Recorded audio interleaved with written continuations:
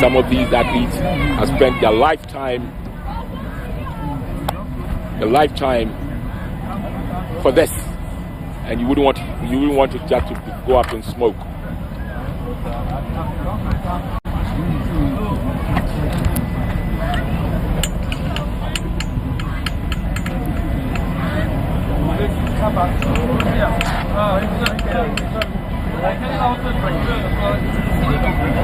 That's the South African lady, Shannon Vesta.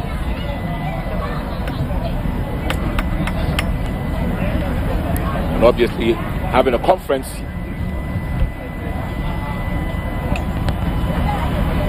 involving Kemi Francis Peterson and obviously Nada Sharudi.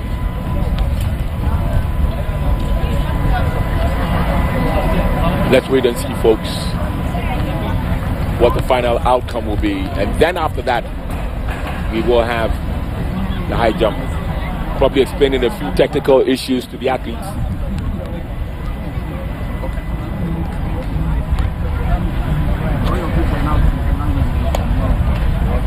Certainly need everybody to understand what and when and how things will pan out.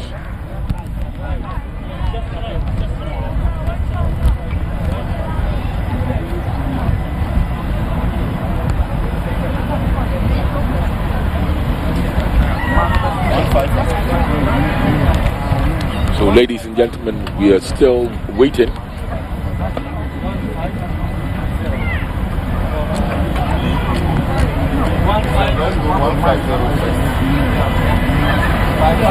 The Nigerian athlete Kemi is on the one on the right, and the one currently in your picture, well, 610, that happens to be Nada Sharudi of Tunisia.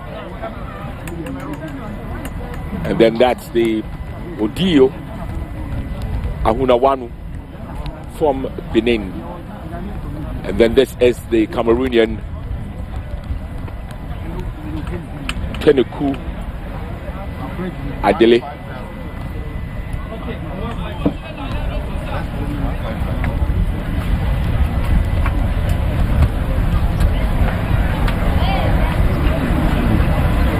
Still warming up, still waiting for them to start.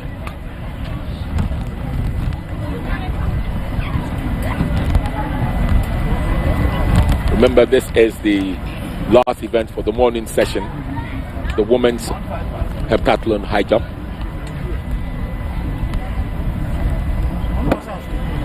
And is she going to start?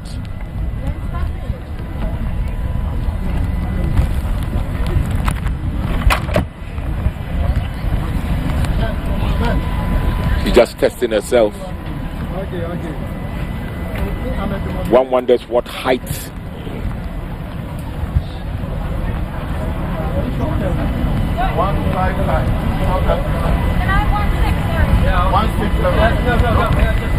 that's the lady herself.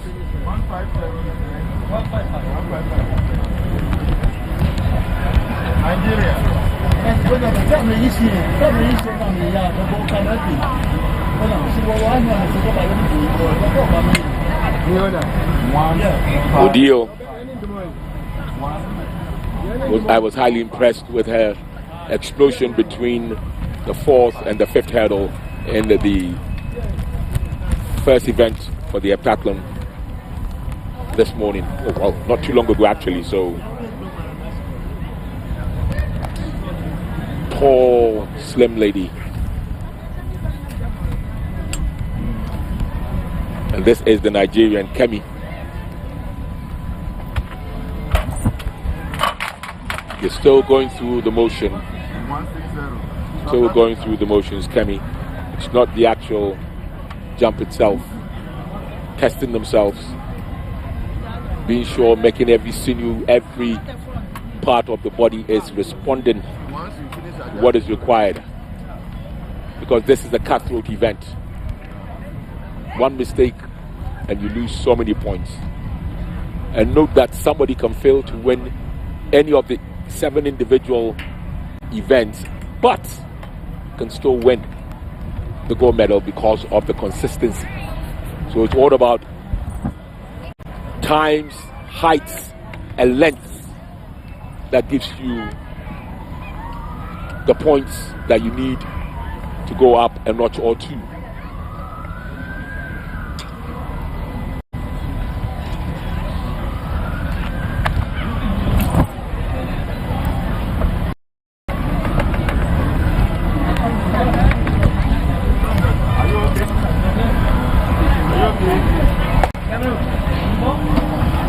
They're still awaiting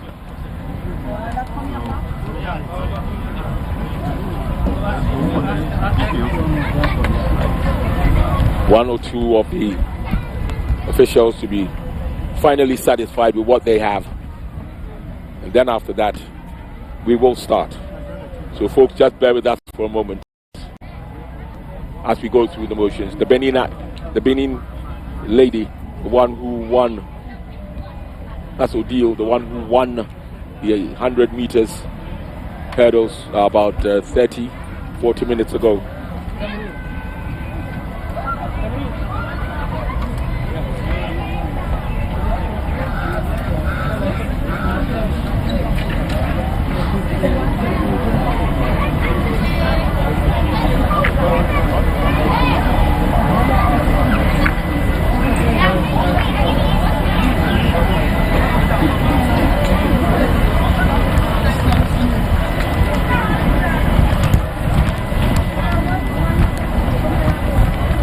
Still waiting.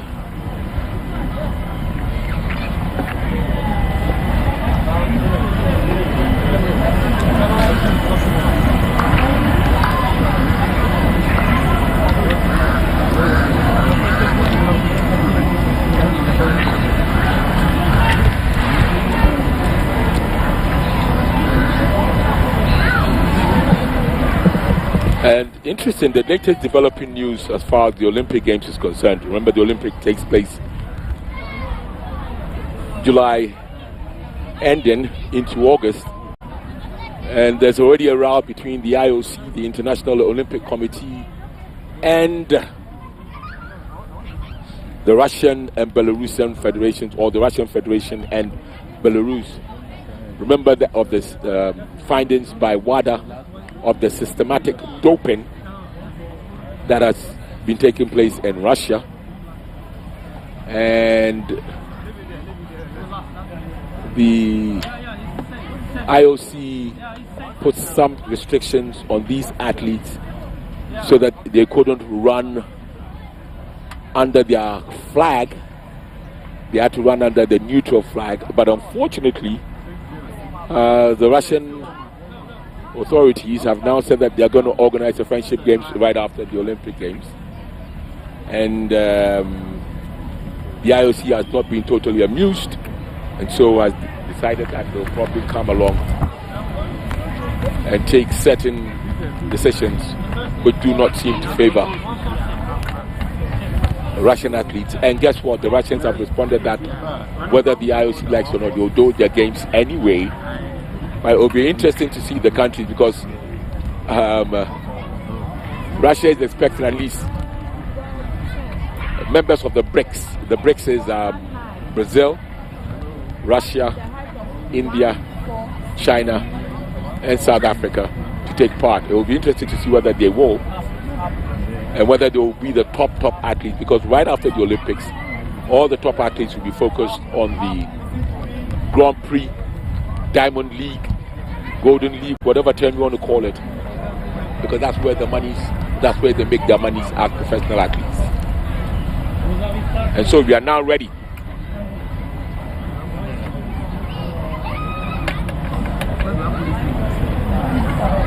Kemi will start. Kemi from Nigeria will start.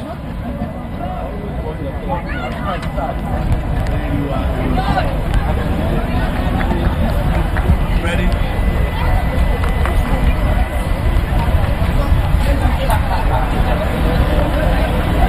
And Kemi.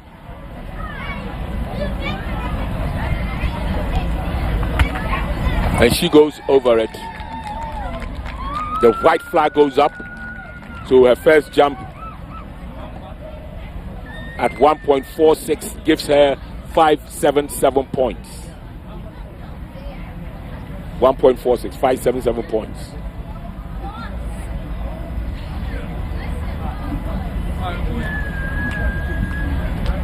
Kemi herself, Frances Peterson.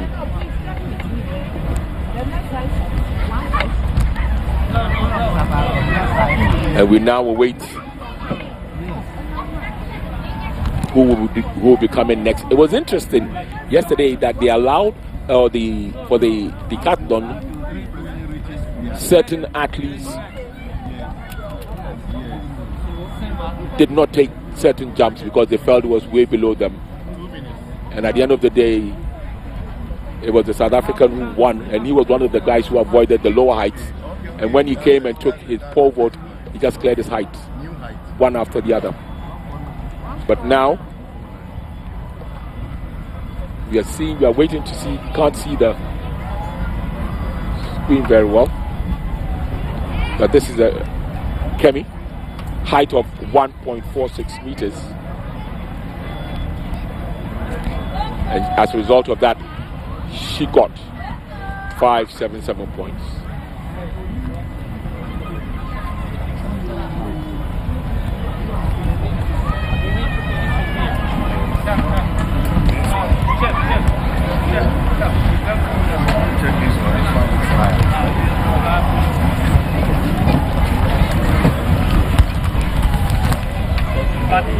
So they are measuring to be sure is the exact height.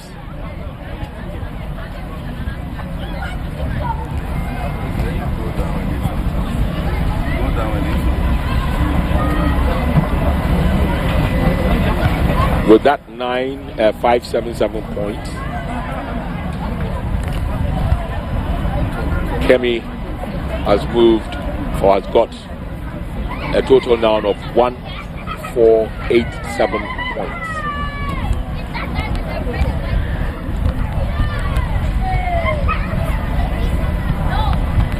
Remember that she got 910 points in the 100 meters hurdles and now has added 577 so far. Of course, she can go to a higher height if she attempts it, and that will bring in more points.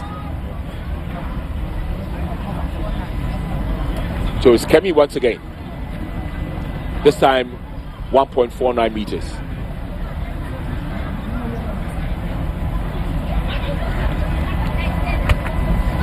And she goes over that one as well.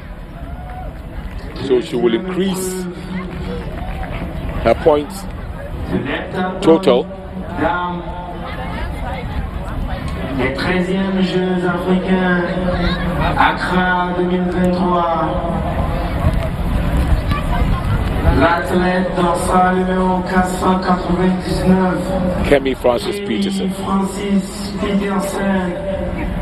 Or should I say the way the Nigerians say it, Kemi. And that has brought her to 610 points. Remember that when she did the 1.46, it was 577 points.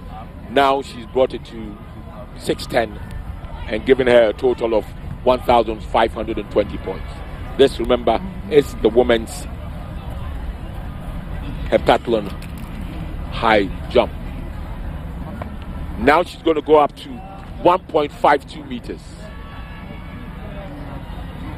She's going to go up to 1.52 meters. Her first attempt.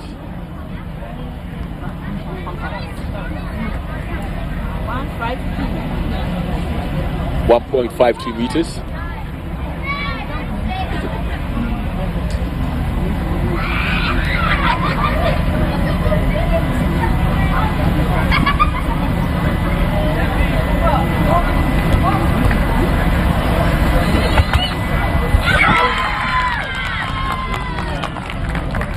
Kemi clears 1.52 at the first time of asking 644 points. 644 points. So she's going along really nicely. Let's check the record. Starting height.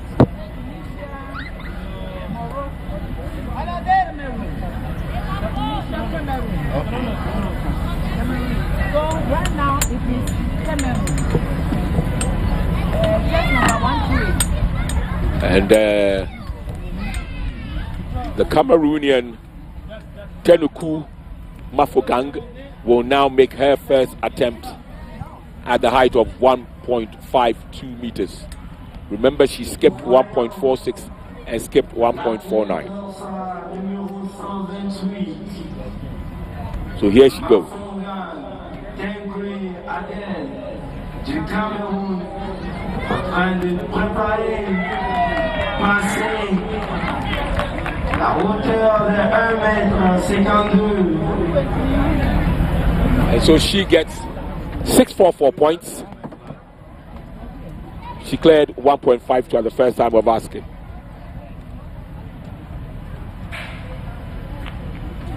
But the situation is such that Kemi is temporarily in the lead at 1.554. And then Mafogang, obviously. Nada has cleared also 1.52 at the first attempt. So she has no worry and no hustle there. But remember that she only had 212, 222 in the hurdles, unfortunately for her.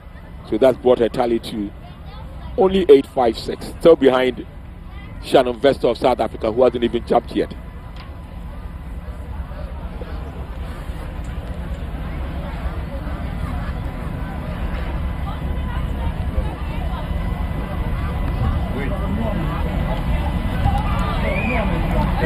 We'll just keep on going and going and going until one person falls out, the next person falls out.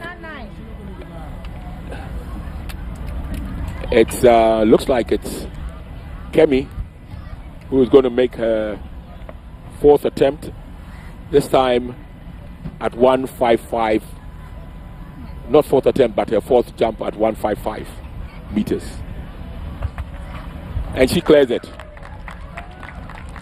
She clears it at the first attempt. And that gives her 678 points. And that brings her tally now to 1.588. Next to come up is the Cameroonian Mafogang, looking to clear 1.55 at her first attempt. Oh, she does the old straddle that they stopped using for years and years and years, for not even years, decades. And so she would also now 678 points comes to her tally.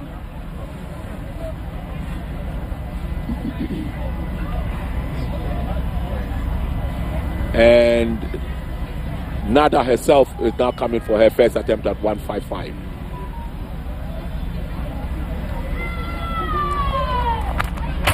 Oh, so that's the first failure. So Nada still stands at 6.44, but she's got 2 more attempts.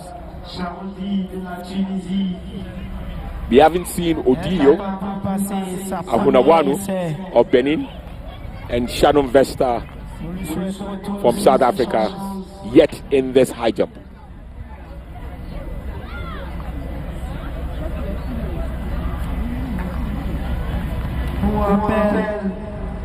Nous sommes actuellement en train de suivre le heptathlon dames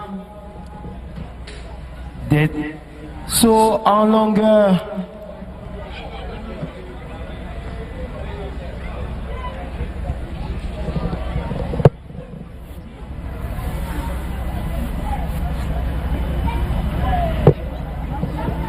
There will be a bit of a wait for Nada to have another go at the height of 1.55 meters.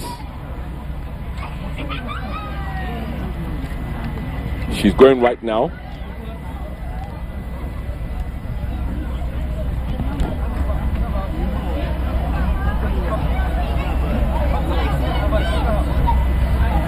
Nada of Tunisia. Second attempt at 1.55 meters.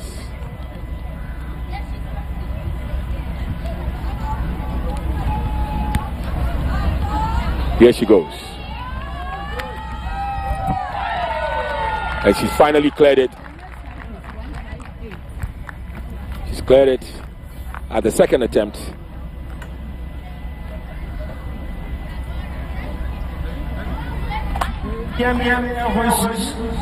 Nada has cleared it at the second attempt.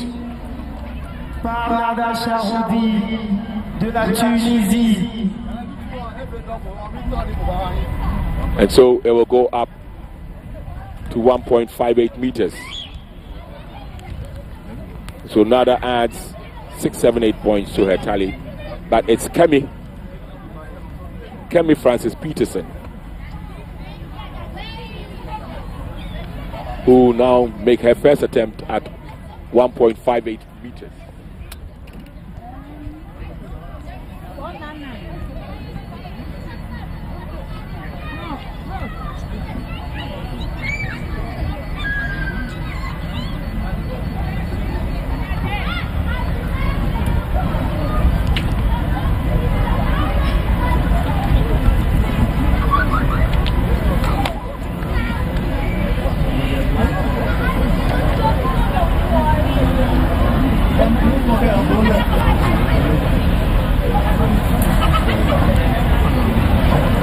We still await Kemi.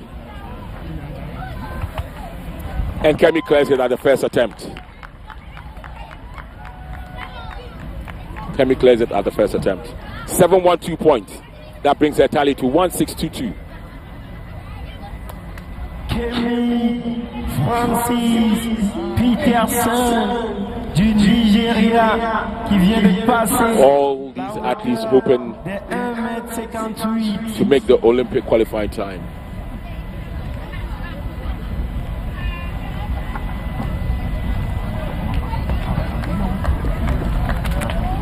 And once again with the straddle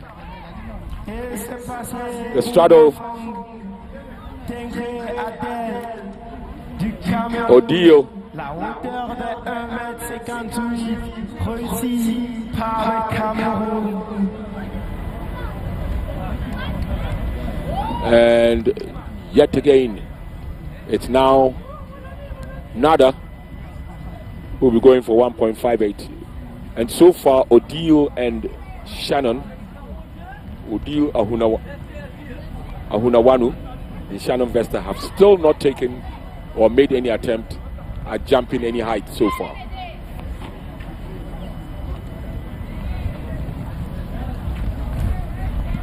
Nada with the only one failure at 155, but she rectified it. And she failed this one at the first attempt, so she doesn't improve her tally. De 1,58 m raté par Nada Charoudi de la Tunisie.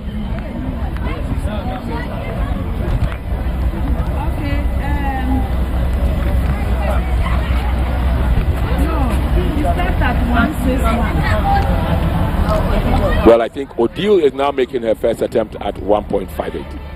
The leader so far, at least after the 100 meters hurdles. If she gets this jump right, I think she will go. She's looking at 712 points here if she clears it at the first attempt. Yes! So she gets 712 points, and so goes straight into the lead.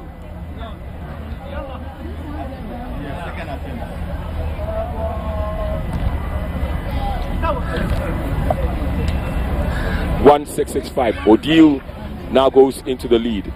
Kemi Francis Peterson drops 2. This is the second attempt for Nada. Kemi Peterson drops to the second position at this time. Nada This time, she clears it. And she didn't do the straddle.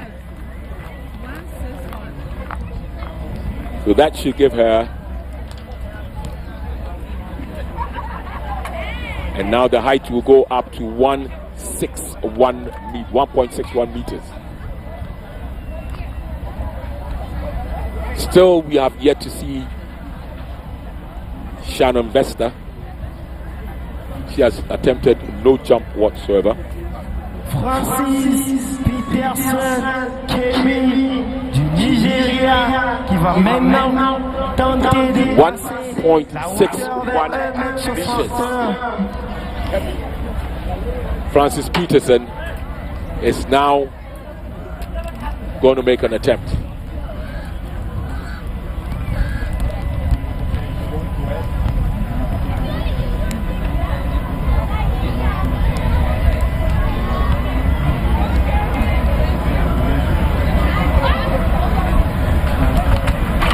And she fails at the first attempt.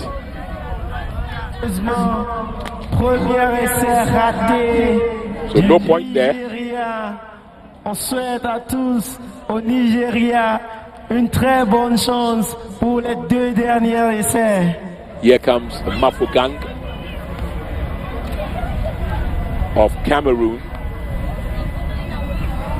for the 1.61 meters.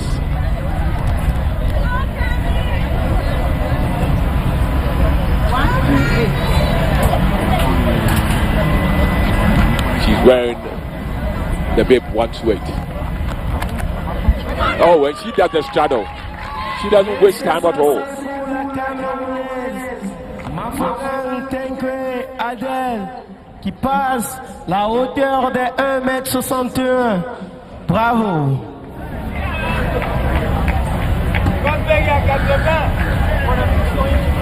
747 points added to the tally.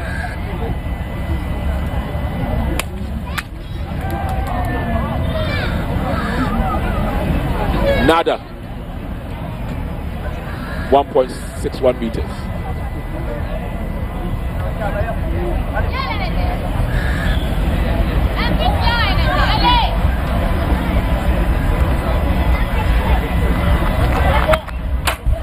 And fails at a first attempt, as she did with the previous height.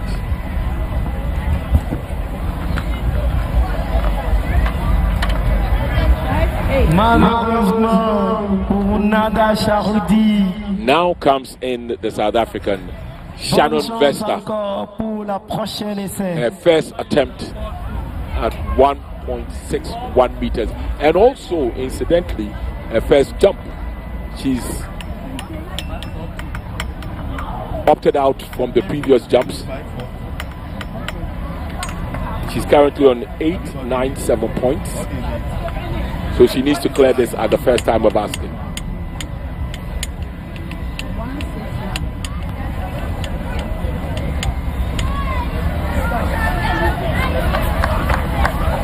Smooth.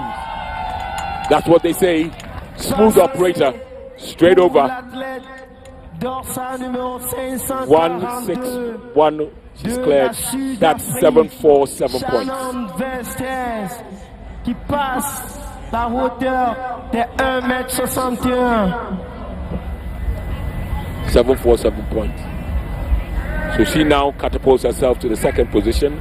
And this is the leader, Odiyo, going for her 1.61 meters from Benin.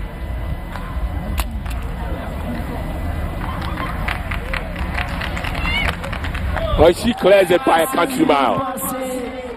By a country mile. So now she gets her 747 points.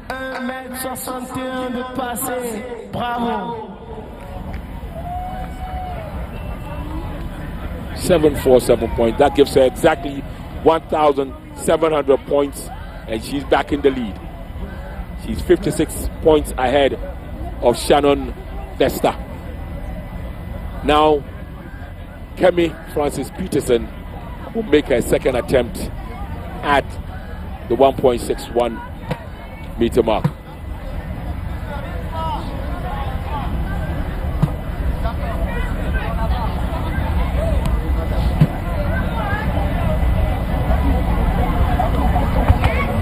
Kemi clears it. Kemi clears it at the second time of asking. And that should also bring her 7 points. Francis Peterson Kemi du Nigeria qui ne cesse de monter en puissance.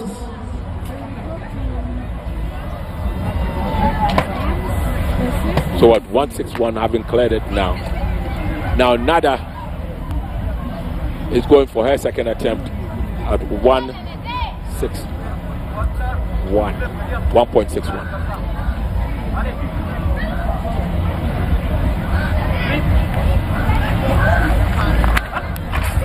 She failed it.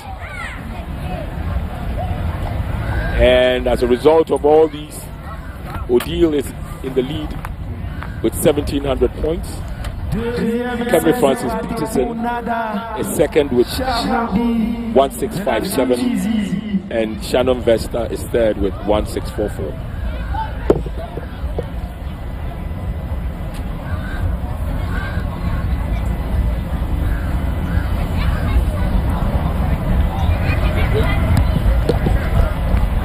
Another to make a third attempt, and if she fails to clear it, then she will drop out.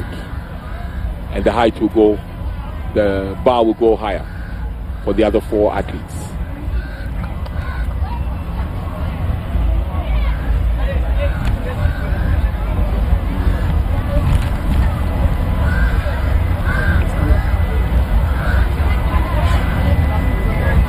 Everybody has cleared 1.61 except Nada Shanudi.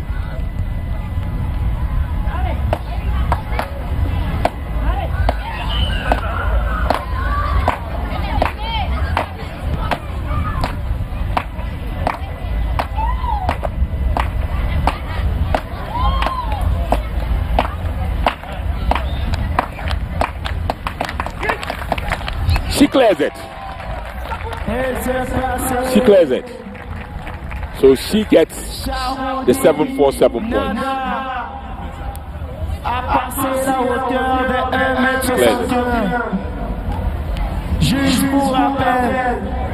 So now the height is going to 164, and it's Kemi who will set the ball rolling. 1.64 meters.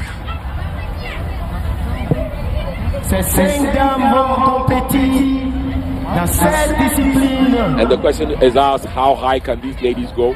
Well, the specialist high jumpers, apart from Rose Yeboah, all the rest could only do 1.8. So you don't think this will go too far above that?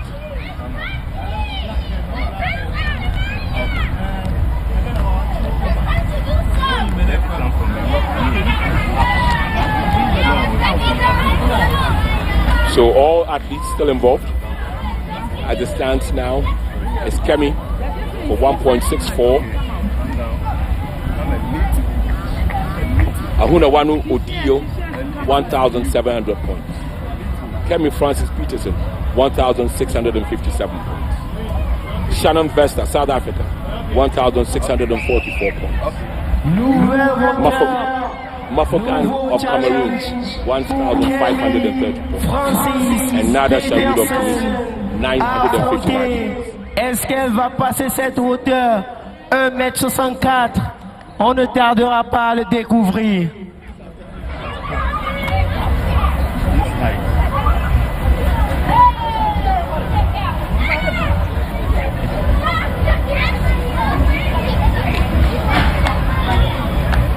Here she goes. And she gets it. It took a little wobble, but she got it. Francis Peterson l'a encore prouvé. 1,64 m de passé. Bravo, Francis. Bravo. And that's 783 points. 783 points for Francis.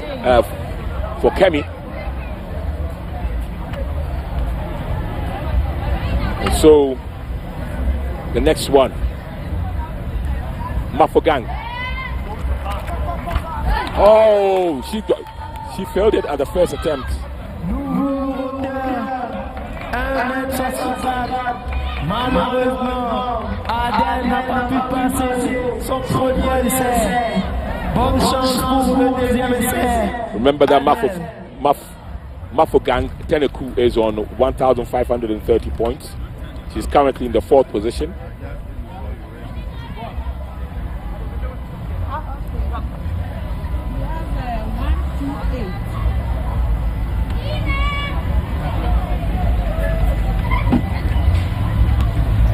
It's Nada. First attempt at 1.64 meters.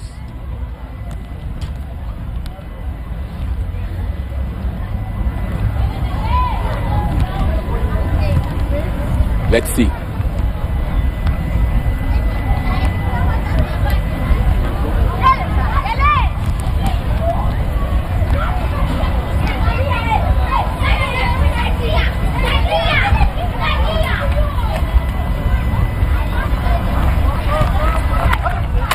And she also failed at her first attempt.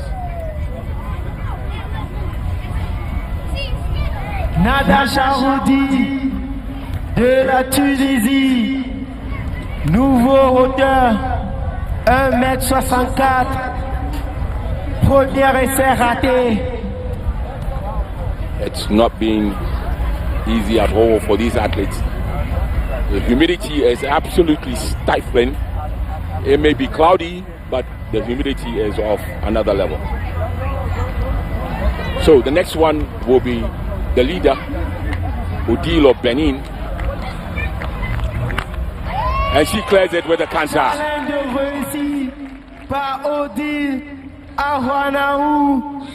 783 points is what is expected. Bravo Odile, 1m64 de passé.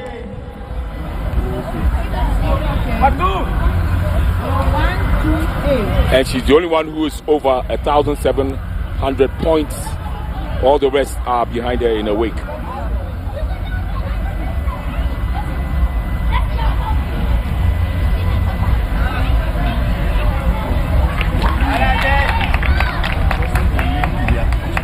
Mafogang is now looking to do the 1.64 meters. This is a second attempt.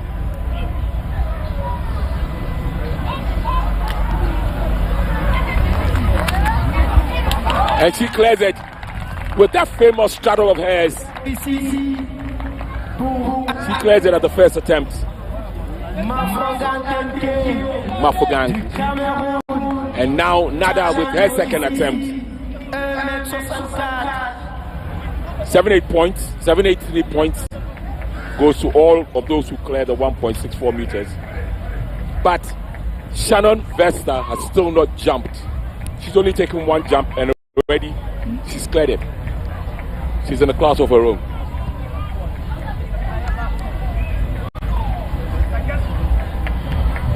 And so it's Nada.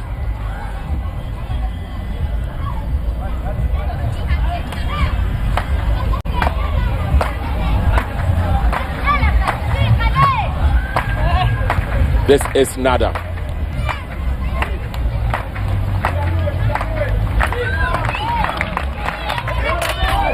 She fails at her second attempt, so she stays exactly where she is, right at the bottom. Nada Charoudi de la Tunisie, la hauteur de 1m64. This presupposes that because Nada is going to do or take a third attempt at 164, Shannon Vesta has skipped the height of 1.64. Maybe she wants to go higher before she comes again.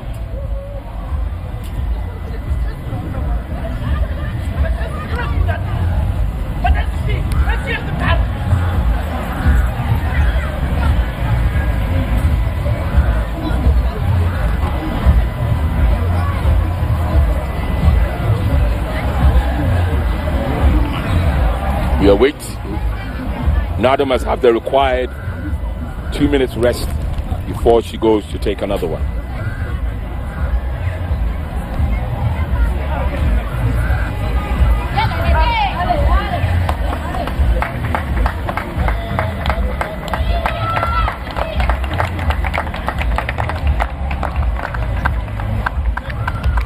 Des encouragements pour Nada Chaoudi qui tentera de passer sa dernière essai.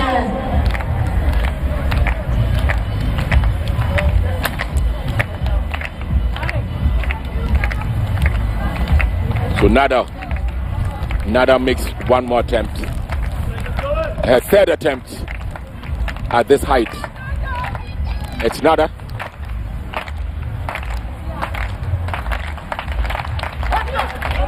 Oh, so she will be stuck where she is. So she no more jumps again.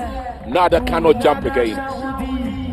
And that means that she's stuck right at the bottom with 959 points for 2 events. Remember, we've done the 100 meters hurdles and the high jump.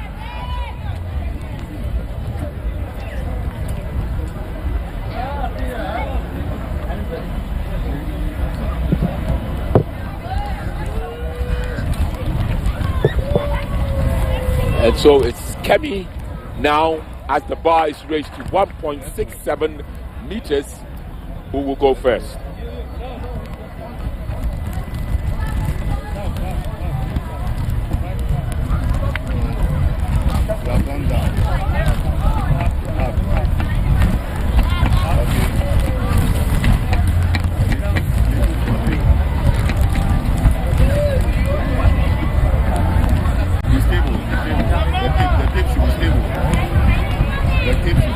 We're waiting that Kemi is in position now.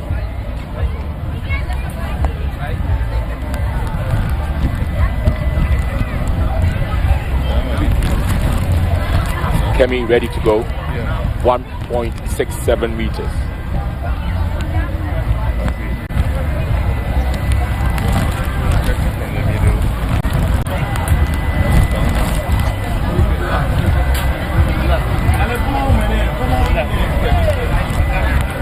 Waiting for Kemi, 499.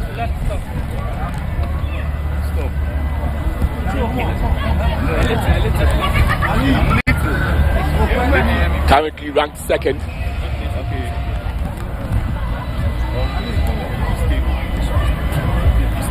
With 1,693 points.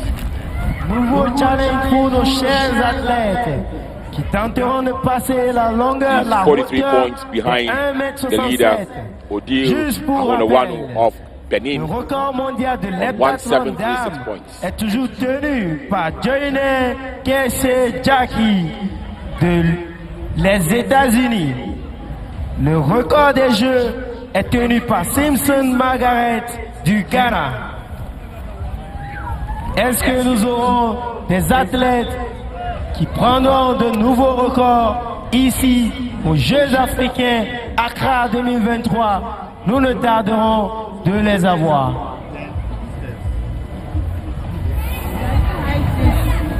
And so we are still waiting for Kemi.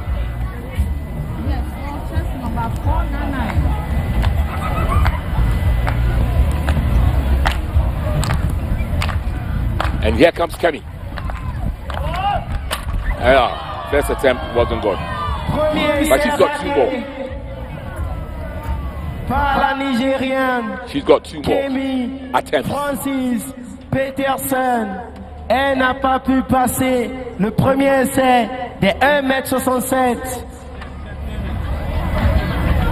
Bonne chance à Kemi pour les 2 autres essais restants.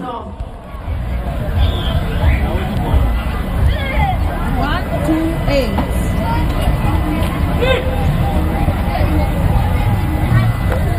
Buffalo Gang will go.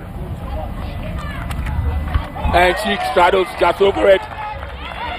She straddles just over it. The first to clear 167.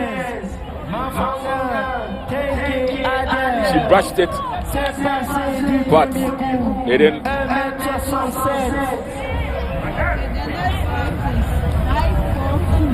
818 points. And it's now Shannon Best of South Africa who's ready to go. She missed out on her last jump was at 161. In fact, her only jump was at 161.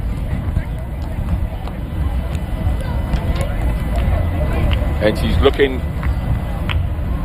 to equal the 7-8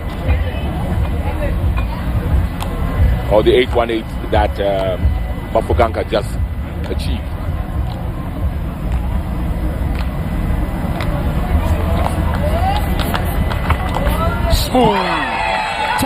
Smooth operator. She knows what she's about. First attempt. 818 points. 1.67. Premier coup par Shannon de la Sud-Afrique. Bravo Shannon. Smooth operator. She knows what she's about. And she immediately catapults herself into the second position with 1,715 points.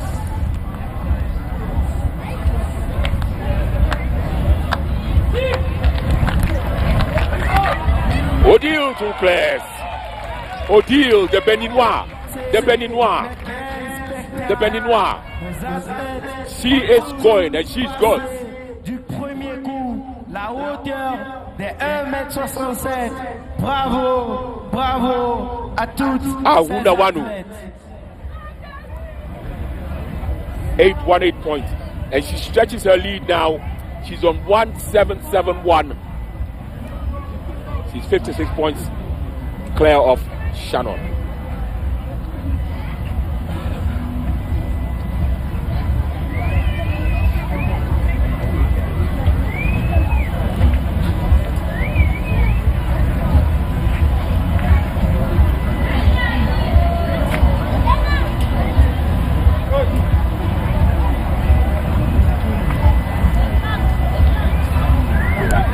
So the next one, Kemi.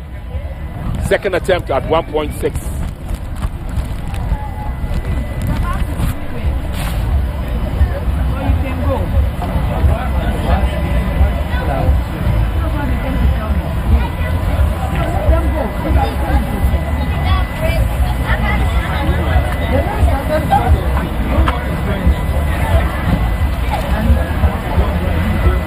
They're still waiting for Kemi.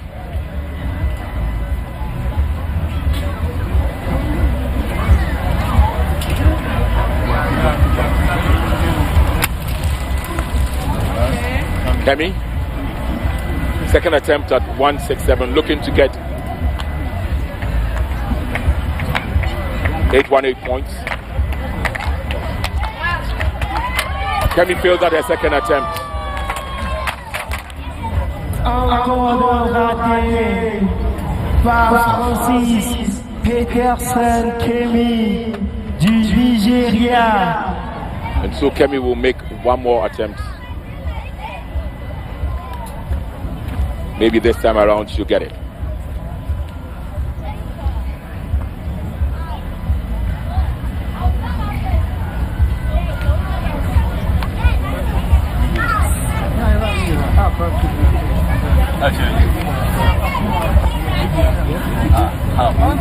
You have to wait a bit for Kemi.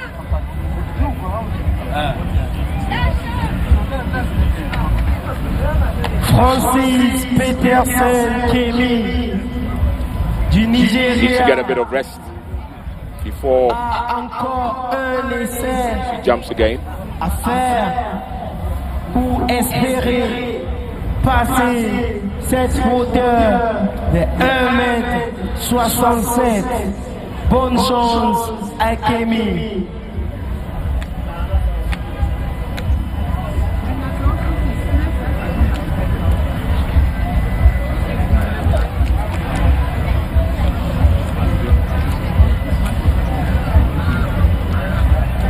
And Kemi will rest a bit. She requires that as per the rules.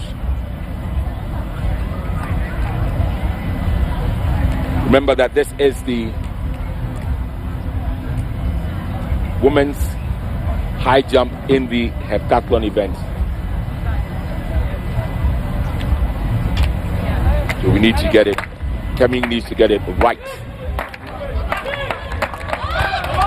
Oh, so that's it. So with that, she is now out for the count. It's now left with Odile and Shannon Vesta.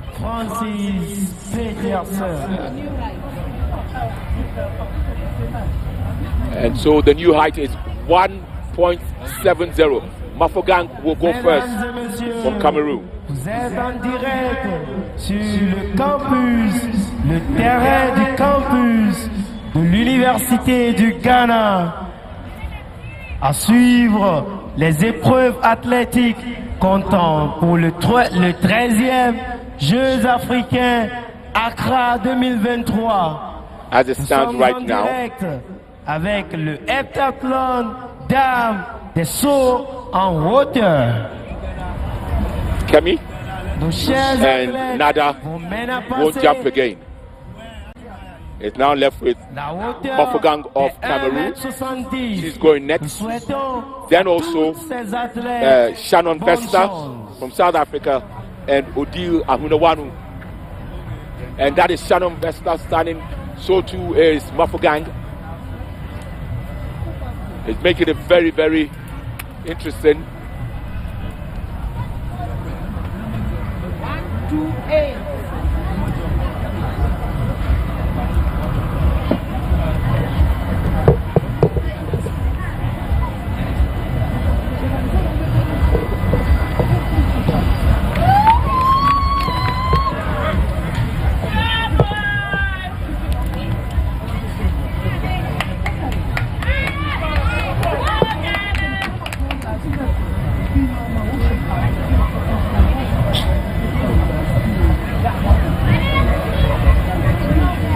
Mafogang, here we go. And she fails at 170.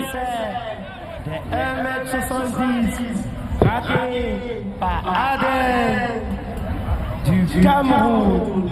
Bonne chance pour les derniers essais.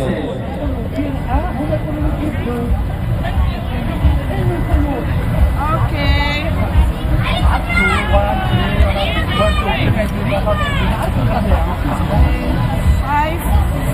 5-4-2.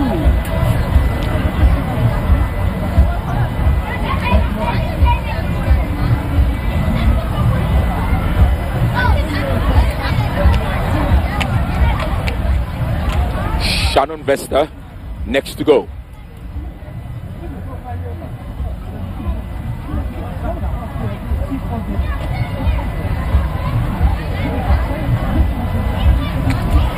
And here she comes. She clears it with a plumb. She's in a class of her own when it comes to the high jumping. The first to go clear at 170. Elle vient de passer du premier coup la hauteur des 1m70. Bravo Shannon. And it'll be interesting. 8-5 points. And you know one thing, even without Odile taking her jump, she still hasn't got the top spot. It's Odile, the leader now. And she clears it. And the Beninois fans here go crazy. Et de la du côté du Bénin, Odile qui vient aussi de passer du premier coup la hauteur des 855 points. And now she's crossed the 1,800 mark. She's the only one. She's now clear of Shannon Vesta by 56 points. Mafogang is now going for her second attempt. And she fails with the straddle. Malheureusement du côté du Cameroun, deuxième essai raté.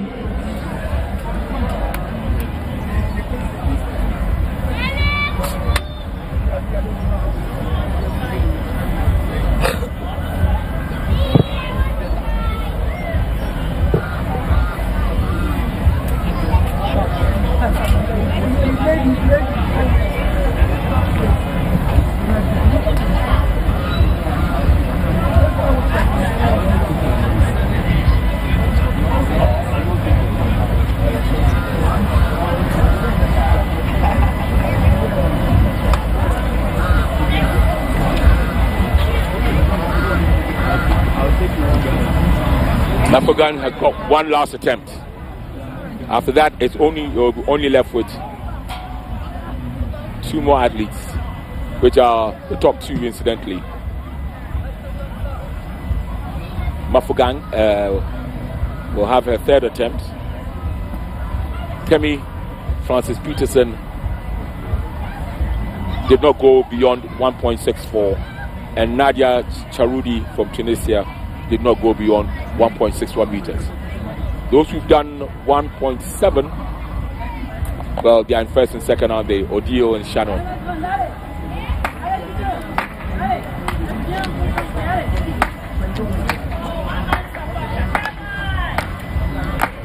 And so, Mafogon, one last attempt. She does the straddle.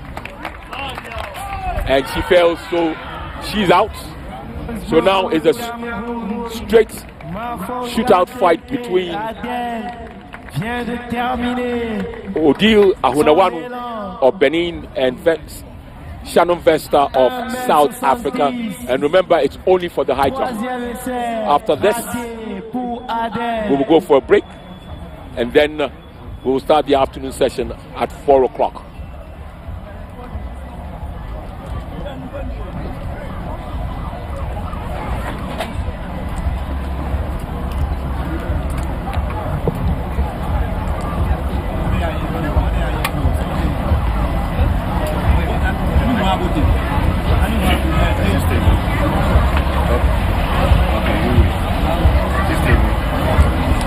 Encore 2 athlètes qui ne cessent de passer les hauteurs. Nous avons Shannon Vasquez de la Sud-Afrique et Odile Ahunawanu. We've now gone up to 1.73 meters. Shannon Vesta will go first. That's Shannon Vesta, 5'4" from South Africa.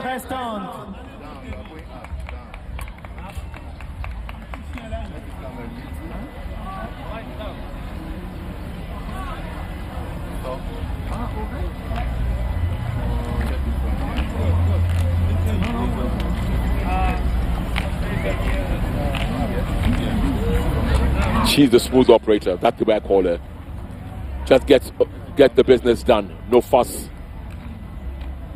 Just goes, clears the hurdle, and goes and sits down.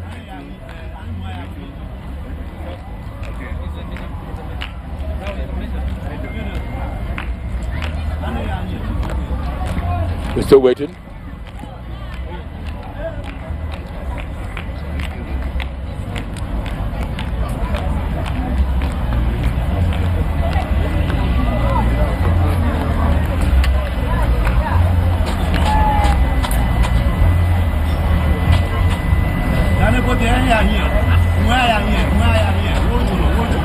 We still wait as they want to get the height at the exact of 1.73 meters.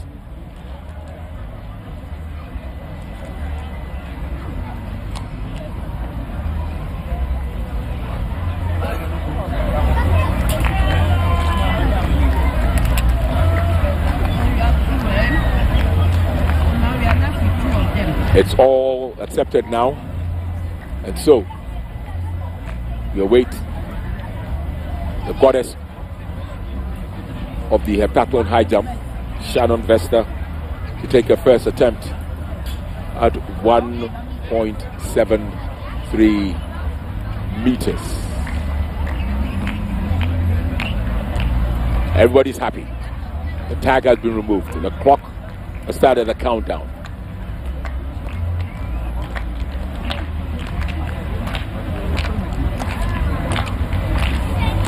Some enthusiastic fans are clapping.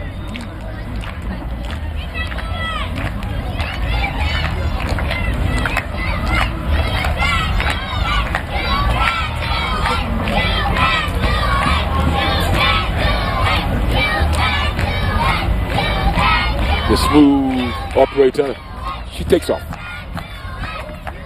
Ouch! She was about to clear it, but obviously there's nothing in track and field that says about. You either clear it or you don't clear it. So Odile, the leader from Benin, on 1,800 points, well, actually 1,808 points, will now be going at that same height. She's by far and away, at least in these two events that have taken place, the 100 meters hurdles and the high jump, she's far and away the best.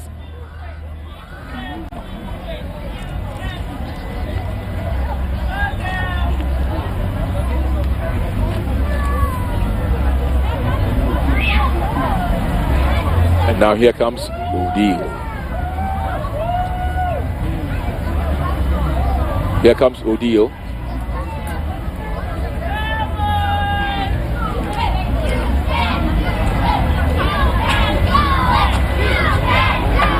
It's Odile. She won the 100 meters hurdle by a canter. Here she goes. Here she goes. And she clears it. She clears it. Oh, yeah. Oh, yes. 891 points. 891 points. She's cleared it. And she goes further into the lead. She's now got 1,844 points. That is 92 points ahead of Shannon Vesta of South Africa. And it's only those two are left. This is very, very intriguing. And she's cleared every single height. I'm talking about Odile at her first attempt.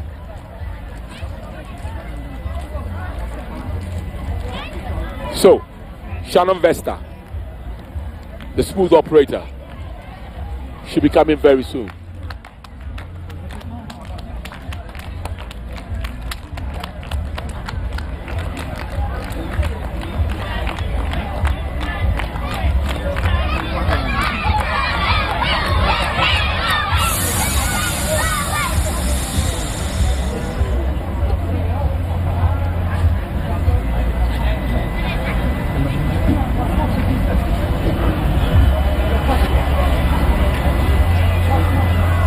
The smooth operator is ready for takeoff. Here she goes. And she fails at a second attempt. She's got one more. And since Odile has cleared that height, it means that we'll have to wait a bit before give her the required 2 minutes rest.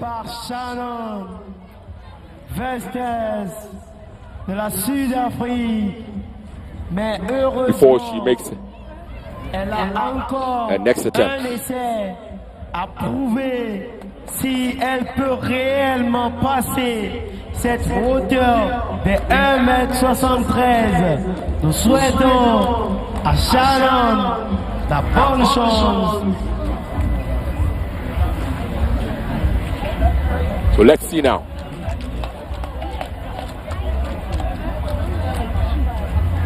There, Shannon Vesta awaits.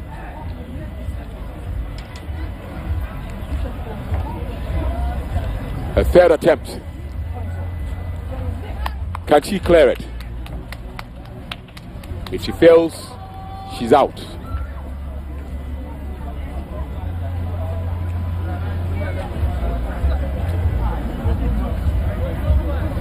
So we wait. We wait. We wait. Here she goes.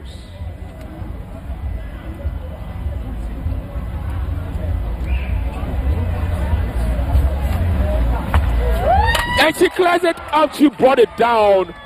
So that's it. So she gets stranded there. So she still maintains her second position. The question now is whether Odile wants to go higher to get more points, because the bar is going to go up to 1.76 meters. The bar is going to go up to 1.76 meters. 1.76 meters.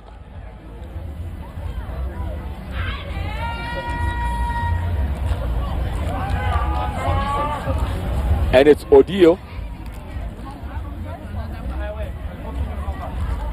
Nouvelle hauteur All the rest are out. Challenge pour Odile Ahouanaou du Bénin. Odile qui tentera maintenant de passer la hauteur des 1,76 m. We await.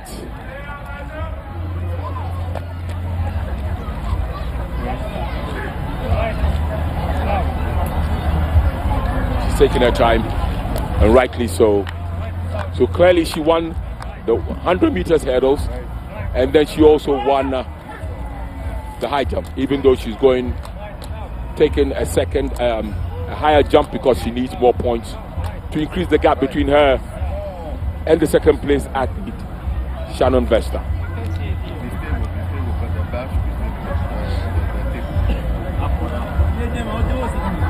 Juste après cette série de sauts en hauteur, nous irons à une pause et nous nous retrouverons sur ce stade de l'Université du Ghana à 16 h exactement pour continuer avec les activités du soir.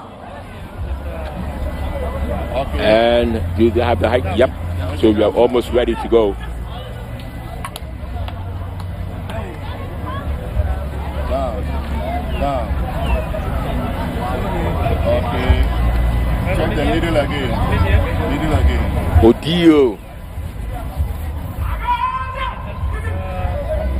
Odio.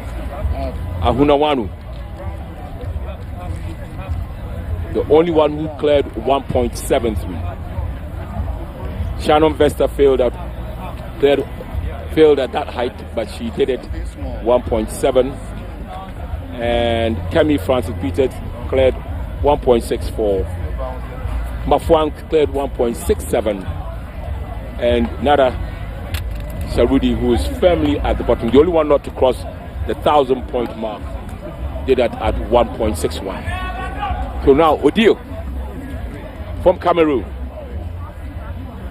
she takes her first attempt at 1.76 meters.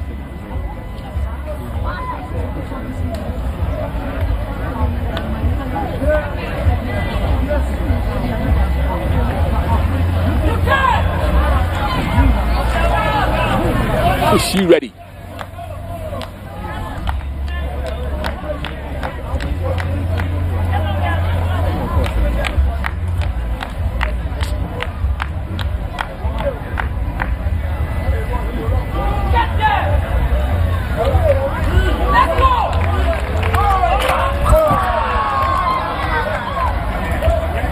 She failed. She failed at her first attempt. She's got two more. And as I told you, this is not the normal high jumpers. These are heptathletes. And so their high jumps are not as high normally as the normal, should I call them certified high jumpers. And we saw the high jump final where Rosie Aboa did 1.90. I doubt whether any of these athletes can do 1.85, 86, 87. This is how heptathletes, so wait and see.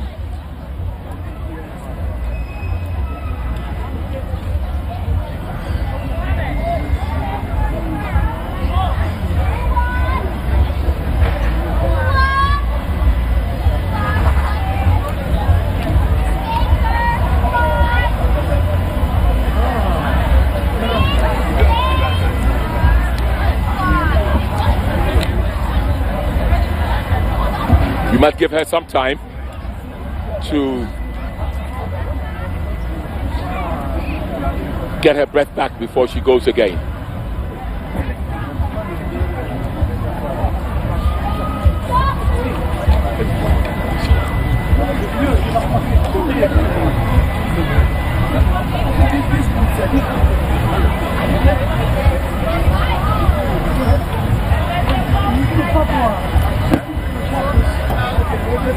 So she comes forward again. Odile Ahunawanu very, very tall.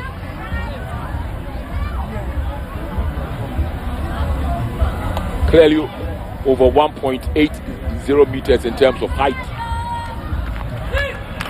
Ouch! Almost did it. One more attempt for her. Deuxième essai raté par Audi.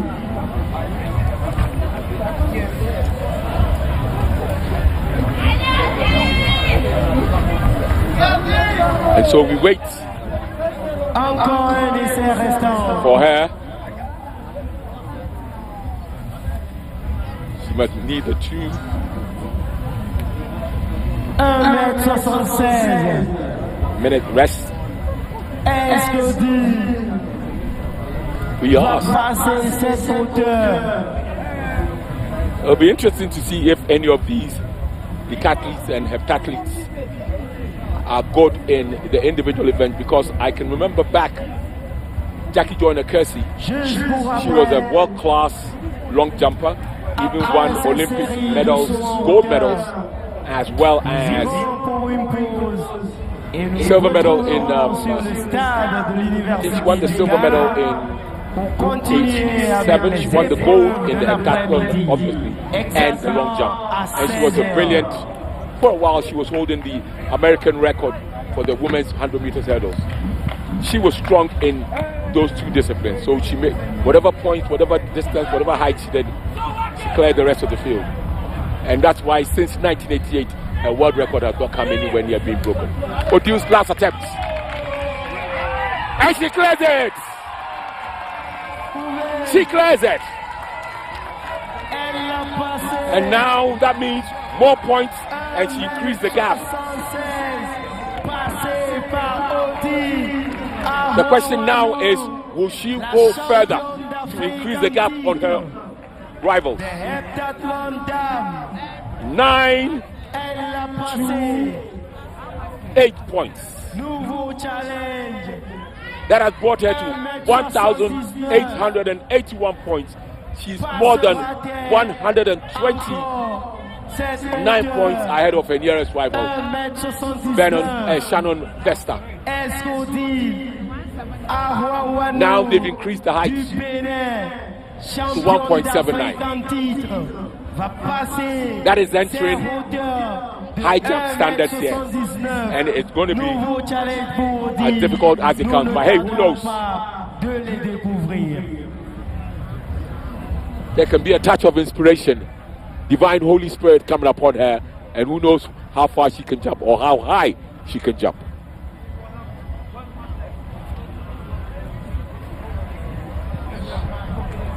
So we all wait for Odile to have the 2 minutes rest and then come in again. There she is, the lady who won the women's 100 meters hurdles in the heptathlon, the first event, and is now way ahead of her rivals in the high jump. In fact, as it stands right now, she has 1,881 points. Shannon Vesta is the second of South Africa, 1,752. Francis Peterson, Nigeria, 1,000. Mafuang Adele, Cameroon, 1,601 points. And you can see the jump well. And then another Sharudi who went out early is on 959 points. The only athlete who has still not hit the 4-digit barrier. She needs what? Attention. She's almost 1,000 points behind the leader. If Mr. Mohammed Zakaria is here, kindly meet me at the TCAG office. I repeat, if Mr. Mohammed Zakaria is here, kindly meet me at the TCAG office just after this event. Thank you. Now we await Odile. And the Beninois fans here will go absolutely crazy if it if it's made manifest that she should clear this height.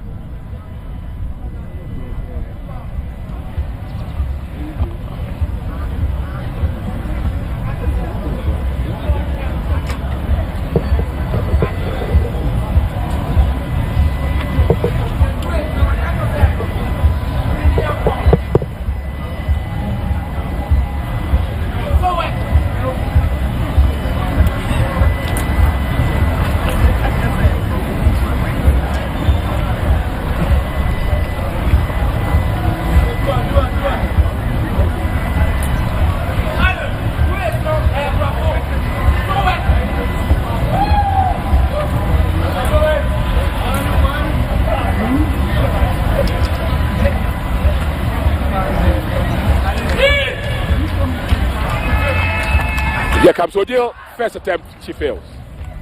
She's still got 2 more attempts to go. Premier essai raté par Odile.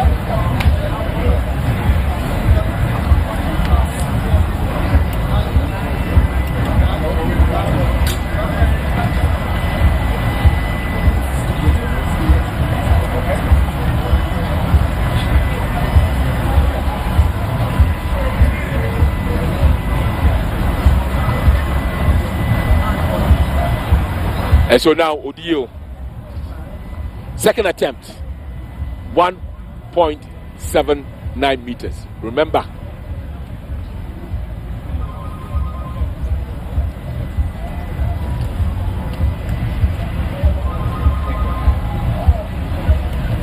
she's going.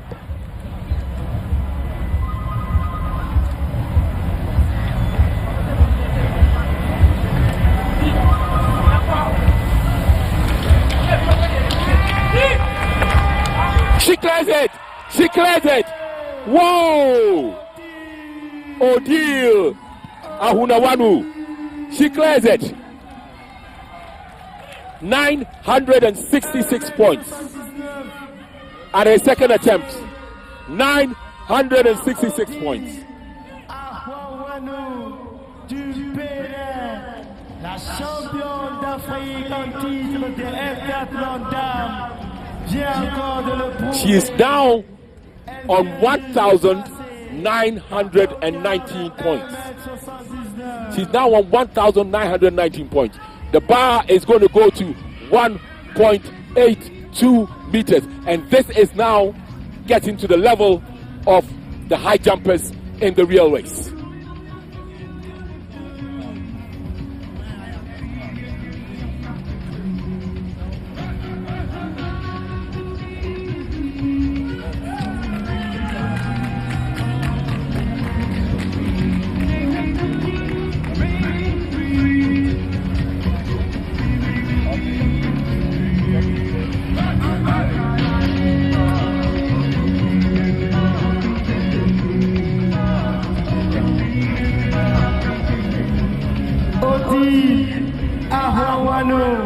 Du Bénin, la championne d'Afrique en titre, qui vient tout juste de battre son record personnel. Son record était de 1m78. Maintenant, elle vient de le battre. If Odile jumped this height, Bravo, Odile. Bravo. She would have even beaten the lady who got bronze. Because the lady who got bronze in the high jump jumped 1.78. Odile has jumped 1.79. Now she's going to 1.82.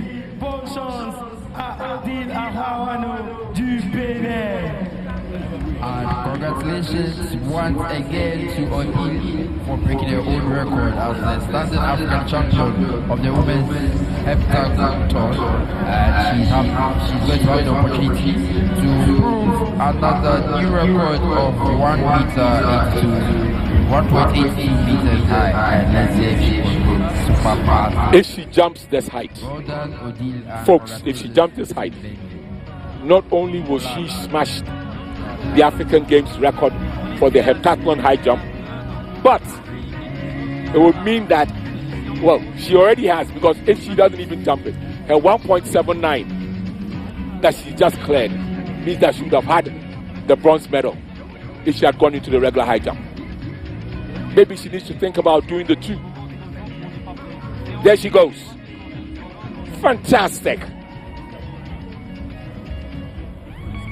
She's got the whole Benin entourage here on their feet. And she's now stretched her lead. Well, we will take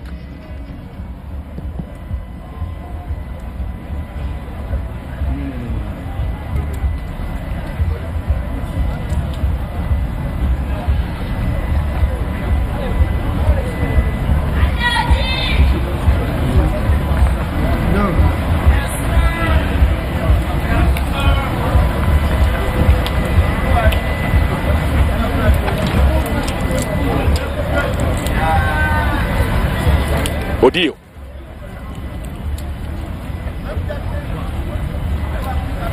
Height 1.82 meters.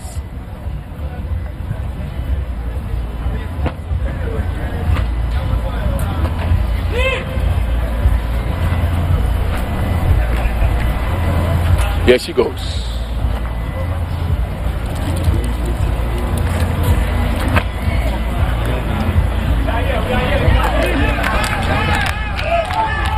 Oh, she's got 2 more attempts.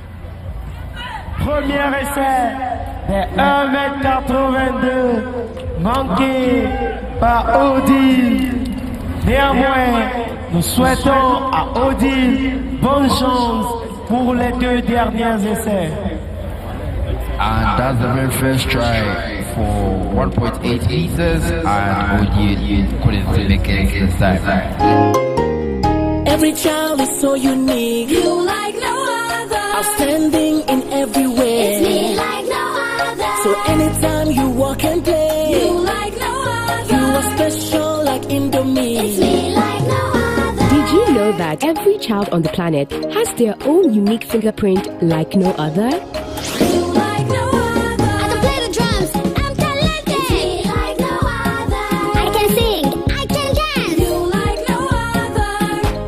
As their own unique talents and abilities. I can cook, I can paint. You like no other. Indomie, you like no other. So every day, in whatever you do, remember you are special in your own way, like no other. Thank you, Mom, for letting me know I'm special and for making me my special Indomie. Thank you, Mommy. I love my Indomie. This advert is FDA approved. Get some water.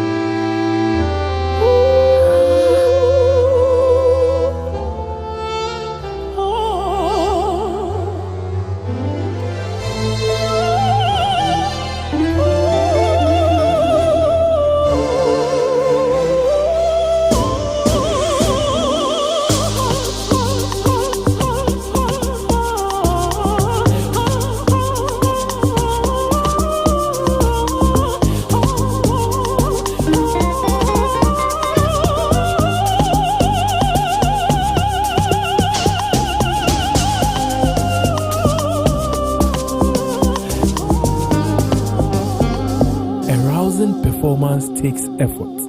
Ebony condoms make it worth it.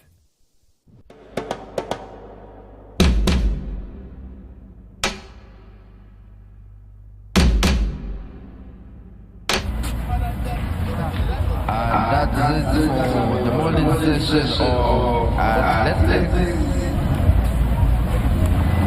Lift it onto it and then move.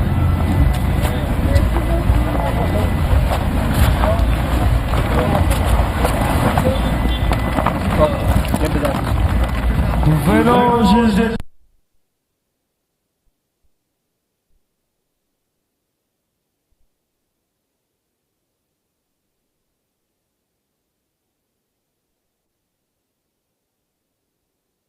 And fill the air. Come and join us on this beautiful journey. Experience the African dream. From Savannah to the deep blue sea. Feel the heartbeat. From every corner of Ghana, voices unite in a resounding call. The time is up. The African Games 2023 comes to our shores. Join us as we celebrate the unity of our continent through the power of sport. Experience the African dream.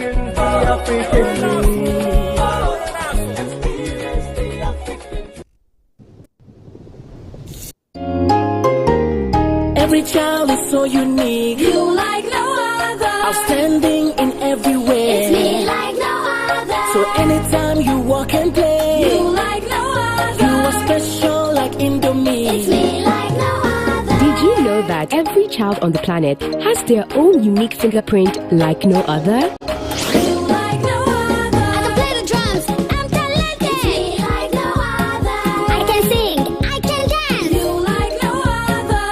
As well as their own unique talents and abilities. I can cook, I can paint. You like no other.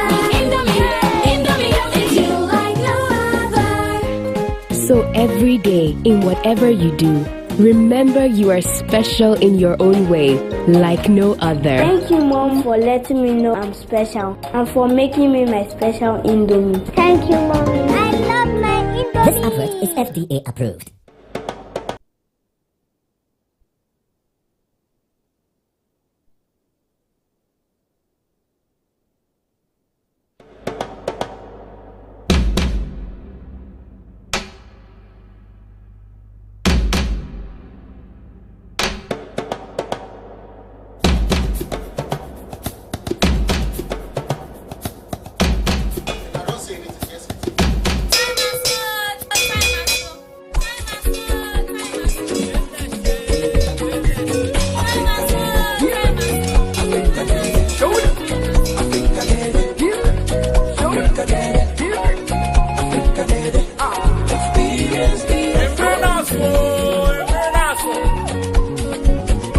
There's a place where dreams come alive, where the rhythms of the land fill the air.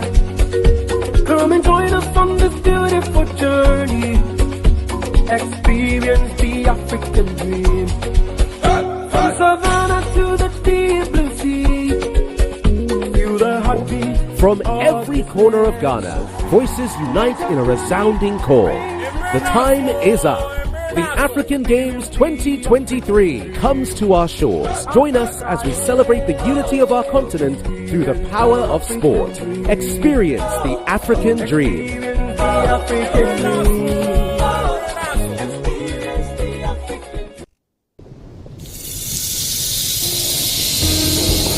This is the first medal ceremony for Accra 2023.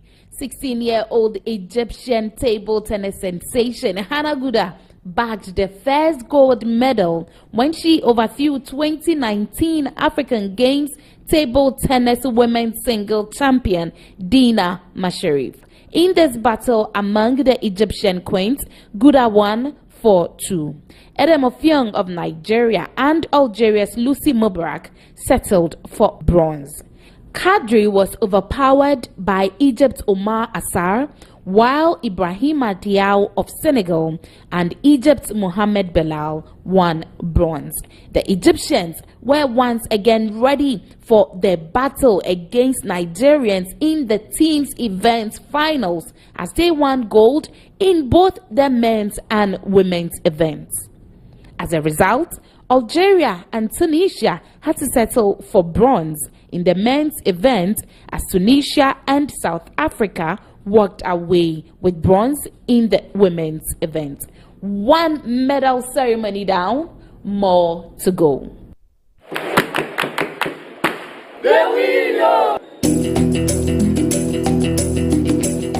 A little bit nervous, but it's good. I know it's from Ethiopia, so I'm just gonna go over there and just play my game, and then hopefully I win.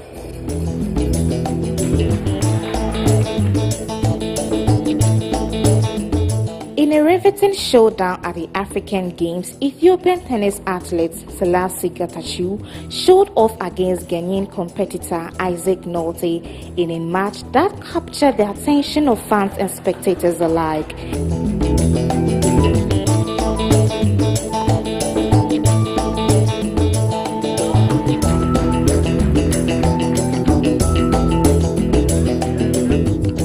In a post-match interview, Selassie reflected on his defeat with humility, acknowledging that setbacks are inevitable parts of sports.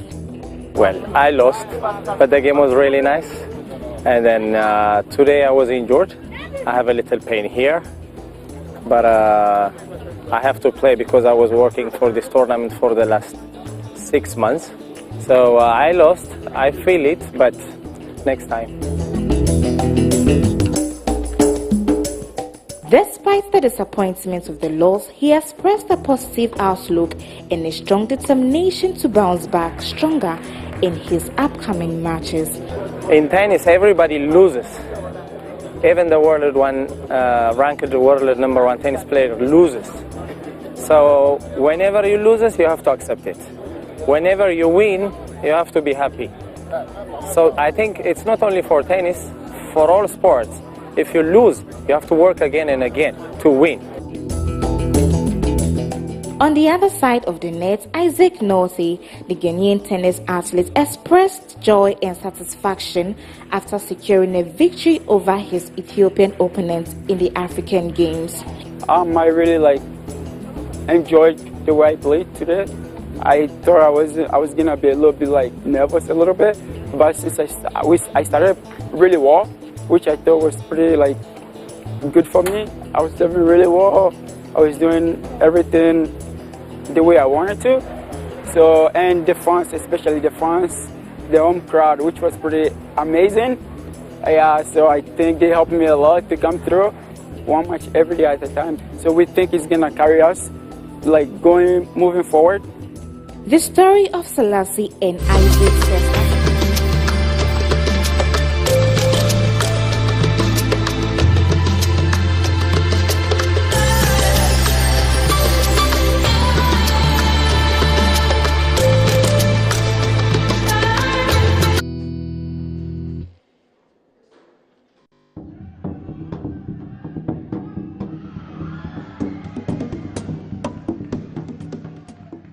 Born in Senegal, but dreams and aspirations to put his country on the global map sent him to Paris. The 4 times African champion in judo has to leave his family behind to pursue his ambition, which he says it has been difficult. I started judo when I was very young, when I was 5 years old in Dakar, and then Hello Ghana, welcome to Accra for the All African Games. Akwaba. The African Games has been fantastic so far. For all the games happening across all the disciplines at all the venues, it's been pulsating. Last night brought us so much joy in this athletic oval where we saw massive competition in men's and women's 100-meter race. We also saw in the men's 10,000 race and plenty more exciting stuff, as well as high jump and many. So we're going to be talking about all of them and looking ahead to what is to come later today. Remember, there was football as well, and we know who are going to be in the final to compete for gold and who settles for silver. Join me on the show today is Felix Romack. He was here throughout the time yesterday. We had so much fun with the competition from these African athletes who were pushing it to their limits. Excellent. The fun here was mad yesterday, Sicho. I love the atmosphere. The place was full to capacity and the competition was very, very massive, very competitive athletes fighting for a podium finish, also fighting to get into the semis and then the finals of the various disciplines that we had on the track and field yesterday. It was very, very exciting to watch. If you didn't watch it on GTV, or if you were not at the stadium yesterday, you miss a lot. But there's still more athletics to come in day 3 and then tomorrow as well. So there's still a lot of finals to compete for. Yesterday we saw the 100-meter final. We saw the heat also in the hurdles, and then the 100-meter hurdles as well. No, Toby Amusan, excellent.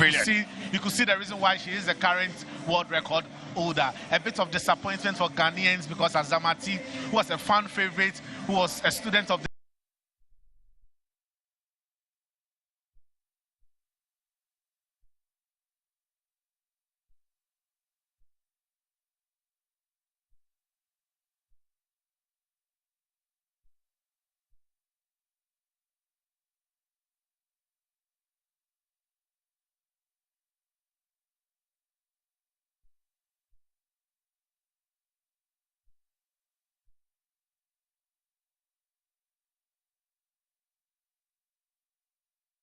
performance I put up today.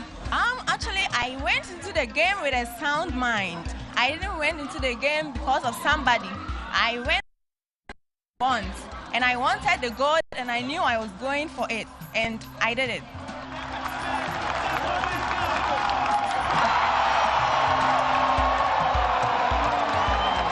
I feel good. So this is an opportunity, and it's such a pleasure for the country. Actually, it's because of the motivation I got from the audience and supervisors. Like, their motivation was superb. Like, most of the competition I've went to, I can say this is the best motivation that I've ever had. And your name is called, you just go and stand there and go straight to jump. No, think about what you are going to do when you are jumping. Being in the takeoff, being in the approach, you have to think about it first before you go into the competition or go into it to jump. It's not that many people, you don't have to copy what others are doing. Like, you know what you want for yourself, and me being myself, I knew what I was going to do. So I set myself very well, and I made it.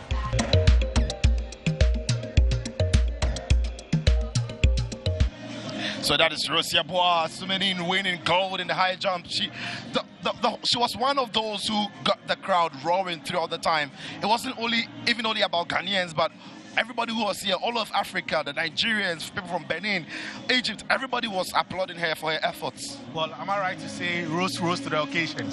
Perfect. She did that, you know. And if you follow her career from Kumasi, High, from University of Cape Coast, she's now the 2 times African Games champion, defending her title that she won in Rabat, Morocco. And she did that yesterday. And a lot of the times when other countries were mounting on the podium, you could hear the national anthems. A lot of the Ghanaians in the crowd were asking, when are we going to hear the sound of the Ghana national anthem? And when Rose won that gold, you could see the ambience when the national anthem was played. And this is the atmosphere that a lot of the Ghanaians here wanted to see, but she deserved it. I was a bit disappointed that she couldn't make the mark for the Olympic, height. That's the downside, yes, isn't it? But then again, she has the opportunity of getting that when the African Championship comes off in Cameroon later in the year. But we are hoping that she get the opportunity to make it to Paris 2024, because as African champion from the African Games, you want to see a representation in that particular discipline at the Olympic Games. Absolutely. So we are looking to see a lot of African athletes compete at the world level, at the Olympic stage, and many more stages where they can clinch titles to make Africa proud. And so then, the men's 10,000 meters. What a race that was. I mean, you should have been here to say it. It was tight for about 6 of the athletes for 22 laps of the race, so you mean 24 laps of the race. It was incredible, but in the end, it was Ethiopia's Nibet Bogali who came home with gold. Fascinating. It wasn't surprising, you know. Yeah. They had the technique, they know the moves when it comes to the long distance. And so it needs a lot of energy. And trust me, a lot of these guys are also in Ramadan period, Yeah. so they don't have that enough energy in them in terms of fuel to go into such a distance. But you saw how they managed the game. When it comes to long distance, the 5,000, the 10,000, they are so good at it. So I don't think it was surprising to see them, win this particular. And one thing that fascinates me the most is whenever they are even done with the race, they try and go around the track. Where did they get that energy from? I don't know where they get it. I don't know, maybe they reserve that for the celebration part of it, but they deserve it. They were solid on the track, and then they deserve to win it. But I'm also happy for William Amponsah. Yeah, Ghana's William Amponsah. He didn't win it though, but he broke the national record that he set. Some few years ago, took some few seconds off. Sometimes it's not just about the podium finish, like I always say. You always target your personal best. You always target your national record. And yesterday, he got a cash of 2,000 cedis from a former athlete of the University of Ghana, and that itself is a huge motivation for him. The side attractions. Of course. But I'm sure that he'll be very happy that on a personal level, he's been able to break the national record that he set some few years ago. Okay, and so that was men's 10,000 meters there. It was won by Bugali from Ethiopia. Then in the 100 meters, women, again, a very close race. One that brought so much excitement and noise into this stadium. It was Mariam Bus who in the end clinched gold. She was quick. Very fast, and no wonder she's an Olympian. You could see from the experience, was very, very fast.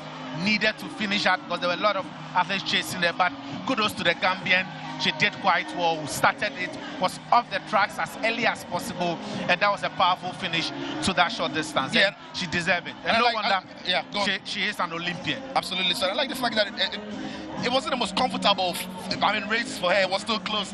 She had to keep breaking stride to finish it. And that is the reason why she needed to have a very quick start of the tracks, and that is exactly what she did. And then the ending, she also needed a lot of power and energy to finish the race, and she did quite well by finishing in 11.36 seconds. Yeah, all right, so that is how it all finished in the finals of the women's 100 meters. Ghana's own Mary Boakye coming in 7th place, but it was McCoy Mia Ayisu finished in 2nd place, and the Nigerians Olajide coming in 3rd to clinch bronze in the women's 100-meter final. It was all exciting. Remember, the fun and excitement is still going to continue today. So wherever you are around Ghana, it is the University of Ghana Stadium that you've got to be. Anyway, then the men also took to the tracks to show what they had. Again, there was so much expectation on Ghana's Benjamin Aksamati. It wasn't to be, but in the end it was Cameroonian man Eseme who also came in as one of those favorites. Looking at his time from the heats through to the semis, looked like it was falling in place for him. Of course, he was basically the best 100-meter runner among the lots here. From the heats to the semis, you could see that he really wanted it, and he had the fastest time from the heats to the semis and then in the final, and that was a very, very good race from him. He was the favorite to win it, and he never disappointed. But there was also a quick start from the Nigerian, where you thought that he could give the Cameroonian hard run for the title, but then again he shows the power, the pace, the quick start that the Cameroonian had. And then deservedly he won it, because he's been the best among the lot from the hits straight to the semis, and then the final he won it. And that was a very, very good finish from him. Powerful run there by Emmanuel Eseme.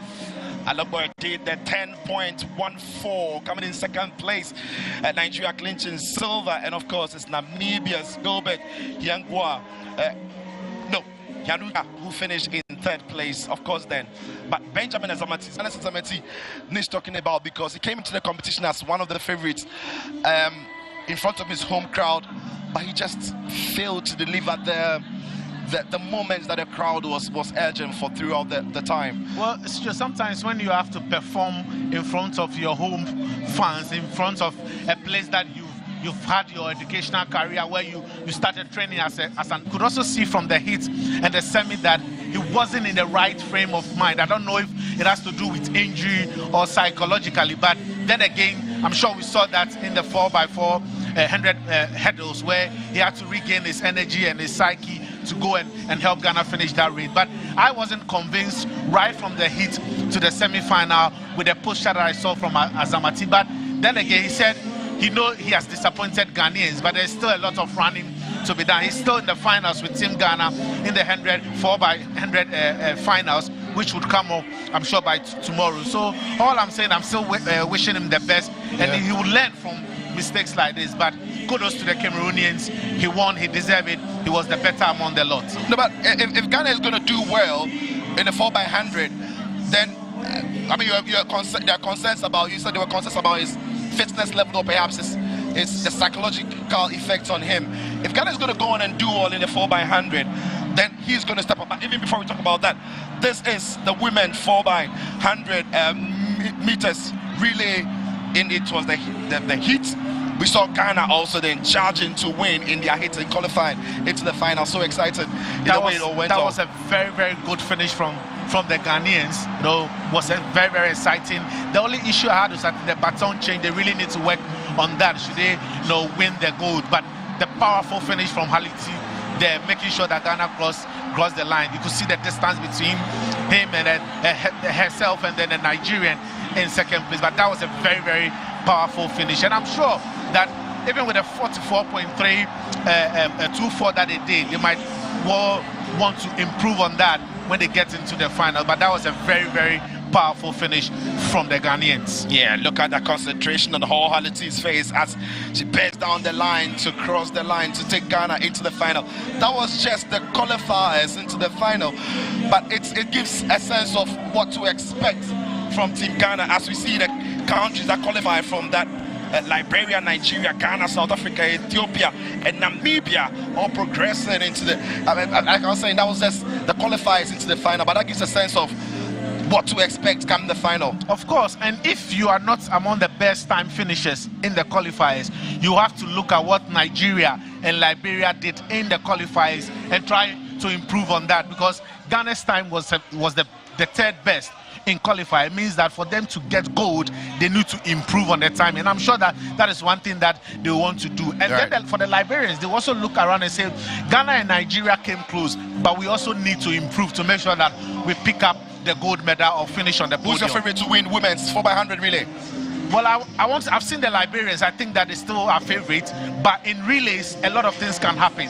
Technically, your baton change might not be good. You might drop off a baton. You might even spin it to somebody. Many unknowns. So there are a lot of things that can happen in the baton finish. But should every change go well, should everything go fine for all, I think that Liberia stand a very good chance. But then the rivalry between Ghana and Nigeria will still play in that final. All right, so what about the men then? There was also the qualifiers for the 4x100 relay, where in Ghana's own qualifiers, Benjamin Azameti, who many felt disappointed in his 100-meter race final, he was in this one and he pushed Ghana through the back straight, and then off he goes, Benjamin Azameti.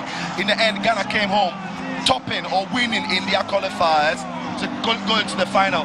It's in these two relays that maybe Ghanaians are hopeful they can win, but there's massive competition coming from Nigeria, especially in the men's, in the men's 4x100 relay as well. Of course, but you shouldn't forget the fact that Ghana came into this particular championship as the defending champion. They won the 4x100 relay in Rabat the last time the African Games was held there, and they needed to make sure that they get a place in the finals and then defend their title. We've had a very disappointing 100-meter finals for the Ghanaian men, but they want to make amends with the 4x100 relay. And they are the defending champions, and it wasn't surprising that they made the quickest time in qualifiers, but they need to improve on that. We saw Joseph Amwa trying to slow down at the finishing line. I don't think he'll be doing that in the finals. Disappointed for Cameroon, who dropped their baton, so couldn't finish the race. They were one of the favorites going into it, but like you said, the many unknowns in relays is what happened to Cameroon. Meanwhile, it's Ghana, Nigeria, Liberia, Gambia, Botswana, Zambia, Zimbabwe, and Kenya. They are making the final. What an exciting final to come in the 4x100 relay. Plenty to enjoy in the African Games. All right, so then, enough of athletics. Let's do something else. There's plenty happening around the African Games. So let's talk some boxing now, shall we? Because in the ring of boxing, we saw Mohamed Amadou also come up against Congo's Francois Koyanzili. In the 54 kg, it was the Ghanaian who won against the Congolese. And then again, showing on the continent, Ghanaian boxing is still on the rise. Of course, and especially when the home of boxing or the community called Bukum are hosting, you know, the boxing for the All-African Games, you realize that every seat in the auditorium was covered by somebody from Bukum, and it is their favorite home ground. It is their ground, and it's not surprising that we have about 9 Ghanaians who will be guaranteed bronze in the boxing at the Bukum Square Arena. Right. So it wasn't surprising at all. It's a city of boxing, the home of boxing, and it's not surprising to see Ghanaians dominating in that discipline. Then Samuel Techi also came home winning in his bouts, one of the favorites. Of course, he's been disappointing in terms of trying to get qualification to the Olympics, but I'm sure that at home he wants to pick a medal from the All-African Games, and he's been able to do that.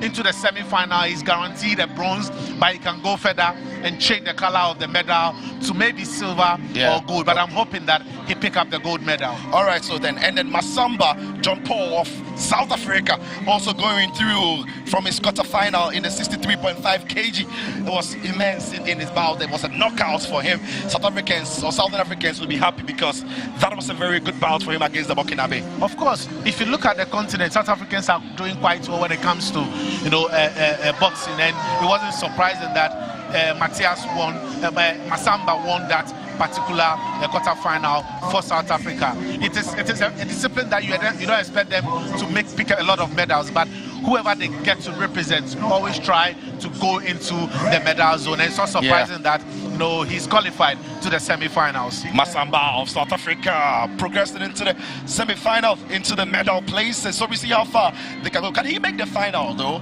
Is the question that many are asking. We'll keep tabs on that one. Meanwhile, let's take a look at how the medal table is looking and how all these athletes are competing for it. Right there, you see it, Egypt, all on their own with 92 gold medals, sitting pretty comfortably at the very top with 165 to the total. Coming in second place now is Nigeria, in third is South Africa, Algeria coming fourth, Tunisia following closely in fifth place.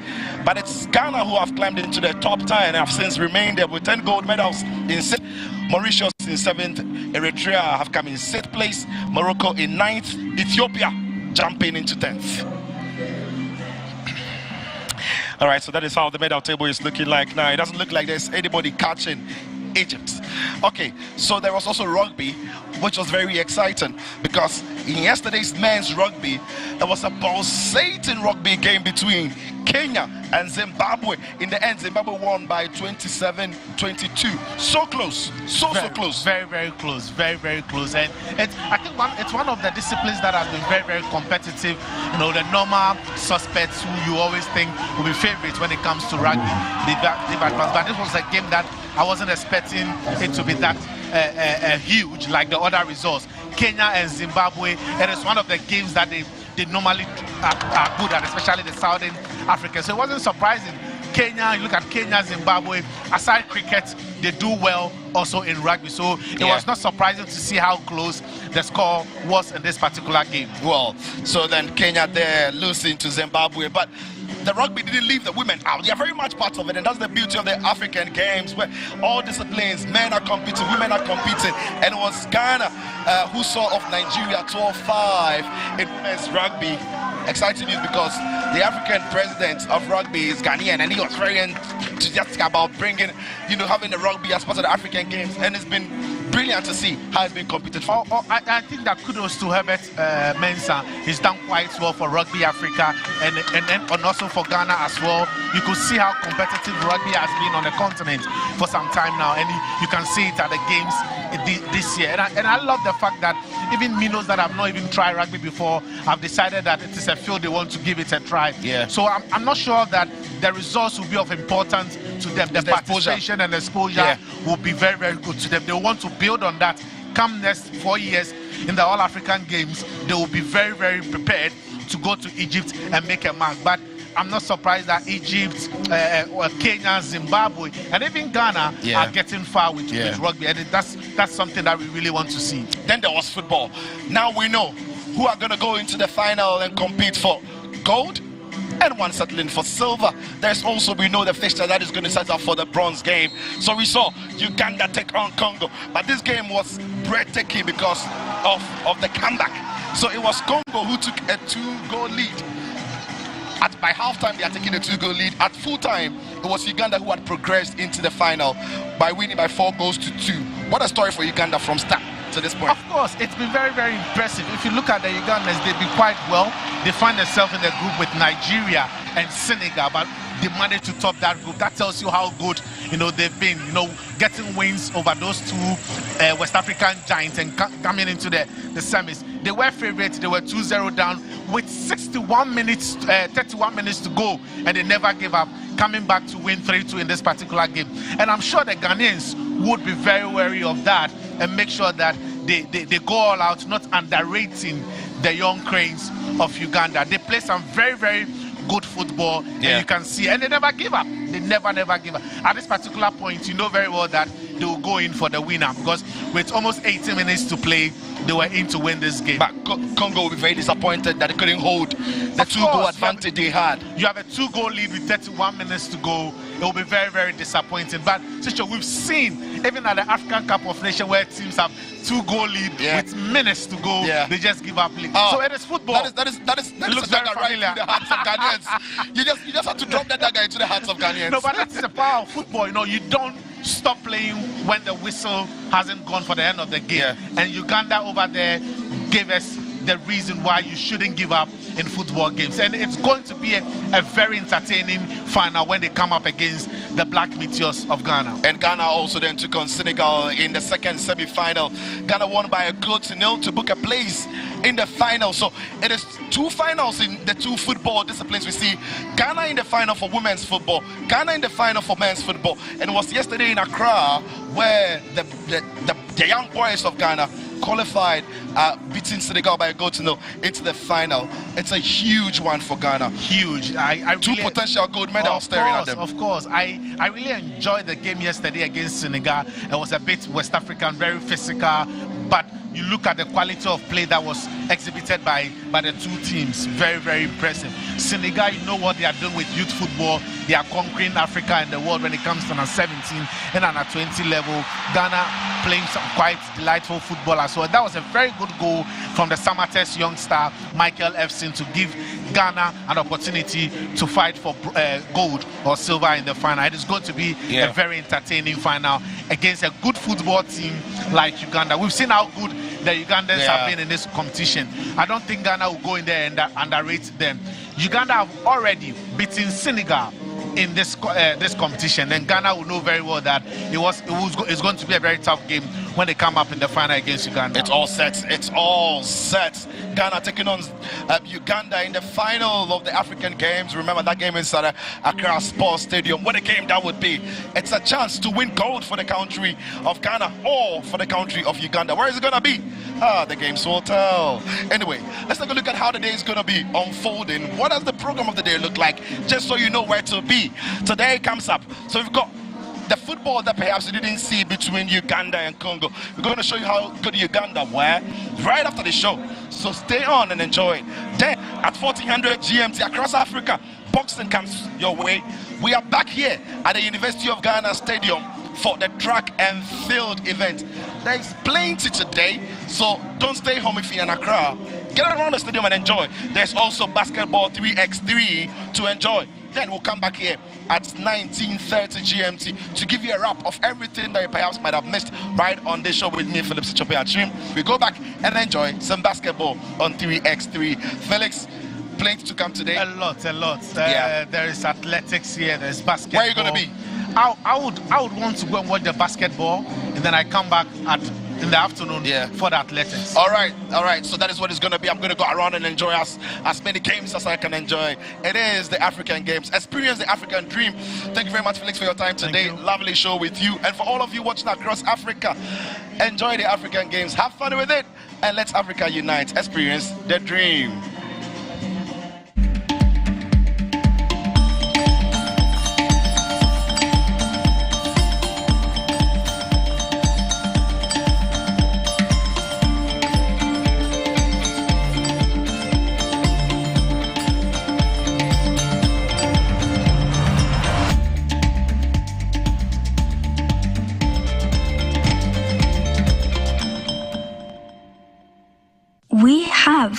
enough. A life of plenty for every child. We've had enough all along. There's enough choice for every child. Enough nutritious food, produced responsibly and sustainably, so children can thrive everywhere. Let's come together and stand with children to say we've had enough. Enough.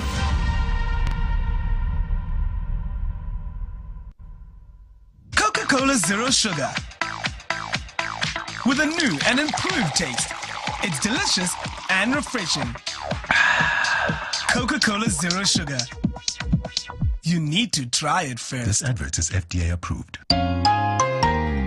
Every child is so unique. You like no other. Outstanding in every way. It's me like no other. So anytime you walk and play. You like no other. You are special like Indomie. It's me like no other. Did you know that every child on the planet has their own unique fingerprint like no other?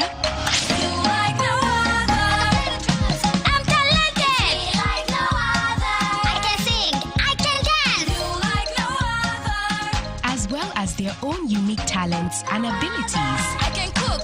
I can paint. You like no other. Indomie. You like no other. So every day, in whatever you do, remember you are special in your own way, like no other. Thank you, Mom, for letting me know I'm special and for making me my special Indomie. Thank you, Mommy. I love my Indomie. This advert is FDA approved.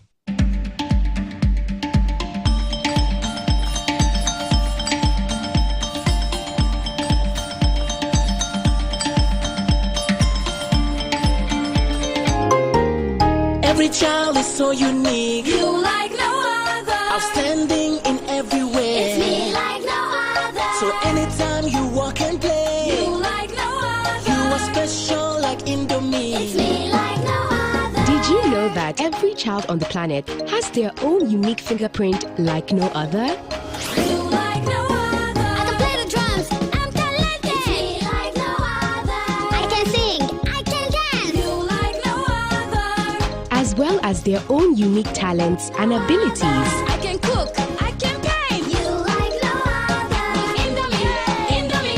You like no other. So every day, in whatever you do, remember you are special in your own way, like no other. Thank you, Mom, for letting me know I'm special and for making me my special Indomie. Thank you, Mommy. I love my Indomie. This advert is FDA approved.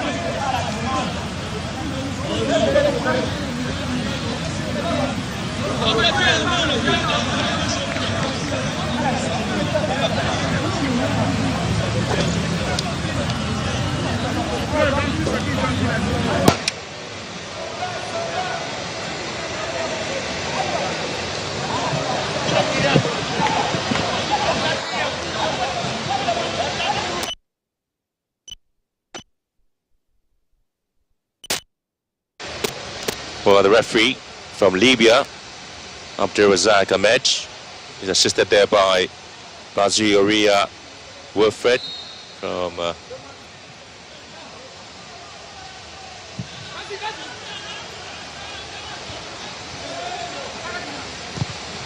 Ball sent in again to the Congolese half, and of course the Hippos of Uganda in the attack. Ball sent in again. It's been blocked to the near post. Skis are there with a chance for him. Usama has got a brilliant goal against Nigeria. Usama here. That's another ball just blocked there by Ngachogo. Well, the Congolese really love every bit of the runs there from defense, because they know they can do something. That's a corner kick there to the Hippos of Uganda. That's taking short there.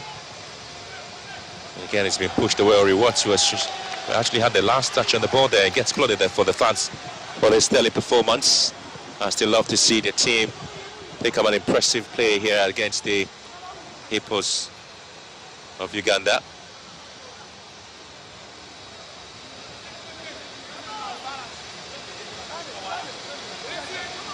You know, the Hippos are well aware of the challenge that they awaits their Congo. Second in their group with 5 points. They've definitely posed a very formidable threat. And of course, determined to cause a lot of havoc in this match. So far, been in control of the game. They haven't really given up.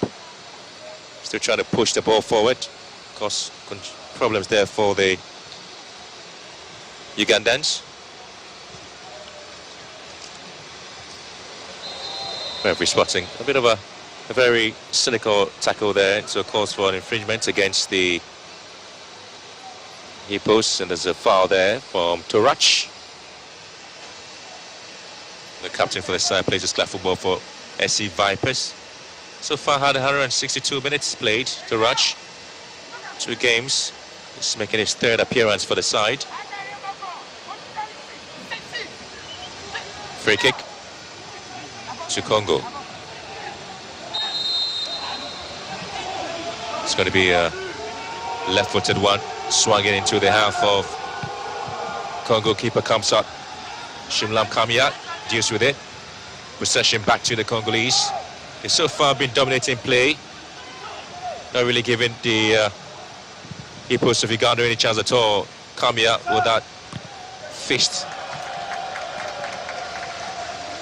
Throwing advantage now to the Ugandans. Lovely play there from Ngachogo. Juma here for the launch show.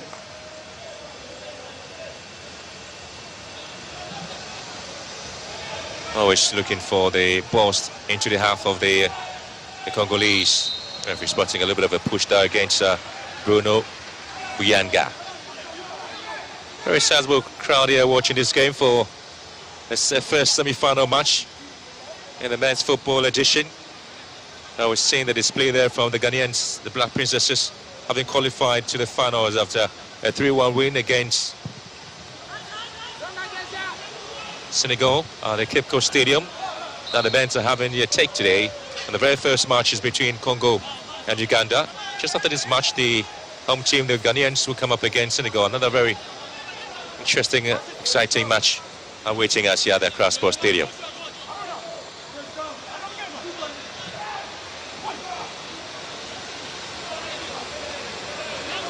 Juma with the throw here. Sends it deep into the half of the Congolese. Still tussle for the ball there between Akwala. And here comes in with the throw there for Congo. Akwala. So far, nothing spectacular has come out from this game. Players are really able to put the ball on the tip, except to say, Bazi Ivan trying to do the same. And here comes Badoy to Kamia. Lifts one to the far post. The far side again, trying to pick up the run of Chione. Congo surveying the field and trying to keep possession, neat and simple. And Julio, Kristan, Ganziami. Well, Harry really loved the way they have possessed the ball here. The Ugandans, not too happy about the performance, not too happy about what has happened so far. Well, the expectation is that they will see more of the players coming out to do something spectacular in this game. This is the Hippos of Uganda as they try to strike forward.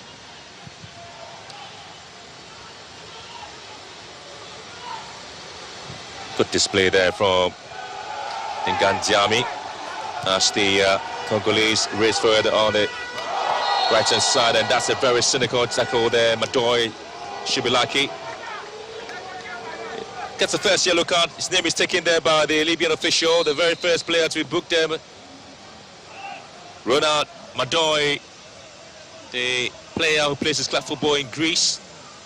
His third appearance for Uganda after 162 minutes of play for him. His second yellow card in this competition, Ronald Madoy. But that was a sensational run there from Giovi Agvien Makuba, trying to make sure that at least he puts his team forward. He plays his club football for JST. Scored a goal there for Congo. His fourth appearance for the side. Very good advantage for Congo, and the fans loving every bit of it, and they want to see how the team will be able to respond and see if they will have the chance of getting a goal.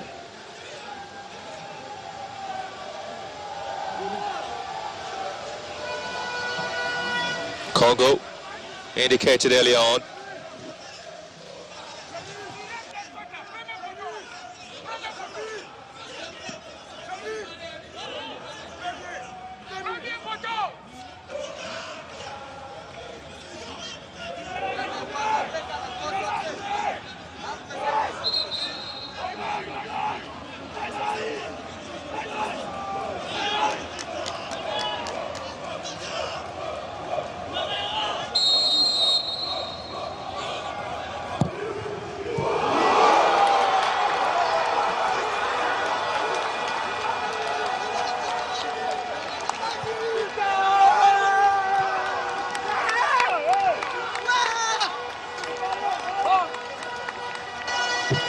Well, again, you will have to be surprised. It was a very, very harmful free kick there, but again, it is something that has gone in and hit the back of the net. It is Congo who now have the lead here. What a kick there. Keeper was completely beating. Lovely play and a great free kick. At near post, Kamia is beaten by Servio Amo Akwala. And this certainly celebrates the performance of this team that I did describe them as being a banana peel.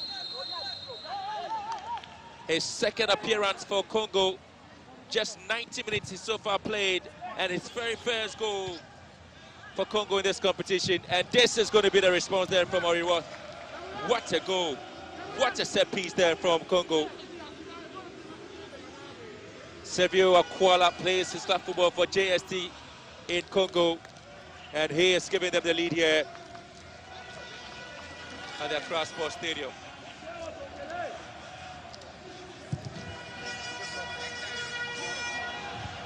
Well, the fans who are here to support the team, love every bit of their performance, are enjoying their display at the Accra Sports Stadium. Yet another free kick here. It's been difficult there for the Hippos to come out of their exciting display so far. They've been pinned back. There's a foul by Luemba. Luemba has been pushed down. The captain of the side is commented there by the central midfielder, Ivan. Here comes the opportunity. Yet again, Akwala. He's been given a chance to see if he can whip in any ball here for DR Congo.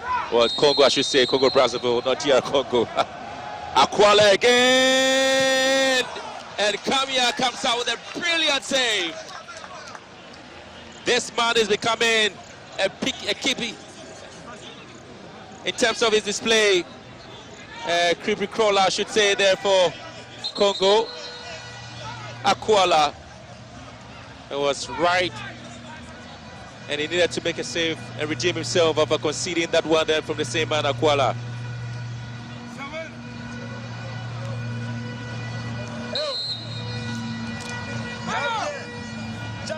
Goalkeeper Picking up an injury there, Shimlan Kamya. Third appearance once again for Congo.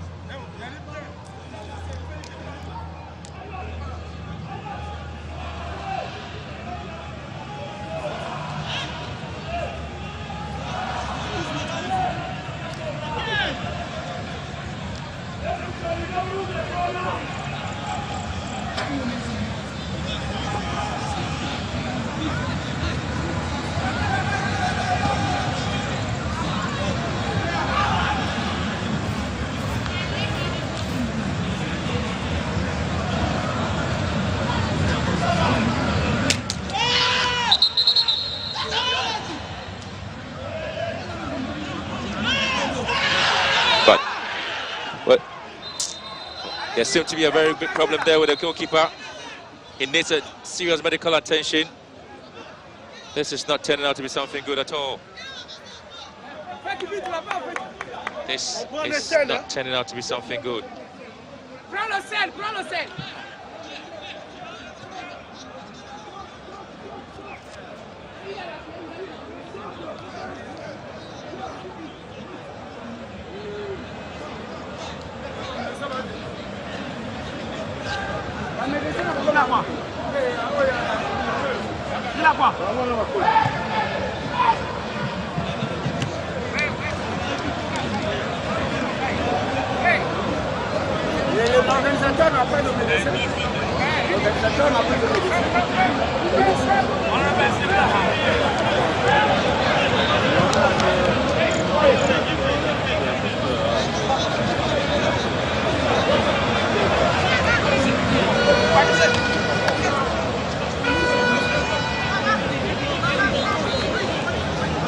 Give him speed. Give him speed. Jimmy!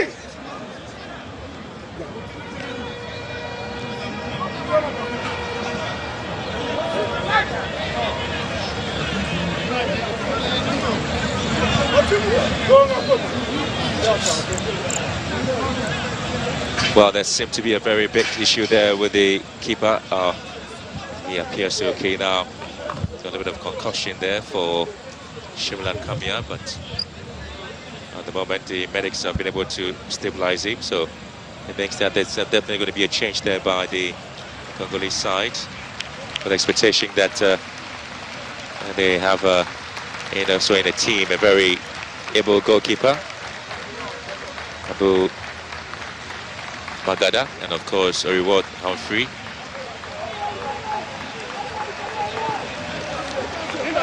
Oh, that was a very scary moment there for the Hippos of Uganda. Already down by a goal to nil, and now have to lose a goalkeeper. Saving that Aquala free kick.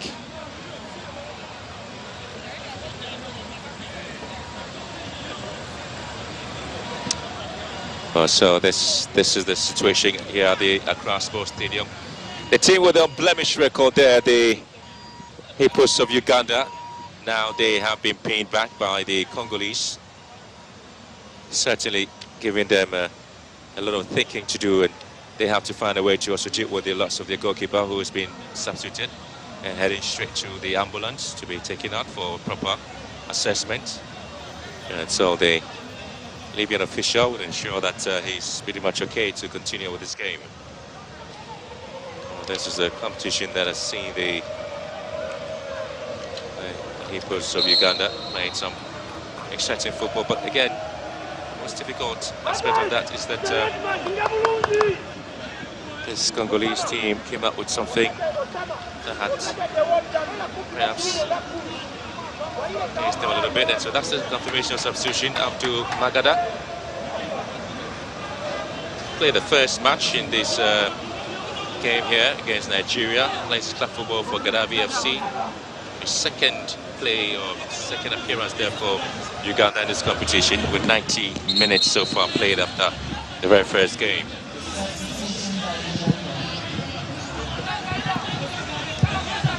Aquala, the creepy crawler there for Congo against Uganda, goes for the set piece, the corner kick. Aquala sends one into the near post, and of course Magana comes out with a save here. Congo will steal. They have a player down, and deception coming in from Congo. They have been almost everywhere and winning almost all the 50-50 balls against the ever stout Hippos.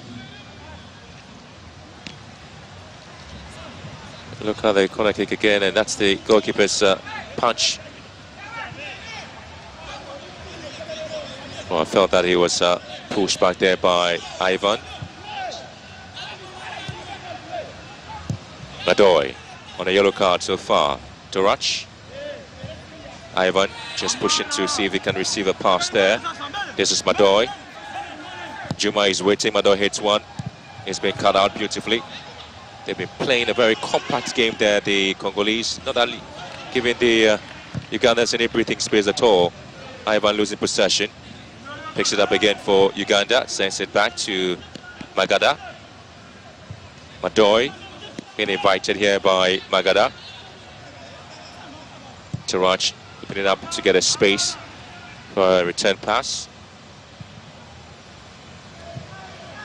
Well, safe to say that the three back being played there by the head coach of Congo. The very first time he's adopted that tactical play. I'm sure he's looking at the physicality of the Congolese. So far, he has conceded from a set piece. Oh, lovely play here, but quick recovery from Daddy Chris Bisila, the goalkeeper. Again, it's a cross-coupled pass there. I'm trying to pick up the run there from Abbas Chioni. Bisila, club for Club Sportif Multidisciplinaire in Congo. That's 4 of the players there for Congo in this competition. 270 minutes. He's only conceded once, and that's against Gambia in a 2-1 win. It's Madoy here. Madoy sends one deep into the Congolese half. It's been cut out for a throw-in.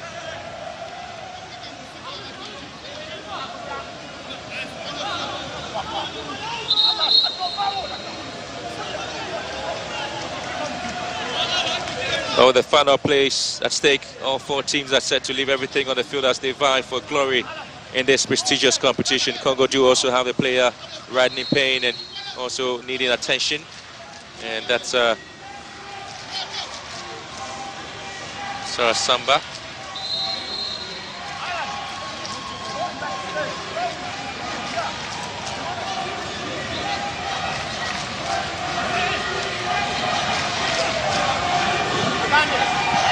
Prior to the game, we did have some bit of rains in the morning here in Ghana. But the field is really calm, great weather condition. You'll see the toll there for the 2 teams to have a display. Well, that's a slip there from him, and that's when he went to ground, and I think that extra attention. Juma with a throw here into the box. Chioni wins it back. Juma wants to recycle the ball into the box. He's been cut out beautifully by Congo. And here comes the captain for the side, Luemba, who hits it deep into the Ugandan half. It's Madoy, who controls it beautifully to Magada. At the back here for the Hippos of Uganda. Tarach. Ivan. Back to Tarach. This is Madoy. Juma right in front of him, asking for a pass, but that goes long. Kipande pitting in mid-air.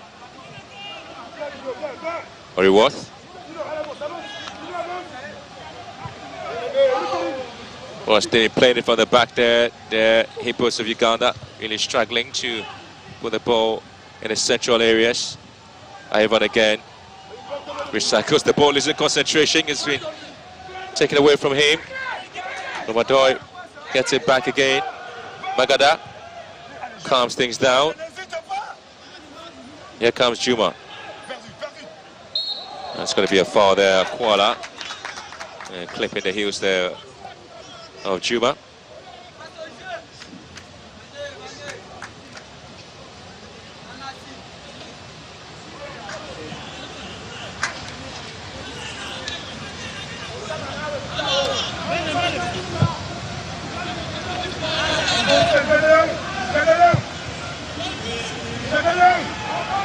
For 8 changes, I did mention, and the position for the head coach of the side, who definitely, Moses Bayakwasu, and the match against South Sudan, the neighbors, it was Apollo Kagwe who scored the lone goal coming in mid through the second half, and of course the right back who plays his club football for Wakiso.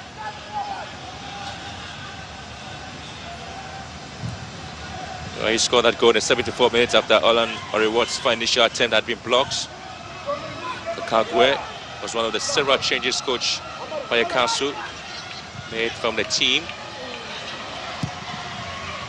Again, the attempt to really get themselves into the half of Congo really was paying off. Well, against South Sudan, Shafiq Magogo, Alpha Thierry Sali, Enoch Luyamba, Innocent Kisolo, Hakim Mutembe, and Kagogwe all got the chance to start, but they are back on the bench.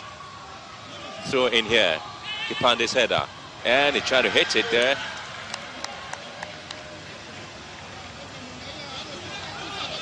Usama Kipande have been kept at bay in this competition so far, especially in this game. Kipande trying almost everything in a very tight space. Half volley. Again, it's well collected there by Bisala. Oh, the man who got the free kick, Dioli Makwaba. He got the free kick, and of course Akwala was able to deal with it. Half an hour gone here at the Accra Sports Stadium. Uganda in the semi-final, the very first semi-final match in the men's competition so far. Uganda 0, it's Congo 1.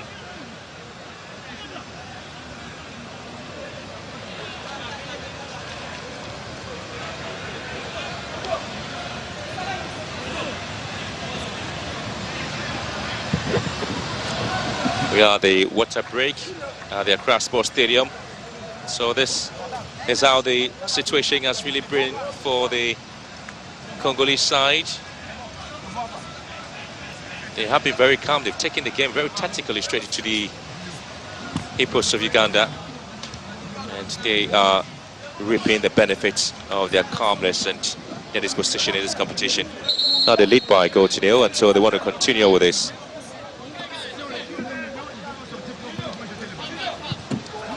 Well, Uganda's best performances in football at the African Games was back in 1999 when the team reached the semi-finals.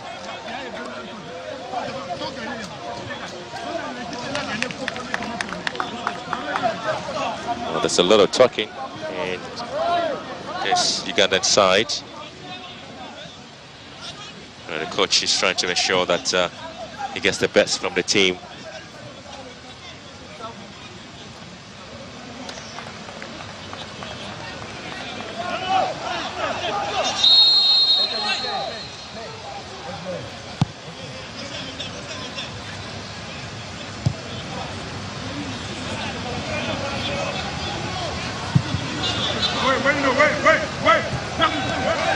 But again, it's a chance, and they still have to find a way there.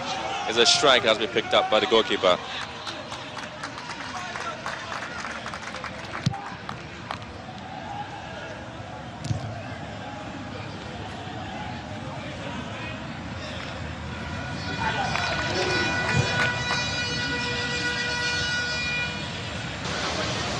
Here they come again.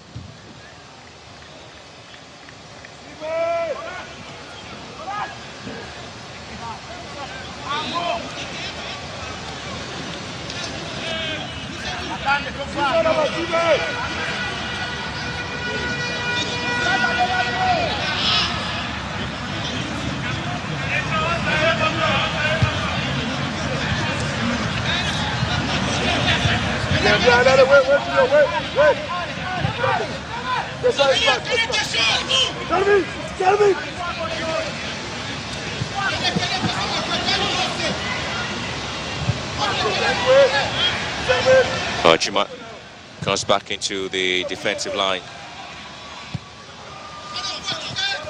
And so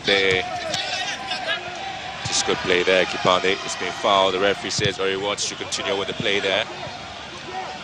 Ikande. Here comes Juma. Juma wants to send a ball in there.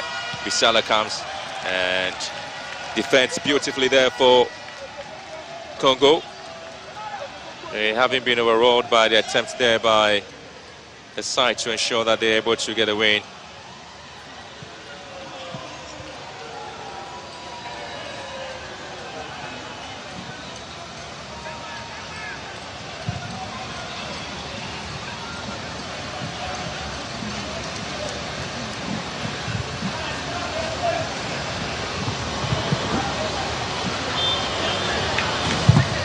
Archie, the long ball forward.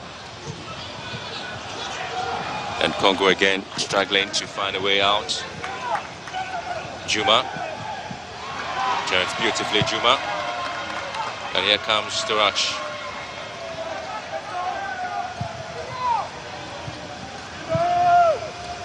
Ivan sends it to the right-hand side.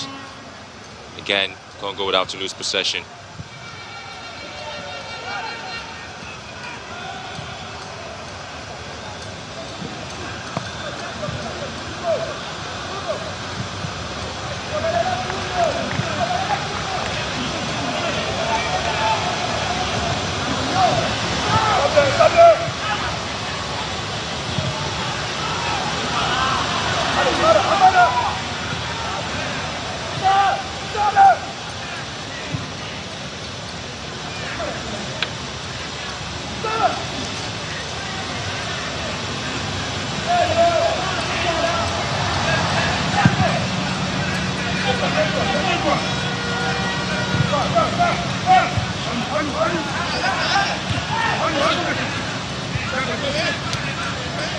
Ivan beaten in midfield, and here comes the Congolese as they stride forward here.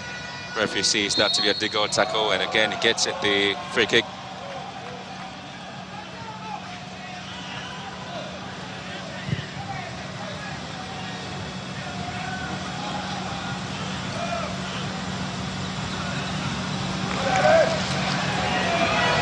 Oh, lovely. Flag is up on offside. 10 minutes to go. The end of the first half.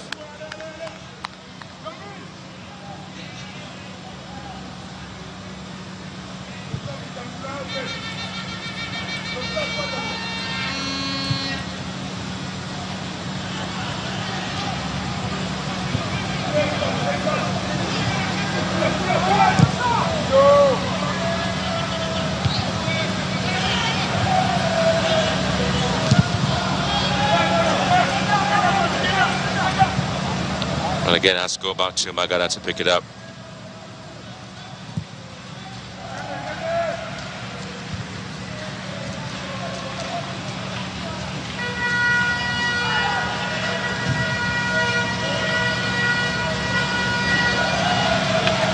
So here we go. The Congolese striding straight into the finals, hoping at least they can hold on to the slim lead here.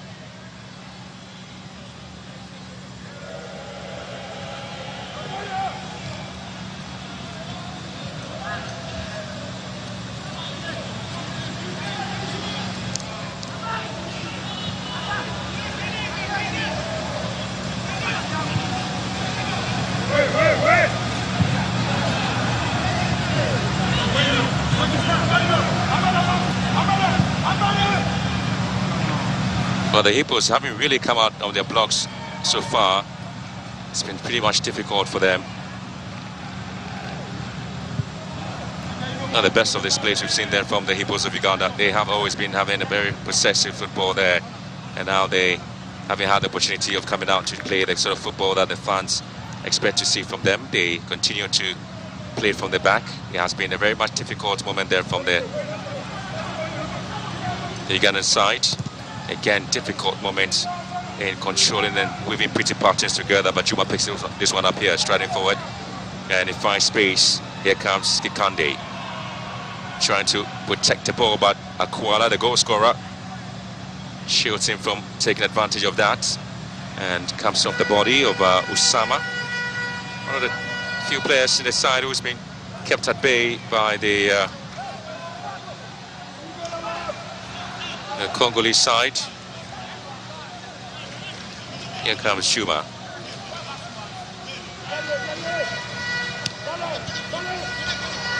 Shuma again on his feet, trying to get the ball in. He's been cut up by Denket.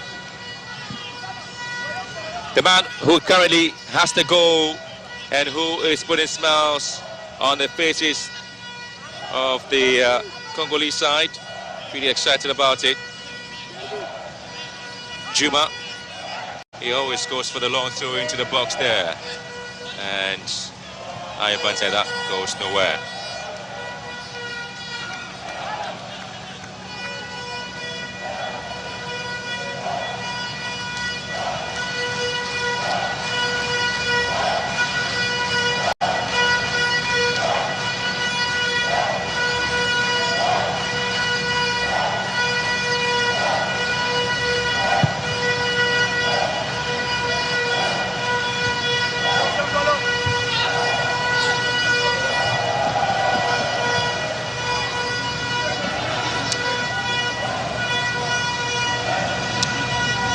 Another injury concern for Congo with a player down, and need to be is Luamba.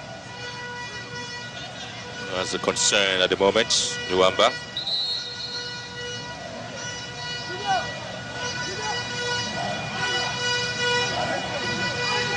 Well, for the fans of Congo, it's pure excitement in the stands, and Congo would feel that they are striding there into the place where they need to be.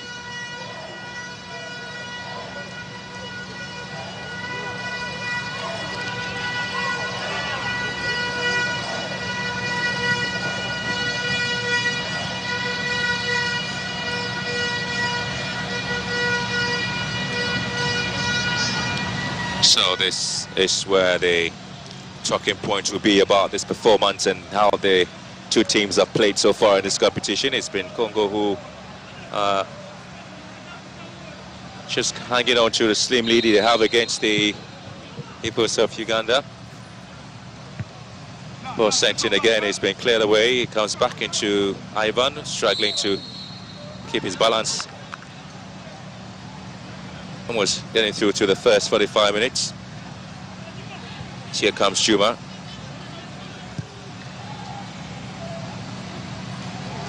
Tarach. Well, the 15-minute goal score there by Aquala for Congo is what is separating the two sides here at the Accra Sports Stadium. Here comes Oriworth, trying to pick up a pass for 11-shirted Kikande. Goes wide by Kikande, racing back to win possession. Finds space in Tarach. Sends a Harry Mary pass down to Ivan. Ivan turns well. Can't quite keep it in play, ball out of the baseline for a goal kick. And one of the players who scored the goals there for the side, and that's Osman. Couldn't quite get the ball in play.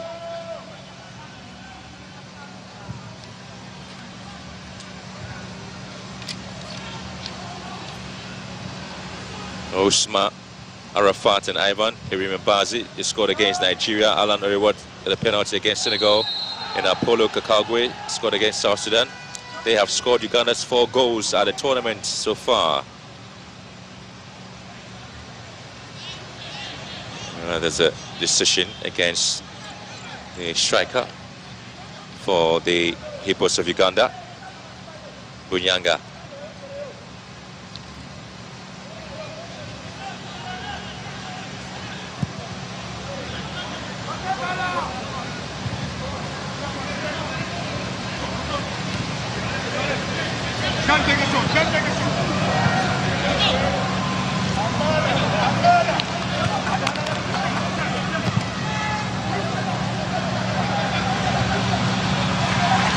Bunyanga has been beaten by pace. Ball spread into the half of the Ugandans.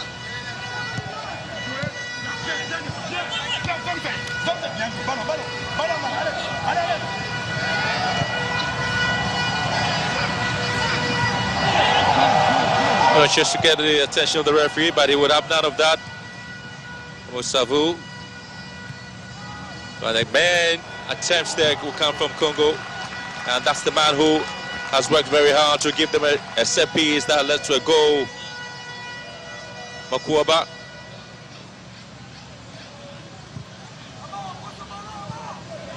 And again, it went down very easily there, so that was not going to convince the Libyan referee to give him a free kick. So far, 8 attempts, 6 to Congo, 2 to Uganda.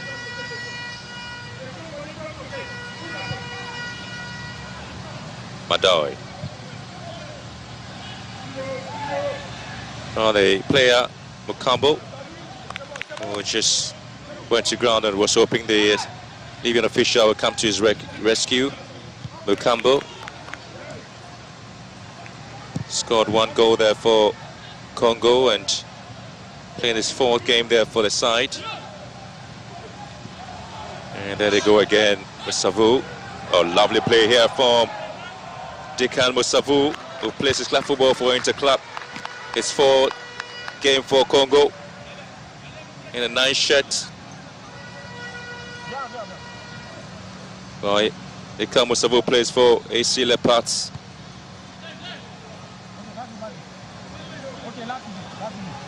And he's also scored just 1 goal there for the side. He's got a yellow card to his name as well. Akwala with a throw here for Congo. Sends a long one into the box here. It's been headed out. And again, not the best of efforts. Our expectation that he could do better. Non-goal. Madoi.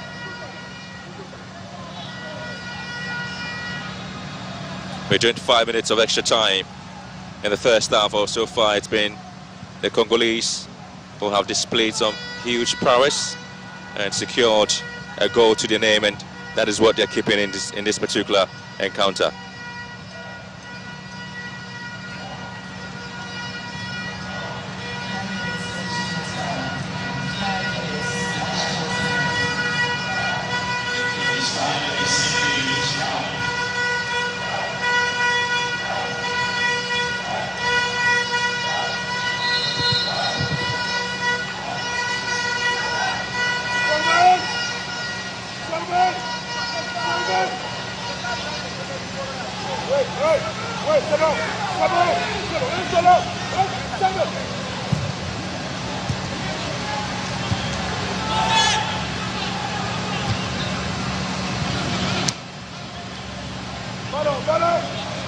Well, the men in green have shown some prowess and quality display.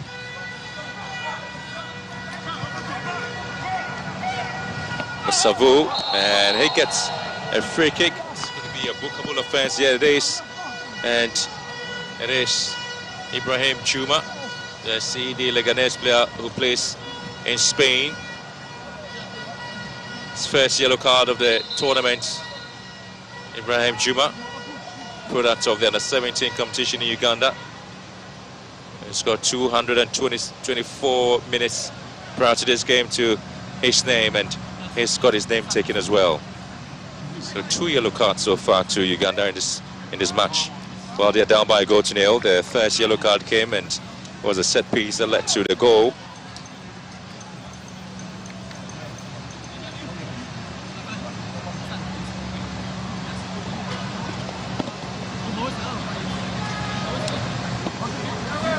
Very fast player, and get a chance to definitely punish you for that.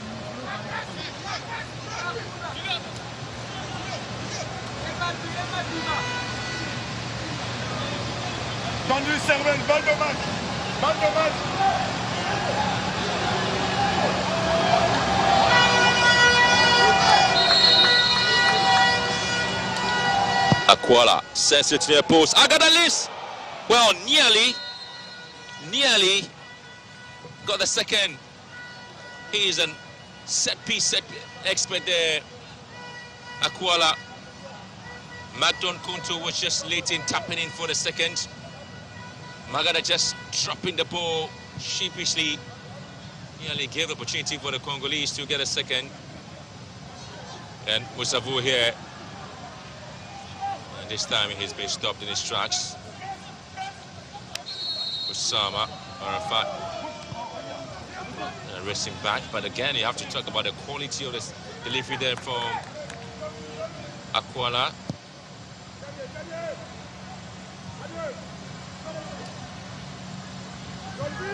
They have been crowded, swarmed almost everywhere, the Ugandans. Not being given a chance to play their brand of football. Well, there's an opportunity now for Congo to make it 2. And there they go!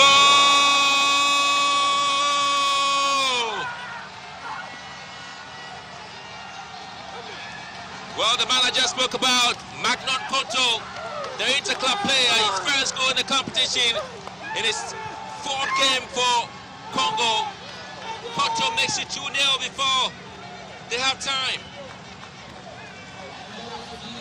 Just on the stroke of our time, Magno Konto slots in the second for Congo.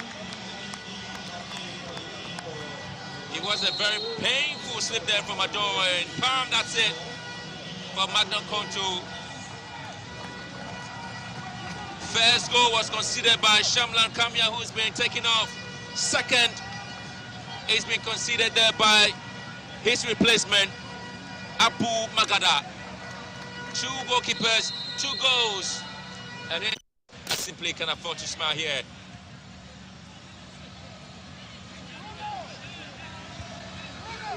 And the 5 minutes is already up here.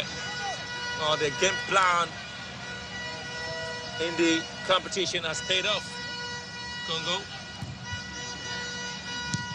It has paid off, and today will feel that they have a chance being in the final of this competition. It's Magnon Konto with his second goal.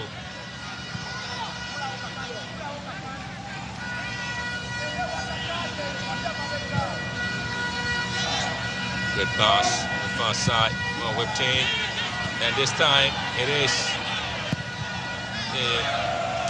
Oriwat with a strike there, but it was a good control there by Ciccone.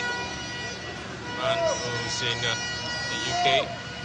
Ciccone left it down, but a reverse strike just goes wide. Was trying to half the deficit before the break.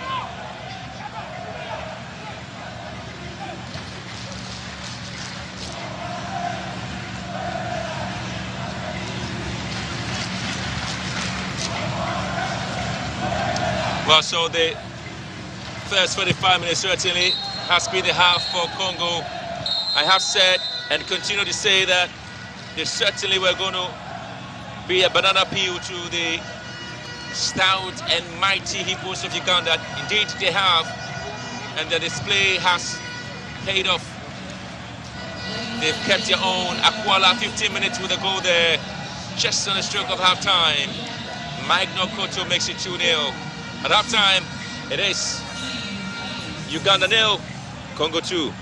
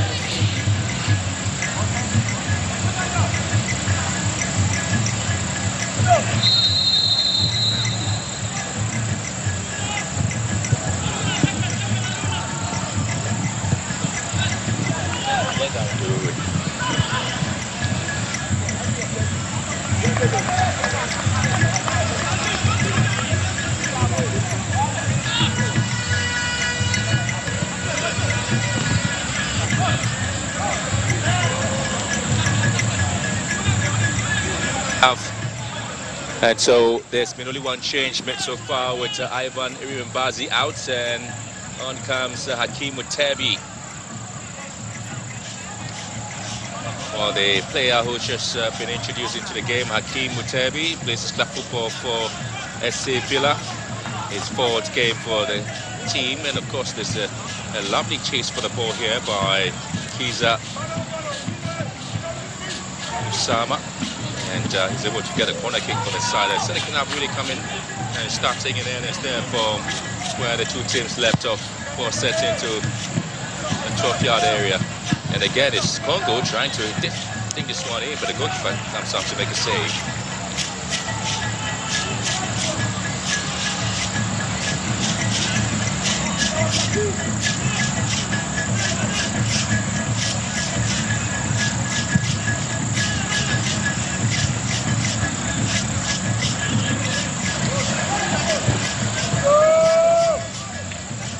Well, the most talking point will be how Uganda haven't really played the sort of football the fans have loved them to play. Juma Hakeem Mutebi on the charge here. So it's going to be Juma raising forward. Kipande, Juma goes to ground, awaiting the referee's call, but he sees that to be a very legal tackle. And here comes Koto, the goal scorer, the man who got the second goal for Congo. Now beginning to stride forward here. Now Uganda seem to have taken over in the midfield and haven't been able to penetrate the defensive line of the Congolese side, and so that's the tackle that came from the foot of Ngachogo. Nako Prince Ngachogo Ivambi. It'll be this match that will be played just after this one is Ghana against Senegal. It seemed to be a very difficult moment there for the young man who's riding in pain there. It's Tarach, it's judged to have committed a foul there. Roger Ochang Tarach, the captain, also plays for C Vipers.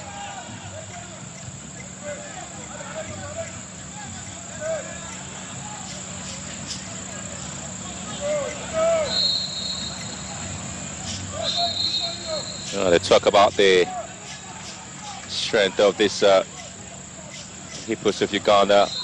Okay. And we're talking deeply into what has led to them crumpling against Congo, and that's the foul there.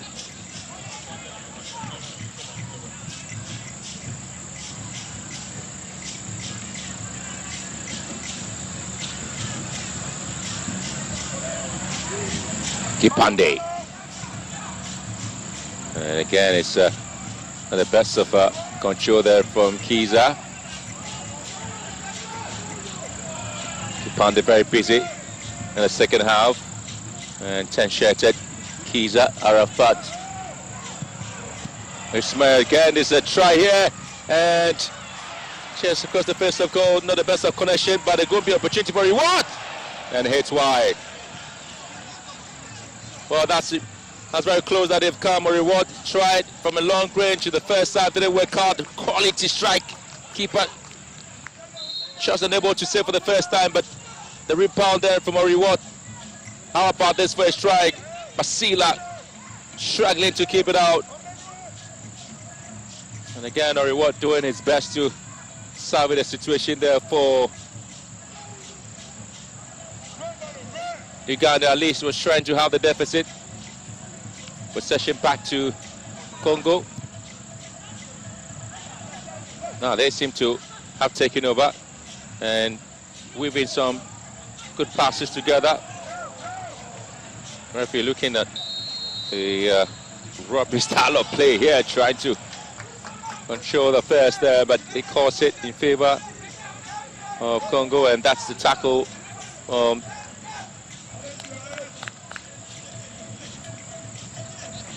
The man is in a 6 shirt. Chulio Christian Nganziama Bandesi. Here comes the long ball from Indenket. Juma controls. Madoy hits one into the midfield area. Well controlled again. Another best from Bruno Bunyenga. Has been fouled by Nongo. And again, it was Nongo who gets the advantage here. Here comes Nongo again for Congo. Switching play to the left.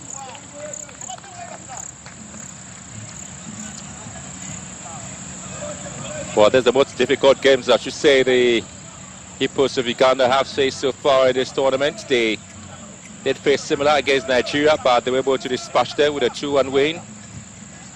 The talking point after that was that the difficult game for them was going to be against the other Senegal, but again they were able to dispatch them with a win. Watch got the penalty and converted beautifully for Uganda. And when they got a chance to face South Sudan, their neighbors, they again had it sorted out. 4 corner kicks to a piece. And will be taken by the man in 12th shirt by Samba. Samba sets it to the far post there. Magada deals with it violently.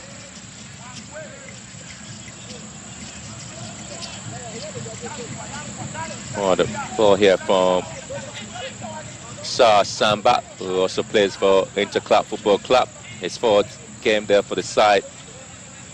Scored a yellow card already. 270 minutes is played for Congo in the men's edition of the football competition in the African Games. Sambasa just playing as the left foot back in the game there, but 2 teams going with a 3-back line and trying to go with a wing back formation. Good play here. Good turn there by Hakeem Mutebe. And now it's going to be Kipande. And a little bit of a slip there. And Basila was able to collect that. Well, it's a Buyanga. Let's also trying as he can to see if he can get a goal there. It is Bruno Buyanga, Ura FC player. His 4th game and he has yet to score there for the side. Here comes Koto for Congo. Got a brilliant goal, the stroke of half time. Koto here trying to dink one and curl it over Bagada. One of the, I would say they played one of the best games so far in this competition, this Congolese side. They had almost everything well covered as the rush push forward.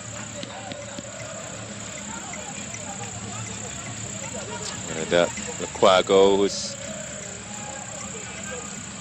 coming in to starting in the right back position, Haruna Lukwago.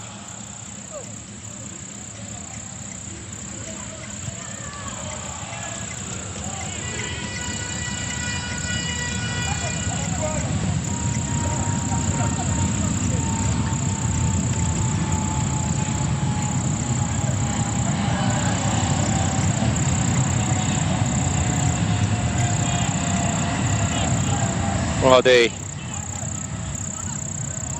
main talking and the main decision there for Congo in the competition, really skinning them win the first edition of the football category back in 1965 when they hosted. Well, they had a chance of being 4th in 2015 as a host nation, and their 5th appearance is the tournament here in Ghana. They drew goalless against Ghana and Benin, but then they had to come back very strong against Gambia to finish 2nd in that group A.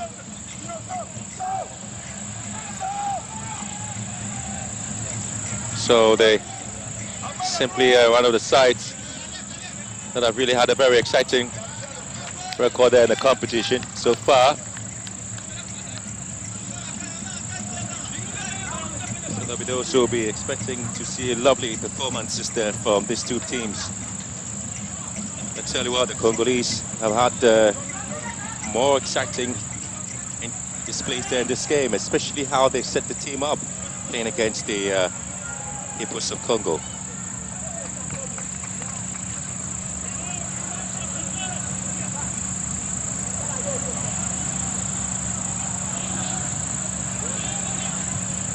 Time they try to hit the ball, seeing they always look for Koto up front with Safu, and here comes Kipande. He's always got some lovely footwork there. Kipande again, not to be able to get the final destination. Lukwago here. Sama, that's the return of the ball here. Good play with Sama on the left foot. Oh! That's just wide it goes. Wide to Chione. Again, it's a 1-2 play there. Chione trying to kill the ball at the top there, but Chione's ball goes wide. Oh, that's a lovely display there for Basi Chione, who also plays for SC Villa. He's got a chance to make his one appearance with 224 minutes played. Well, the referee spotting that bit of a push there. Just talking about this Congolese side, and they came into this competition and so far played. The only side which seemed to be shattering the record there from Congo, from Uganda I should say, is this Congolese side, Luemba, and his team in the kets now to effect this free kick. And then Ketia swings it to the far post, then Madaka comes out, Magada.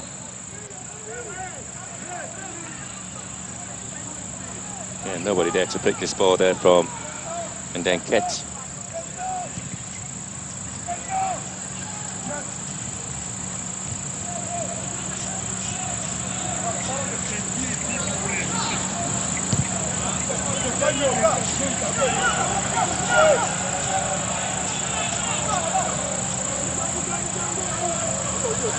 Going back.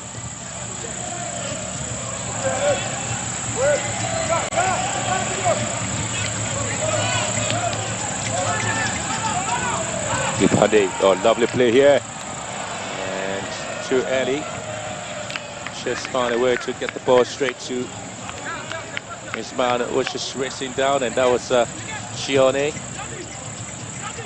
Again, he was able to go around the get again. He was just too wide and wasn't able to get to Kipande.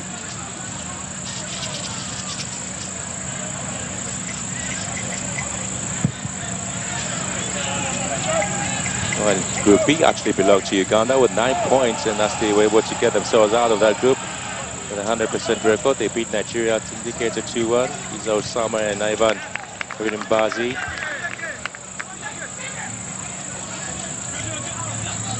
One of the winners in the matches there. What's a foot high tackle there, but the reward just got away with that. Able to get the ball first. And Tarach again.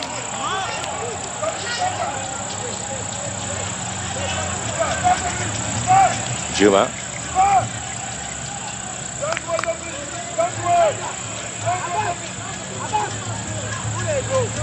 Tarach.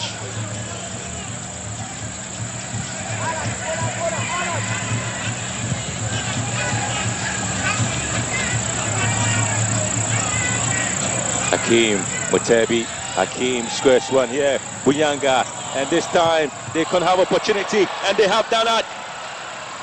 Abbas Chione have the deficit there. They have been calling for that in the second half. The SC Villa player who gets to get his first goal in the competition, Abbas Chione. But again, it was an intricate passing movement there from this side. Buyanga to Abbas Chione. Wham, and that's it.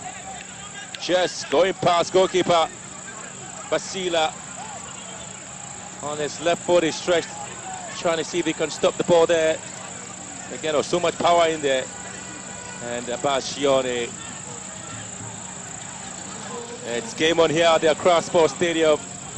With a cooling break, Abasi Chione, the graduates of the under 17 tournament in FUFA in Uganda. And now he's able to get them going there. So they're back in the game, aren't they? It's Uganda 1, Congo 2.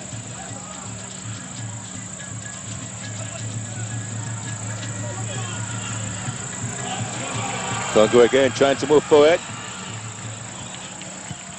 That's the 17-shot Darby Akwaba. Again, it was a lovely ball there, but Matua doing so well to defend his lines and get this ball away. Samba with the throw. The best of control there from Makwaba, the GST player. Well, Uganda will feel they are back in the competition there because this is the very first time in this competition that the Hippos of Uganda have come behind twice. They have never got behind in this competition. They led against Nigeria, led against Senegal, led against South Sudan. For the very first time, they have conceded 2 goals in the opening 45 minutes.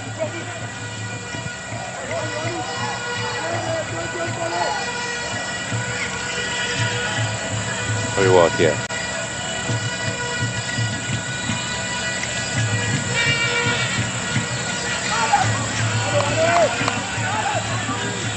And they have totally dominated the game. I mean, Dale Lukwago and myself, Taracha Madao. And then Habari Watt and Akeem comes in to join the central midfielders of Uganda. Here comes Lukwago. Gets a return of the ball. And the pattern of play is changed now. They seem to have a lot of men in midfield and keeping possession. And the referee just blocking the path there. It's obviously going to be a bit more situation.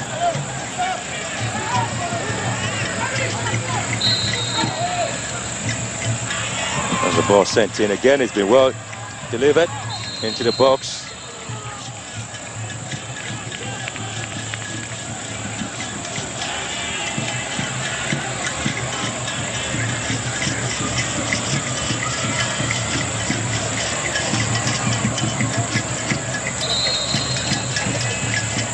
It seemed to be a problem there for this Congolese player in the 6th shirt. It should be 10-2.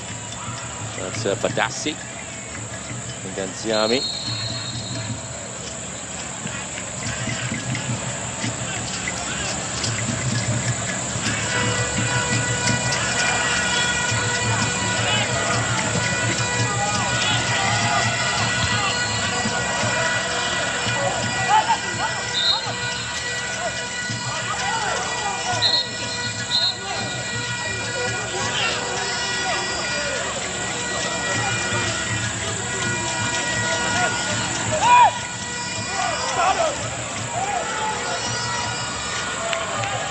So they still are pushing here.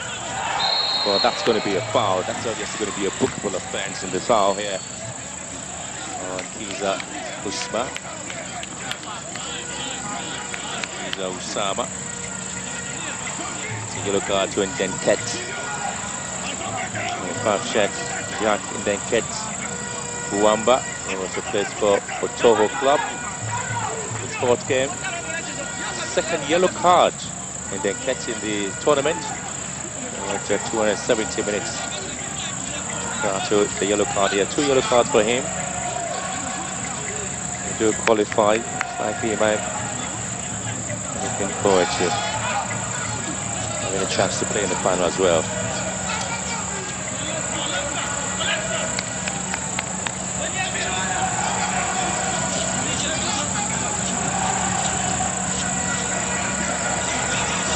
It was a set piece in a similar situation that led to the first goal there. It was scored by Seville Akwala. Now there's going to be a turnover. The Hippos of Uganda will also have a set piece in a similar position there. Can't they take advantage of that? Can't they? And again, it's been put down, and their post has been taken away, and another strike comes out. Obviously, he knew it was an offside position, so that wasn't going to count there. Kiza Usama. Well, it wasn't well delivered, wasn't it?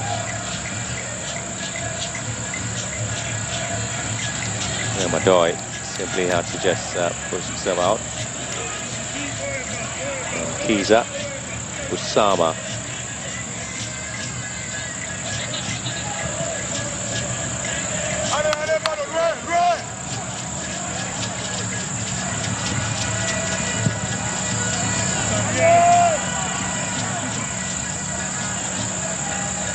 Confirmation of the scoreline there. Right.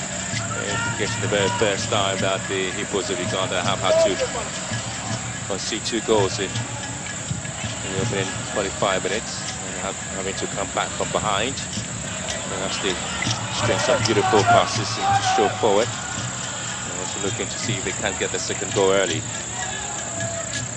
Yes, Mutebi Hakim. Very what here? It's boss in the midfield there, isn't he?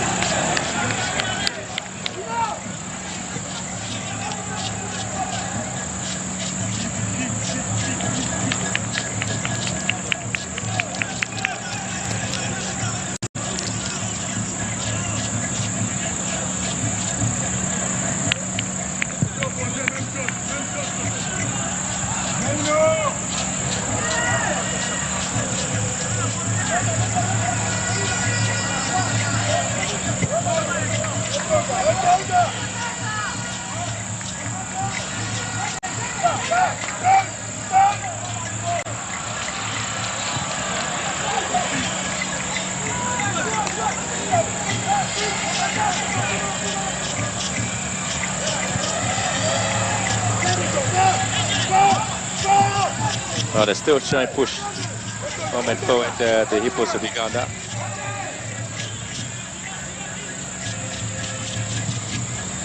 A different display there from the side on what we did see in the first 35 minutes. The Hippos, they were a little bit lethargic and not aggressive.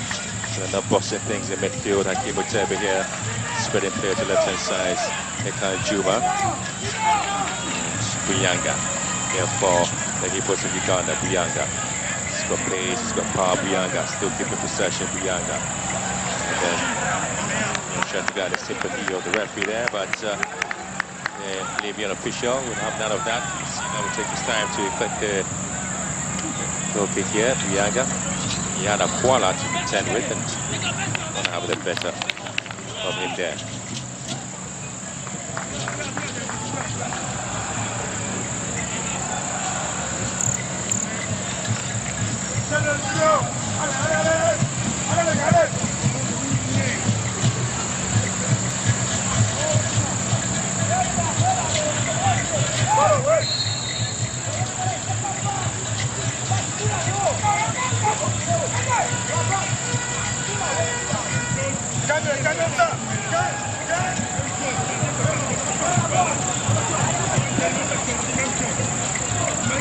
Zabu.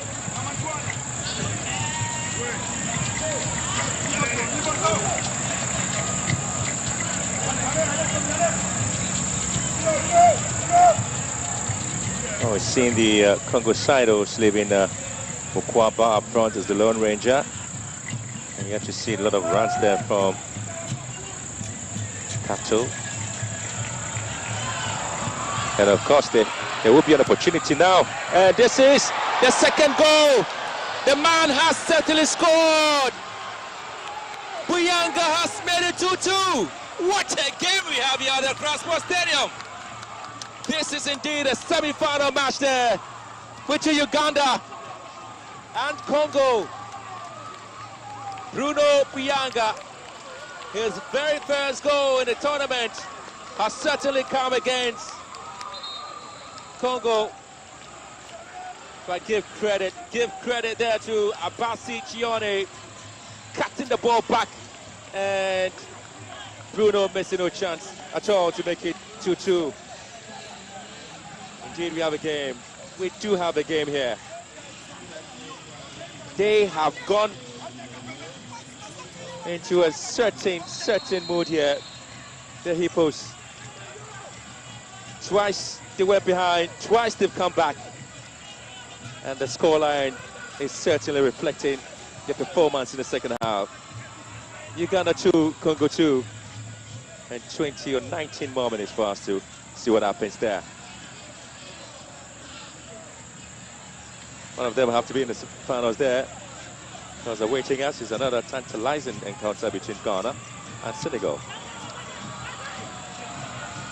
And again, I have to talk about the Ugandan side. Abasi, she on here, switching play, sends one in and nobody there to pick it up. And again, it's Akwala who was able to get it done, and Bashila really didn't appear at all because he thought that there was communication was not the best.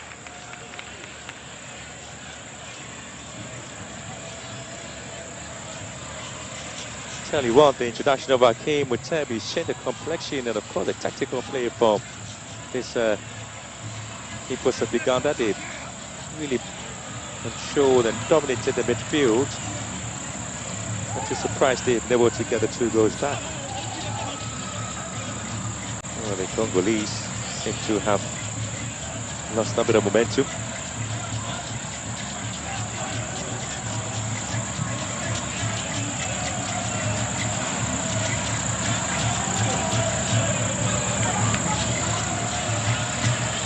And they've been winning possession at any level at all. They haven't given up yet.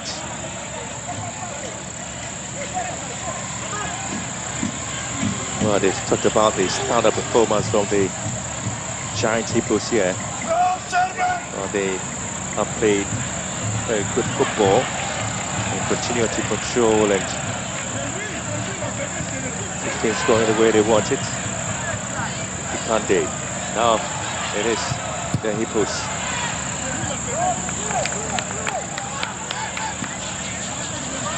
Play Madoy and trying to shoot from afar. Chione will have to cut it back again like he did. Sends one in and Buyanga! Buyanga makes it 3-2! Chione again with the assist. Would you believe this? He had never scored in the group games, but in the semi-finals he's got 2 goals. All coming from Chione's assist. Bruno Buyanga. What a player.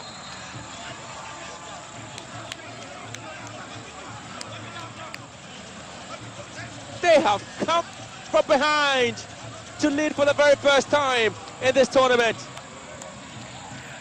What a game we have in the semi-final here. It is the ever mighty Hippos of Uganda, led against Nigeria, led against Senegal, led against South Sudan, went behind twice against Congo. Now they have turned it around and they're leading by 3-2. They have been dominant in the second half. And Buyanga rewarding them with a brace.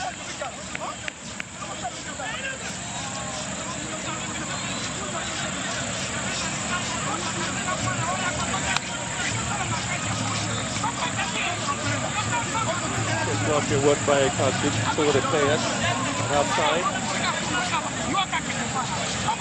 They have said a lot to these boys. They have really motivated them.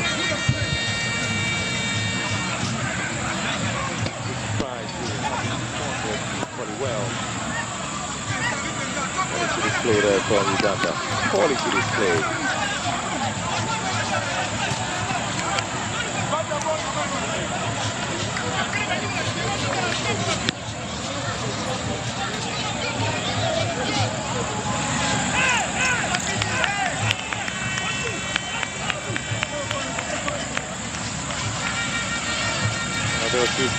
We'll continue to talk about the super team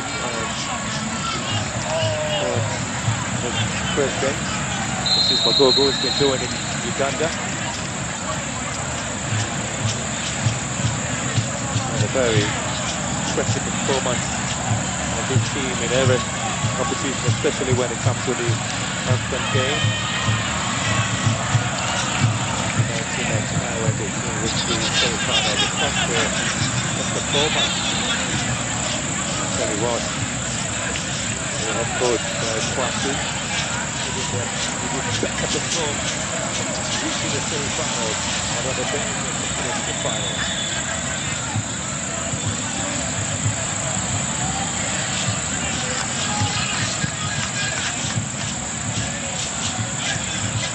That obviously is going to be something they would forever cherish for a very long time. You know they have come into this competition just to get something going. The very best performance, I should say.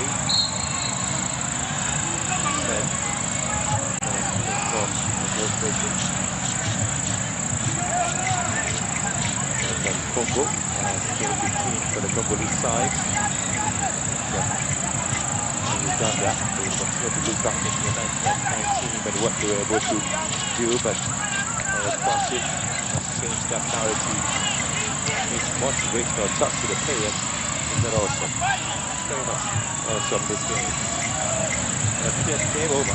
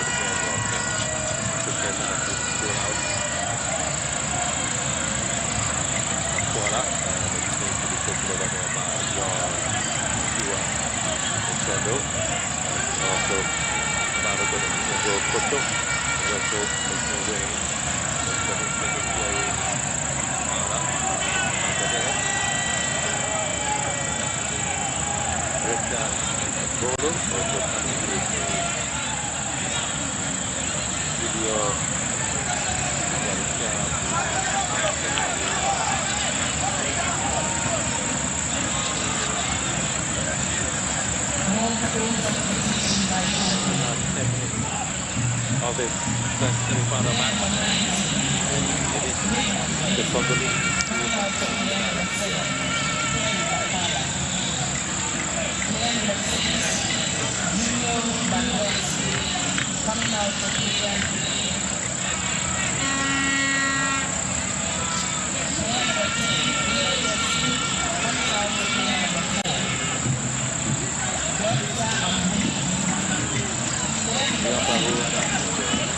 board for this year.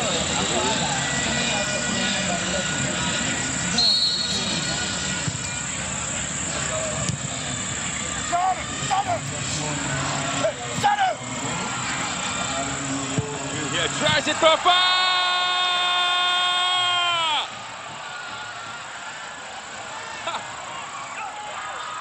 The substitute has made it 4. Akeem Botabi, his very first goal in this competition.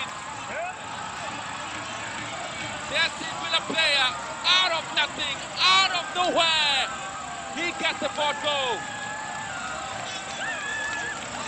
His 4th game in this competition there for Uganda. His very first goal from long range, and goalkeeper was just falling there. They are certainly in the final. How did that happen? How did Congo just crumble?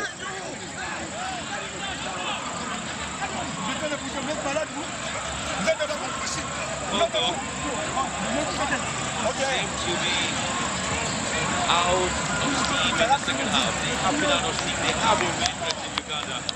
Drove Uganda all through the second half. And this is their response. Once again, from 2-0 in the first half, it is now 4-2 against Congo.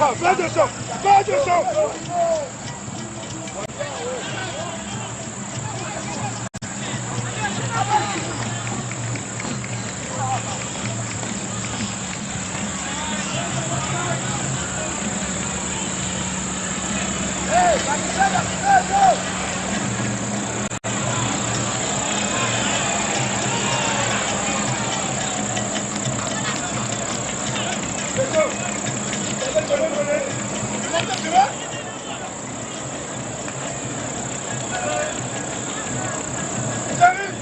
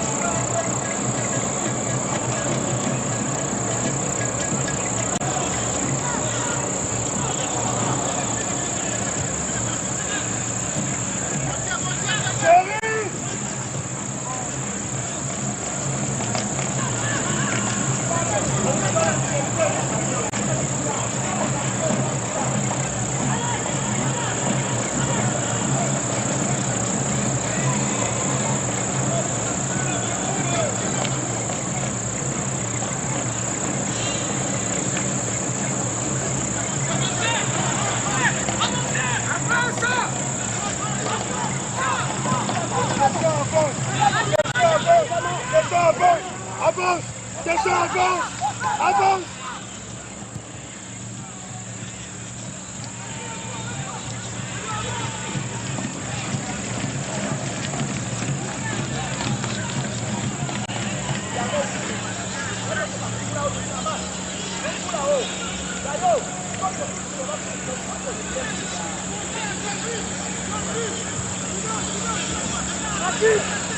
Julie, avance. Avance.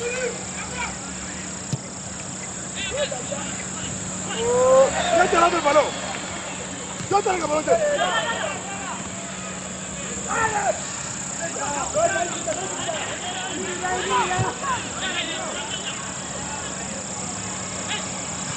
Avance.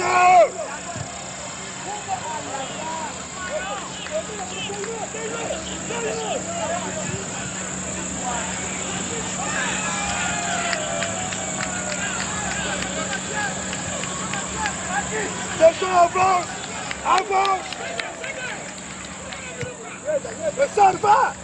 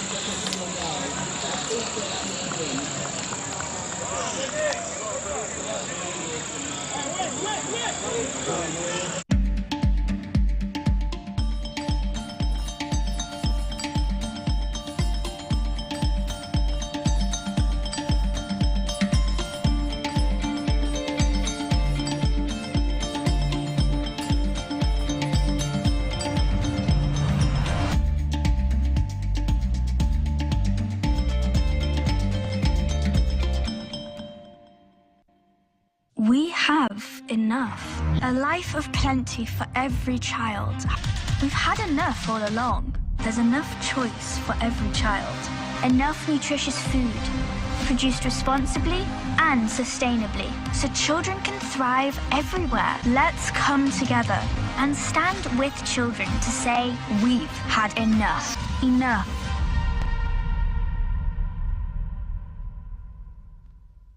What happened to snacking? Delicious is being denied. Munching has become mindless. To that we say, not on our watch. Messy munchers, play dirty. Busy fighters, take a moment and intensify it. Because when snacking is under attack, we'll be there to fight back. Snack in the name of play. Every child is so unique. You like no other. Outstanding in every way. It's me like no other. So anytime you walk and play, you like no other. You are special like Indomie. It's me like no other. Did you know that every child on the planet has their own unique fingerprint like no other? You like no other. I'm talented. Me like no other. I can sing. I can dance. You like no other. As well as their own unique talents and abilities. I can cook. I can game. You like no other. Indomie. You like no other. So every day, in whatever you do, remember you are special in your own way, like no other. Thank you, Mom, for letting me know I'm special and for making me my special Indomie. Thank you, Mommy. I love my Indomie. This advert is FDA approved.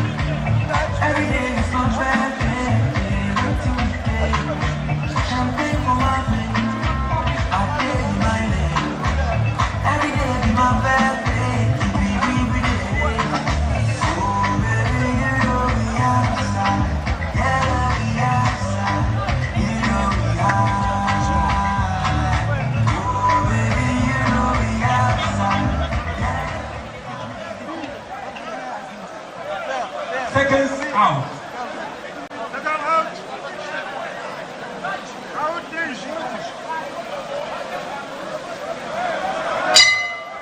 Round 2.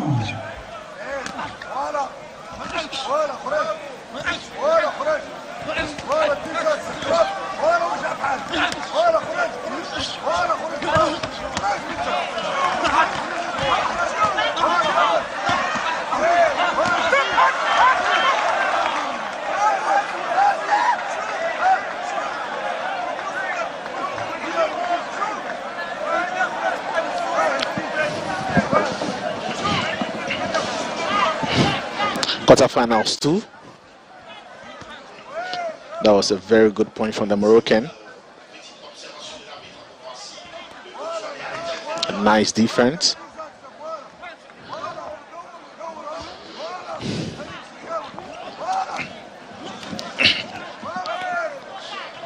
That went straight in. It is very important that you pick up points, not just throwing out punches. Two very aggressive boxers wanting a place in the semi-finals. A place in the semi-finals guarantees you at least a medal, which is bronze, and then we get through into the semi-finals, straight into the final, you fight for the gold medal.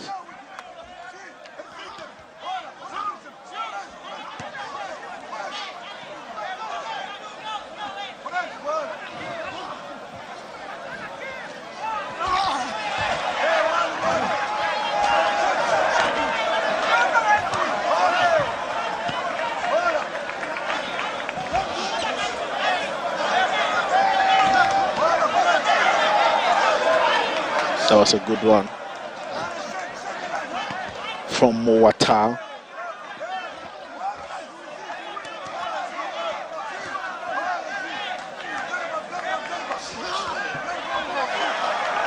I want to finish the round very, very fast as the most aggressive boxer. 43 seconds more to end the second round. The referee had to stop and separate both boxers.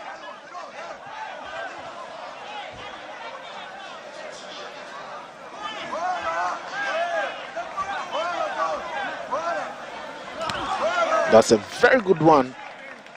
Very, very good one. Straight into the face of the Moroccan. Good jabs from Moatwa.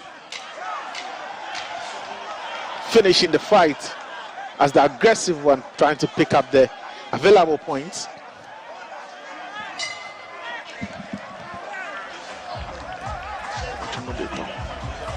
And that is the end of the second round. I won't be surprised if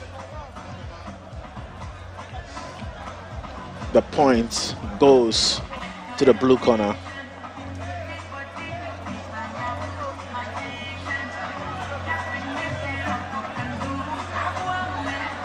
Bukon Square Arena, which is hosting the boxing competition, is known to produce a lot of the fine boxers that have come out from Ghana.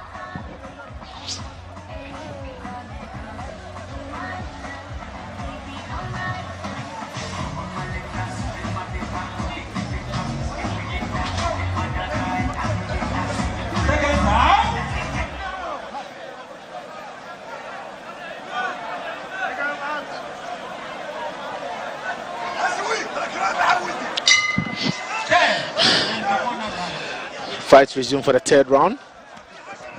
And Moatwa wants to continue his aggressive, nice punches. But these are the kind of punches that won't get you points.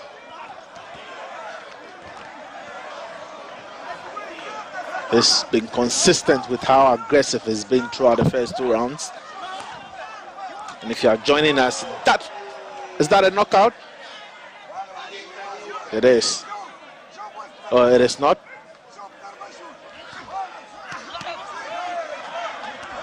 This is a 54 kg quarterfinals 2. good jabs from the man from Botswana.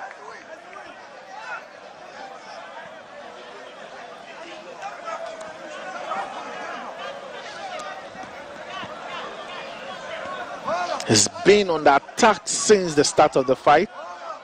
A place in the semi-final is at stake.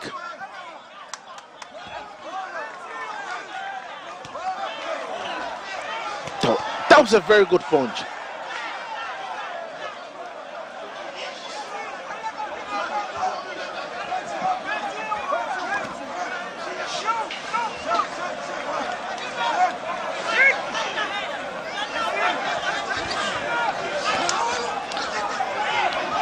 One minute 30 seconds more to end the third round.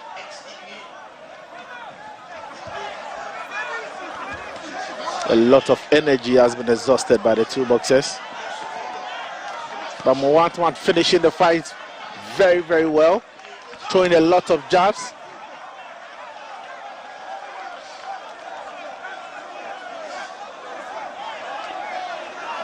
There's a countdown for the Moroccan. He doesn't look all right. At a sit count, 7 is back.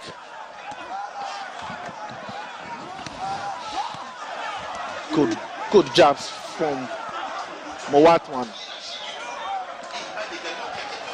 He's threw some aggressive, very hard punches in this particular bout.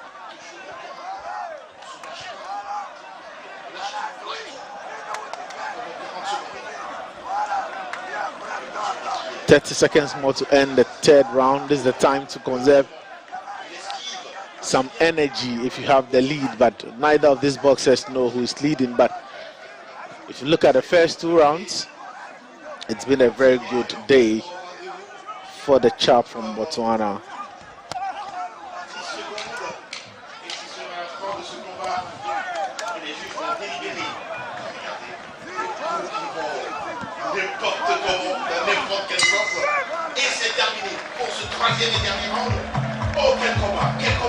And that is the end of the quarterfinals 2 in the 54 kg.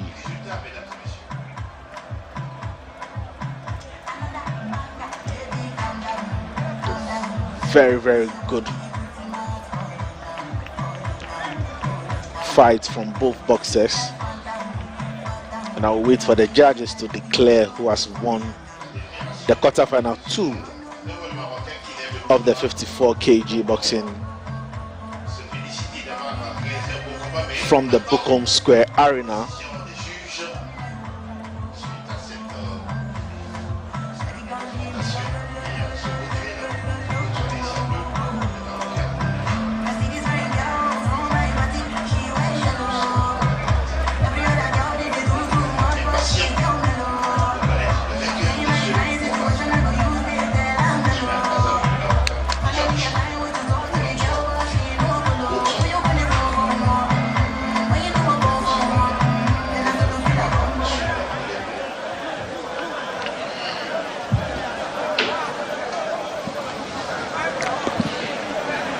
Ladies and gentlemen, now the results.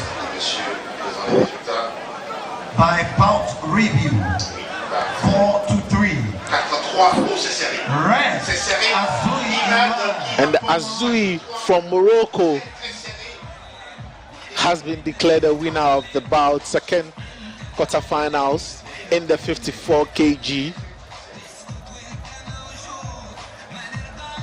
A guaranteed medal for the Moroccan. A good day in the office. He will be very, very proud of upgrading the color of his medal. From bronze, he gets to fight for either the silver or the gold. The referee for this bout is representing IBA. Referee. These are the highlights from the bout. Jet 1, Egypt. Jet 2, Morocco. Jet 3, Tunisia. Jet 4, DR Congo. Jet 5, Algeria.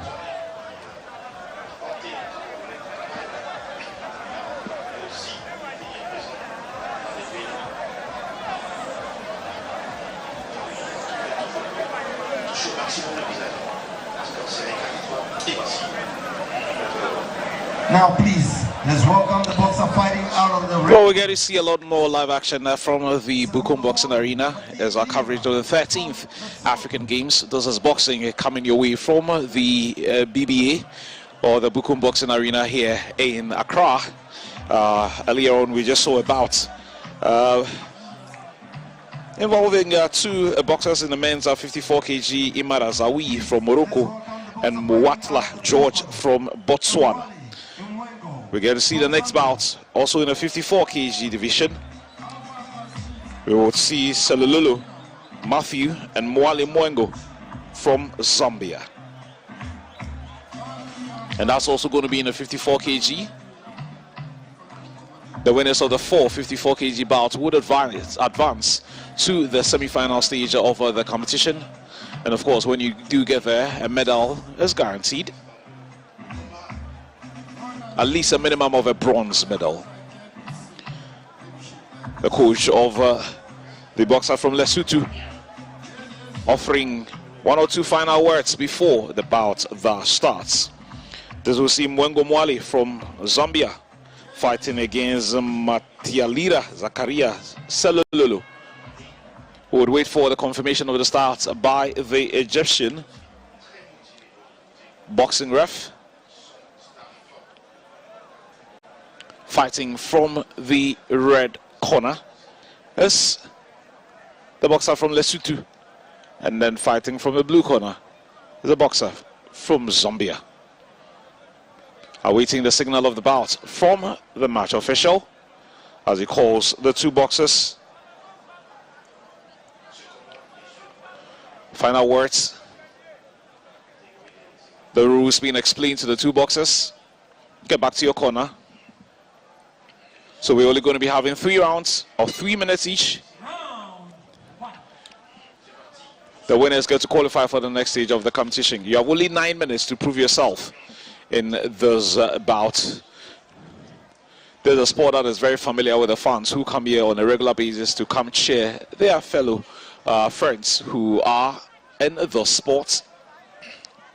Of course, this is the home of boxing. This is the home of boxing here in Ghana. So when it comes to boxing, we love it here. But at this point, we would focus on the boxer from Zambia and also focus on the boxer from Lesotho.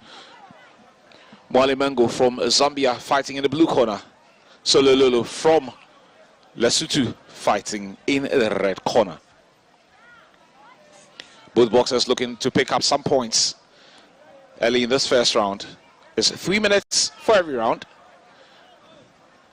And it's always like this, Felix. I mean, the early exchanges, every boxer wants to start strong and possibly pick some points. That is, if they are not able to get any knockouts. You need to make your intentions clear to your opponent that I'm in for business. And it's all about the points. Of course. Not just throwing out punches. You need to make sure that your punches are landing. And that's the most important thing. A lot of times when you engage people who watch a boxing bout, there's always a tendency to think that the more punches you throw, then there's a possibility of winning the bout. But the punches have to land. Yes, or the most aggressive boxer should be winning the bout. And we saw it in the earlier bout. The chap from Botswana was the most aggressive, but the Moroccan had to pick in the ticket in the second quarterfinal bout. Again, the ref not happy with a thing or two. Mwale, the aggressor in the first round of this bout. Again, the official not happy about a thing or two. It does appear that Selululu is already bleeding and needs some medical attention. He's been on the receiving end of some very, very strong punches. And these are the marks, indicating that Shiololo is actually getting the points. The Lesotho boxer Selululu fighting from the red corner. And it's already clear that he has a problem with the left eye. He's been on the receiving end of some very powerful punches. And if he's got to win those bouts, he's got to find a way of turning it around. And now that particular part of his face becomes a target for the opponent.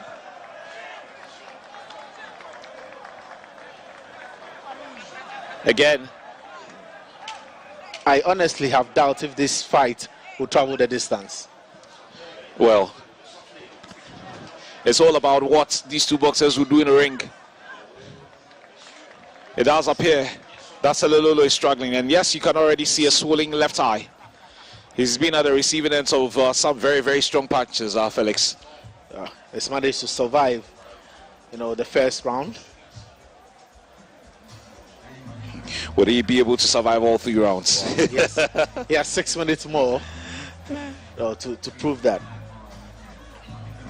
But Kwame, it's impressive, looking at the crowd at the Bukom Square Arena. Very, very impressive crowd there. Highlights of the first round.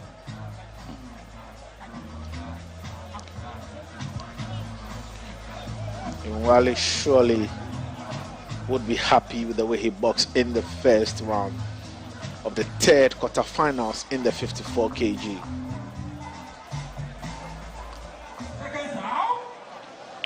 Seconds out. There's only a 1 minute break. Round 2.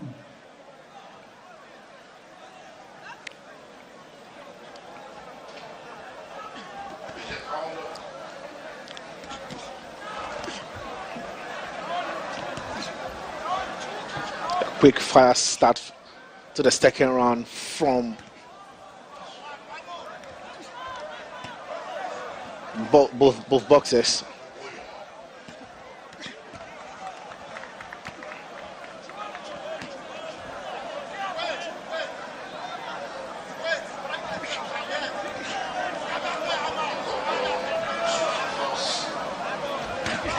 That's a very good punch. And that clearly, we got Selololo on his feet. That was a very, very powerful punch. And it's understandable why the ref had to stop. Will stop and give the mandatory 8-second count. You've got to hit the upper body.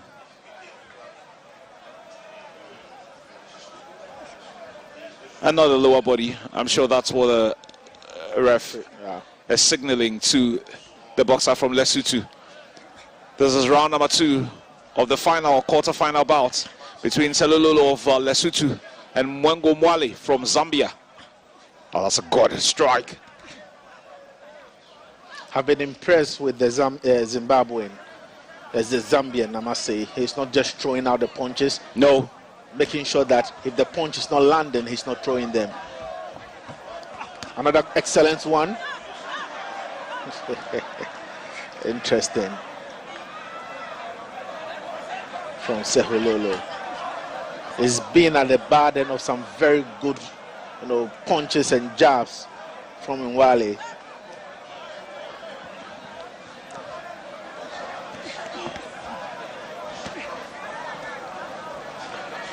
Mwengo happening to be landing his punches relatively stronger compared to Selololo. Hey, he does appear to have picked up enough points, yeah. But of course, there's still a long way to go. We're early through it, round number 2. But you get a feeling that the Zambian might be leading on the scorecards at this point, Felix. Definitely. He's landed more precise punches with more power. Very aggressive punches as well. And I love his defense.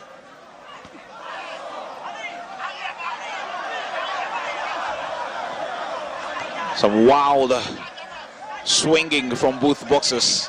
Ah, that's a good one. That's a good one from the Zambian. And he lands again and again. His punches appear to be rocking Selololo. The second round that comes to an end. The thing with boxing at this level is that we don't get to see the results of every single round, like in professional boxing. That's scored by maybe the ringside judges. So we'd have to wait for all the 3 rounds, unless there's a knockout, for us to know how the bout has gone. From commentary position, I don't think that I will be surprised if you go for the Zambian picking up the 2 rounds. He's been very, very good. He does appear to have done enough in the first 2 rounds. What we do not know is what may happen in the 3rd round. Because in boxing, 1 knockout or 1 good punch and you could be out of the fight. Exactly.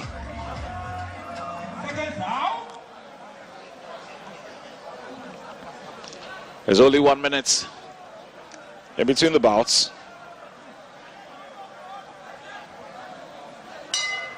And the final round. The 3rd and the final round.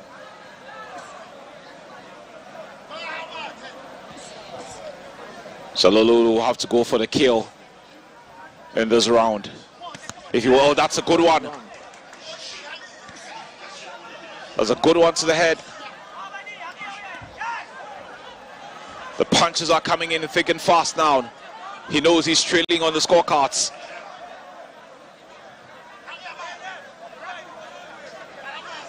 He knows he's trailing on the scorecards at this point. He's already been knocked down twice, and he needs medical attention again. He appears to be bleeding.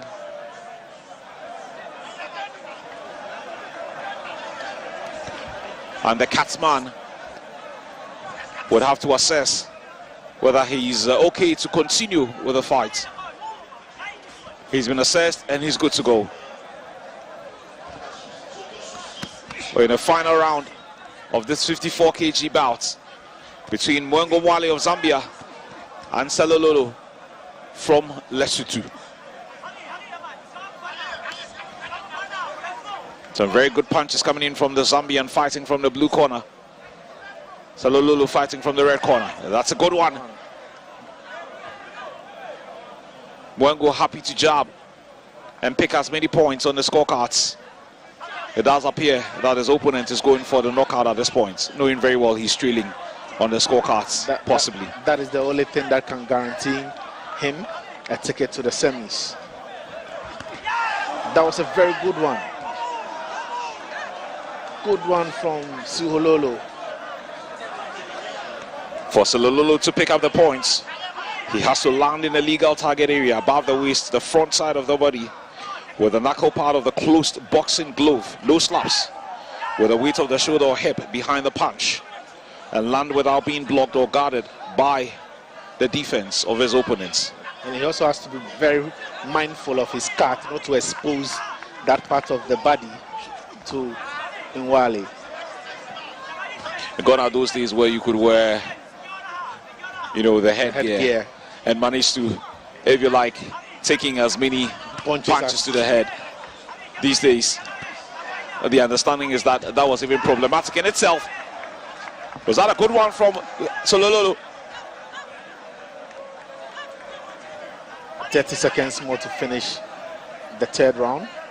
Can Mwale hold out for the final 30 seconds? He seems to have done enough to win, but you don't know what can happen in boxing. You could be knocked out in a split second. And at this point, I expect him to be a bit mobile, move around the ring. He's got to manage the fight now. He knows he's done enough in the first 2 rounds. But hey, he knows Salololo will be coming at him. He finds a way to clinch and do away with a few more seconds. Of course. And try and take away some momentum. Exactly. That is the end of the fight. That's the end of the fight. From where we sit, it looks like the boxer from the blue corner has done enough to win. But it's up to the judges now. What we see here would not matter. We don't call the shots. We don't call the shots. We watch the shots. We just watch. We just watch and commentate. It's now up to the judges as we wait the results on the scorecards. It is a Zambian or is it a boxer from Lesotho?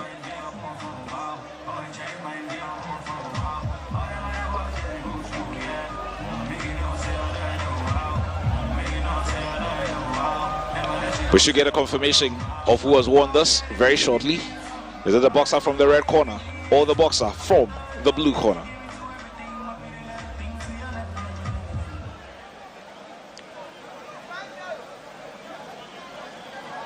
Now the results.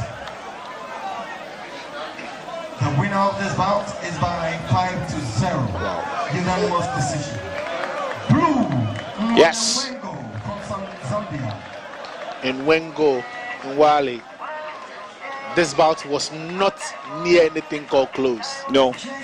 5-0 win for the Zambian. It was never in doubt that Mwale Mwengo from Zambia had done more than enough to win this in 3 straight rounds. And the final bout of the men's 54 kg. Our next bout is 54 kg Bantamweight elite men. 54 kg bantam. Well, it looks like we have another bout in the men's 54 kg. Yeah, that should be the last bout for the quarterfinals. Frank Mombe and Sahabi Gado. So Frank is from Gabon. From Morocco. Morocco. Judge 1, Seychelles. Okay, so that's Frank Mombe and Sahabi from Niger. Zambia. Judge 5, Tunisia. So already we have Mohamed Amadou from Ghana. He got a KO in his bout against Nambi Francis from Congo in the first knockout. And then Ahmad Azu from Morocco won the second bout 4-3. And then now we have Nwengo getting a 5-point win over Shilolo. So now the last bout. There's a boxer from Gabon. Yeah. Let's welcome the boxer fighting out of the blue corner. Sahabi Gado. So Sahabi Gado from Niger. From Niger in the red corner. And Frank Mombe from Gabon.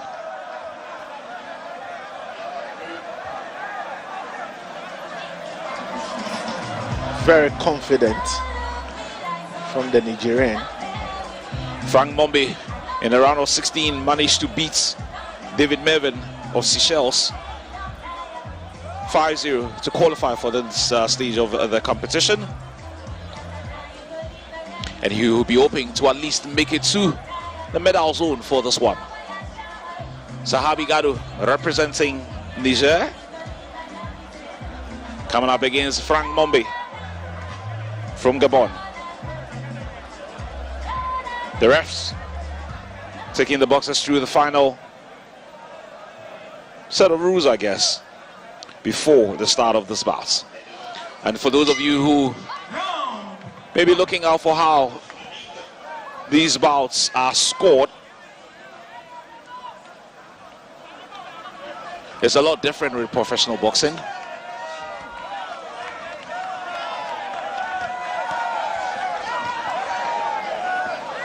Amateur boxing scoring is a lot simpler when compared to professional bouts and a lot less subjective. They have a scoring system that counts each individual strike landed by the fighters. The most strikes wins the bout. The most landed. That's right. Oh, and the boxer from the blue corner is already on the deck. Without a punch from Frank Sombe. Sombe from Gabon fighting from the red corner.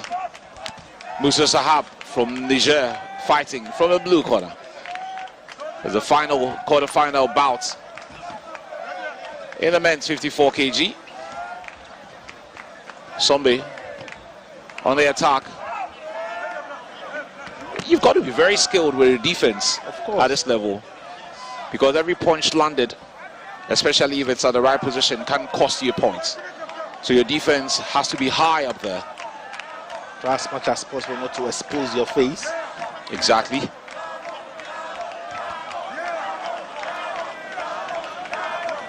So that you do not miss out on the points.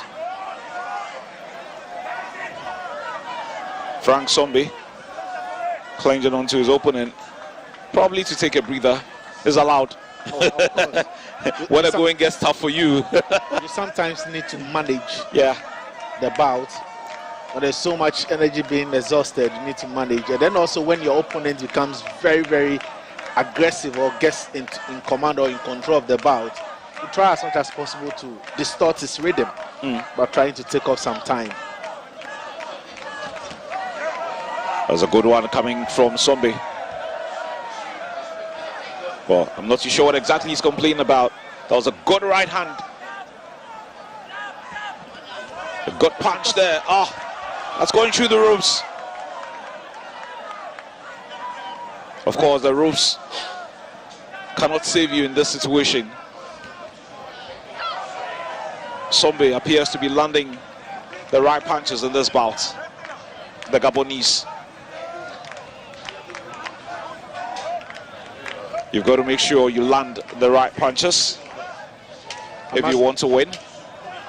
I must say he's been the most aggressive fighter in the first round. He's landed quite an impressive number of shots. And that should be the end of the first round.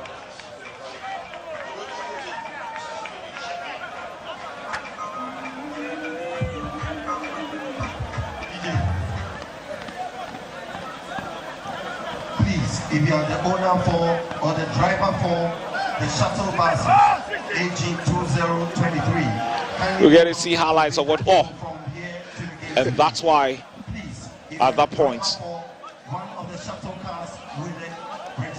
when the boxer is already down, you don't go hitting him again. That could cost you points.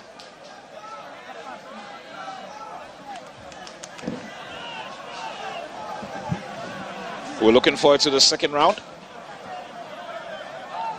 between the Gabonese. Seconds out. Boxers being called into action very shortly.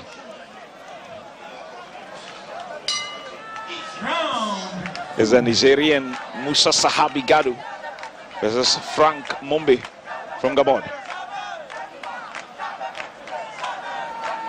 Musa fighting from the blue corner. Frank fighting for the red corner. The two boxers sizing each other up and looking for an opportunity to connect. It's all about connecting and picking up the points. Unless you go in for some power punches that are good enough to knock out your opponents.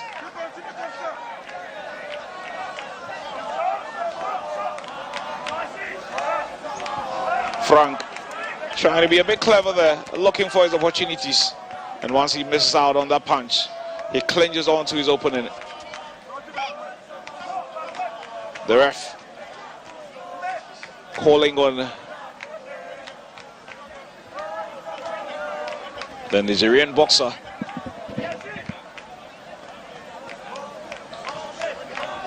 to ensure that his punches are above the waist of his opponent. Some fiery exchanges there. But both boxers have managed to wiggle their way through.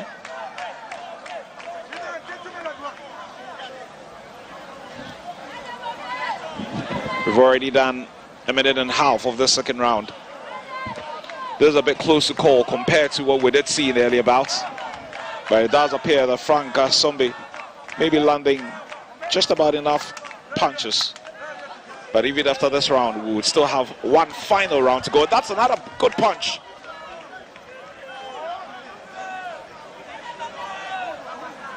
That was another good one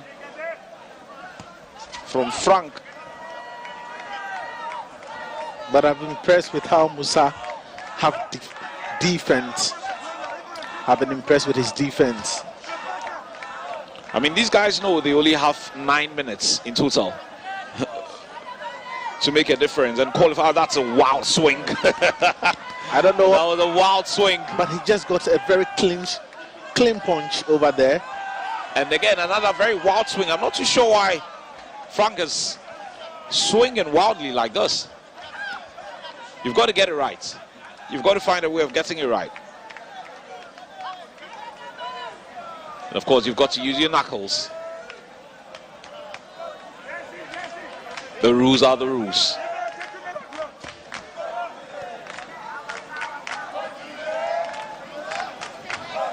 The two boxers clinch. Buying some time. Some time to rest, of course.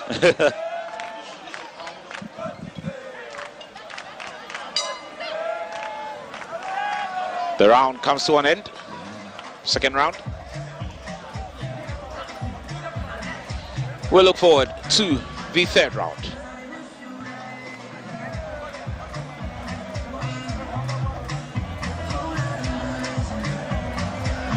And a few more points to note when it comes to amateur boxing. The fighters must not hit below the belt, trip, bite, kick, push, headbutt, or spit at their opponents. Fighters are forbidden from striking with their head, forearms, and elbows. Strikes with an open hand or back of the hand are also illegal. Strikes to the back of the head, neck, and kidneys are forbidden. The ropes must not be used for leverage. And when the referee says break, fighters must separate. So you'd often see the referee saying break, and once the referee comes out without instruction, you've got to separate. You still cannot be clinching when the referee is asking you to break. And when a fighter is knocked down, they must get to their feet before the referee counts to 10. However, if they make it to their feet, the referee must deem them capable of continuing. At this point, we've not seen any of them getting knocked out. So we'll see whether both of them can last to the end of the bout as we bring you action from the third round. Frank against Musa. The only knockout we saw in this particular 54 kg was the first quarterfinals where Mohamed Adamu got a KO win. It'll be interesting to see how the judges are going to award this one. Okwame, if I have to be honest with you, I think the Gabonese, Frank, has done enough. Yeah, he's thrown quality punches that have actually landed. He's not just swinging wildly. Not at all. But he's landed some very good punches as well.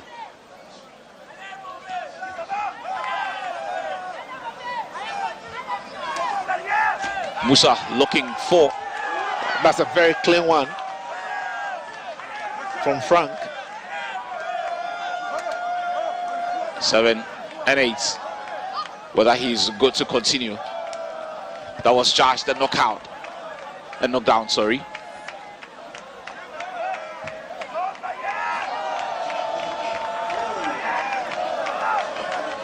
Musa looking for that opportunity to land one power punch. Fighting as a southpaw.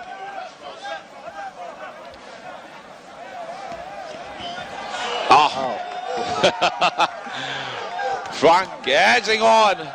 Musa, come at me, come at me. Come at me, I'm ready for you. I can't feel your punches. Not at all. He seems to be saying, oh yes. Was that a slip? Yes, that was a slip. It was. That was not a punch. Honestly, I'm yet to see a very clean punch from Musa. And earlier I spoke about the defense from Frank. It's been very, very good. He's found a way to avoid almost all the power punches. And sometimes you need to frustrate your opponent. Yeah. And that's exactly what he's doing. Opening your opponent up for a point that would count, of course. 20 more seconds to end the third round. The fourth quarterfinal of the 54 kg men's boxing at the Bukom Square Arena. Just a few seconds and it should be over. And that is Musa finding a way to nail down Frank. Who has done enough to win this? I'm sure the coaches are very impressed. They know very well that their man have booked a ticket into the semi-finals. But we have to wait for what the judges have on their scorecards. Exactly. The Gabonese technical team believe that their boxer has done enough to win. The Nigerians also appear confident that their boxer has done enough to win. I love the way, Frank smiles. Yeah, and he's already dancing in the ring. Maybe he knows something that we do not know. Well, it's up to the judges now. We wait for the results. Now the result. Gabon, come, you can hear from the stands. Wow. Yes. Just how we thought the bout would go. Frank Sombe from Gabon. 5-0. 5-0. Well done. He was very confident, a very, very confident boxer. Whoever gets to fight him in the semi-finals have a very tough man to deal with. Will surely have a very tough man to deal with. That's not in doubt, Felix. That's not in doubt at all. So we've had Mohamed Amadou from Ghana, Ahmad Azoui from Morocco, we have Nwango from Zambia, and then Gado Musa, the 4 boxers who have booked a ticket to the semi-finals of the 54-man kg boxing from the Bukom Square Arena. They are all guaranteed medals in the semis. Okay, so from the 54 kg we've moved to the 63.5 kg. Quite a number of bouts in that division as well. 4 bouts in that division. And there will be a boxer of interest, especially the very first bout. Samuel Techi will be fighting Mehdi from Tunisia. Dridi Mehdi from Tunisia will be coming up against Ghana's Samuel Techi, and I'm sure that's why there are a lot of fans in there to come cheer the Ghanaian boxer to victory. And then we'll also get to see John Paul Masamba from South Africa fighting Matthias Napango from Burkina Faso. And then it will be Innocent Amoko from Uganda fighting against Becca Juguta from Algeria. And then it will be Mbaya Mulumba fighting against Emmanuel Katema from Zambia. So this is the first bout to look forward to in the 63.5 kg. Yes, Samuel Techi fighting Ghana proud. Yes, fighting from home. Made Ghana proud at the Olympic Games in Tokyo in 2021, winning a bronze medal.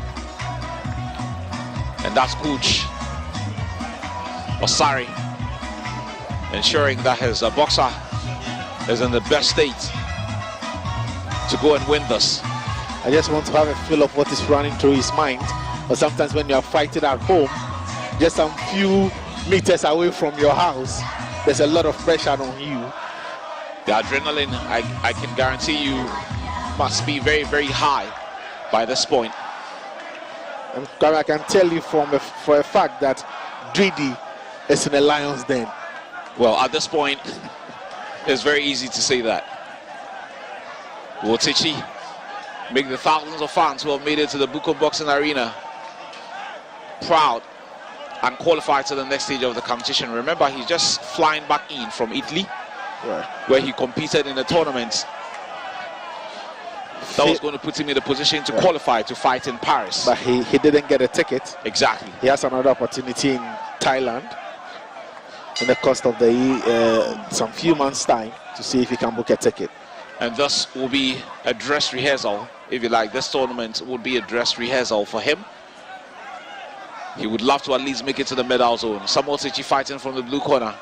Mehdi from Tunisia fighting from the red corner. Both the boxers sizing each other up at this point.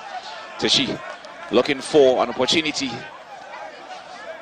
to pick the points. He's landed the first punch, and that is applauded by the fans. Swinging some wilder punches at this point. If he has his way, I'm sure he would want to excite them out. Some very powerful punches coming from the Ghanaian. That was a clean one. That was a clean one. One to the head of the Tunisian. And already the 8-second count.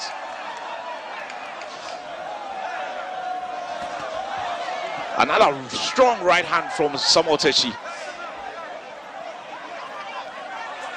He knows a greater number of these fans have come here to see him in action, and he would want to give it absolutely everything.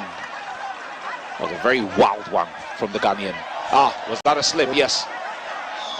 That was a slip, but he manages to regroup, and the bout goes on. Mehdi. Look, that's a very good one.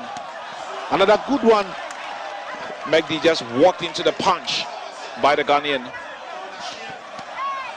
Techi appears to be absolutely brilliant with his jabs. He's in for a fight. We could tell the experience from being an Olympian is telling in this particular bout.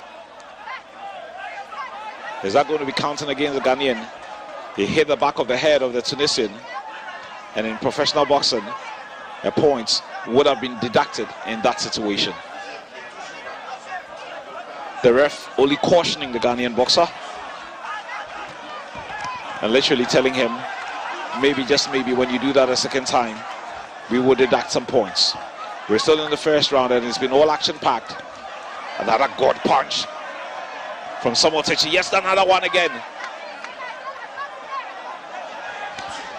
He's surely miles ahead in this one. I can tell you that. He appears to be landing all his punches, Techi. Fighting from the blue corner, representing Ghana. And you can hear other coaches in the stands coaching him. You bet we love our boxing. You bet. Oh, and Dridi is down. Dridi is down. Yeah, Kwame, it wasn't surprising. No. Has the bell saved Dridi there? I think it did. That would have been the mandatory 8-second count, but it was right on cue. So the first round coming to an end. Surely Techi ahead in this case.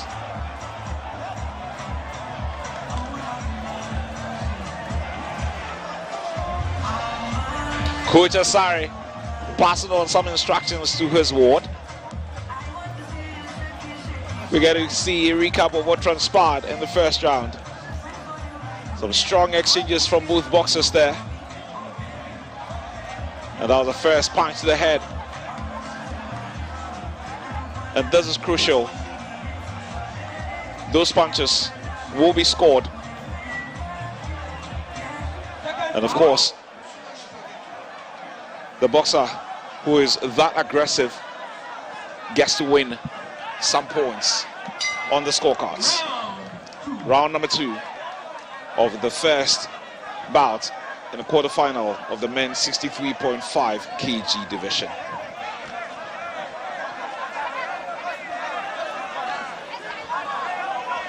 Both boxers happy to size each other. A very good left hand from Techi.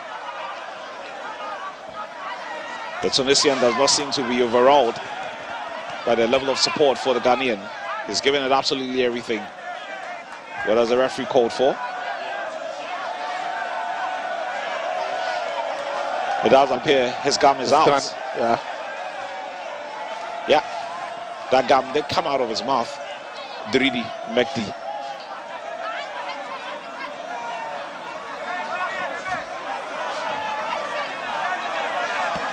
Techi clearly is trying to bait Mehdi, trying to open up. And landing the punches as well. But Dridi is not giving up anytime soon. He's been very aggressive this second round. But would his aggression be enough? Would his aggression be enough? We still have another minute and 35 seconds to go in this one. If your aggressiveness is not landing you the right punches, it will be zero. And boxing has always been like that. Of course. If you're not landing the right punches, you're not getting those points. You're not getting those points. It's as simple as that. And the rules for the IAB are very clear.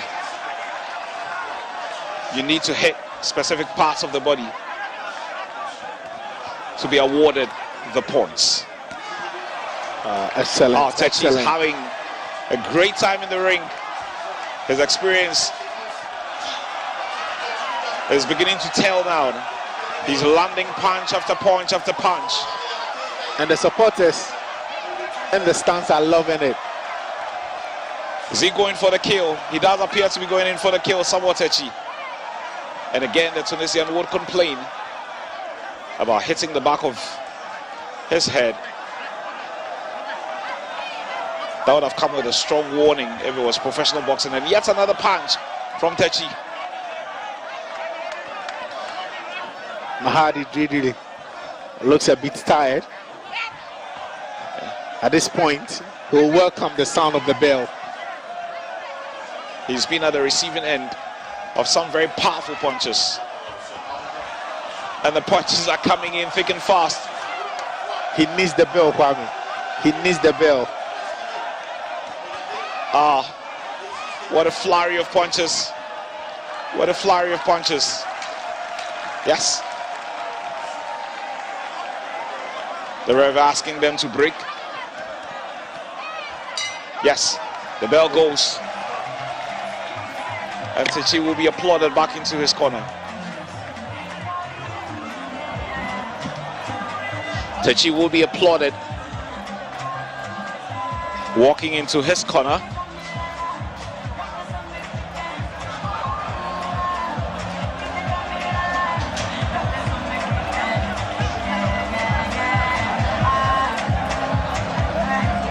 These are the points where the punches were flying in it.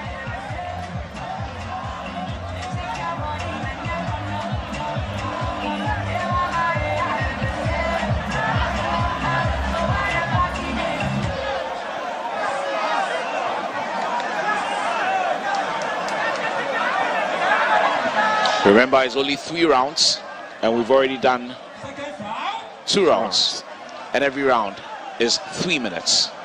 So it's a total of 9 minutes. 9 minutes to prove yourself. Samuel Techi has been the better fighter in those 2 rounds. That's absolutely no in doubt. Mahdi Dridi needs a knockout if he wants to win this particular one.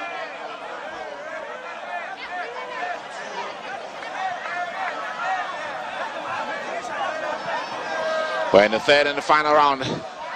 And Techi lands the first punch with the left. Techi fighting from the blue corner. Mekdi fighting from the red. That's another very good punch to the head of Mekdi there.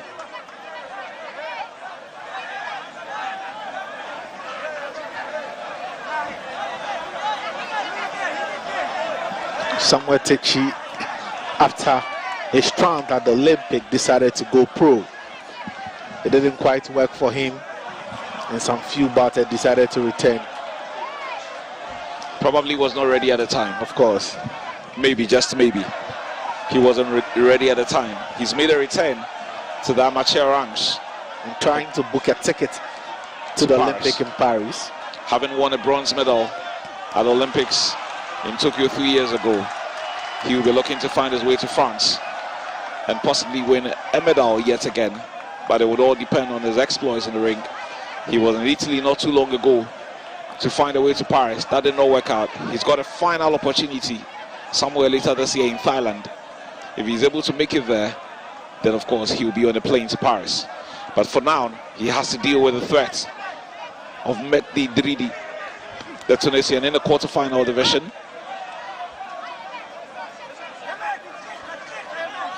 Techi fighting from the blue corner, Mehdi from Tunisia fighting from the red corner. He knows the points will not be in his favor unless he goes in for a knockout. But Techi at this point appears to be landing all the right punches. Another good right hand. He's defending brilliantly and he's attacking so well, making it almost impossible for his opponent to get a look in. And that in itself has a way of frustrating you. I don't think that Mehdi Dridi has landed a punch in over 8 minutes 30 seconds of this quarterfinals run in the men's 63.5 kg. He's trying to go on the inside. It's not been working for him. It is too late for him to win this bout, Kwame. Well, we've got only 16 seconds. Unless it's a knockout. At this point, he can only win by a knockout. Techi. Another clean one from Techi. Finishing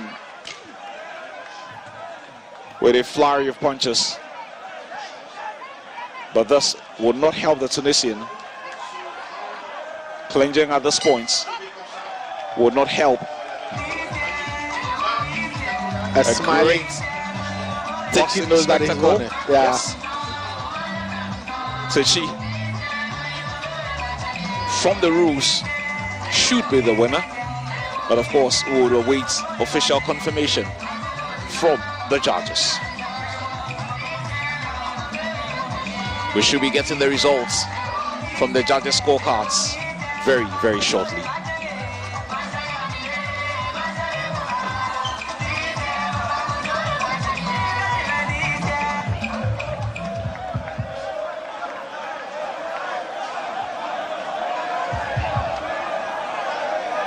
Now the results. The winner of this bout is by 5-0. Wow. Yes. 5-0. That was not in doubt. It was never in doubt that Samuel Techi was going to win. And he does win it. He moves on to the semi-final stage of the competition where at least a medal will be guaranteed. At least from this point, he's in a position to get a bronze medal.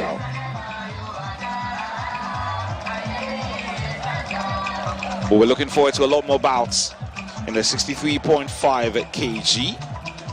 Next up should be Masamba John Paul from South Africa and Matthias Napaongo from Burkina Faso. Ladies and gentlemen, continue our next bout in the 63.5 kg. We should get a confirmation of the next bout very shortly. Yes. The referee for this bout is Jean Paul Masamba from South Africa versus Matthias Napaongo from Burkina Faso. The winner of that bout will be facing Samuel Techi in the ring. Jet 4, Tunisia. Jet 5, Algeria. Now the boxers. Please, let's welcome the boxer fighting out of the red corner. Masamba John Paul from South Africa. Well, the two boxers have already found their way out of the tunnel and making their entrance to the ring.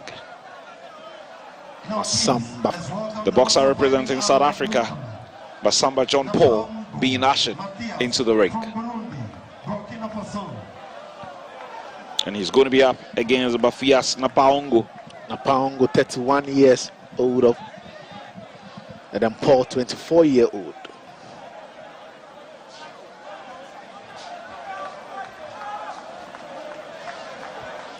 This surely will be a very close fight. Two very good boxers.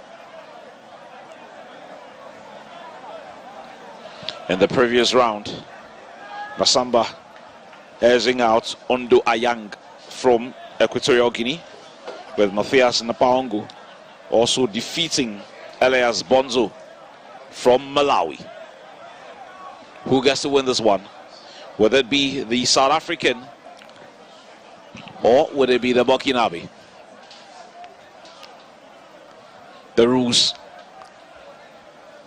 will be spelled out to both boxers before they go into action. Final communication from the ref. Always ensure that you hit anywhere on the upper body. Anywhere below that, a point will be deducted. The South African fighting from the red corner, the Burkinabe fighting from the blue corner. Quarterfinals 2 of the main 63.5 kg. Coming to you from the Bukom Square Arena. Napaongo was great in his first bout against the Malawian. Would he finish off Masamba even before the end of the round, or the end of all 3 rounds, like he did in the previous round? Trying to land a very powerful left hand there. Masamba has got to keep his defense very tight because Napaongo is known for some very explosive punches. And you could tell that Matthias has a longer reach than Masamba. And of course, it counts. Very, very. When you have a longer reach, you're able to keep your opponent at bay. They still manage to get decent shots. Exactly. You can use that long hands of yours to keep your opponent at bay. And of course, that's a good one. That was a good punch from Napaongo. That's the point there on the scorecards. Masamba needs to respond. And it does. That was a very good one from the South African. Let's do up for it. A quick response. Surely there is some points in the first round. I mean, this won't be that easy like the first bout we witnessed. Well, this will be a very close one. The two boxers are going hard at each other. Masamba looking for his opportunities. Napangu also looking for his opportunities there with a punch. That was a sweet one. Oh, yes. Another strong jab from Napangu. A very tactical bout from both boxers. Not trying to waste so many punches. No. Putting themselves in a position where these punches would land. Ah, that's a good left hand. Neat one from Masamba.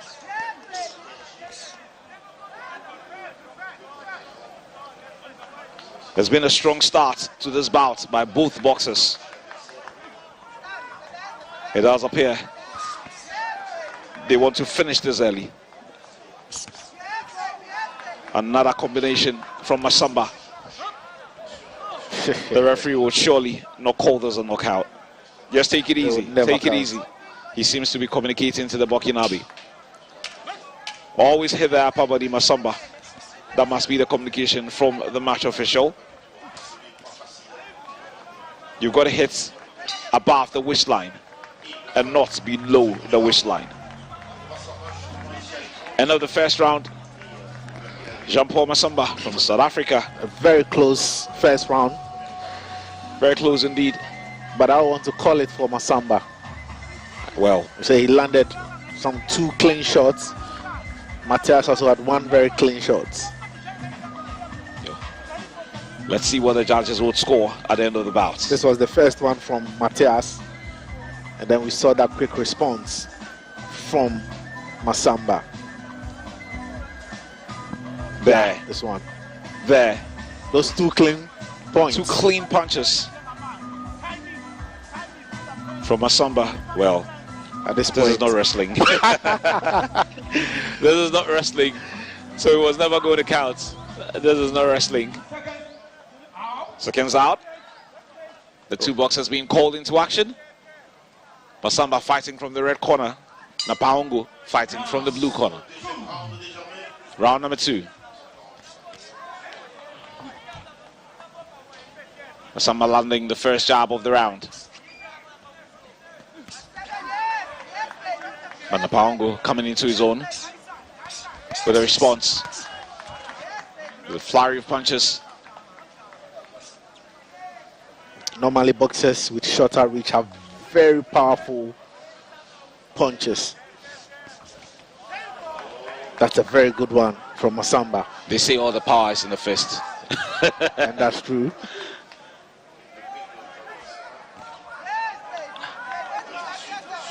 Masamba looking to defend that punch. But he does appear to have been rocked just a little bit by Napaungu, who tried a strong left hand, but to no avail. The two boxers would clinch. No, that would not allow. Quite some offensive boxing from Masamba. An 8-point count against Napaungu. The referee deemed him fit to continue. It appears he needs some medical attention. He appears to be bleeding already, Napaungu.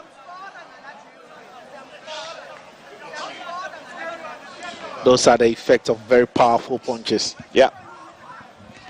And when you open a nose that you're bleeding, and Napaungu reacting to those punches that have caused that injury. And now that will be a target area for Masamba. Yeah. Especially if he wants a TKO. He's going to try to look for that spot.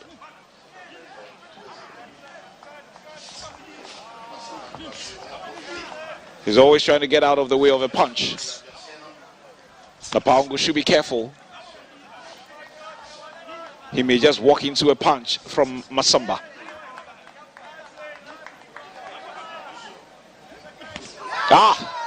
Ooh. That was a very powerful punch. Oh, it's over. It's over. That was a very powerful punch indeed from Masamba. That was a very youthful punch from the 24-year-old South African. The ref did not even wait a moment, signaling for the end of the bout right away. That was a very, very powerful punch from John Paul Masamba. And that's the end of the bout. I did say earlier on that he appeared to be putting himself in trouble by almost always walking into a punch of Masamba, and it's exactly what happened. He walked into that punch.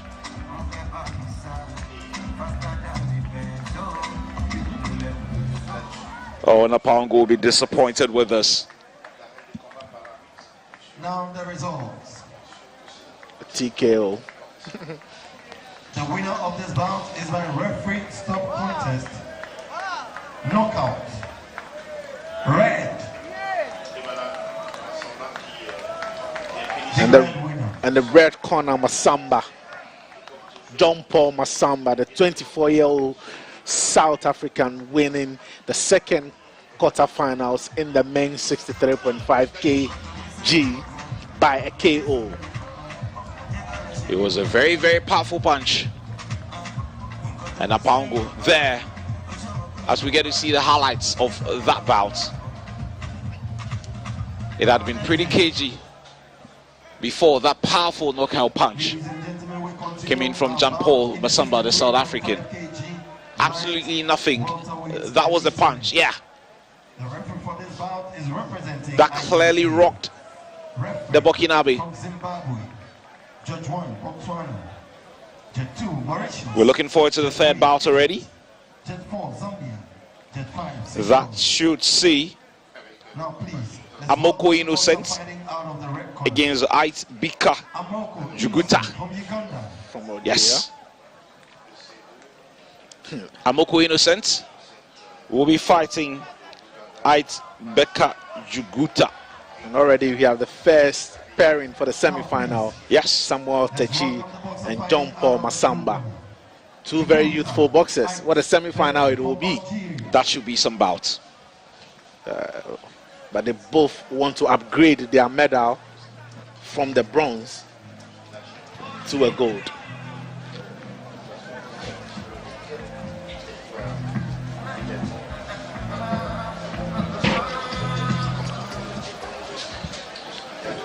There should be some bout. The Ugandan will be hoping to progress, and it will be same for the Algerian in the 63.5 kg division. Amoko fighting from the red corner. Ait fighting from the blue corner.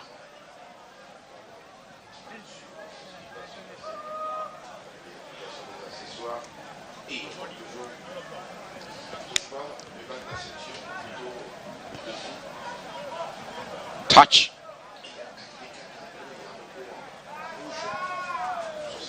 The ref.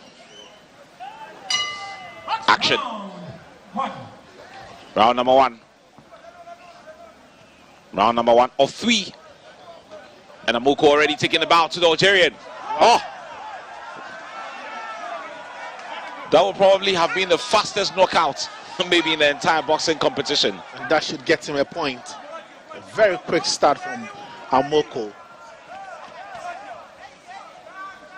He landed a very, very powerful right hand just a few seconds into the bout. Ait from Algeria. Oh, he's in a lot of trouble already. He's in a lot of trouble already. But Amoko must know that punches have to land at the right places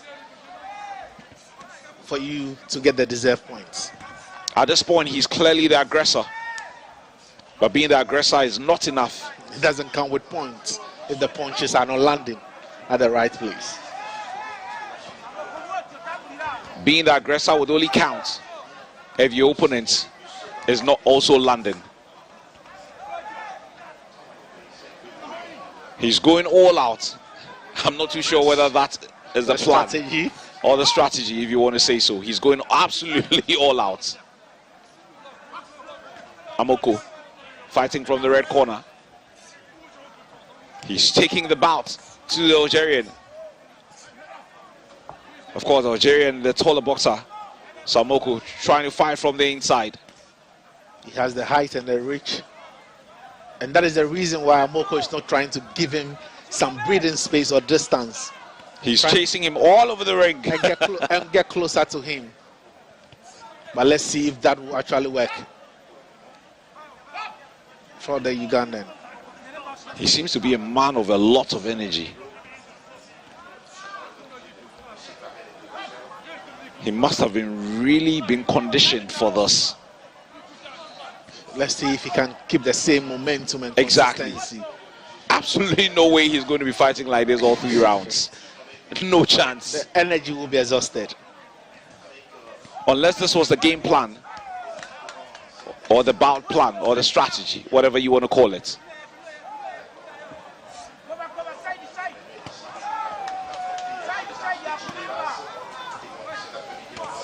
That's working on the body and trying to get to the head. Work on the body. Get it open and a bit exhausted and just go for the kill. Maybe, just maybe, that is a strategy of Amoko. Again, he manages to pin his opponent in the corner. That's the end of the first round. It's been an exciting first half, if you ask me, for with them. Amoko being the most aggressive. I'm sure he'd pick a point in this round with the first punch in the bout. That surely gave him a point. The Algerian would know that he's in for a long night with the way the Ugandan has started the bout. My only worry is the fact that I don't think Amoko can keep that consistency and energy and aggressiveness in the next 6 minutes. That's if there is no knockout. Well, he can be consistent. Only time will tell. The Catsman ensuring. And Kwame, you heard a sound at the background. Only time will tell. That's right. The 2 boxers being called into action. Amoko representing round 2. Uganda. Ait Bika representing Algeria. And again, Amoko starting as the aggressor. And because of the height differential, always looking to fight from the inside. And make it almost impossible for Ait Bika to find a way out of that situation.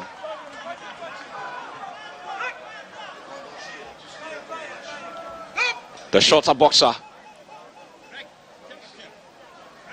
would always be happy to fight from the inside. Amoko is not giving Becca any breathing space. He knows very well that should there be a distance, he will be at an advantageous position.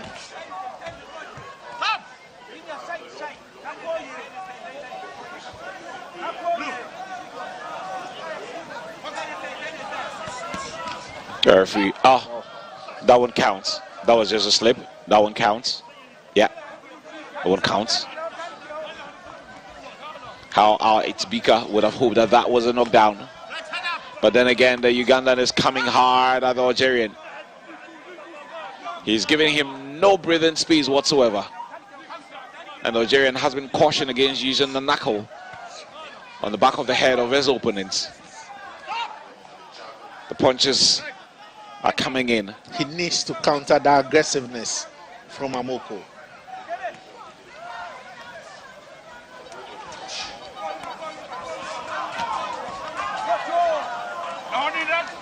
The punches are coming in.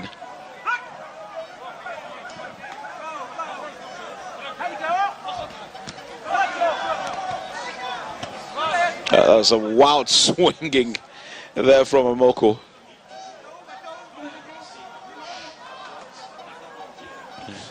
We were wondering whether he would be able to sustain the energy from the first round.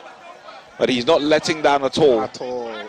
It's only 9 minutes. He's probably thinking, I'll give it everything for those 9 minutes, rather than save some energy for anything else. And for a place in the semi-final. That's right. And the possibility of getting a medal. He surely is motivated, extremely motivated by that. And probably a possibility of even upgrading that medal. Exactly, to a silver or a gold in this division. You bet he'll be up against it. The winner of this bout would get to meet Samotechi. No, Samotechi would rather fight the South African John Paul Masamba, yeah. So this is bout number 3 in the 63.5 kg. There will be still one more bout to go in the quarterfinal division of this weight category.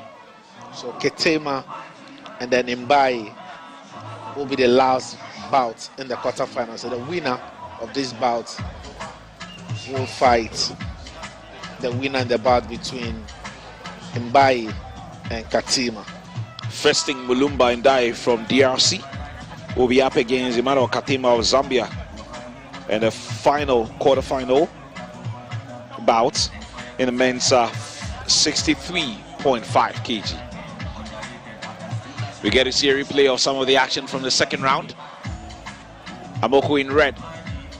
That's actually a point for the Algerian. Yes. And that will be the worry for the coach of the Ugandan boxer.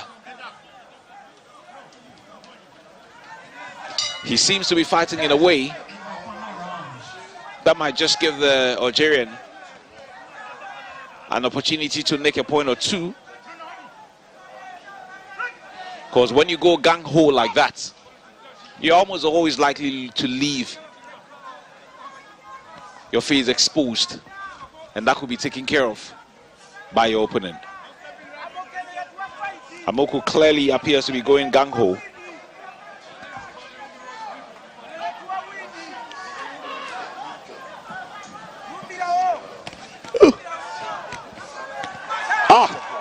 That was a good one to the head from Amoku.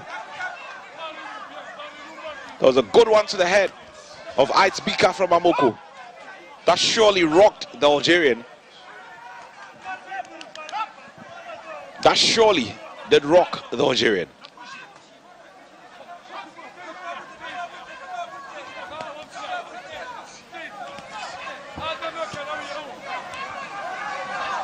He has a lot of energy in him, Amoko.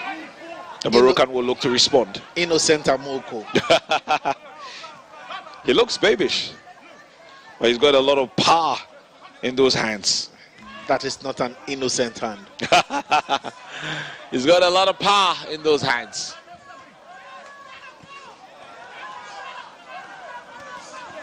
It's the third and final round. It's in Amoko of Uganda. That's a clean punch. That's 2 clean punch for Becker. Is he just about doing enough to pick the points? I won't be surprised, Kwame, because he landed 2 very good punches. Amoko appears to be going for a knockout now, but the Algerian will be happy to manage the situation. He has 1 minute more to do that.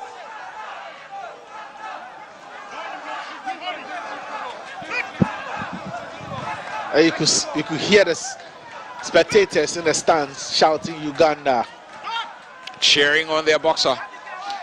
I'm sure it's some of the athletes and officials of Uganda here in Accra who have made their way to the Bukumba boxing arena to go and cheer Amoko. Amoko has been informed that he needs the point. There was a signal from his coach telling him he needs the point. He hasn't got too much time left. He has only 21 seconds.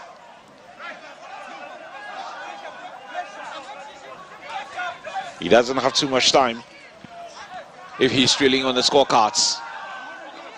He started this bout with a flurry of punches. As to whether he has done enough to pick points, he does appear to be tiring at this point. That strategy was always going to be problematic.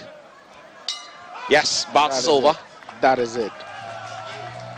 Bouts is over. Amoku thinks he's done enough to win. I am sure it will be same for the Algerian Ait Bika. But then again, would leave that to the judges.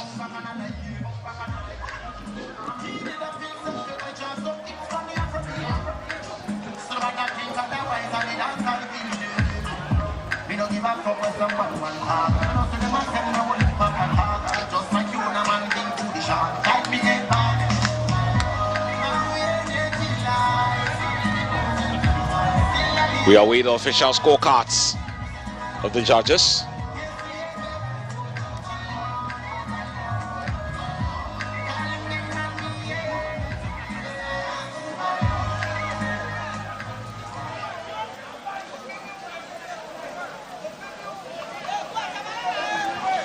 The winner of this bout is on points 4-1. Wow. Not even 4-1. It's not close. Ooh la la. That's an interesting verdict there. But not surprising, Kwame. Well, that is if you understand the rules. Yeah. And you heard some boos in there from the crowd. They're probably thinking that Amoku had done just about enough to win. Or has been aggressive enough. Aggression is not enough. That is it. In amateur boxing. The aggression is not enough. Those two clean punches from Becca in the third round. Maybe the only surprise in there will be Amoku getting only 1 point. Maybe 3-2. Yeah. Would have been a lot closer. From Tunisia.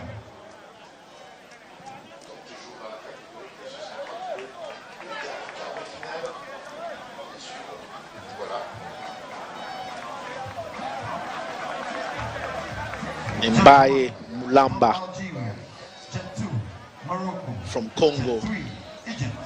So now we know that Samuel Tichi is going to be fighting against John Paul Masamba. And then Ait Bika will be fighting the winner of this upcoming bout. Mbaye Mulamba from DR Congo. And all the boxers that get into the semi-finals are guaranteed a bronze medal.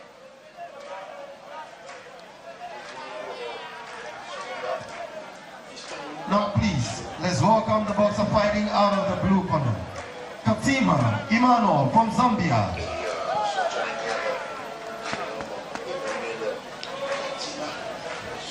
We get to see the two boxers.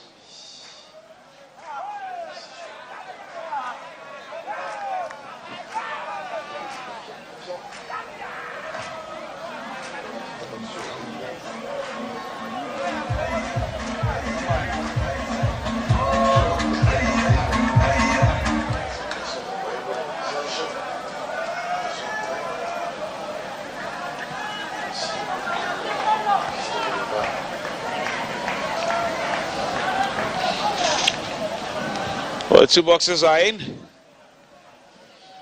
The boxer from Zambia, Emmanuel Katima. He would have already seen a Zambian in one go get a result earlier. Yeah, in the 54 in the kg. 54 kg.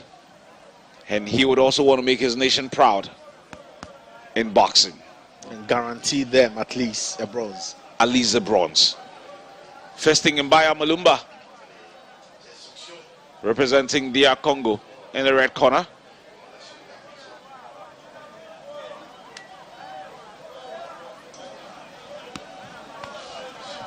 The refs will match the boxers back to their respective corners. The red corner and the blue corner. Round number 1 of 3.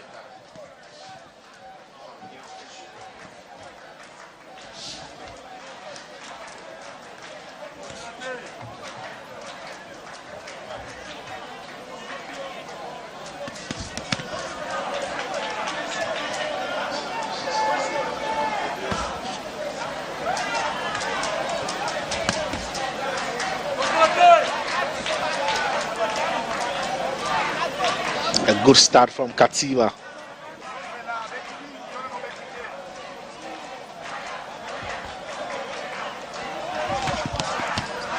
Wow.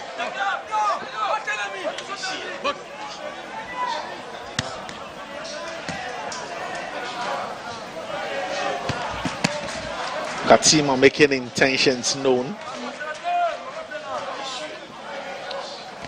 That's a good one. Ah, that's a good one. That is a good one. That's surely a point. That's a good one from the Zambian, Katima.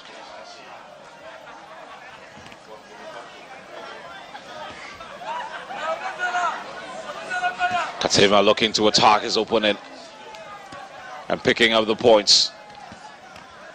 He appears to be the more settled of the two.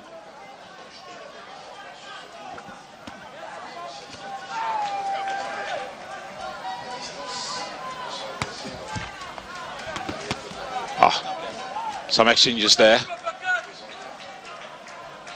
And by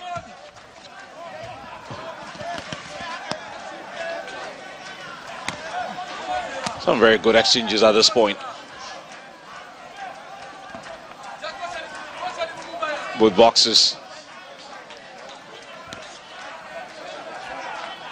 doing their best in a defensive position.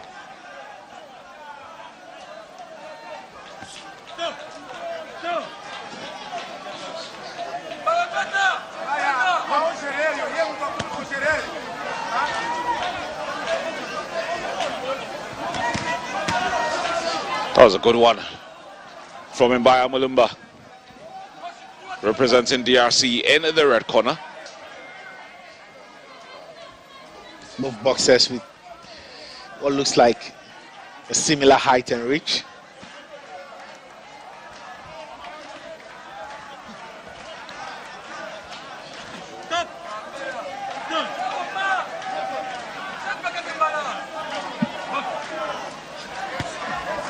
The ref not happy with the antics of Mulumba. Punch above the waist is instruction. Round one is over. This should be Katima's round, in my opinion.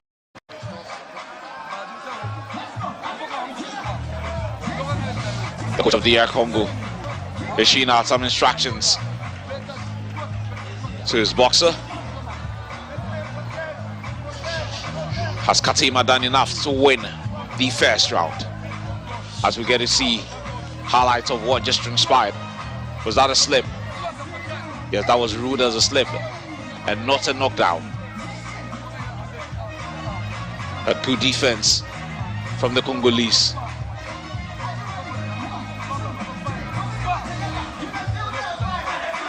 The two coaches.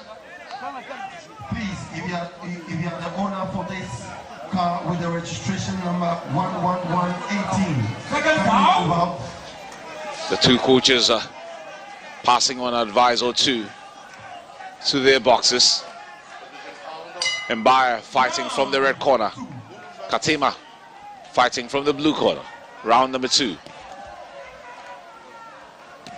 And again, Katima goes into offense. A good combination there from Katima. But Mulumba returns the favor. Another good combination there from Katima. He's doing just about enough to get points on the scorecards. Katima. A brilliant puncher and very solid defensively.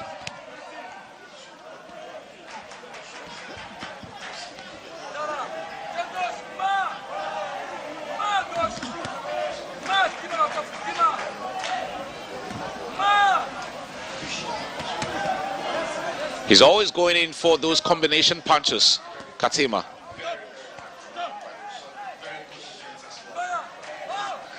When he needs to go in for some power punches, he makes that effort. When he needs to jab, he makes that effort as well. And when he's got to go in for the combination like this one. We've seen similar bouts where boxers that have been very aggressive have been actually gotten the win that they thought the aggressiveness would have gotten them. because they weren't landing punches at the right places. It does appear to me that Mbaya Malumba from DRC, probably the more defensive of the two, but he knows that they are not going to be in the ring forever. It's only 3 minutes or 3 rounds, and he's got to start picking the points if he wants to win. He's got to start picking the points if he wants to win, Malumba. At this point, he's... Oh, that's a very good one. And he looks dazed already. He nearly went down. Nearly went down. That was a very powerful punch from the Zambian. And it was a clean one as well. And the Zambian is going for the kill down. He's going for the kill down. Exactly what you expect him to do. Mbaya is in trouble. Those follow-up punches. Mbaya is in a lot of trouble now. Still have 30 seconds to end the second round. 30 long seconds for Mbaya. He seemed dazed by that punch. He nearly went down. That was how powerful that punch was from Katima. What a punch. But Mbaya appears to have survived. He appears to have survived. But surely that will put Katima in the driving seat going into the third and final round. He actually got points in both rounds, the first and the second round.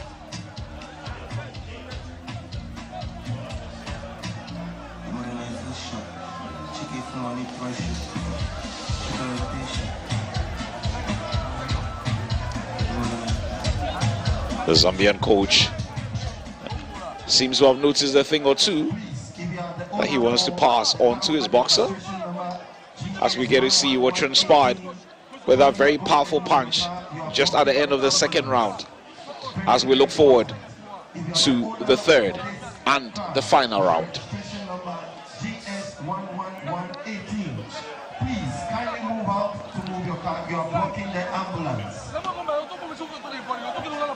The coach is not happy with fisting Mulumba. Not happy with fisting Mulumba. He needs his fist to be landing shots that can get him points.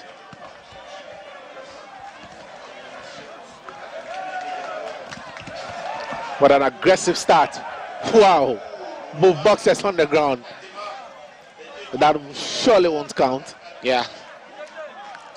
Both of them went down. Mulumba have started the more aggressive fighter in the third round.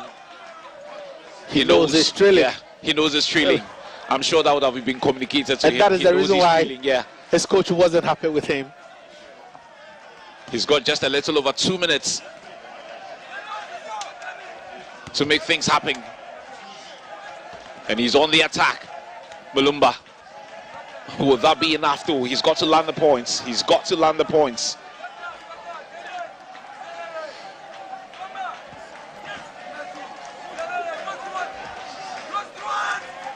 Katima is not allowing him moving around, very mobile in the ring. At this point, he is happy to manage the bouts. Of course. Very mobile in the ring, frustrating his opponent. Come at me. And I'm sure the coaches also do their own point tally. Of course. Just so they know if their boxer is in the right lead or have the lead. The coaches should be very clear with the rules. Of course. And if their boxer is leading, they would know. If their boxer is trailing, they would know. At this point, I am sure the communication would have gone to Mulumba that he's trailing. And he's got to up his performance if he wants to progress to at least the semi-final of the competition. He has a minute and some few seconds to do that.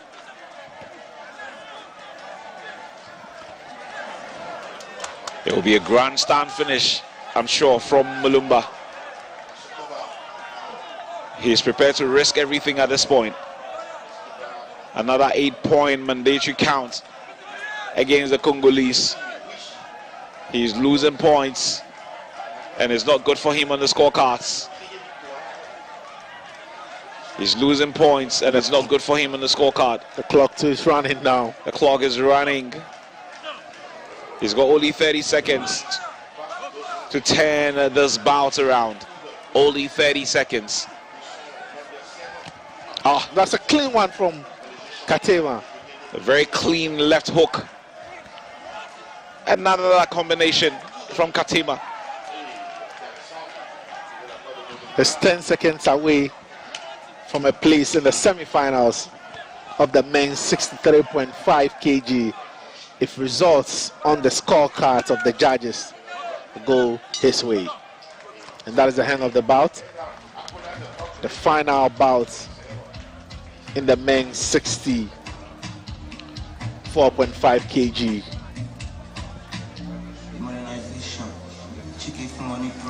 Well, interestingly, Mulumba thinks he's done enough to win. Well, that's boxing for you. Yeah. You don't want to give the impression that you've lost the bout. Okay, let's await the judges' scorecards then.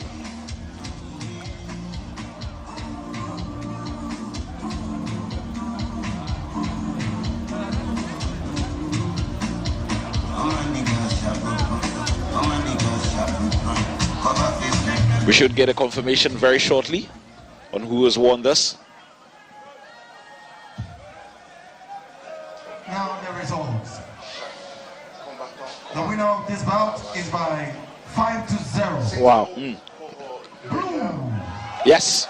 Katema Emmanuel from Well, the Congolese disagrees with the outcome, and he's wagging his finger.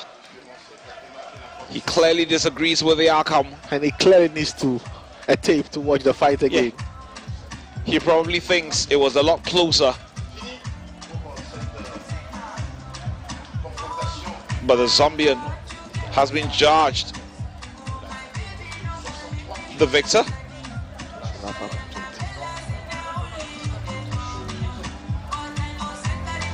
I don't know why he's surprised about the call from the judges.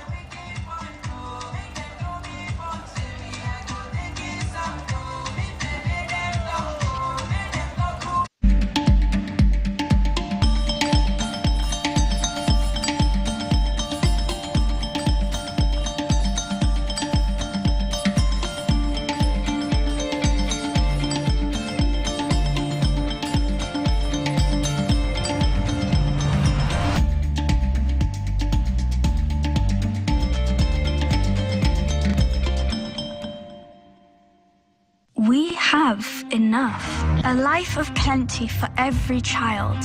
We've had enough all along. There's enough choice for every child. Enough nutritious food, produced responsibly and sustainably, so children can thrive everywhere. Let's come together and stand with children to say we've had enough. Enough.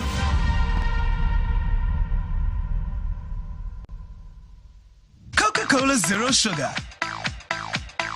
With a new and improved taste. It's delicious and refreshing. Coca-Cola Zero Sugar. You need to try it first. This advert is FDA approved. Every child is so unique. You like no other. Outstanding in every way. It's me like no other. So anytime you walk and play. You like no other. You are special like Indomie. It's me like no other. Did you know that every child on the planet has their own unique fingerprint like no other? You like no other. I'm talented. Me like no other. I can sing. I can dance. You like no other. As well as their own unique talents and abilities. I can cook. I can paint. You like no other. Indomie. You like no other. So every day, in whatever you do, remember you are special in your own way, like no other. Thank you, Mom, for letting me know I'm special and for making me my special Indomie. Thank you, Mommy. I love my Indomie. This advert is FDA approved.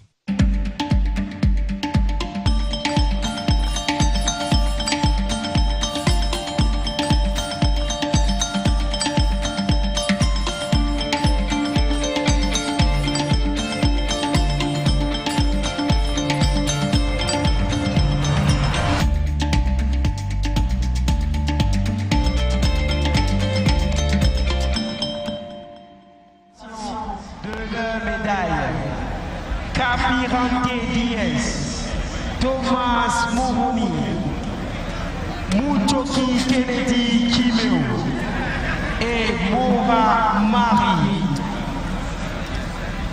Présentez-vous tout de suite ici pour la présentation de vos médailles. Merci.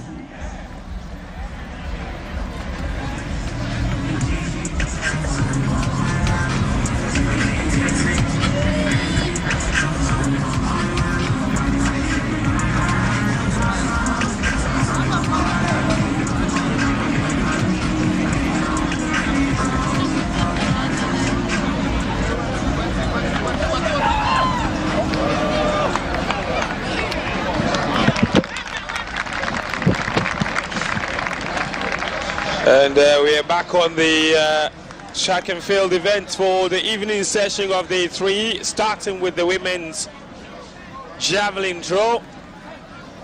And that's Joanne of South Africa with her first throw. This is the javelin throw final. That will be the first event of the evening session in the track and field here at the University of Ghana Stadium, Legon. We will take you through the lineup. This is Kenya's Nyekuri Demakling with her first throw as well.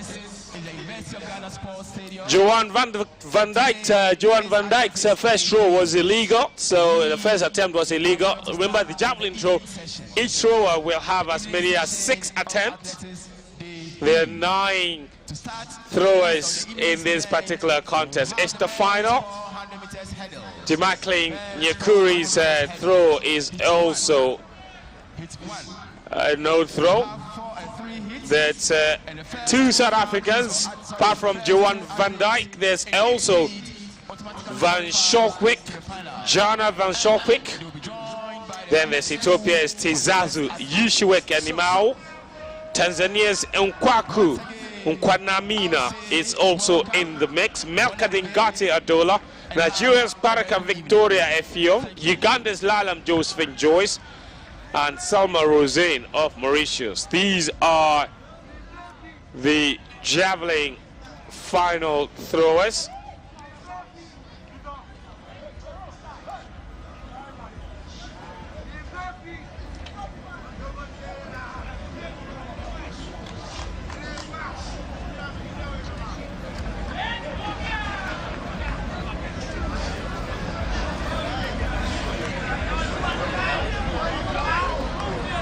Now, in that lineup, remember,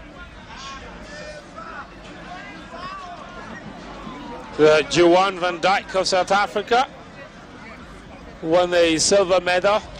Yoshiwek Animao, I'll tell you about Joanne Van Dyke's heroics at the 2019 African Games a little later, but it's a decent throw from the Ethiopian, but it doesn't look like it will count. It definitely is not a great throw, and so her first attempt will also be ruled out.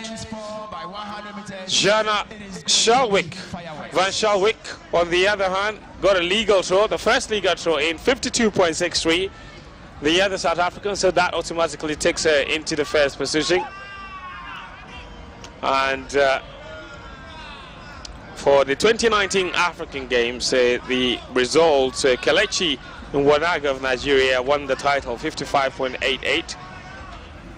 Was a biggest throw. Joanne Van Dyke of South Africa got the silver on that occasion. She's in the lineup as well. Another South African got the bronze, Sunette Vijoy, and she is not in the lineup today.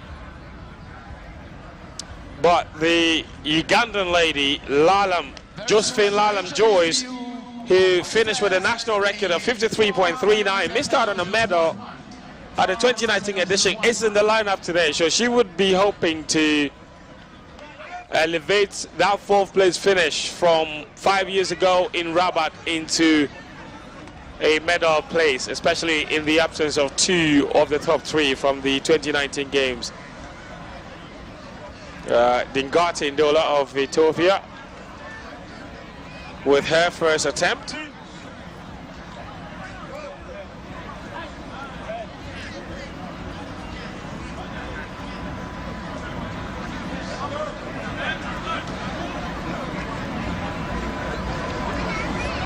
Women's shot with heptathlon is also about to start. And so is the men's 400-meter hurdles heat. There will be 3 heats in that. Today as well, lots of medals to be giving away. There will be as many as 9 medal events into this evening's session. Victoria Fiam has a really good throw in. It's a decent throw. Has to be the longest by far, the furthest by far, and that should automatically shoot the Nigerian into the lead, Victoria Fiam.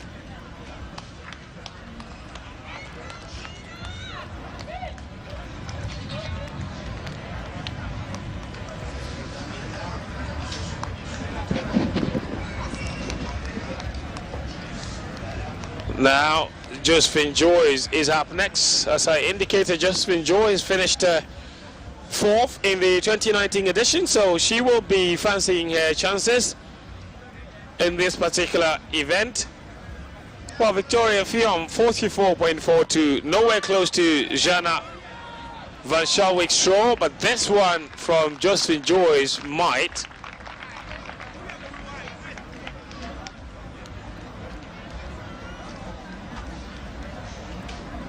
We'll see whether that's going to be counting or otherwise. Competitors in the men's 400 meters hurdles, hit 1. Hit 1. In 8. Anthems Peter du Ghana.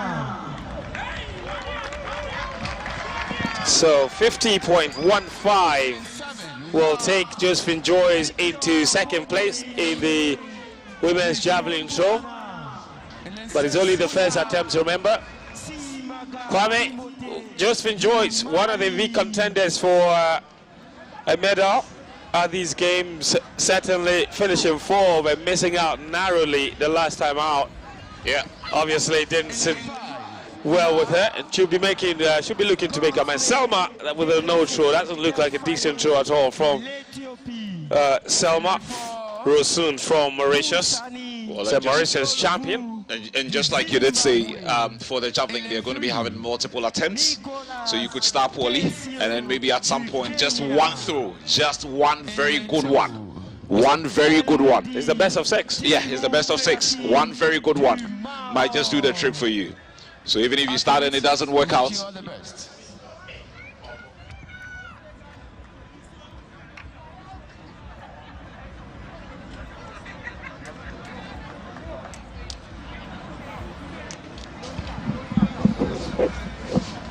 yeah, so it's the best of 3 and best of 3 basically, if you like. So after the first 3 throws, then the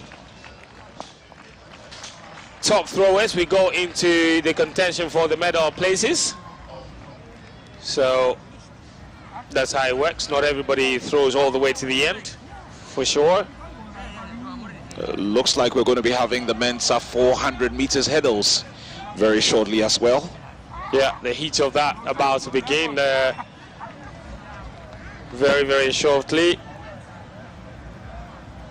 Now the confirmation of the star list for heat number 1. El Mehdi Dimukatri from Morocco in 2.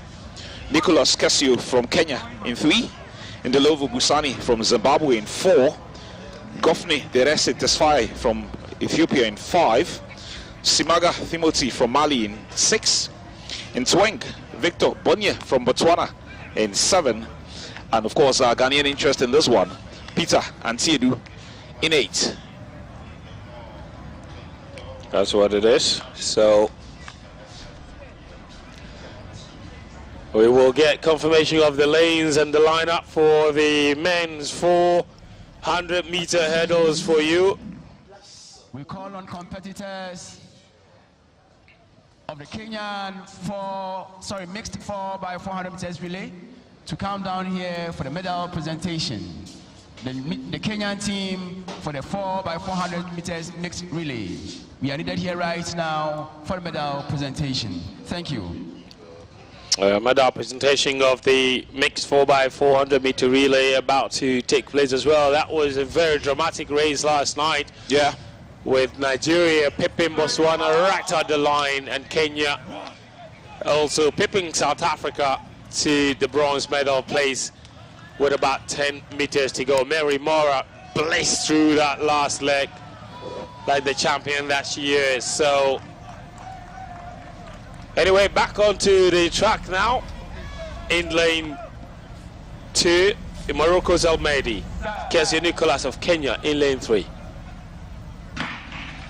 And there they go in lane 4 is Busani Ndlovu of Zimbabwe, who's gone out very strong. Out Botswana's Victor Bonne is already in the lead as they approach the back straight. Look at him running gallantly. And he is very focused, very assured in his running.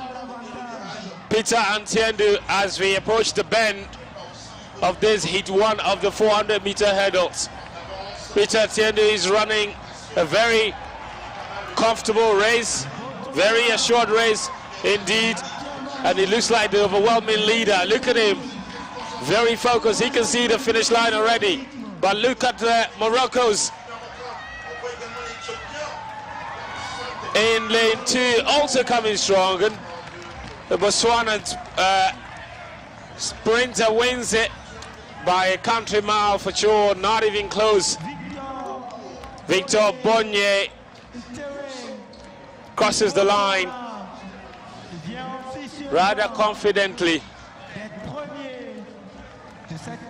and takes heat 1 of the men's 400 meter hurdles. Demokrati Elmedi also coming really strongly, running in the inside lane 2. But look at Ethiopia's Deres Tesfaye. Did really well to also get across to finish in 3rd.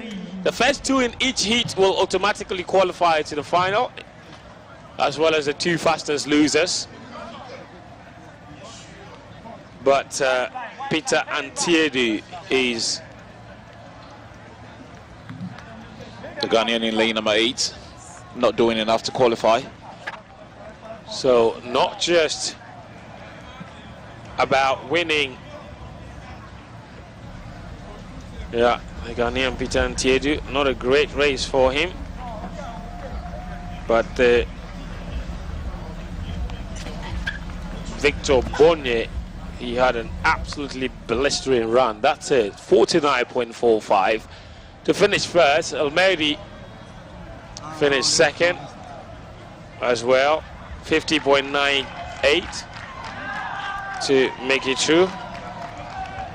And of course, the first 2 would get to qualify automatically, and then the others who would make the times, of course, would get to make it to the semi-final of the men's 400 meters hurdles. One of those sporting disciplines that has a very fine African story to it as well. For many years, the Zambian Samuel Matete competed at a very high level in this, doing very well at the Olympics, doing very well at the Worlds. And it's good to see this generation of athletes in the men's 400 meters hurdles trying to make a names for themselves in Accra in 2024. Yes, as we get ready for heat 2 of the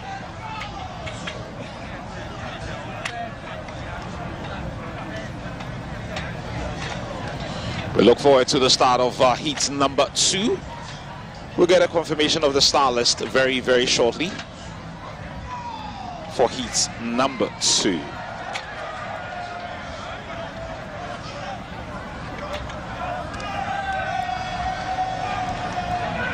Heat 2 of the men's 400 meter hurdles will be run in lane 2 by Emmanuel Tamba Elenga of Congo. Ethiopia's Abebe Lemeche Abdi, it's in there in lane 3. In lane 4, Hinti Saad of Morocco. Benyon Gerard of Benin is in lane 6. Ghana's Barnabas Dompe is in lane 7. In lane 8 is Gora Lindukule of South Africa. And Abdul Malik Lahulu of Algeria is out in lane 9.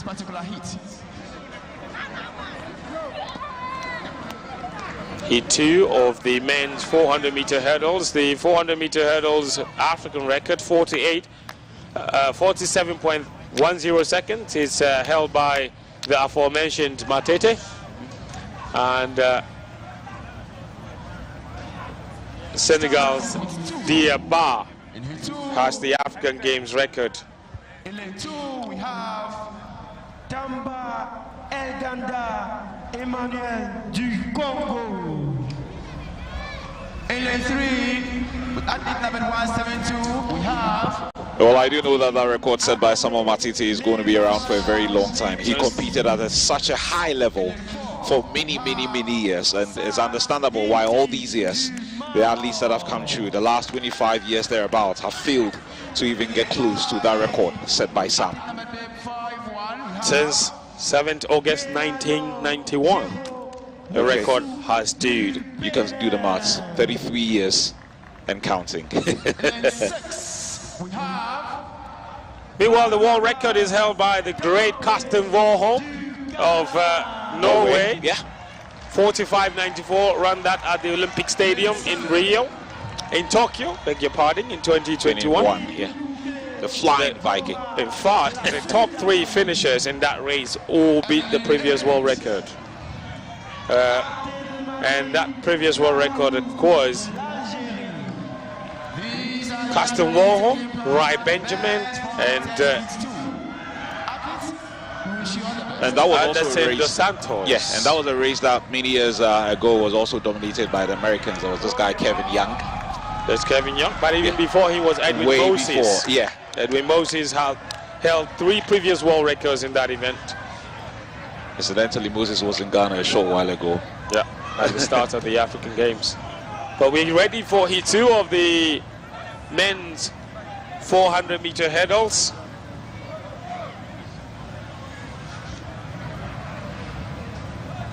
Counting backward. And they're off their mark.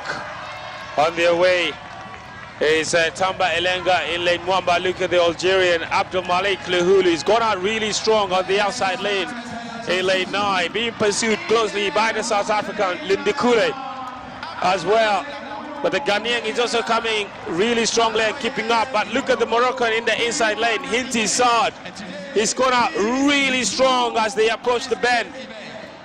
The Moroccan might have a slight lead at the moment. Hinti Saad, the Moroccan champion, he's running really well. He's closing in on the Algerian. He's looking over his shoulder because he's known as they come into the back straight. Is Abdi in the lead? Abdi is running rather comfortably, very assured. The Algerian has come through to finish in second ahead of the South African Lindukule to take that last automatic qualifying slot. But it's Abdi Hinti Saad who has run a really assured race to take Heat 2. The Moroccan champion, Hinti Saad, 50.65 seconds in qualifying. Is a great race for him.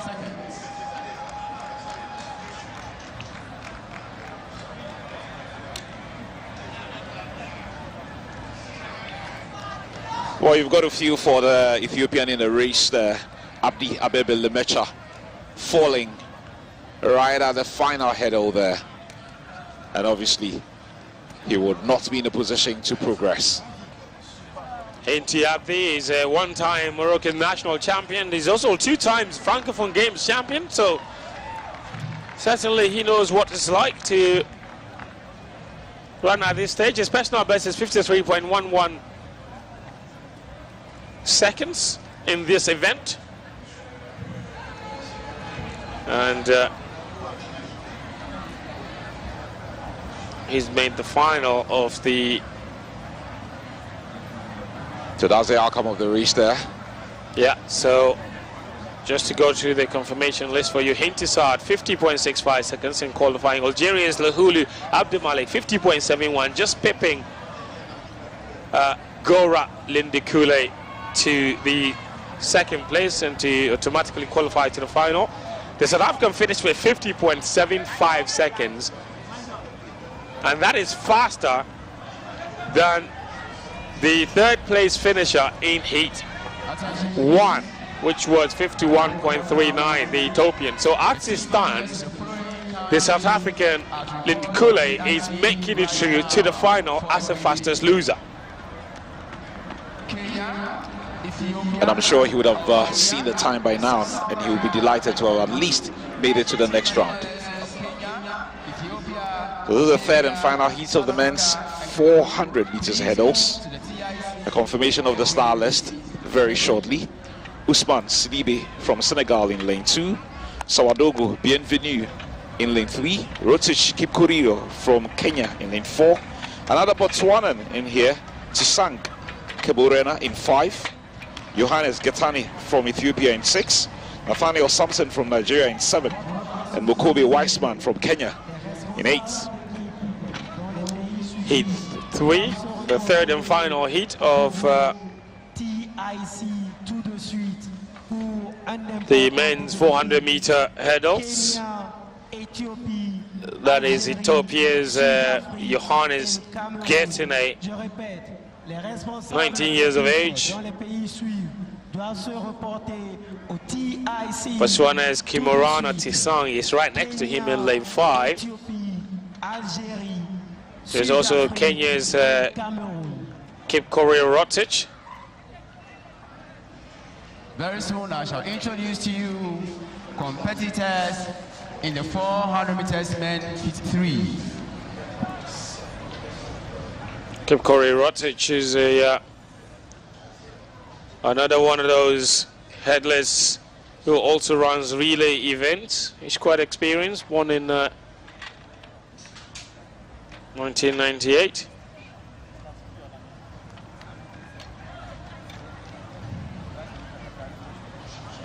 "25 years of age, and he's from lane 7.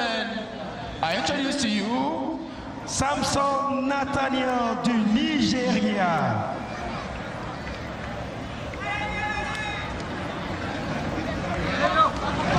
Kipkorir Rotich. Don't forget, the Kenyan also ran in the 110 meter hurdles, where he finished 6th in his heat. Heat 1, didn't make the final.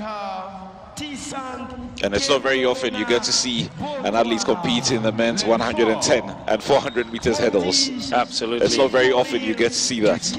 So, and that was on Monday.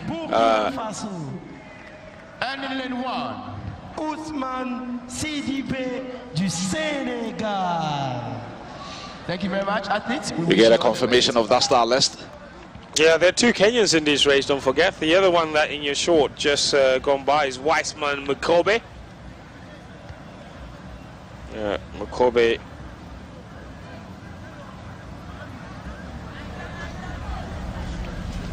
It is the third and final heat of the men's 400 meters hurdles. Who gets to qualify for the next stage of the competition? On your marks. They're going, this has to be fast, because so far as things stand, the South African Gora Lindikule in 3rd in lane from heat 2 is making it through. 50.75, that's the mark to beat for anyone that finishes 3rd or 4th in this heat. Otherwise, the South African qualifies.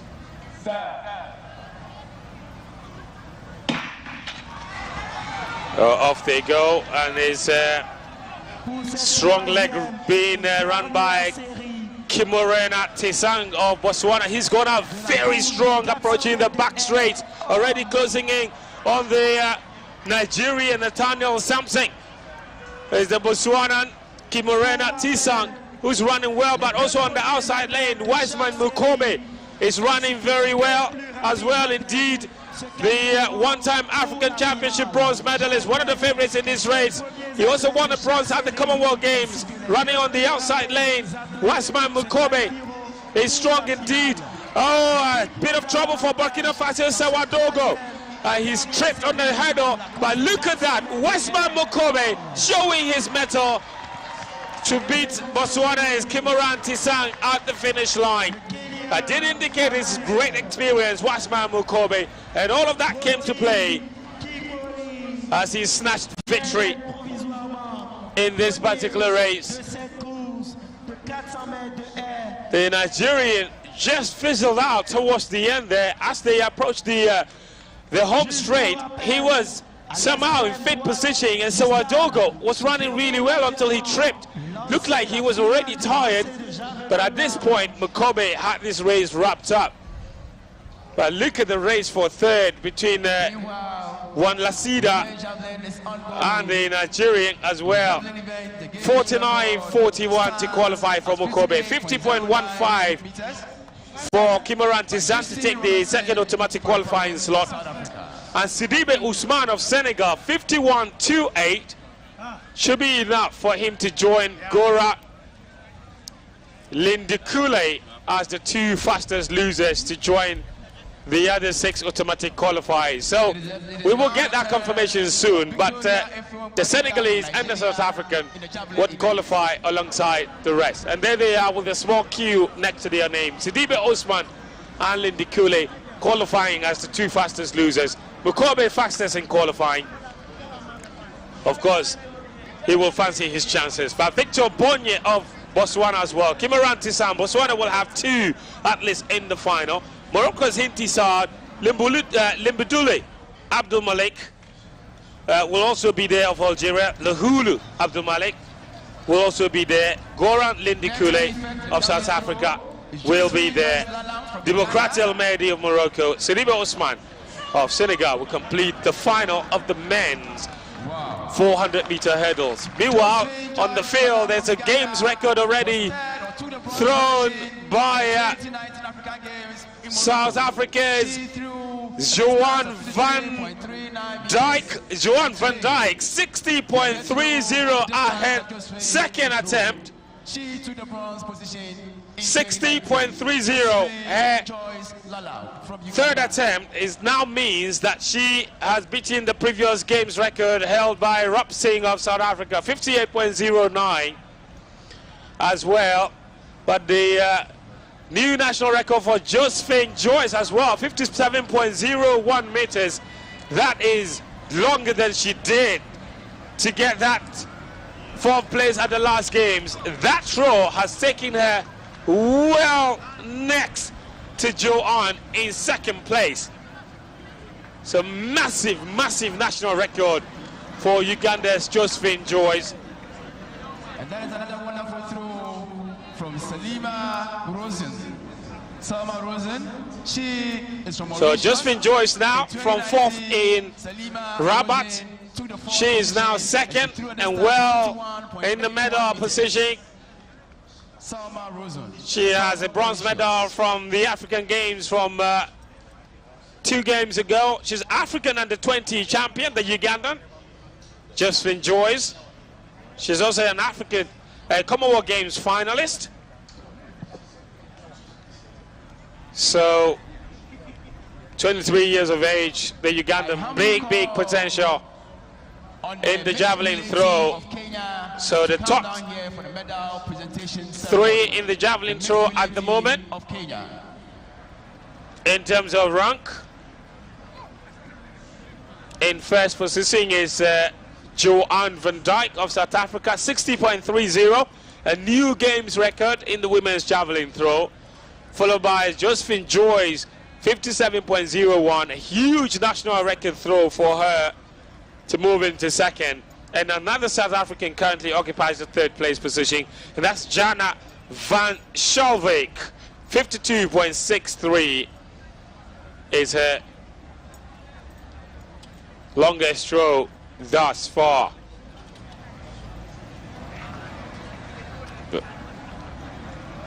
So The top three of the javelin throw moving into pole position already. In fourth place, though, is Salma Rosun of Mauritius. She's not so far behind, 50.07 meters.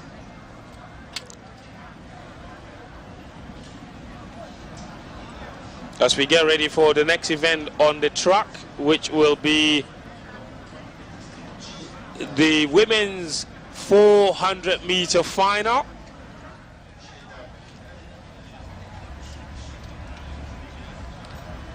And the lineup of that is absolutely staggering. Awale Boubacar Samira, two-time champion of Niger. Georgina Cisse, Sierra Leone's current champion. Esther Joseph of Nigeria, the national champion. Mary Mora, not just a national champion, she's a global champion over 800 meters, world under-20 champion, African under-20 champion. Mary Mora in lane 4. She's the big favorite. Sita Sibiria Burkina Faso is the Burkina's champion. Rhoda Njovu is Zambia's champion. She's running alongside Quincy Malikani. And also of Zambia, so two Zambians in this race, as well as one young woman, well, not so young anymore, is she? Lydia Jele, 34 years of age. And that's the lineup confirmation. Samira in lane 1, Cisse 2, Joseph 3, Mora 4, Sabiri 5, Njovu 6, Malikani 7, Jele 8. Final of the women's 400 meters. And if what we saw in the semi-final is anything to go by, Mora should start as favorites for this one. In lane 2, we have But you just never know. The others could step up and surprise her.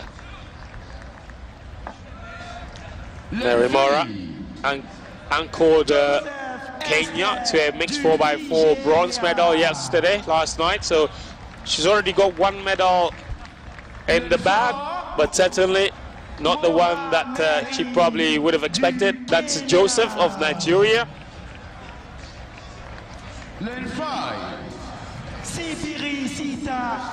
And that's Mary Mora, the big favorite, coming out. And Asita Sibiri of Burkina Faso. Behind her is Rhoda Njovu, and this is Quincy Malikani. Quincy, followed by Lydia Jele. This is Quincy. Won his heat to qualify. Her heat to qualify, beg your pardon.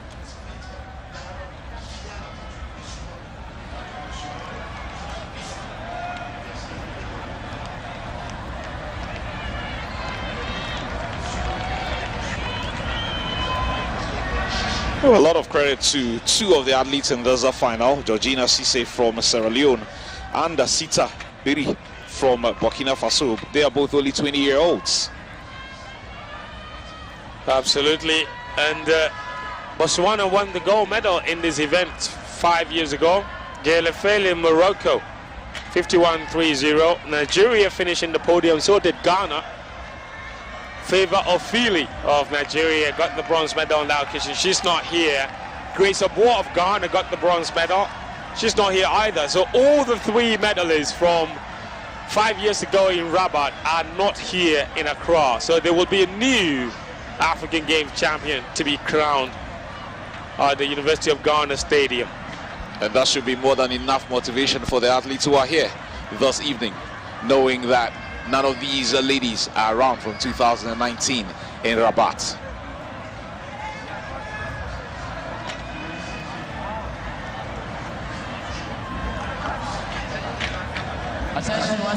Nigeria finished in the podium. Obviously, they will want to do that again, and all of the hopes are relying on Esther Joseph. Remember, the current African Games record and African record over 400 meters are both held by Nigerians. In the men's 400 meters very soon, the race will Yusuf holds the African Games record from 1995 in Harare, 49.43 seconds. And Ogunkoya Osheku holds the African record, 49.10 seconds from July 1996. A record she set at the Olympic Games in Atlanta. I remember her so well, Falilat Ogunkoya. She was known at the time. These days she's married. And she's got Osheku by her name. What a race that was. So we're getting ready for the final of the women's 400 meters. There will be a new champion over this event. The big favorite is Mary Mora, but also watch out for Nigeria's Esther Joseph for sure.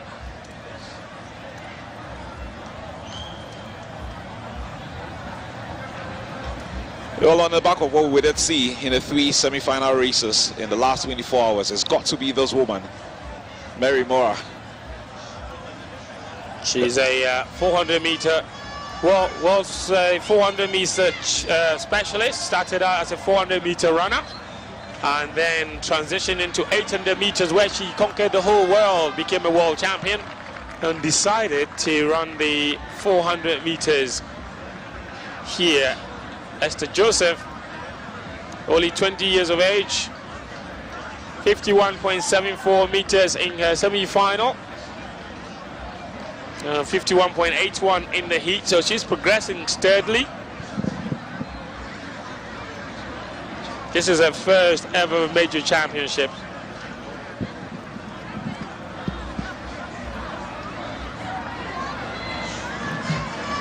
Well, a bit of a delay before the start of the women's 400. Not too sure exactly what the issue is.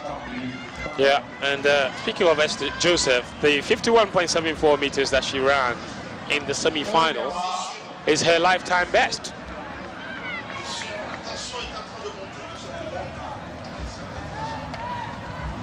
Here they are, getting onto their marks for the final of the women's 400 meters. So it's Samira Sise Joseph Mora, Sibiri Njovu Malikani, and Hele from Botswana.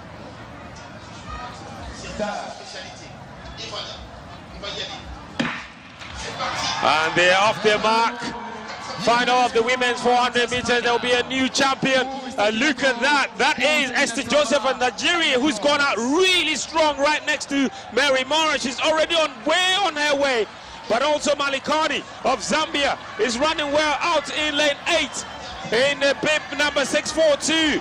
Botswana's Lydia Jelly is struggling to keep up. But look at the inside lane for the 20-year-old Nigerian, Esther Joseph. She's taking no chances. Mary Mora has had to come from behind. Mary Mora is negotiating that bend like Beckham. She's going to come out here in second place. Now is a race to the finish line. Mary Mora is coming strongly. So is that Malikani. But it's Mary Mora. She's way gone. Way gone. Mary Mora, African Games champion. The Kenyan had absolutely blissed the line, and now she breaks into the dance like she likes to do every time she wins. Mary Mora, 800 meter world champion. Now she is 400 meters African Games champion. Mary Mora, Diamond League winner, world champion, world championship bronze medalist, Commonwealth Games winner, and now she's added to the list, African Games champion over the 400 meters. She was the favorite, the undisputed favorite, Mary Mora. She was not to be denied, and she absolutely blissed that. It was a well-executed race from the Kenyan. At the bend, on the home straight, she was running in second. Esther Joseph might just have run out of juice towards the end there, but it was a great race from a Nigerian as well to clinch the silver medal. But yet again, look at the Burkina Bay in the inside lane. It's a great bronze medal for Sita Sabiri as well. But Mary Mora, wonderful race. There she is, breaks into the dance. Big smile. Well deserved. Well deserved. We did say this before the start of this 400 meters of final, that she was the woman to beat. After 300 meters, she seemed to be in third or fourth position, but what a brilliant final round to see her win this. Well done to her. Congratulations, Mary Mora from Kenya.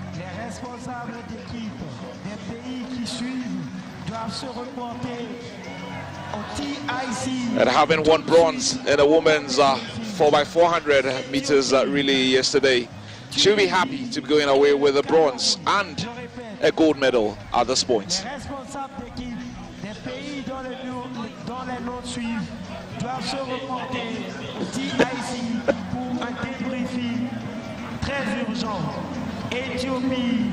So that's the confirmation, 50.57. And look at Sita Sibiri, 51.74, national record to get a great bronze medal.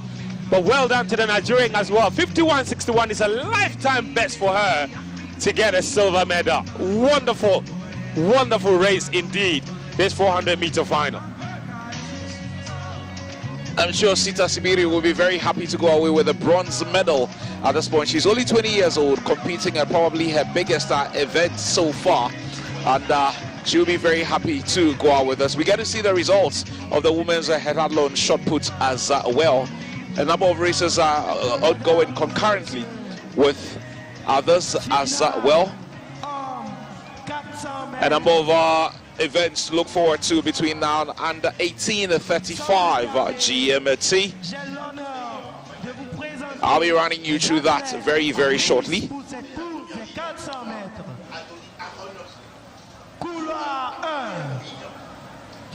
Adoni Haron from Uganda.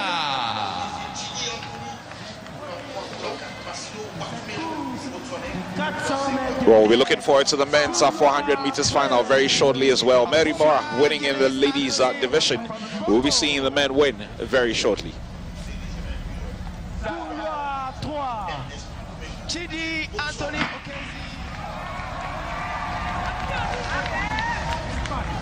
So the shot put event is also ongoing on the field. The lineup for this is the women's heptathlon shot put event, and you see there it's Benin's Ahunwanu Odile currently in the lead in the heptathlon event is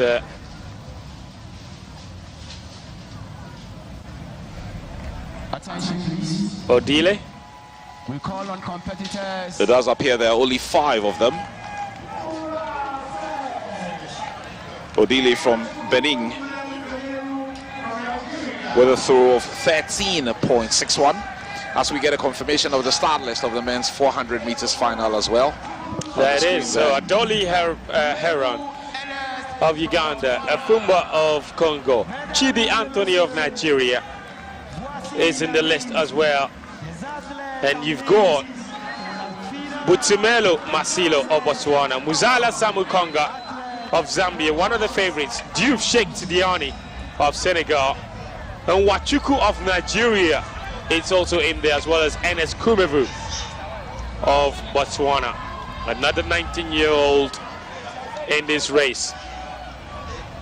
So whatever programs that Botswana is running in Gaborone appears to be telling on the performance of the athletes in the last few years. I mean, since the likes of Amantla Monshu burst onto the scene, 2011, 2012, thereabouts, there have been one athlete after the other emerging from the stables of that very tiny country. And what a way for these athletes from there to make a name for themselves, not just on the continent, but of course on the bigger stages as well. So Botswana are now on the undisputed kings and queens of 400 meters on the continent. But Dolly, with his unorthodox running style, he's tall, powerful. And the 400 meters is where the gold medal from the last African Games was won by Botswana. Lungo Scotch picked that gold medal. The Bale of Foro of South Africa finishing the silver medal position. He's not here. But Chidi Anthony Okezio of Nigeria won bronze at the last African Games. He will be looking to turn that into a gold medal. He has a chip on his shoulder. Both of the gold and silver medalists from the last Games are not here. He's the only medalist here. There he is, Chidi Anthony of Nigeria. He definitely will fancy his chances. And at 31, he knows that he's not going to be around for too long. He'll be 34 by the time the next edition comes off in Cairo in Egypt. So he'll be hoping to at least get on the medal podium again this time around. There he is, focused. Chidi Anthony of Nigeria. He is the favorite for sure. But also watch out for Muzala Samukunga. He himself is a Commonwealth Games medalist. And these days, when you see the lads from Botswana, you've got to pay attention to them. Absolutely. There are two of them in the final, Masilo and Kumevu. Masilo and Kumevu. And then, of course, look out for this Zambian as well, Samikonga Muzala. He had a fine semi-final yesterday, and he will be looking forward to impressing as well. Commonwealth Games champion. He's also an African champion, the Samakonga. And he's only 23. Only 23. He's got a lot of years ahead of him at this level. So the final of the men's 400 meters. Haron of Uganda in lane 1. Afumba of Congo in lane 2. Chibi Anthony Nigeria in lane 3. Masilo Botswana in lane 4. Samakonga Zambia in lane 5. Tidiane in lane 6. Nwachuku in lane 7. Also of Nigeria. And Enes Kumevu of Botswana in lane 8. They are away for the final. Chidi Anthony has gone out really strongly, but so is Samakonga as they approach that back straight. That is Samakonga. Chidi Anthony is lagging behind a little bit, but the Botswanan Enes Kumevu has gone out really strong out on the outside lane as well, the diminutive runner. But also look out for Senegal Sheikh Tidiane. He's keeping up with the rest of them as they negotiate the bend. The Nigerian Chidi Anthony is going to come out in the lead. Chidi Anthony is in the lead at the moment. Chidi Anthony, bronze medalist from 5 years ago. The Nigerian is going to turn it into a gold medal for Nigeria. Chidi Anthony punches the air and punches his chest. It's gold for Nigeria. Yet again, what a run. A powerful finish indeed. Those last 50 meters, he was absolutely steamrolling his way to the end. Chidi Anthony had been denied a global title for the longest time. Bronze medal from 5 years ago. In the absence of the other two, he's turned that, upgraded it into a gold medal. And yet again, the green and white of West Africa will celebrate. Omo Niger is what they say. Niger, not the carry last. And how about that for the celebration? He punches the air with excitement. Well done to him. But a wonderful silver medal for Samukanga as well. And then a great bronze from Senegal's Sheikh Tidiane. He ran a really good race. 45.06 for the winner, Chidi Anthony. Muzala Samukanga himself, 45.37. It's fast indeed. And Tidiane, it's a great race from the Senegalese to take the bronze medal. But what a finish, what a race this was. Chidi Anthony was always billed out to be one of the favorites, the world under-20 champion over this distance. He's made the final of the indoor championship. He's a continental silver medalist. He's a two-time African bronze medalist. Now he is champion. 45.06. Samukonga with the silver, Tidiane with the bronze. And he was clearly one of the favorites before the start of this event. He appeared to be trailing just a little bit after 250 meters, 300 meters thereabouts. But what a finish to win that gold medal, having failed to get that in 2019 in Rabat. Well done to Anthony Okeze from Nigeria. And another gold medal for Nigeria to celebrate. They got the mixed 4x400 meter gold yesterday. Look at that, as they negotiated that last bend onto the home straight. Chidi Anthony came out ahead and he was not looking back. It's a powerful, powerful run. He almost stepped into second or third gear in the last 50 meters. Still looks like he had a lot of energy to spare, and he does the King Kong celebration. How about that look? And the King Kong celebration. You're right. Samu Konga recognizes that that was a fantastic race and gives him a hug. Game recognizes game. You're right. Okay, well done to him. Absolutely brilliant finish on the part of the Nigerian. A bit more of a celebration like Michael Johnson, I guess. Absolutely. That's the King Kong celebration. You're right. Wrinkle the chest and hit the chest with both arms. You can't beat me to this. I guess that's what he wants to communicate to all of us. Well,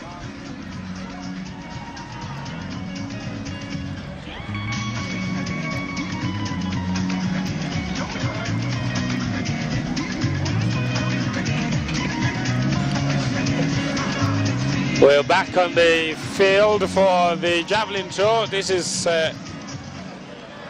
Animal of Ethiopia. A decent throw for her. Her lead throw so far is 45.93 from her previous 4 attempts. This is her previous 5 attempts. This is her 5th and final attempt. 100 meters men final. And the winner is Chidi Anthony Okezi from Nigeria. He ran a time of 45.06 seconds. Second position was taken by Samu Konga Muzala from Zambia. He ran a time of 45.37 seconds. Still get to see pictures of the women's javelin. Ethiopia's Animal, her last throw was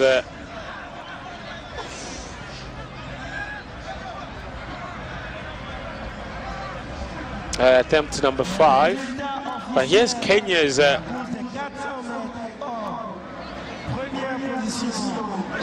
Demarkling. It's another no throw for her. And look at those figures there. Not great. Not great. 47.25 is the longest throw.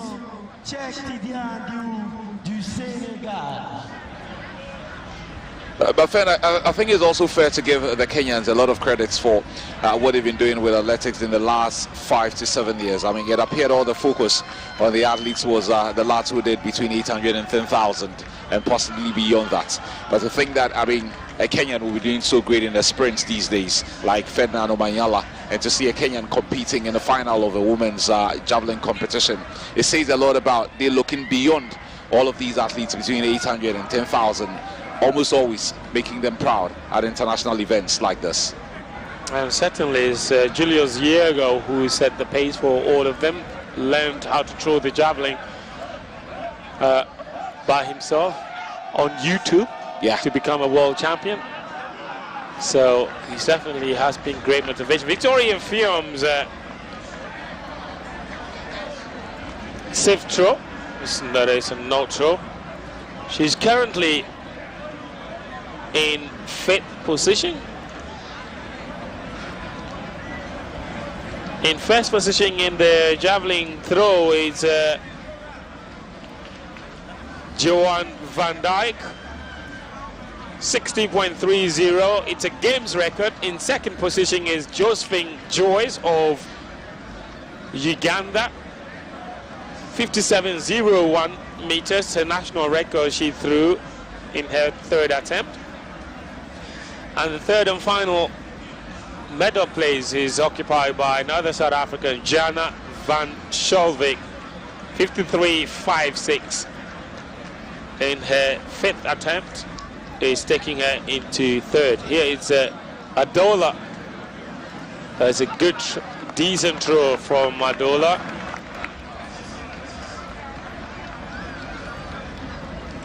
This is a final attempt of the rest of the park. So last one big hurrah from Adola to try and see if she can sneak back into those medal positions. She needs 53.56. It's nowhere near that. 45.80. She will not be in the medal zones. And her best throw so far, Adola, it's 46.56. That's only good enough to rank her 7th in the javelin throw. Here is Selma from Mauritius with her last and final throw. She's in 4th position at this point on 50.07. She's got to give it everything for this one. To try and get into that medal zone, she needs 53. Has she done it? And then by the look of it, she doesn't seem impressed. Not at all. So she needs at least 53.56 to get into the medal zone. Selma Rosun of Mauritius, is she gonna make it? 50.75, another 50.75, not good enough. So she will not be overtaking Jana van Schalvik, who is in the bronze medal position at the moment, 53.56. She needs 57 in order to upstage Josephine Joyce. Oh, it's a good throw all the way to the end, but is it gonna count? It's a really good throw. The question now is whether it will count. It's a massive throw for her. Will she upstage Josephine Joyce though? Josephine Joyce in silver position currently is 57.01. What has Jana van Schalvik done here? We wait with bated breath to see. There she is. She can't even afford to look. Has she done it? She needs 57.02 at least to get into the silver medal place, with Josephine Joyce still with one throw to 57.64. It's a huge throw. She has now upstaged Josephine Joyce into the silver medal position. Now Josephine Joyce will have to throw more than 57 in order to get back into silver. She's currently at bronze. It's a big throw. It's a big throw for her as well. Well, we will see. Even she herself, she's nervous. Oh, Jana van Schalvik, with her last throw, has done an impossible thing here. She's thrown the gauntlet just before Josephine Joyce has gone. What has Josephine Joyce done? Can she do more than 57.64 to get back into silver? If she doesn't, it's a rather underwhelming 48.95. What it means is that she will get the bronze. Up until that last throw, she was getting the silver. And Jana van Schalvik does the impossible and upstages her. And despite a national record throw from Josephine Joyce, she doesn't get a silver. She does get the bronze though. What about our leader, Joanne van Dijk? 60.30 games record. Can she do an extending throw, a record extending throw? It's a massive one. Oh, it's huge indeed.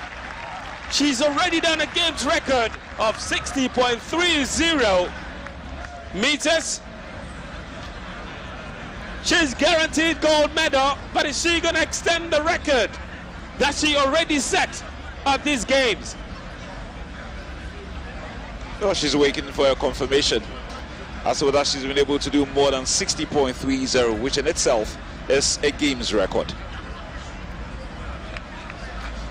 Joanne van Dijk, 60.80. She's just extended it only slightly by 0.50.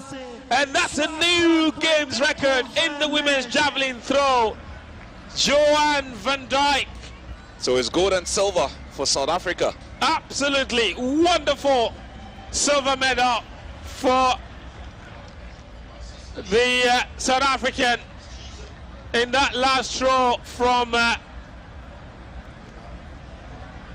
Jana van Schalvik to join her compatriot Joanne van Dijk for the 1-2 for South Africa in the women's javelin throw. That was a massively competitive javelin throw final. Thoroughly enjoyable, right to the death.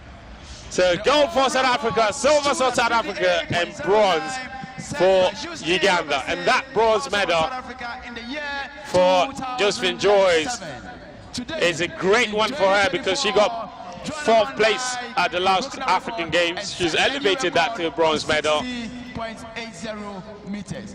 Congratulations, Joanna. Well, Josephine Joyce will be disappointed that she's been relegated to a bronze medal position. And Joanne van Dijk elevates her silver from 5 years ago into a gold in the absence of Kelechi Nwanaga of Nigeria, who got the gold that time around.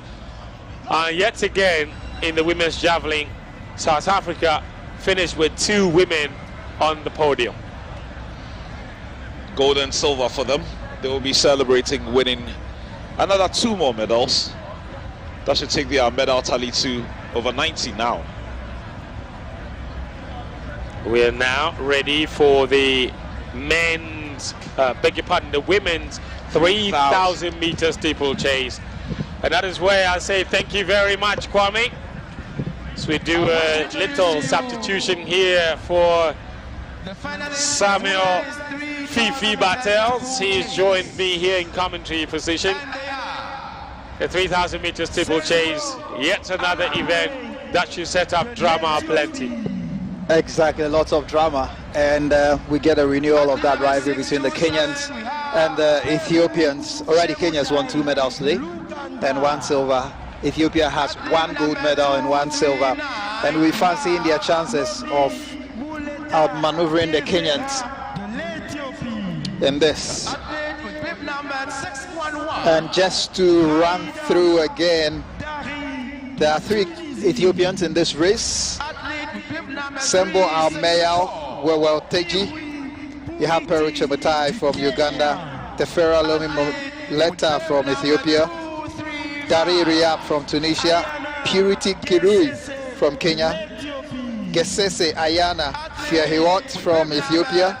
Shebet Karen from Kenya. Akambi Ronke from Nigeria. And the world record holder in this event, Beatrice Chepkoech. So it's 3 Kenyans, 3 Ethiopians, 1 Ugandan, 1 Tunisian, and 1 Nigerian.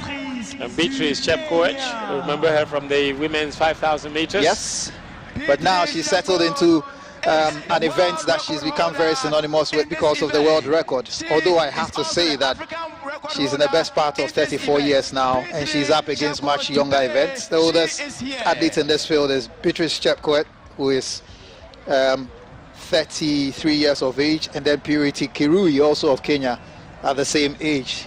In this same event, 5 years ago in Rabat, the Ethiopians won 2 out of the 3 medals, with the Kenyans taking the silver and the Ethiopians taking the gold, the bronze, and also 4th place for what that is worth. And the underway. Indeed.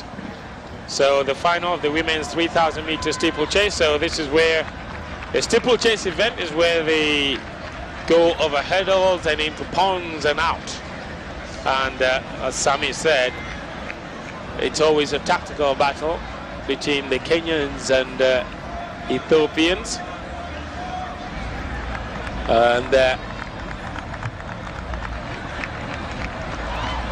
this is one of my absolute favorite events, but the Ugandans have also come into the picture in recent years in terms of the long distance and middle distance events. But Kenya had dominated it for many, many years, and Ethiopia broke their resolve. Because for over 40 years, the Kenyans had not been beaten in the steeplechase events. They completely dominated it, event after event, and especially at the African Games, where they had a stranglehold on this particular event.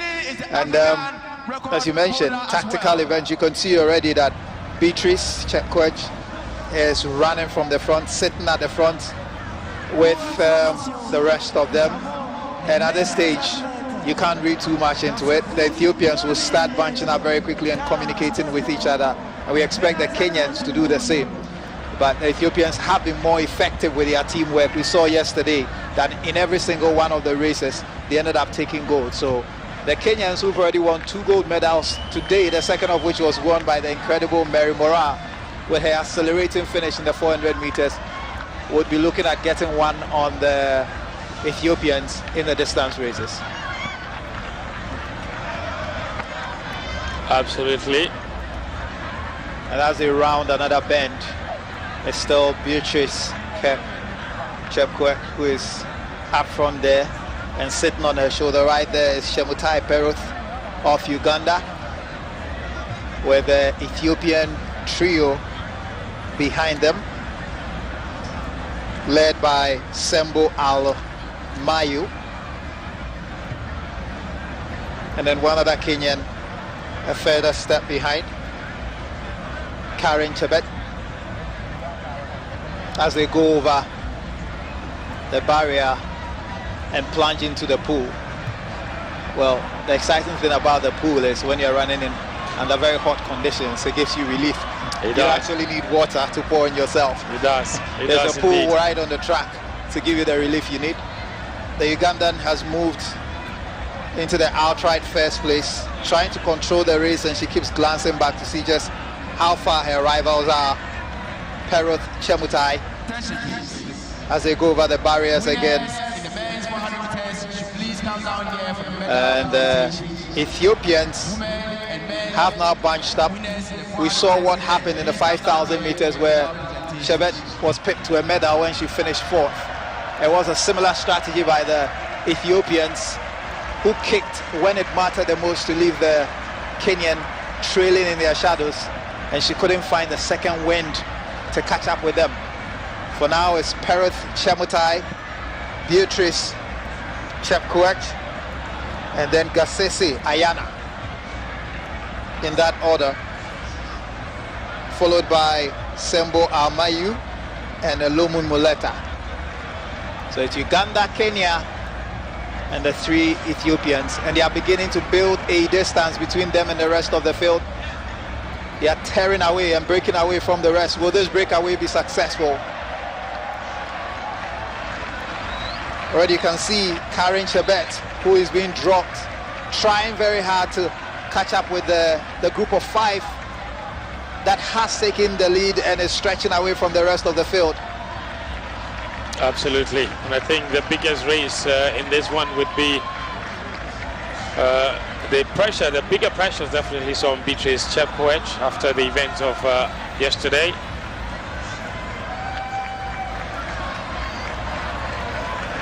Where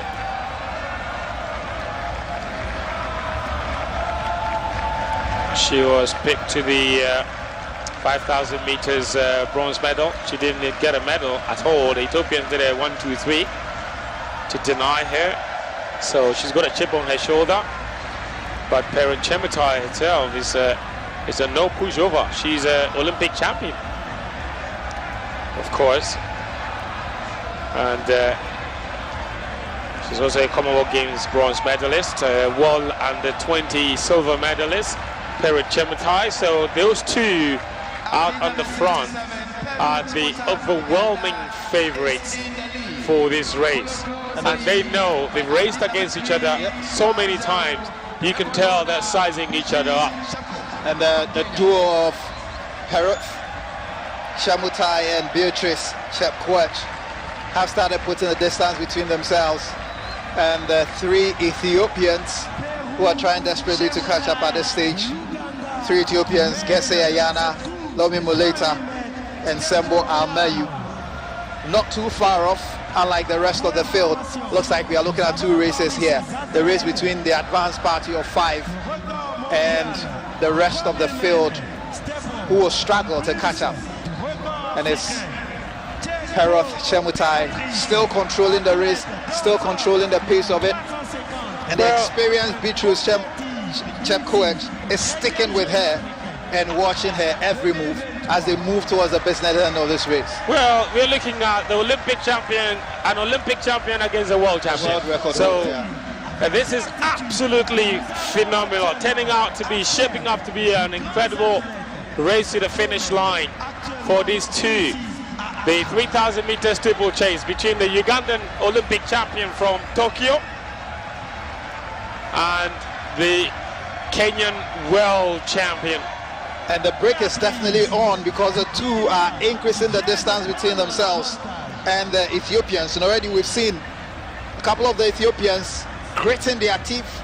The conditions and the pace of the race is beginning to bite. Sembo Almayu seems to be struggling at the rear of the three Ethiopians as a world record holder and Olympic champion begin to kick and tear away from the rest of the Ethiopians. And you can see the gritting of the feet, the side-to-side movement of the arm. Absolutely. A telltale sign of the challenging terrain and the struggle. And they've built about a 30-meter lead over the Ethiopians. It's going to be Chepkoech and Chemutai, as it stands now, who are contesting to win the gold medal. And we are in for a treat. We are in for a treat. That is the 32-year-old Kenyan against... And there you have the bell for the final lap. And here we go. It's Chepkoech away from Chemutai. Chepkoech still in the lead by no more than a few meters. I mean, there's very little to choose between the two sides. Chepkoech is staying within the inner lane to ensure that the distance she is going is shorter, but Chemutai is sticking with her. And who is going to make the big move? That's the big question now. With about 150 meters more to go, it's going to be Chepkoech against Chemutai at the back straight. This is going to get really exciting and really chaotic very, very shortly, because it doesn't look like Chemutai is going to into the last pond and out onto the home straight. But it's Chepkoech who is opening up the distance. Chemutai just doesn't seem like she has enough to catch up. This is the last barrier. She can see the finish line. Oh my word, the Olympic champion is coming. But no, the world champion has seen that, and she has sprinted to the finish line. And I can tell you that that time is a game's record. 9 minutes 15.62 seconds is faster than the 9 minutes 32.99 seconds that Bosibori ran in Algiers on July 20th, 2007. It did look slow from the beginning, but in the end, it was the two champions shoulder to shoulder, with Chepkoech just having that second wind that Chemutai didn't have. And she went past her when it mattered most after the last barrier to clinch the third medal of the day for Kenya and win the 3,000 women's steeplechase. It's revenge against the Ethiopians who left her for dead in the 5,000 meters that she led for so long. And that's what you get when an Olympic champion and a world champion get onto the track. Its records go down, and more than 15 seconds have been slashed off the previous African Games record. That is huge indeed. It's a special race from Chepkoech and Chemutai. Big credit to the two of them. The world champion just pipping the Olympic champion to the finish line. And you can see Chemutai smiling at the end, because she knew it just wasn't to be for her. But look at that, they turn around, hug each other. They've been at this stage many times, competed against each other many times. And in the end, the Kenyan gets a gold medal finally. After she was denied in the 5,000 meters, she finally gets a gold. And Ethiopia, of course, get the bronze medal after Uganda's silver. It's Ethiopia's Tefera Lomi Muleta, 9:26.63. And listen to this, even Chemutai's second place time, 9:16.07, is faster than the previous record. So is the third place time of Lomi Muleta, 9:26.63. That is the fourth place time of 9:30:19. So the top 4 finishers in this race have all finished faster than the previous games record held by Bosibori, set in 2007, and it had stood for some time. Look, it's a historic race we just witnessed. It is unbelievable. When you look at the fact that the steeple chase has been dominated by African, what you had here is a world-class field, delivering here at the University of Ghana Stadium in Accra at this 13th African Games, a world-class performance. And they deserve to take this lap of honor. It was a crazy race, but it was a brilliant, pacey race, well executed by Beatrice Chepkoech. She may be 33, she may have been one of the older citizens on the track, but she's showing that she hasn't lost any of the juice that made her the world record holder. Incredible running, incredible pacing. For just a few microseconds, it looked as if Chemutai was accelerating past her. But the world record holder still had enough energy to hold off the Ugandans and clinch the gold medal. Yet another gold medal for Kenya. Makes it 3 on the day for them. And the day is not over yet. And it just shows the camaraderie between Uganda and Kenya, celebrating together. The 2 other Kenyans with her are Purity Curie and Karen Chebet. They finished 6th and 7th. There you see, confirmation. But they're celebrating with their countrywoman, surely. It's a new games record, as we indicated, for Beatrice Chepkoech, 9:15:61. 9:16:07 for Parrott is faster than the previous games record. And 9:26:63 from Muleta is faster than the previous games record. So is the 4th place time of Almayu of Ethiopia, 9:30:19. She doesn't even get on the podium, but if she ran this race last year or any other previous African Games, she gets a gold medal. And she gets a games record. Unbelievable. Wow, wonderful scenes here in Accra. Excellent running, world-class field, world-class performance. And it's exciting. That's what this crowd have come here to witness. And the athletes are certainly delivering. So, mixed 4x400 meters relay. To do this presentation, we have Chief Solomon Ogba, Nigeria NOC President, Vice President, to assist him, we have Miss Maria Wofield, former World Athletics Women's Commission member.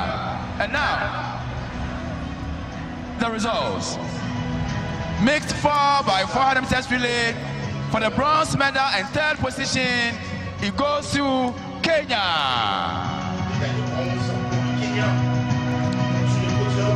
So the medal ceremony for last night's dramatic 4x400 meter mixed relay, where Kenya got bronze. It was Mary Mora on the far left who pipped the South Africans with 20 meters to go. But that was one of 2 dramatic incidents happening at the finish line. The most dramatic one happened with Nigeria. Pipping Botswana on the line to get the gold medal. It was an unbelievable race. Yet another indication of Nigeria's superiority when it comes to the shorter distances and track racing. But Kenya and, you know, the wonderful Mary Mora with her speed and endurance in the last 100 meters of a race, any 400 meters race when everybody else is tiring. Mary Mora, whose traditional race in recent years is the 800 meters, is usually just getting started, and she showed that on her way to the 400 meters and in the 4x400 meters mixed relay. And silver medalist, it goes to Botswana. And if there's any ruin of chances and crying to be done, the Botswana team would have done that already last night. Absolutely. Recovered, composed themselves, and prepared to take their medals. And you can see that Nigeria is just smiling. I bet they are replaying the race back in their minds and, you know, relishing how they managed to snatch that victory from the jaws of a potential silver medal in just the final steps. It was a fabulous race by the Nigerian.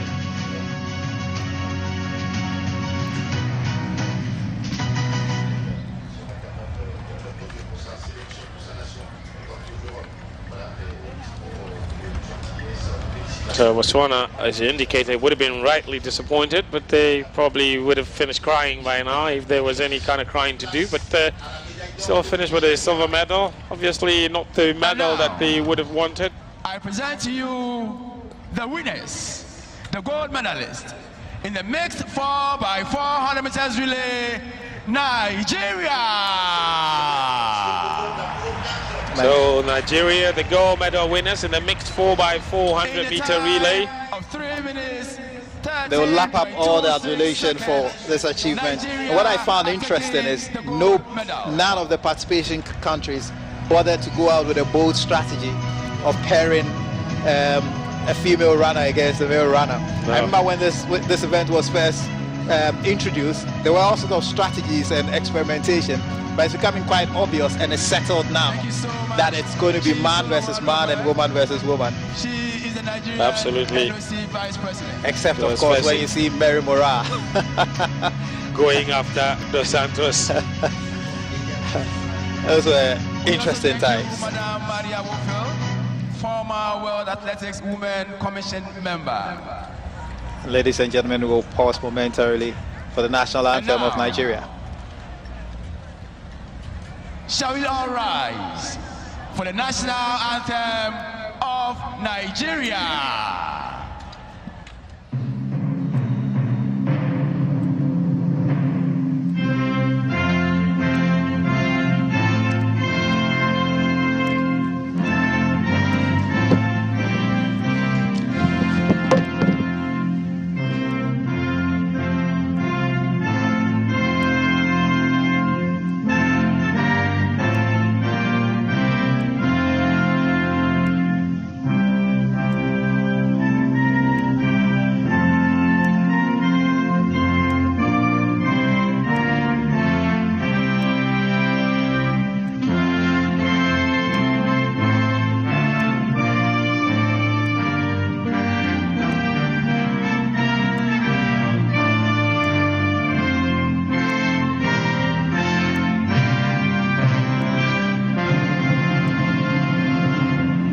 Congratulations once again to Team Nigeria for winning the gold medal in the mixed 4x400 meters relay at this year's African Games Championship. So congratulations to Nigeria, gold medal winners in the mixed 4x400 meter relay. That dramatic finish at the last leg of that race was run by Omolara Omotosho Ogumankinju, the young lady at the left side of the Nigerian quartet. It was a blistering last leg from her to overtake the young woman from Botswana right on the line. Meanwhile, we're going into the women's 100-meter hurdles final. Medina Toure, that's the lineup. Rukia Omulisi of Kenya, Sidoni of Madagascar, Samuyu, Toby Amusan, the record holder, the big favorite in this event, is in there. You might as well say nobody else really has any business coming to compete here, because she is by far the biggest favorite. It's a world record holder, so she's African record holder, African Games record holder, and world record holder Toby Amusan, aka Toby Express. This is her race and everybody else is just a participant. Can she deliver again? Barring any mishap, you can count on her delivering another gold medal for Nigeria. It's been a great day for them so far. They just picked the gold for the mixed 4x4. You saw there, they also won the gold medal in the individual men's 400 meters, Chidi Anthony.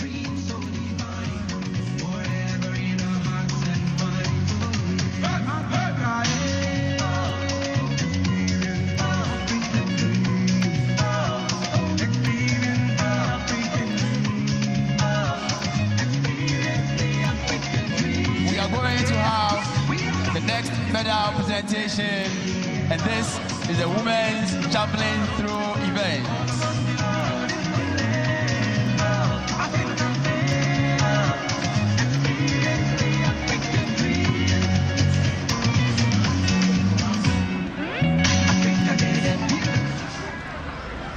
So, and now I present to you the winners in the women's javelin throw event. there'll be another medal ceremony. This time the women's javelin throw, where we had another games record.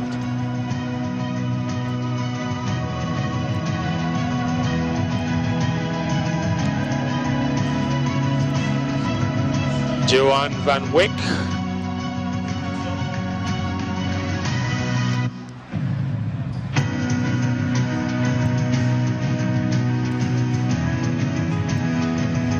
It was a wonderful, wonderful throw for her. She had already set a new record in her third attempt, and in her last attempt, she absolutely blessed that javelin. Thank you very much. Well, when the rest of the field were tiring, she was pulling from deep down, and you could tell that if she was given it 2 more opportunities to throw, she would have thrown further than she ended up throwing. To assist him, and Josephine Joyce only pipped to the silver medal, relegated to bronze with the last throw. at the University of Ghana. He also serves as the manager for all, and that must be really painful. I mean, it is extremely painful, but not as painful as being dropped from the medal table, the medal table altogether, you know. The medal zone. The medal zone. I've seen athletes who, you know, going into the last round where bronze medalists quite comfortably, and then out of nowhere, somebody who is not even in the top 5 or top 6 comes in with a big throw, and suddenly they are not going to be on the medal podium. So she would compensate herself with the bronze, and then congratulate the South Africans who have taken silver and gold. And she threw a national record herself, so that's impressive indeed. And she missed out narrowly on the medal from the last games in 2019. And now Josephine Joyce will get a bronze medal. That's one step closer from that, from missing bronze narrowly in 2019. She's finally on the podium. Could have been a silver, but it's a bronze and a national record, and she'll be absolutely delighted with this. When it comes to medal places at big events like this, things just happen so fast, and in a flash, the color of your medal can change. That's what we would call the competition alchemist. On 57.64 meters, I introduce to you the silver medalist for today, Jana van Schalkwyk from South Africa. Jana van Wyk with her last throw, she was in bronze medal position, but her last throw blessed it and overtook Josephine Joyce into the silver medal position. So Jana van Wyk, so a big and now, big silver medal. It's my singular honor to introduce to you the winner, the new games record holder, with a distance of 60.80 meters, Johan van Dijk from South Africa. Johan van Dijk with the gold medal and a new games record in the women's javelin throw.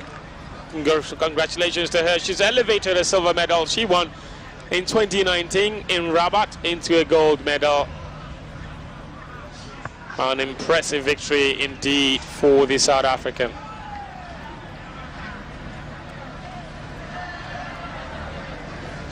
Thank you very much. And now, shall we all rise for the national anthem of South Africa?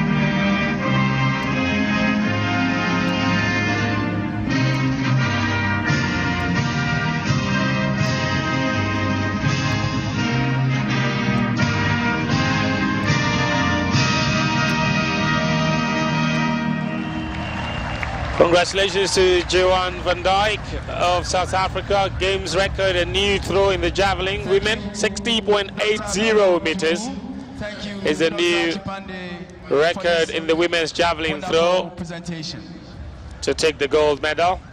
As Jana van Schalvik, also of South Africa, 57.64 to get the silver, and a national record throw from Josephine Joyce, 57.01 to claim the bronze medal. It's an impressive bronze medal for her. After she narrowly missed out on a medal from 2019. She had previously gotten a medal in the African Games in the 2015 edition. But we're heading back to the track for the final of the women's 100-meter hurdles. Toby Amusan's race it is, but Naomi Akakpo of Togo also qualifying out in lane 8. Well, for some reason, Amusan is not in the starting lineup, is she? Well, there she is. But, and you know, there's a reason why Fent is saying this is Amusan's race. Because you only have to look at all the records at stake here. The games records, the African records. There's only one name, the world record. And it's Toby Amusan, and she's also the defending champion in this event. So she actually set the games record at the last games.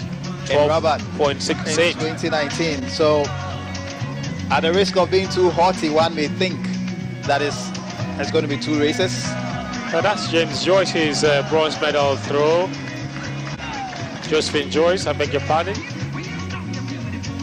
I've been reading too many James Joyce novels. Well, this was actually the last throw, the attempt to try to get back into silver position. That didn't work out for her. This is Van Schalvik's last attempt. This is the throw that got her back into the silver medal position. It was an impressive look at that. Even her fellow throwers were impressed by that. And then Jean throws a record extender. She had the record already, 60.30. Then she goes and does that in her last throw to extend the record to 60.80. I mean, there was no motivation whatsoever to do this. She had the biggest throws, 58.99, 60.30, which was the farthest anybody had thrown in the whole competition. Actually, her top 4 throws are all way better than the silver medal's biggest throw. And then she goes and just throws that, and it's good to see the camaraderie from the other athletes who stood in admiration. At this stage, everybody was waiting with bated breath to hear what exactly we said, and once it was announced that it was 60.80, applause came. The applause came, and yeah, completely in the field of, completely in a class of her own, you know. And now we prepare for the final of the women's 100-meter hurdles.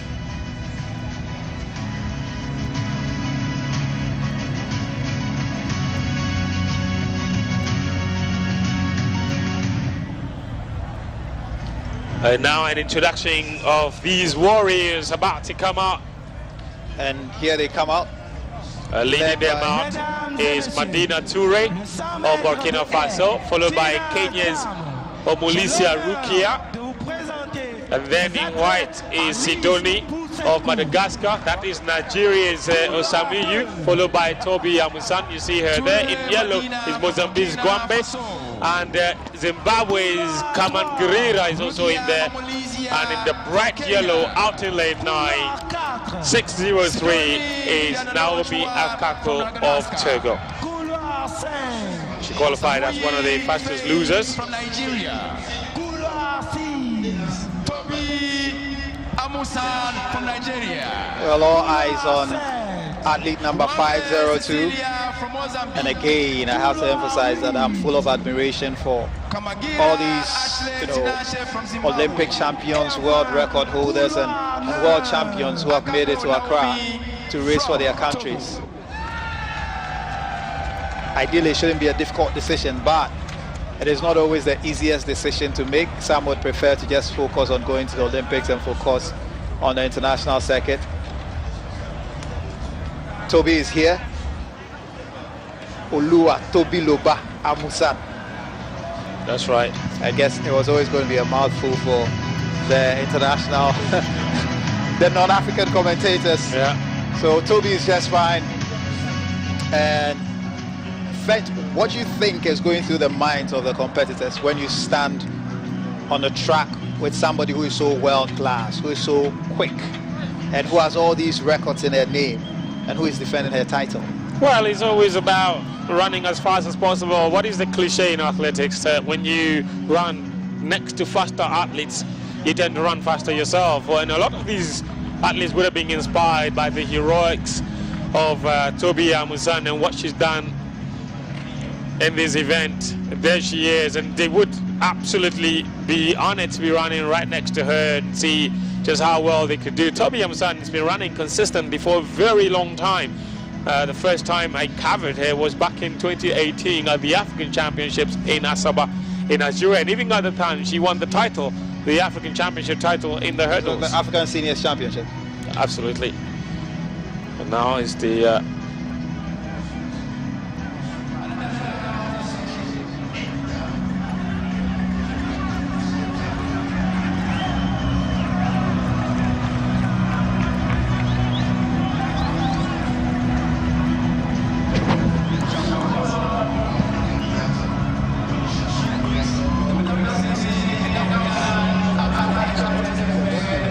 So that was the medal ceremony for the men's 20-kilometer race walk.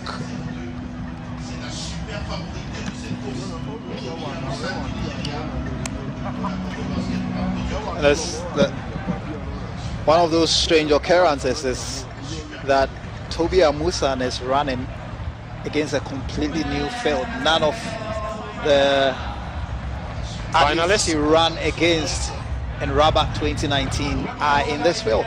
It's quite interesting. Not one. So the only consistent name in there is Toby Amusan. Goes back to the point I was making earlier. Mathe Kuala, who is also a heptathlete, she's not in here. She won silver. Ceylon Build. It's not here. Homulsisia Rukia of Kenya. Fiadanutia Sidiana also in there. Nigeria's Faith Osamuyi and Toby Amusan, the African champion, the world record holder, the Cecilia Gombe, Mozambique's national champion,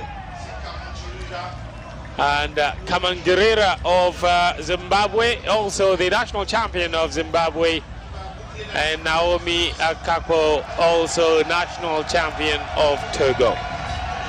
The final of the women's 100-meter hurdles. Just going to get frantic as quickly as possible. 12.68 seconds is the games record set by Amusan at the last games in Rabat. Technique is everything.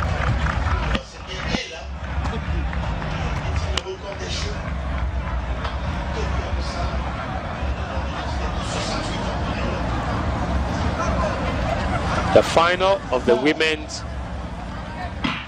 Oh my word! It's Toby Amusan who looked to have false started, isn't it? This is gonna be. Oh my word! Oh my word! It is. This is drama aplenty. It is. The big favorite, the world record holder, the world champion, the African Games champion, the African Games record holder, the African record holder, the favorite for gold medal in this race. I think she could be on her way out. She's asking people to calm down. Calm down, calm down. What is it going to be? I think it was quite clear, and we know what it's going to be. Toby Amusan will be disqualified. This will be a huge disappointment for Toby Amusan. What happened there? I mean, there was no movement to have spoofed her. So this is we all wait with bated breath, and look at her attitude. Look at her. She is so focused, so poised. She's a consummate professional. There's no emotion. She's maintaining her composure as they review the tapes. She knows this. It must be quite conflicting for the officials because she's a poster girl of this event. She's a celebrated African athlete. But rules are rules, and ultimately she went out of the blocks too quickly. She knew the moment she got off that she... What do you think happened there? Too much pressure, and the official is coming across onto Amusan's lane, and it's a yellow card. So she stays in the race. Well, she's blaming the crowd. It's a slap on the wrist. Oh my God, that was saved by the bell, literally. Look, it's a shocking decision, but I think it's good for the race. We get to see Toby. As I said, you don't get to see some of these athletes. I want to see the replay again. I'm not. Okay. She was the quickest. Oh well, my word. Well. This is going to be controversial. I mean, it is controversial. Surely, but she's saved, and she has another chance. What is likely? We did see one yesterday for the Gambian athletes. It was Ibrahima Kamara. Yeah, but he was spoofed quite exactly by the other athletes who did not leave his place. He swayed and spoofed him, which is different from this. Well, Toby Amusan giving a second chance at life. And now we're underway. It's the final of the women's 100-meter hurdles. Toby Amusan has a very comfortable lead, but Madagascar Sidoni is coming in second place. It's Amusan who defends her title. Sidoni comes across in second place to take the silver medal. Madagascar's Fiadenanchua Sidoni does really well to get a silver, but Toby Amusan, yet again, 12.89. Nowhere close to her previous games record, but she is yet again the African Games champion. Well, what happened may have affected her. She was slower than usual out of the blocks. Once she kept going, just see the skill and the smoothness of her headland. There was no way she was getting caught. And eventually, she was a cut above the field, as we have known since the beginning of the games, knowing her track record and what she's capable of. But credit to her for shaking off the incident, because these things can get into your head and affect you. And the only effect we saw is a slow start. But ultimately, once she got going, there was only ever one winner. And an impressive silver for Kamangirira of Zimbabwe as well. There she is, full of smiles, 13.59. Yep. And it's an impressive bronze medal for her. Madagascar is Fiadenanchua Sidoni with the silver medal. Once again, Toby Express expressing her talent and getting the gold medal, adding to Nigeria's collection so far today. Yeah, but I was quite impressed by Fiadenanchua's run for 80 or so meters. She seemed to be keeping up with Amusan, but ultimately Cecilia Gombe 14.00 is a new national record for Mozambique, but it's only good enough to finish in fifth. Osamu Yu of Nigeria, Fate, also finishing in fourth position. And Amusan will celebrate. She knows she got away with one there. Relief, probably, because, it was the margins were fine as far as the decision making is concerned. I mean, I'm happy he ended up in her favor, and she gets the chance to win that medal for Nigeria. Second track medal for Nigeria after that 400 meters gold. They still have that 4x100 men and women's relay to come, and we might see her back on track for the 4x100 meters, an opportunity to add to the gold that she's just won. So there are medalists. Musan in the middle with the gold medal for Nigeria. Sidoni in white from Madagascar with an impressive silver medal, and Zimbabwe's very own Kamangirira also getting the bronze medal. The men's triple jump final will be up next, but yet again we are a very impressive race. This one, Toby Amusan is in the last 12 or 24 months probably has always been racing with a chip on his shoulder, ever since the initial suspension ahead of the World Championships, but she's fought off that, and but you can tell that maybe psychologically it might have taken a bit of a toll on her. She didn't get a medal at the World Championship in Budapest, even though she came into that as the world record holder and the defending world champion, but she's gained a lot of respect, for my personal respect, for coming here and competing. She's always there, always running, always representing her country, and always representing the continent of Africa. And for anybody that loves athletics, you would have to support strong characters like that. Tobi Amusan of Nigeria. She's been an absolute superstar and a flag bearer for the continent, the Nigerian. She's here in Accra, powered possibly by Ghana Jollof, you never know.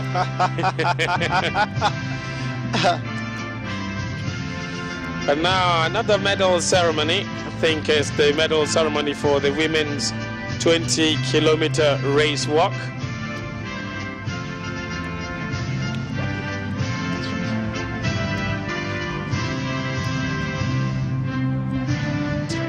Not sure, but this is Ethiopia.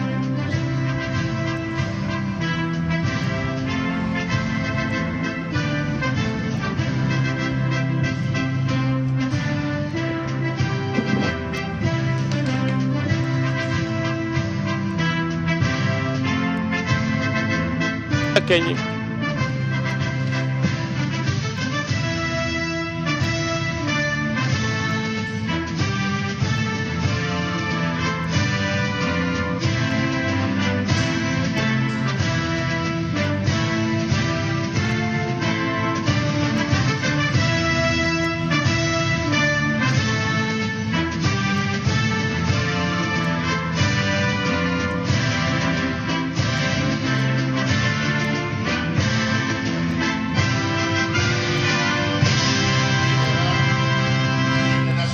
So, national anthem of Ethiopia for the medal ceremony of the men's 20-kilometer race walk, won by Ethiopia's Wakuma Fikansa. The silver medal went to Kenya's Samuel Gathimba, and Algeria's Ismail Ben Hamouda winning the bronze medal. That event took place earlier this morning. Yep, and now the triple jump men's event has started. And that is Ethiopia's Jilo Bekele Herebaye with the first jump. And this event always brings a smile to my face because you check the records, and the games record is held by the great Francis Dodu of Ghana. He set that record in Nairobi in 1987. Guess what? The big excitement that Fabrice, a superstar, Zango is here. A few days ago, he was not expected to be competing. He's shown up here, the Burkinabe world champion, Olympic champion. And he's here to defend his games title from Rabat in 2019. Absolutely, he holds the current African record, and surely, you know, for the first time, it looks like Francis Dodu's games record is under big threat. Well, that record has stood for 36 years, and this time with Fabrice Zango at this championship, 17.12 looks like chicken change. Well, Zango set the African record at the seniors championship, which took, well, he set the record in France actually in 2021, 18.07 seconds, which is a far better leap than Francis Dodu's 17.12. So, can he come to Ghana and break Francis Dodu's record, which has stood for so long? It's one of those few records that have stood for over 30 years at the African Games. Quite a number of the games have been broken in the last few years. And again, it's great to see Fabrice Zango, a bona fide superstar, you know, and world-class athlete, come to Accra to represent Burkina Faso and defend his title. And when he jumped in Rabat, he won that event with a jump of 16.88 meters, which, you know, compared to his world-class jumps over the years, will not be something to shout about. But the conditions look right. We've already had a couple of games records this evening in the 3,000 steeple chase and then also in the women's javelin throw. So nothing is off the table. The night is still young. We might as well still have a few games record. And I wonder where Francis Dodo is watching this from, wherever he is. He got a bronze medal at the Olympic Games, got a world title at the last games, at the last championships in Budapest. He's the only one that to have gone through all three. He got a bronze in Doha, got a silver in Eugene, and got the gold in Budapest. So he has all three shades. As we see Ayub Kwak from South Sudan with his his second attempt. His earlier attempt was 15.61. It's a completely legal jump. And today I'll try not to go into the argument over whether or not the board should be there. Controversial proposal. And here is Fabrice Zango. He is the man as far as this event is concerned on the continent, and has represented the continent beautifully at world events over the last few years. He's not the only Burkinabe though. There's Yakuba Louis, his counterparts, his less illustrious counterpart, who is also competing. Fabrice Zango's first attempt was 16.22, getting ready for his second attempt.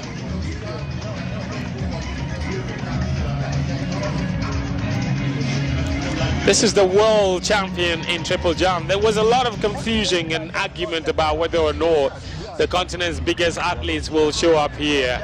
We've had so many world champions, Olympic champions have all shown up here at the African Games. It's incredible to see. It's missing some big names, but there have been some big names here as well. And Fabrice Zango is surely one of the biggest names. Here he is with his second attempt. Zango is not happy with the leap. It's a legal leap, but he himself is not too happy. Might have taken off a bit too early from beyond the board. And yeah, surely his target would be that African record, 16.22, the first leap. The second leap should be maybe slightly more. He'll go and confer with his coach, perhaps challenging himself. He expects more from himself. He expects perhaps to go beyond the 16.88 from 5 years ago. And that's a confirmation. It's not a bad jump. That's what I just said. It's definitely more than the first one. 16.73. That will place him in the lead quite comfortably already. Most of the competitors and the other jumpers are jumping in the 15s, with the highest of them being around. Well, 16.15 is the closest to his jump. So that's from Senegal's Amat's fight. But I'm not sure he's just here to win a medal. He's here to jump a big distance. And it's not just about the hype. Already he's taking the lead in this event as we prepare for the jump of the Malian athlete. You know, Fabrice Zango, there's Alassane Fofana. News that he only arrived in Accra today. And he's straight to jumping. But here's Fofana. His first jump was a no jump. The Malians seem quite consistent in this event. 4 years ago, there was Mamadou Sharif Dia. He finished in 5th. Fofana, it's not a great jump.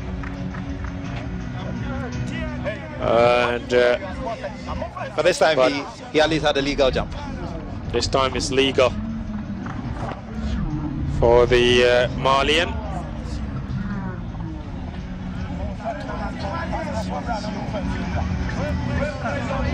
Moving for let's see, confirmation of the jump that he made,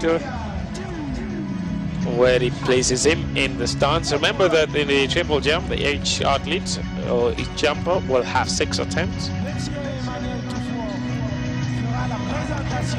It's 40.90. It's not great, but it's a jump nonetheless. Yeah, 14 is quite below the standard of the jumps we've seen so far. But just to let you know, the men's triple jump ongoing at the moment. We still have the women's 200 heptathlon still to come. And then the crowd will definitely go into a frenzy when we get to the women's 4x100 meters relay and the men's 4x100 meters relay. Bekele Gilo with his second attempt. His first attempt was 14.73. It's a legal jump from the Ethiopian.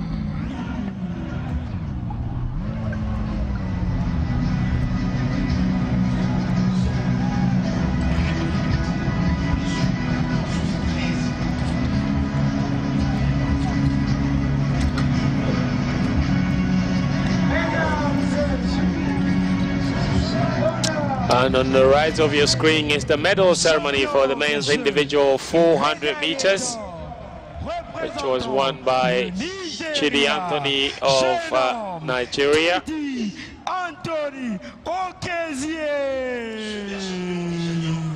And this is the culmination of his attempts over the years to win the gold medal. He's tasted silver, he's been around for that long, but in this race he showed so much determination, and just when it seemed as if he had used up every iota of his strength, somehow he found something from deep within to accelerate and win. The determination was just amazing. You could see the look on his face, his whole body. No wonder he kept punching his chest, say, yes, I finally arrived. He did. So it's a great gold medal for Nigeria. Chidi Anthony finally, the World Under-20 champion, finally with a senior gold medal. Now the national anthem of the Federal Republic of Nigeria.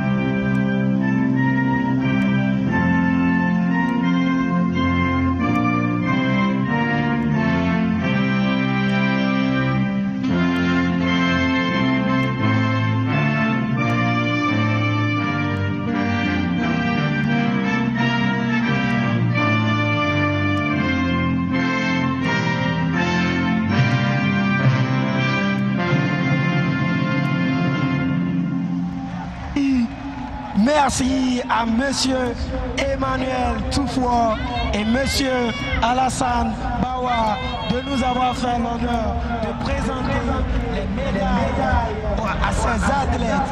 Et bravo, bravo, bravo.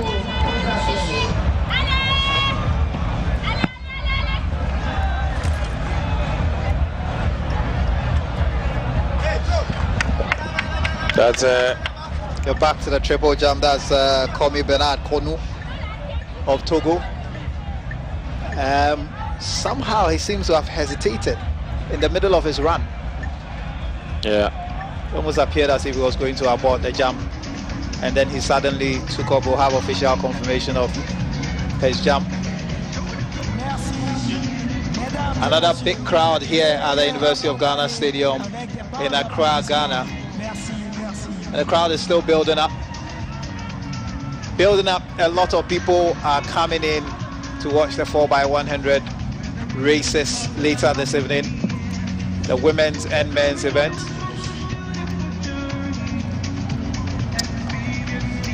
Yeah, it's been a great, decent crowd, buzzing crowd from day one, day two of the.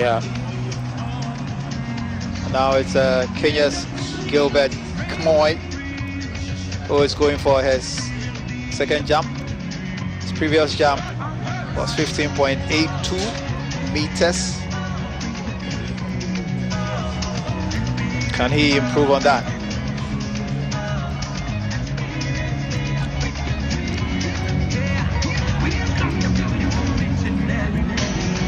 Preparing, pacing himself, calculating, and there he goes.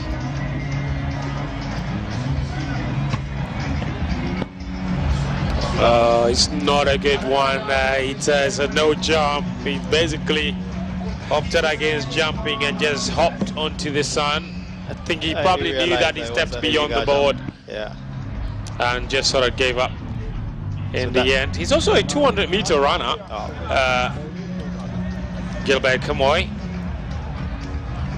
So he's got some speed to go with. He's still in 4th place. Zango, you see there in 1st place, 16.73. Amat from Senegal in 2nd, 16.15 meters. And Loué, also from Burkina Faso, Yakuba Loué in 3rd, 15.84 meters. And Kamoy is in 4th. Kamoy is a 2-time national champion of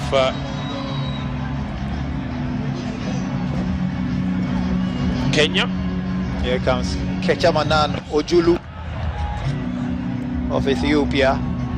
Doesn't seem too pleased with his jump. He doesn't seem too pleased. Ojulu. Between long jumpers and triple jumpers, but mostly triple jumpers. Question is always, do you play it safe and avoid having an illegal jump, or you go big and risk it all? The landlady of this university, the first vice chancellor of the University of Ghana. She is. He's only 20 years of age, to be fair to him. He turned 20 on the 19th of January. He's an Ethiopian national champion, 15.35 meters. To assist her is also the president of Ghana his jump. Athletics, the president of Bawa Fuseni. 15.45 is only good enough to put him set. And now this is Senegal's fight. Amat. He is currently in 2nd place. By Amat, 16.15 is his longest jump, and here he comes again. Amat Fai, it's a decent jump from him. Amat Fai, it's a legal jump. He's not impressed though.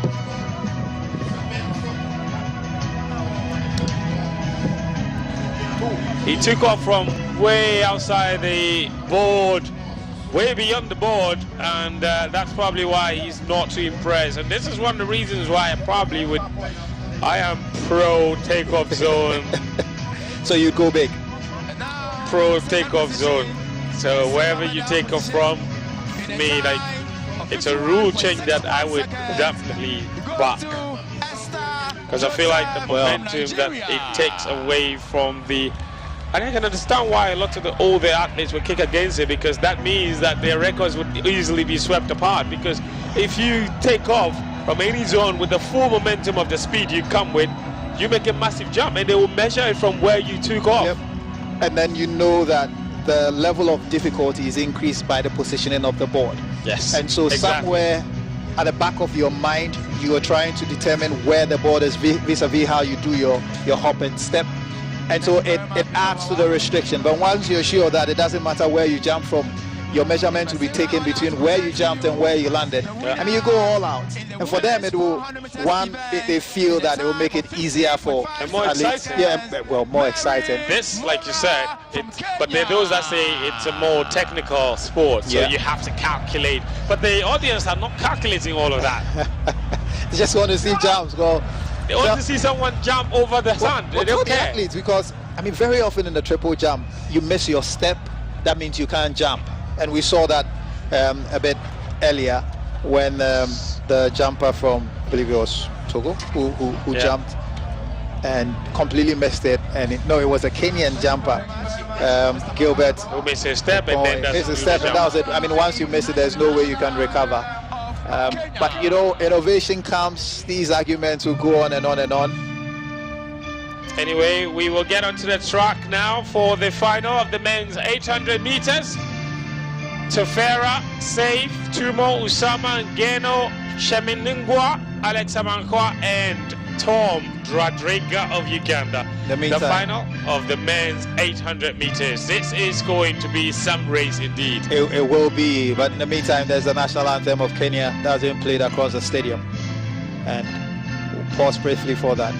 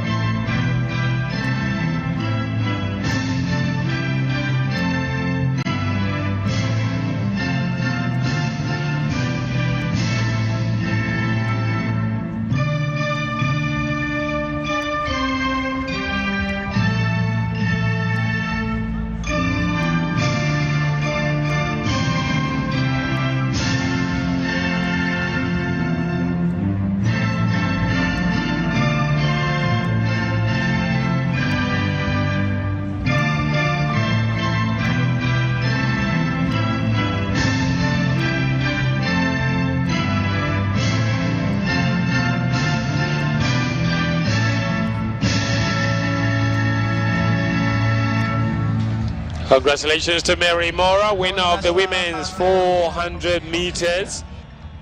Gold medal winner. Nigeria's Esther Joseph came through with the bronze medal. With the silver medal, I beg your pardon, and Burkina Faso Sita Sibiri coming through with the bronze in the women's 400 meter final. But now we are back onto the track for the final of the men's 800 meters. Well, there is local interest, and so during the introductions you would hear that when Ghana's Alex Amankwa is introduced, there's likely to be a roar across the stadium. This had one of the more competitive that semi-finals. is Tom Dradriga of Uganda, and he mentioned the aforementioned roar. That's where the roar happened. In lane 6, I have Chemeningwa Aaron from Kenya. Chemeningwa, who finished second in his semis. Alex, also from Kenya. So the two Kenyans running side by side, Alex Ngeno and Aaron Chemeningwa. There's Nabil Usama, who won bronze in 2019 when Morocco hosted the African Games. Tumon Kabe is the national champion of Botswana. Tunisia's Ahmed Saif Kadri also in lane 2. And it's Tadesi Yohannes Tefera in lane 1. The final of the men's 800 meters under the bright lights at the University of Ghana Stadium. There will be a new champion over this distance. The defending champion, Harut Meshasha.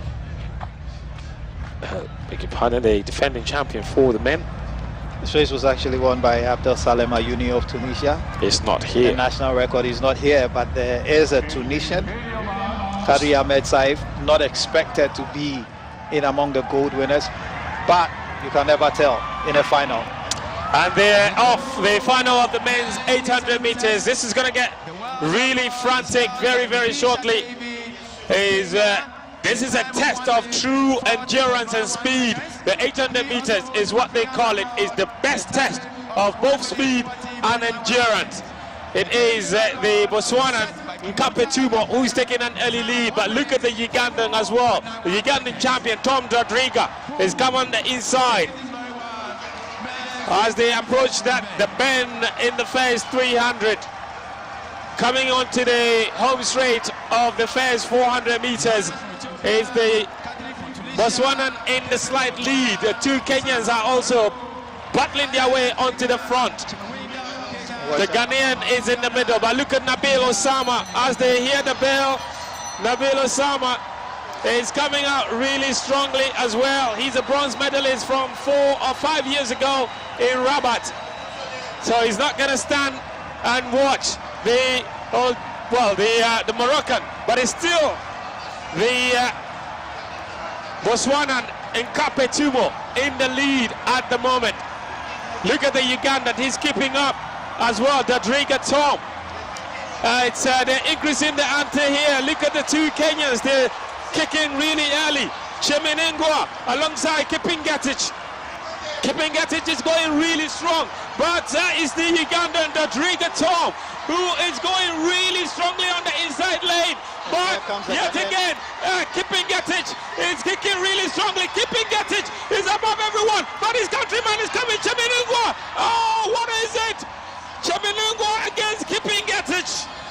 Well, it looks like Chemeningwa came through in the end, because for the last 20 meters it looked as if Kipingetich had snatched this. But his colleague, who he finished side by side with in the semi-final, just seems to have pipped him to the line, with perhaps Nkape Tumo taking the bronze medal. A very close race. What is for sure is that there is a Kenya 1-2.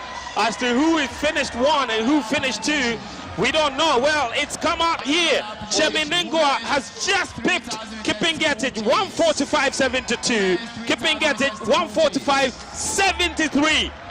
is how close this race was. 100th of a second. I feel for Tom Rodriguez of Uganda. He doesn't even get a medal. He stuck with it. He was in the first three, and he looked as if he could do it. And there he stands in disbelief.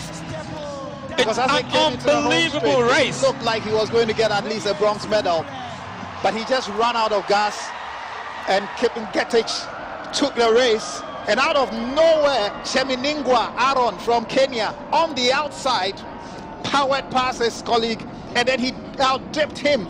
Oh, that was close. Even I can tell. Oh boy! Because on the replay, it almost looked as if Kipngetich had won it, but he seemed to have eased up just too quickly, and his colleague out-dipped him. Oh! By 100th of a second. That's how close it was. 145.72 and 145.73. The closest race we've had so far in the track and field. Well, we'll just wait to see what the official confirmation says. And Kapetumo, 146.04, takes the bronze medal, but it's a Kenya 1-2, and they take a lap of honor and celebrate. And it's only befitting that just after the Kenya national anthem rung through the stadium with Mary Morris gold medal in the 400 meters, two Kenyans come through with a gold and a silver for them yet again. Frankly, they won't care who came first and who came second. Absolutely. It's Kenya striking back after a day of dominance yesterday by the Ethiopians. And the Kenyans will add to their medal haul. But I tell you what, Sammy, Kipngetich would be slightly disappointed, because if he applied himself a little bit towards the end, he probably would have won the gold. And he would watch that, and here's the official confirmation. 145.72, 145.73. That's just how close it was. 146.04 and Dadriga Tom 146.14. Aaron Cheminingwa with 20 meters to go. He was not even in the picture, but he went on the outside, created space for himself, and with his long strides powered himself towards the line. And just when Kipngetich thought that he had secured first place, he got outdipped by Cheminingwa Aaron, also from Kenya, and the Kenyans will celebrate a famous 1-2 in an event that they have dominated. The games record is held by Kimutai. He set that record in Johannesburg in '99, and the great David Rudisha is the African and world record holder in this event. 14. Yeah. 140.91. That Rudisha record looks like it's unassailable. That is absolutely ridiculous. Yeah, I remember that record. London Stadium, the Olympic Stadium in London. I can tell him like 600 meters to go. After 600 meters, he takes a look at his clock, and he takes a look at the clock at the finish line, and he knows what he's doing. He ran a race all by himself, out on the front. Man just he paced decided himself on the track perfectly. that the gold medal was not enough, that history was going to be made on the day, and that's exactly what he ended up doing, making history. And this is the medal ceremony for the 3,000 women's steeplechase race. World record holder Beatrice Shep-Koech, deploying all her experience with a plump to win the medal away from Perth of Uganda. And here's the national anthem of Kenya.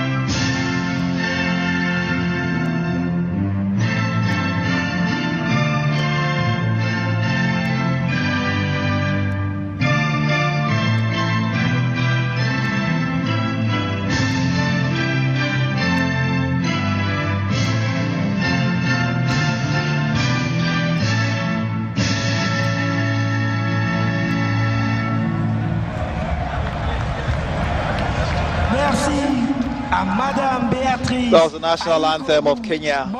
A proud Beatrice Chepkwech savoring the moment after winning gold for Kenya in the women's 3,000 steeplechase. It was another fascinating race. Beatrice and Perrath almost side by side till about 50 meters to go when the Kenyans simply just ran away with it.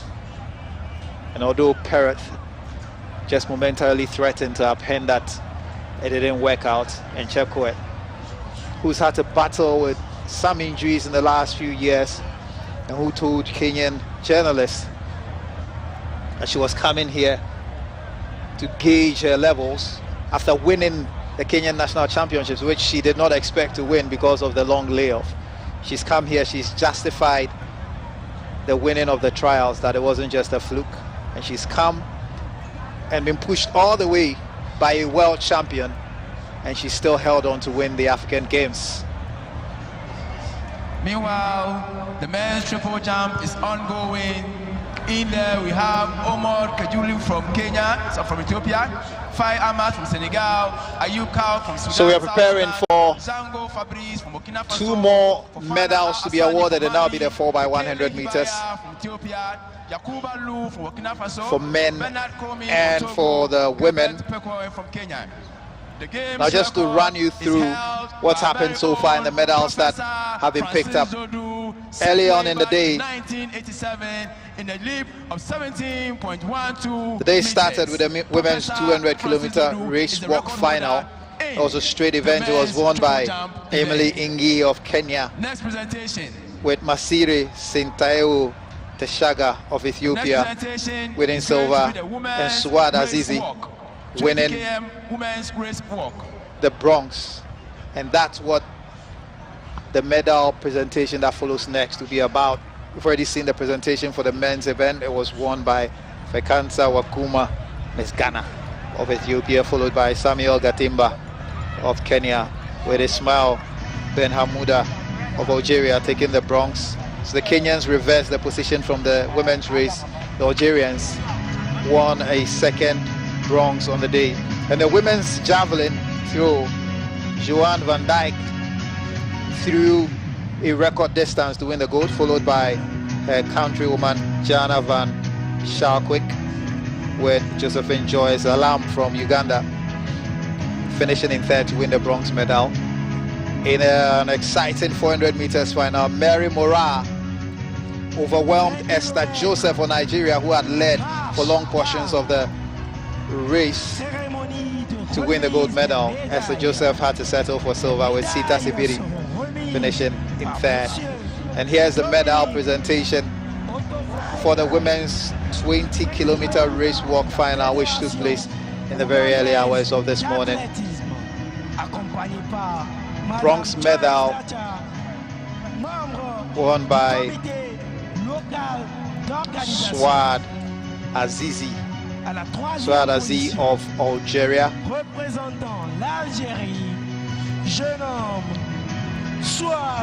Sintayeu Masiri Teshaga of Ethiopia won the silver, and Emily Nji won the gold for Kenya. Here are the presentations. Race.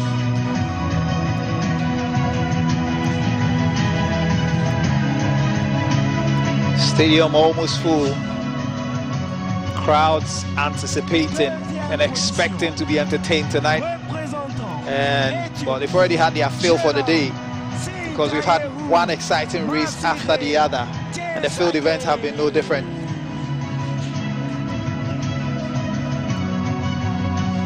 Shot of the volunteers,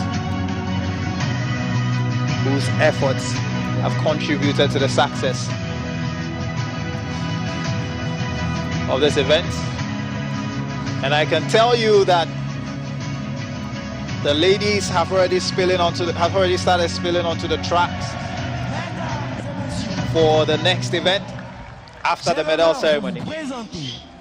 La première championne des Jeux et médaillée d'or représentant le Kenya, jeune homme Emily And here's your champion in the women's 20-kilometer race walk final, Emily Ingi of Kenya.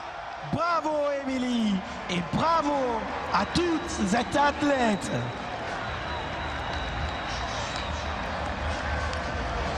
And now, ladies and gentlemen, the national anthem of Kenya.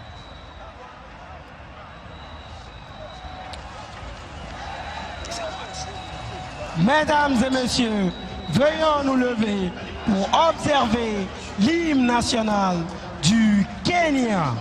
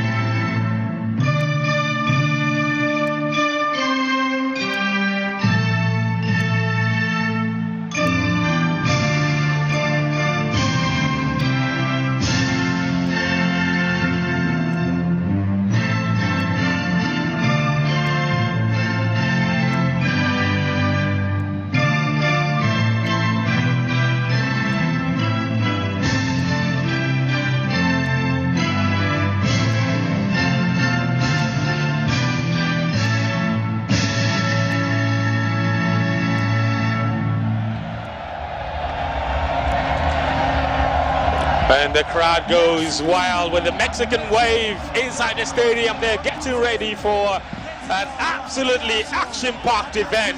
And this Mexican wave is not because they are bored, it's because of what is going to happen next. The final of the women and men's 4x100 meter relays is our next event on the calendar, the last two events of the evening. So whatever it is you're doing, you need to stop now and pay attention. And just to put into context what is at stake here, Ghana did not medal in this event at the 2019. It was the Nigerians who won first place, South Africa in second place, Kenya in third place. But from the semi-final lineup, the dynamics have changed. Nigeria will be in lane 3, Ghana will be in lane 4. What a race we have in prospect, Fence. Absolutely. That's South Africa. And watch out for the Liberians also in lane 6, right next to the South Africans in lane 5. They won their heats, Liberia. Ethiopia in lane 7, Namibia out in lane 8, and in the inside lanes are Burkina Faso in 1 and Kenya in 2. Remember, not a single one of the Nigerian quartet from 5 years ago is in this race. Instead, they've drafted in Toby Amusan for the anchor leg of their 4x100 meter relays. Well, we say she's a consummate professional. Less than an hour after she won the women's 100 meters hurdles final, she's back on track to attempt to win a second gold medal in one day for herself. So starting for Burkina Faso is Milogo Latifatu. Kenya's Biwini is starting. Nigeria's Justina Tiana Yakubiang is starting. Ghana's Mary Boate will start. Kubeka Findlay will start for South Africa. Banele Whitney will start from Liberia. Jaso Guyo will start for Ethiopia. And for Namibia, they will start with Hangneni. So that's what it is. The anchor legs for the various teams will be quite interesting. Medina Toure is anchoring for Burkina Faso. Esther Mbagari is anchoring for Kenya. Toby Amusan is anchoring for Nigeria. Ho Halutie is anchoring for Ghana. Banele Whitney is anchoring for South Africa. And for Liberia is Carrie Josephine, who's anchoring for them. Ethiopia, Ali Ahmed is anchoring, and for Namibia, they will be taking home by Haitambu in the one. So give you an idea of what to expect. Ghana qualified fastest from the heats in 38.67 seconds. Nigeria were second fastest, 38.70 seconds. Completely different races. Liberia qualified third fastest, and these three countries are all winners of their heats. Liberia finished with 38.86 seconds. That's just to give you an idea of the pace that is in these teams, and the obvious favorites will be the race between Ghana, Nigeria, and the Liberians. But can someone pull a surprise against these teams that run the fastest times in the heats? Is the women's 4x100 meters relay. And they're away. They final of the 4x100 meter relay. The Ghanaians are off to a really great start, but so are the Liberians as well. And for Liberia, Ebony Lee running really well. The changeover is smooth. The Ghanaians are coming through from Mensah. Mensah is running great, but so is Nigeria's Olajide as well. But look at Liberia. Strong changeover. Oh, the changeover is not smooth for Liberia, but the Nigerians are off on the inside lane. Right now, for Nigeria, is Fohan. Fohan has the lead. She's running incredibly. Hands over to Toby Amusan. There's no catching her. Wholeheartedly of Ghana is chasing shadows. Look at Liberia's ankle leg. Is Carrie Josephine and wholeheartedly for second. But Nigeria takes the gold. Liberia with the silver. Ghana settles for bronze. And Toby Amusan, the Express, has brought Nigeria home. That is how you run an ankle leg. Barely 1 hour after her individual gold medal in the 100-meter hurdle. She's anchored Nigeria home, aptly named Toby Express, and she has brought them home. That is world-class running. But for the Ghanaians, this is Party Pooping at its best. And he's, it all came down to the smoothness of the Nigerian transitions and how they finished this. When Toby Amusan got this baton, there was no doubt who was going to win this race, and she simply powered past them. And the real race really was between Liberia and Ghana, but Horse simply did not have enough to upend the Liberians. And take note, the Liberians almost had an incident at the point of changing the baton. Absolutely. But they still recovered to run the final leg. But the Nigerians, undisputed, and they could not be contested in this race. They got their technique right, they got their changeover right. And when you have a world-class athlete like Toby Amusan, even when she had run just about an hour earlier in the 100 meters hurdles, you have no doubt when she starts from the front that she's going to end up winning. Smooth changeover and excellent execution by the Nigerians. Ghana have to settle for bronze, but Liberia, nobody was talking about Liberia before this competition. And they came out of nowhere, won their heats in 38.86 seconds, and they have nailed a famous silver medal in the women's 4x100 meters race. Kudos to the Liberians. Absolutely. Carrie Josephine run a great ankle leg to hold up the competition from Ghana's Wholeheartedly, who at some point looked like she was going to catch her, but in the end, Carrie Josephine just ran incredibly well to hold up that competition and bring Liberia home for a famous silver medal. Ghana, the home crowd, will settle for a bronze, but Nigeria celebrate with an incredible gold medal, defended successfully the title they won from 5 years ago, and they did not have a single member of the quartet from 5 years ago. It's a completely different team, although it's also a world-class team because they have a world-class athlete like Amusan in there, and this is how they finished. 43.05 seconds for the Nigerians. Liberia finishing second in 44.02 seconds. Ghana finishing third in 44.21 seconds. So it will be bronze to Ghana, silver to Liberia, and gold to Nigeria. South Africa nudged out of medal contention. They did not make the podium, and the Nigerians are really enjoying this. But the Ghanaians would also celebrate, as I mentioned, in 2019 in Rabat, they finished last in the 4x100 race. So this is an upgrade for the women's 4x100 quartet team of Ghana, and rightfully so. They'll celebrate with their fans. And there will be no shortage of Ghanaian flags for them. Even though they seem rather frustrated and the flags were not being thrown to them rather quickly. But they have it now. No, They celebrated bronze medal. But it's the all Ghanaians. about Nigeria and world-class running from the Nigerians. Yeah, a big credit to Liberia as well. I really wish we'll see more of them on the screen because they got a very famous silver medal, Liberia.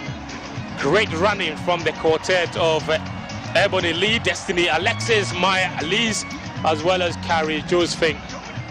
And they might still be winning another medal. The men are also in the final and being anchored by Fambule. They would fancy their chances of at least a medal of some color. So it's 2 gold medals for Toby Amusan. In the space of 1 hour. It almost came down to no gold medal at all in the 100 meters. And already she's been called to collect her 100 meters hurdles medal. And here is Zango. Competing against himself pretty much because the early stages clearly show him in a class above the rest, just a cut above the rest really, in this triple jump competition. His gold medal winning leap from Rabat was 16.88 meters. He has the African record, but he wants the African Games record as well. Attempt number 4 for Fabrice Zango. And there's the big world champion from Burkina Faso yet again. It's not a jump, it's a no jump for him in attempt number 4. That's the second successive attempt now where he has not completed a jump. Could it have anything to do with him not acclimatizing and getting used to the stadium? As you mentioned, jetted in quite late, but even when he's operating at 3rd gear, it might just be enough for him to win the triple jump medal. And a while ago you saw the Liberian ladies celebrating their silver. Don't get it mixed up, that's not the American flag. There's a Liberian flag with a lone star of Africa in there, and here's Team Ghana celebrating a medal that has been long in coming, and a definite upgrade on their previous performance. And it's time for the men's 4x100 meters. Today really is today. And now in lane 1 we have Kenya.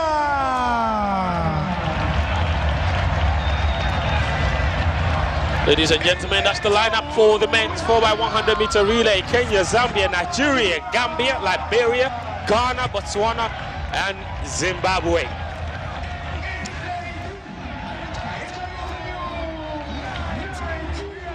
The final of the men's. And there's unfinished business between the Ghanaians and the Nigerians. Ghana upstaging the Nigerians at the 2019 African Games in Rabat to set an African Games record. 38.30, I remember that. And yep. And interestingly, it's only Eshekiri Oshioriche who survives from the quartet from Nigeria that won the silver medal. He was the one that ran the ankle leg that Joseph Paul Amoah beat. And the same Joseph Paul Amoah is in this 2023 African Games. Yes. Benjamin Azamati is in this one as well. We'll be running in the back straight. So Kenya's starting leg will be run by Hezbon Oduo, with Samuel Waweru in the second leg. Odambo Onyango is in the third leg, and Asamba Dan Kiviasi is in the ankle leg for Kenya. And in terms of qualifying, again, Ghana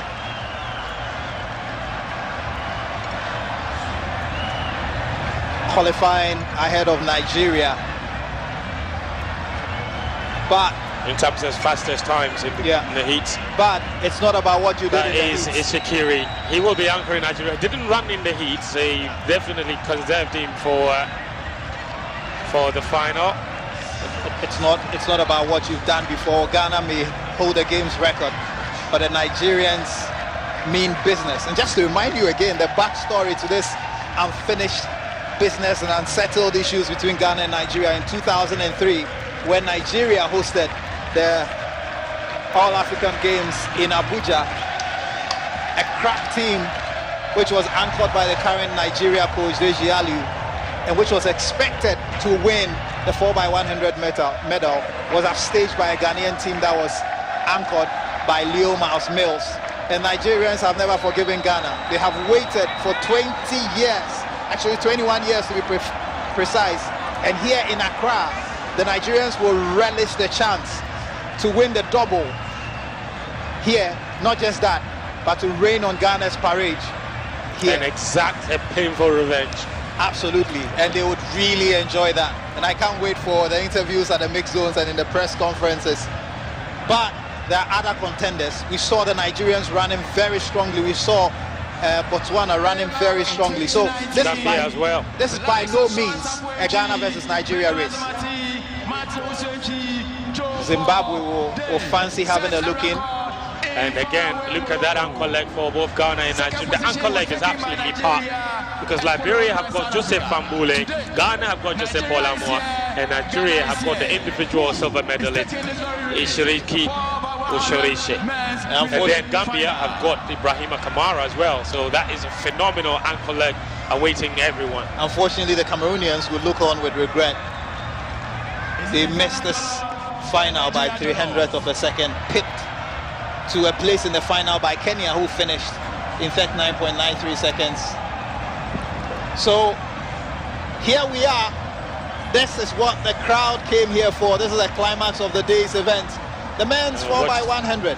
Absolutely. Watch out for Liberia as well, because they've got Emmanuel Matadi, a consistent presence on the African sprinting scene. So with him and Fambule in the same team, you're looking at potential medalists as well for Liberia. They're in lane 5. That is Edwin Gadai for Ghana. He's starting. This is the ankle leg. Ibrahima Ishorishe, Kamara, Joseph Paul Amoa. And Matadi is vastly experienced. Indeed. So don't count the Liberians out yet. There could be 2 medals for them in the 4x100 meter relay after the women snatched the silver medal in the women's event. Nerves must be jangling. African record is held by South Africa. They set a record in 2014 the Khalifa International Stadium in a time of 37.65 seconds. However, final of the men's 4x100 meter relay. This is the final event of today. We set a record in a time of 38.30 seconds. As we get ready to you have a record on your mind? Just how fast can they run tonight? I think generally on the track, especially the shorter event, the times have not looked great. So I certainly am not expecting the game's record to go down. That's for sure, because that was incredibly fast. Every single one of these athletes, especially the Ghanaian quartet that set that record, was running faster then than they are doing now. But again, relay is not just about having the fastest athletes. It's about getting the baton across as smoothly as possible, because a smooth baton change could save you crucial milliseconds. It is about the technique. It doesn't matter how fast the individual is, it is about the technique. And any hiccup could cost you precious few microseconds and probably cost you the medal in the end.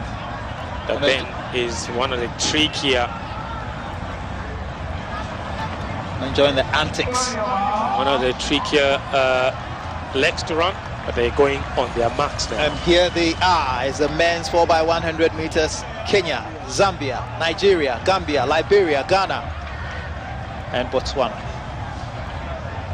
With Zimbabwe completing the lineup. What a race we have in prospect. Wait for the gun to go. The final of the men's 4x100 meter relay. And off they go, there's no turning back now. The final of the men's 4x100 meter relay. The Nigerians are going very strongly. Edwin Gadai is already being caught by on their back straight for Ghana is Benjamin Azamati. But Nigeria's Okon is also running really well. Look at Botswana, 2, very well run. Solomon Hammond is being handed over by Benjamin Azamati. Hammond is going up against Alaba Olukule of Nigeria. This is it now, the ankle leg. It's Shorishi. Oh, the Ghanaians have, it looked like they were dropping the baton, but they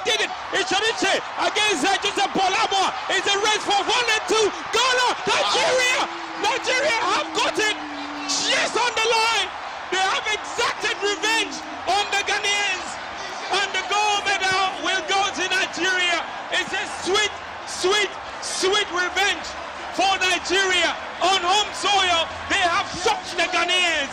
Ghana will have to settle for silver, but there's a bit of controversy. Wait for it. What's happening? Well, the Nigerians have it. The Nigerians have it. The Nigerians have it. It was a barnstorming run from JP. However, there was a lapse in the change here, and for a moment JP hesitated, and that cost him a few seconds. Ichiriki with an almost perfect handover, but watch John Paul from Ghana try to complete and try to close the gap. He almost overwhelmed him at the line, and it was not enough. By microseconds and by milliseconds, I should say, the Nigerians have it. And just look at Ichiriki, focused, moving towards the line. He saw the Ghanaian at the corner of his eye, but he just focused on his race with every sinew of energy that he had within him. He dipped towards the line. And he fell. And he fell in the process. He had to That's dip. just how determined he was. He had to dip. And at the finish of the race, he wasn't even sure whether he had done enough to win it because of the sheer acceleration that the Ghanaian came into the Nigeria finally have their revenge. A sweet revenge. Ghana got the gold in this event in 2003 in front of Nigerian fans in Abuja in 2003, and the Nigerians have done exactly the same thing. They returned the favor, and they will celebrate. You can see how much it means to them. You can see how much it means to them, and the chairman of the Athletics Association here in Ghana would try to console the Ghanaians. There was a lot of hype around this. The Ghanaians wanted this badly, but the Nigerians have decided to poke the party. Again, it's a national record run for Liberia to claim an impressive bronze in 38.73 seconds. The national record, two national records, Gambia as well, 39.24 seconds, only good enough to finish fifth. But look at that, 38.41, 38.43. I can't wait to see that race played over again. And again, it's the margins. The margins are fine. We spoke about the smoothness of the technique, and the handover for Ghana was not the best. Well, they've got a silver medal. That's 2 medals for Ghana on the track today. A bronze in the women's 4x100 and a silver in the men's 4. And you know, hesitation can cost you. And they will look back, perhaps rue that opportunity, but they will also relish the fact that they won a medal. Losing a medal, losing a gold medal it's not always painful, but when it's to Nigeria, that is quite painful. But congratulations to the Nigerians, and that's Harry Dumfum, who is the sprint coach for the Ghana team. Well, Nigeria are the African Games champion. This is a special one for the Nigerians. They wanted this, and their coach, Tweji Aliu,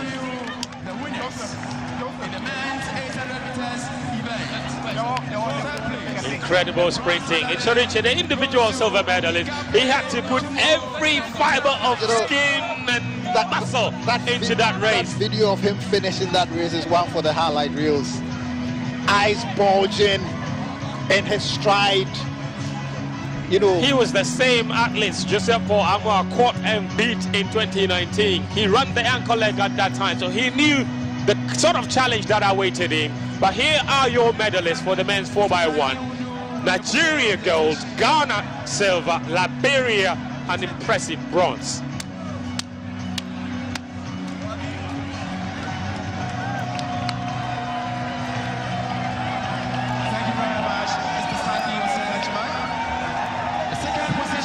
And the Nigerian fans and the Nigerian athletes are loving this. They are absolutely loving this. Well, why not? They have come to Ghana and they have pooped on their party. The Ghanaians thought they had this in the bag. This was the one event they were confident they would win. It's one thing to lose for Ghanaians, is another to lose to Nigeria. That is a whole new level of pain. It's Jollof rivalry and the West African rivalry, but you know what? But they'll have to endure it. It's an impressive victory for the Nigerians. Well done to every single one of them as we head back to the podium for the victory ceremony for the men's 800 meters. The track and field events are just gifts that keep giving. And every athletes, every fan who has been to the stadium are getting what they deserve. Every race has been competitive. Ishiriki just simply decided lightning was not going to strike twice. That really was an impressive race. It was a fabulous race from Nigeria, and it came down to the smoothness of their changeover. Impressive delivery of the baton from one athlete to the other. The Ghanaians didn't quite get it across smoothly, especially the changeover between the third leg and the ankle leg. Might have cost them a few microseconds, and in the relay it's just not enough. But now the national anthem of Kenya, winner of the men's 800 meters. Yeah.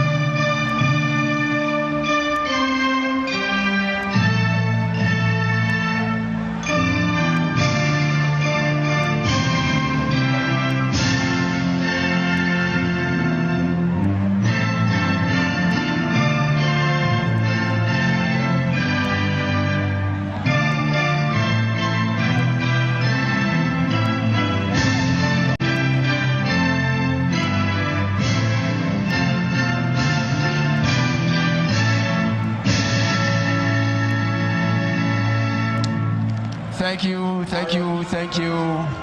Congratulations once again to Aaron, Alex, and Ikapi. And that's Aaron Sheminingwa, who literally stole the gold medal from Alex Ngeno Kipentich, who thought that he had finished and had done all the hard work by 100th of a second. World Athletics, and Sandy Oseajiman, former president, Ghana Athletics. And a medal to be proud of by Nkape Tumo of Botswana.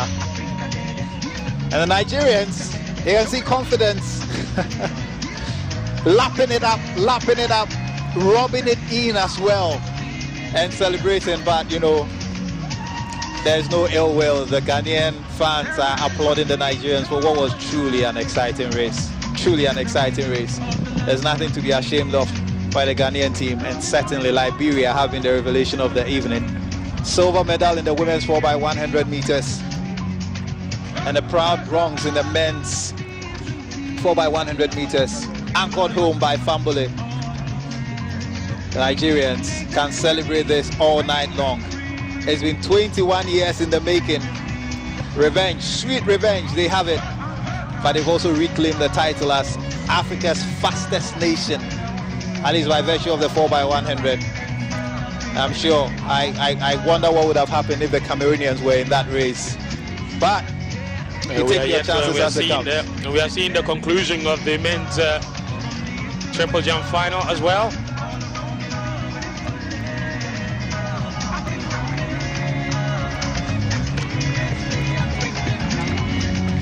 Triple jumpers still jostling for medal positions. That man Zango, who's had 2 no jumps,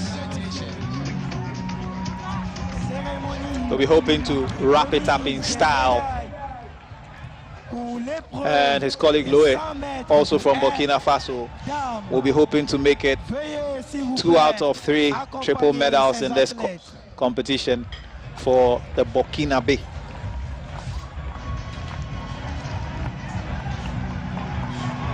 They're doing their final rounds of, you can hear the Ale, trying to cheer him on and to push him on. It was a legal jump. Yeah, that's his final attempt. So even with 2 no jumps, or 1 no jump and the other illegal jumps, it's Burkina Faso's Fabrice Zango who is leading with that 16.73 mark. He may not even need to make his final attempt. Looks like the gold medal is safe. And in second place we have Faye Amath of Senegal, who's preparing for his last attempt. Can he summon a big jump that will overhaul Fabrice Zango? Well, the challenge is that his best jump in this event has been 16.15 meters, which is quite some distance behind Fabrice Zango's 16.73 meters. And now, the winners for the women's 100 meters hurdles. In third position. So it's Faye Amath with his final jump. Can he improve on the 16.15 meters? Here he goes. Well, not sure it's good enough. His body language says it all. He jumped quite far behind the board.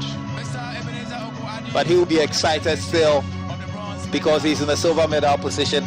Yes. And with Yakuba Loue unable to improve upon his 15.84, it would look as if Faye Amath has secured the silver, which leaves Fabrice Zango with the honor of the last jump.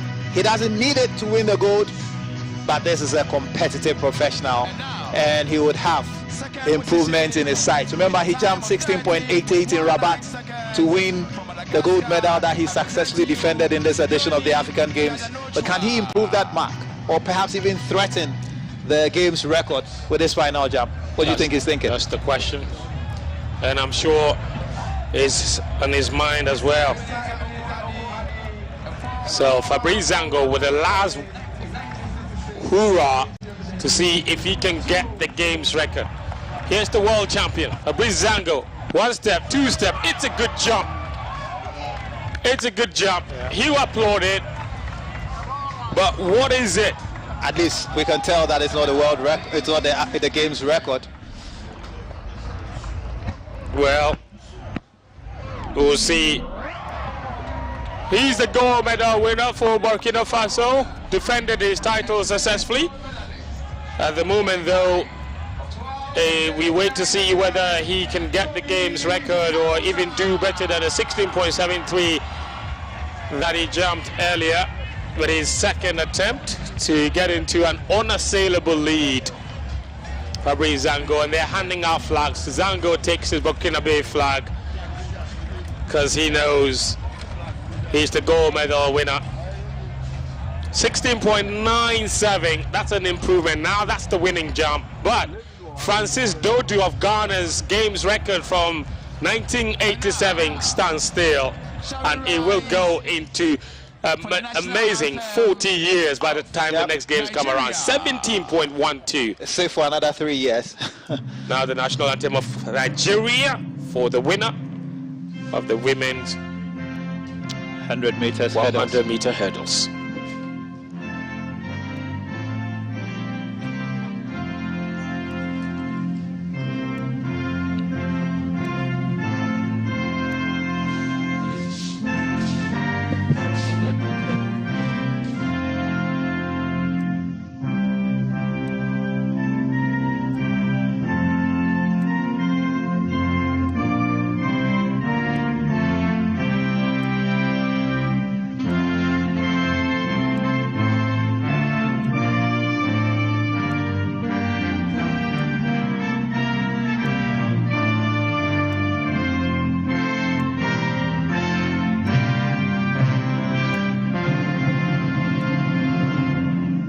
Well done, Toby.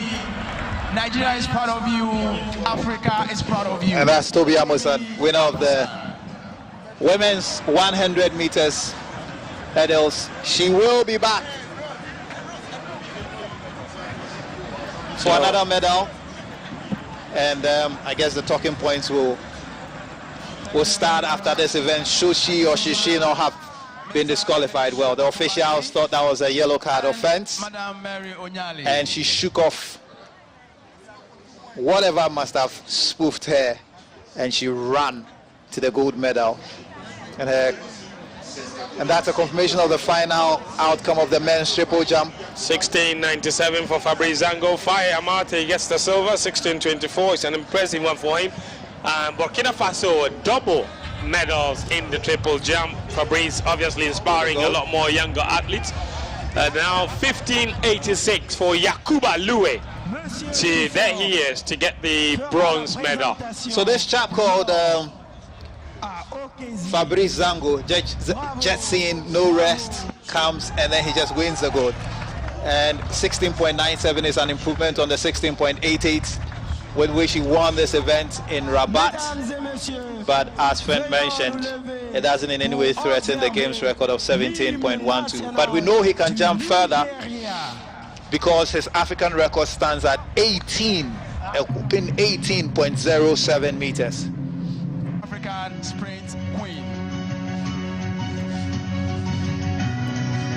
And that's Faye Ahmad, who won the silver medal with a jump of 16.24 meters. Here's a recap of the jump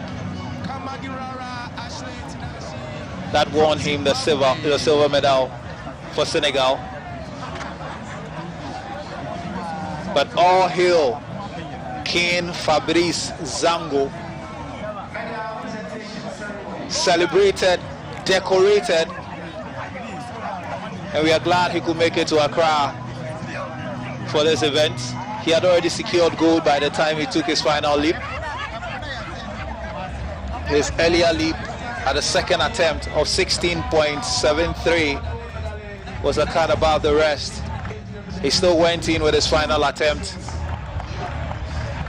and soared to 16.97, which was huge, and you could see him clapping there. And perhaps he'll be saving what is left of his energy for Paris in 2024. And for the remaining flight back home. Surely he will be going back to Paris, so that's where he's based and trains most of the time, Fabrice Zango. But he's one of those, like I indicated earlier, one of those shining examples of great professionalism from the continent. He is the world champion in the triple jump. This is an event that belonged to the Americans for the longest time. It's now on the continent thanks to Fabrice Zango. So, punctuated occasionally by other countries like the British with the legendary Jonathan Edwards.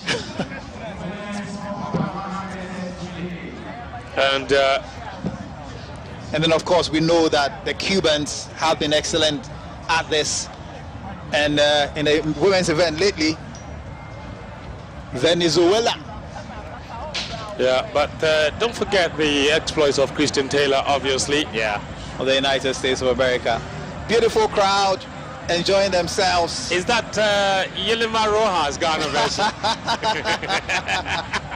I beg your pardon, forgive me. Anyone that knows... It's a coincidence we are talking about triple jump. There you go, that's why I had to go there.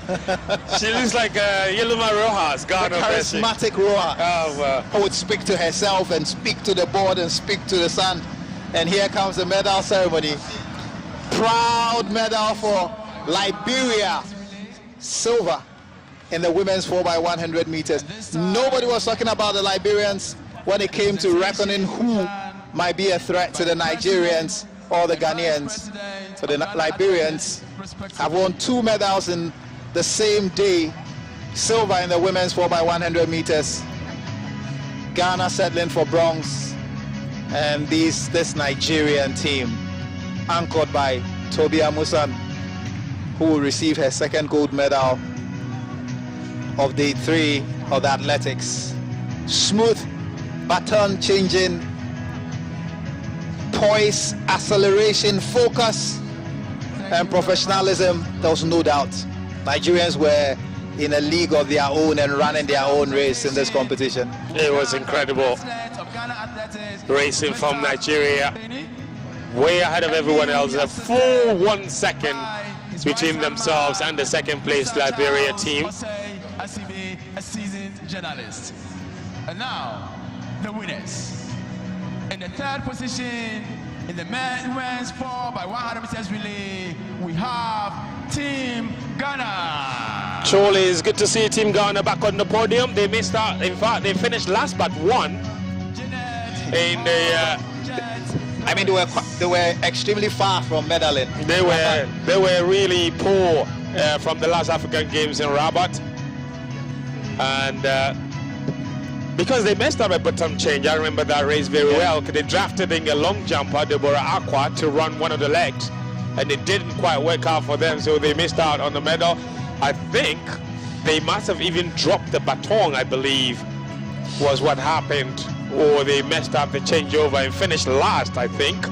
They finished last in Rabat. There you go. And I'm sure when Hall collected the final baton, she must have been thinking, I need to run my lungs out to win a medal for Ghana. And she was in that team as well. Yeah. From 4 years ago, or 5 years ago. But it's an incredibly young team. Mary Boache, Janet Mensah. Boache, the shortest of the Ghanaian quartet. You see there is a Ghana naval officer. And Boache was in the final. But give it up for the Liberians. Incredible racing from Liberia to get the silver medal. Anchored home brilliantly by Shania Kiri Josephine. They had one individual finalist. Maya Elise McCoy was in the 100-meter final. See just what it means to them. I mean, unbelievable. That look is priceless. Smiling, taking in the moment. It's great racing from Liberia to get the silver medal. Always very charismatic and quite ensuring that the likes of South Africa would not finish on the podium. The word I was looking for is flamboyant. Toby. Well, you're talking about flamboyant. Well, give it up for Nigeria. With all the charismatism and flamboyance you were talking about. It's probably the least flamboyant Nigerian team I've seen in terms of style. Oh, I get you. In terms of style, because they have the habit of going with like all kinds of different colored hair and green there, white there. I absolutely love Nigeria. Like everywhere you see Nigeria, well, it's always life. You're right about the green hair. You know, World Championships, at Olympics, and you know you can't miss a Nigerian. Yeah, they've had some really brilliant gold medal. And what a phenomenal ankle leg. I'm very interested in the split of that ankle leg, but it must have been something in the 9s for Toby Amusan. Incredible racing. She ran as if she had somebody breathing on her neck. National anthem of Nigeria. Now the national anthem of Nigeria.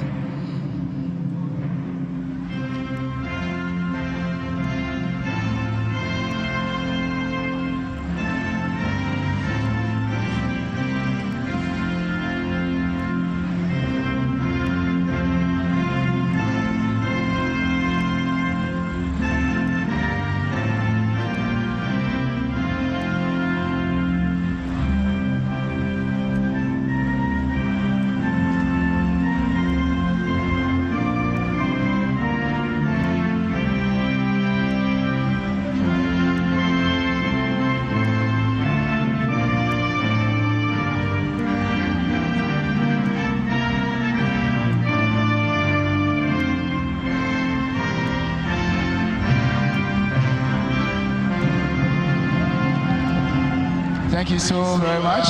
Congratulations, Team Nigeria. The national anthem of Nigeria is being heard many, many times. And arise, O compatriots.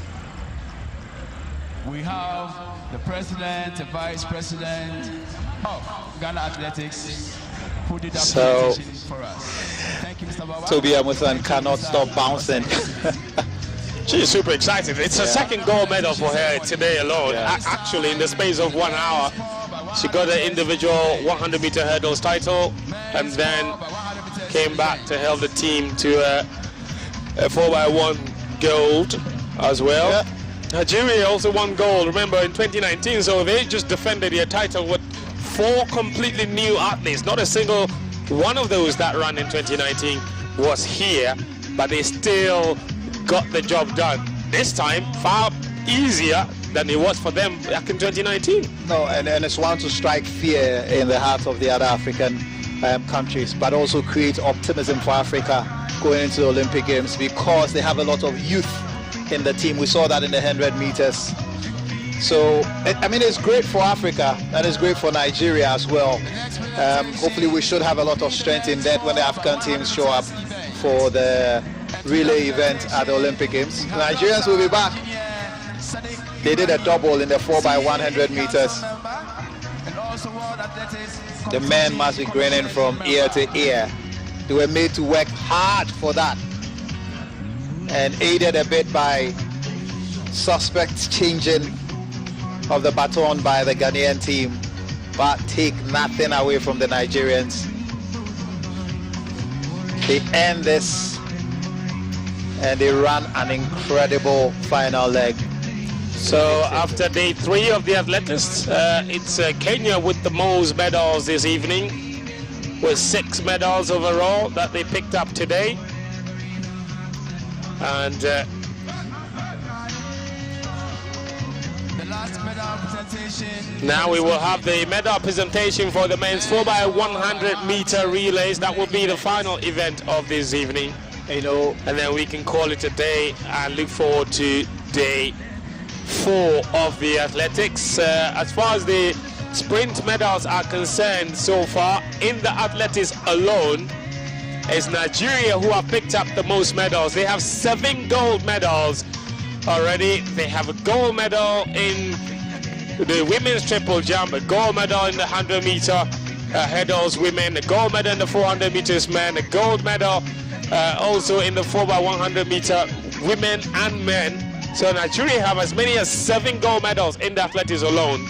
They have 2 silver medals and 2 bronze, for a total of 11 medals already in the athletics, followed by Ethiopia with 5 gold medals. Kenya have 4 gold medals. South Africa have 4 as well. And Algeria with 1, Ghana with 1, Senegal with 1, Cameroon with 1, and Gambia with 1. All in a week for Africa's most successful athletics nation at the African Games. And now we have to add Burkina Faso as well. They are in the reckoning. Zambo winning the triple jump gold. So that's another one for, so another gold medal for Burkina Faso as well. So as many as 6 countries with 1 gold medal apiece so far in the track. But the overwhelming leaders are Nigeria with their 7 gold medals. Ethiopia have picked up 5. Kenya have picked up 4 gold medals, and South Africa have picked up 4. You know, yesterday we spoke about how the Ethiopians had notched themselves to the front with the medals that they had won in the steeple chase in the 5,000. And well, when it came to a shorter distance, it's Nigeria that has dominated. The Kenyans not far behind, 1 gold less than the Ethiopians, but we have not done yet by any means, and there's still the opportunity for a few more medals to be won by the countries to prop themselves up in this in the medal table for the athletics. But then now let's look at the overall medal table. Yeah, it's not even a competition anymore. It's Egypt with 60 gold medals overall for the men alone, and the women have also picked up an incredible 29 gold medals. So 60 gold medals for Egypt's men, 29 for Egypt's women, and that's why they lead the overall medal count with 92 gold medals for Egypt. Overall medal count for Egypt 167 in the game so far. Egypt has won more than twice what Nigeria, who are in second place, have Absolutely. won. In terms of gold medals? In terms of gold medal, overall they've won 167 medals. Congratulations, ladies. It's an incredible haul. Actually, almost more than 3 times, but not quite. And again, I would ask for the 18th time. This is away from home. what are the Egyptian prospects in 3 years' time when the rest of Africa converges in Cairo? The new city that they've built for this purpose. So 92 gold medals for Egypt. Nigeria, who are in second, have 35. So almost 3 times. 3 times. The number of gold medals that Egypt has won is what Nigeria. And to think that Egypt are not even winning medals in track and field. They don't care about track and field. It's done. They got most of their medals in swimming, in table tennis, in karate-do. Yep. And they're picking up some medals in table tennis as well. Table tennis, they won medals in badminton, swimming, and swimming, wrestling, and of course in the pool. Yes. In the pool, they completely dominated the pool, edging the South Africans based on how many gold medals were won. In terms of the times for the medal ceremony we are about to have, the men's 4x100 meter relay, Nigeria 38.41 is nowhere near their own national record. Even Ghana's 38.43 is a long way from their own national record as well. And those times, both teams unfortunately have not qualified for the Olympic Games just yet in the relays, and they will have to do it all over again at the World Relays later this year in the Bahamas, finishing the top 8 if they are to qualify to Paris 2024. The Olympic qualifying standards are incredibly high. So this is there'll be 24 teams at the Olympic Games in the relays. 8 of them have been determined already automatically, which comes from the 8 teams that made the final at the last World Championships in Budapest. Yep. Remember, Ghana did not run in the heats because they picked up 2 injuries to 2 key members. And so that cost them a place. If they made that final, they would have been on the plane to Paris automatically. They didn't run, and they didn't make the final, obviously. But those 8 that made the final there are on the road, on the plane to Paris. Now, the World Champions, the World Relays are going to be held in the Bahamas in May this year. Those that make the final, the 8 teams that make the final, would also get 8 automatic tickets to the Paris Olympic Games, to make 16 teams with 8 teams remaining, and those 8 teams will come to the ranking. So cue the race to qualify for the relays, and it's one of the, it will be an objective for all the African teams. The Liberians will want in on the Ghanaians will want in on that, the Nigerians will want in on that. Brilliant running, and that's definitely the next step to take, qualifying in the races. And I'm hoping that the African countries will be able to provide the resources that the athletes need, not just to qualify, but to train together in the run-up to the relay championships. And that's be able to Emmanuel prepare adequately. Matadi. He's been there and thereabouts, and a familiar face on the international circuit. And he did his bit in ensuring that Liberia finishes. And that man, Fambula, with the ankle leg to ensure that Liberia were firmly. His sister is actually at these games fighting as a boxer. Interesting. In the 60 kg category. Family of sports people then. Very American, born and raised. Familiar face in the NCAA championships in the United States of America. I think he's a 2-time All-American. His specialist event is actually the 200 meters. That's his specialty. So we'll see him back on the track for that 200 meters. For sure, champions. Team Ghana. So that's the silver medalist, Team Ghana. The quartet of Edwin Gadai, Joseph Paul Amoa, the ankle leg. Solomon Hammond is new to this team. Asamati is an old fox in this Ghana team.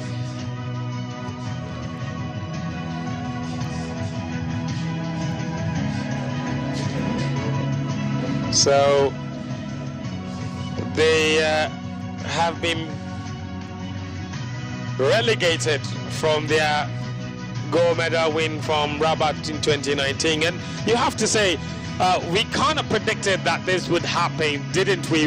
Or more like premonition, or more like a warning that it's not how fast you run. And yes, Joe Paul ran really fast in that ankle leg, but it's about how smoothly you can get the baton across. And we spoke about this immensely, repeatedly before that final. And it happened. Yeah, in the end, that's what happened. But credit to him, he still managed to run the race of his life. Unfortunately, Ishiriki was in no mood to relinquish a lead for the second straight African game, and he held on. And look at the smile on his face. Chikiri, he's a one lucky chap. Because you know what, like the cliche in some of these things, and I really don't like going there. They always say 10 more meters and Joe Paul would have caught him. But it's 100. We can't make it 110. We ran out of running space and track. Exactly. I've seen many track fans make that comment every time a race is closed. They say 10 more meters and they would have caught him. It's 100 meters. There you go. It's not 110 meters. It's not. If you want 10 more meters, you run in the 110 hurdles. It is what it is. So congratulations to Nigeria. A brilliant gold medal. They finally got their revenge on the Ghanaians in Ghana. There's been more. Even that's what makes it 10 times sweeter. Shall we all rise for the national anthem of Nigeria? Now the national anthem of Nigeria, Arise, O Compatriots.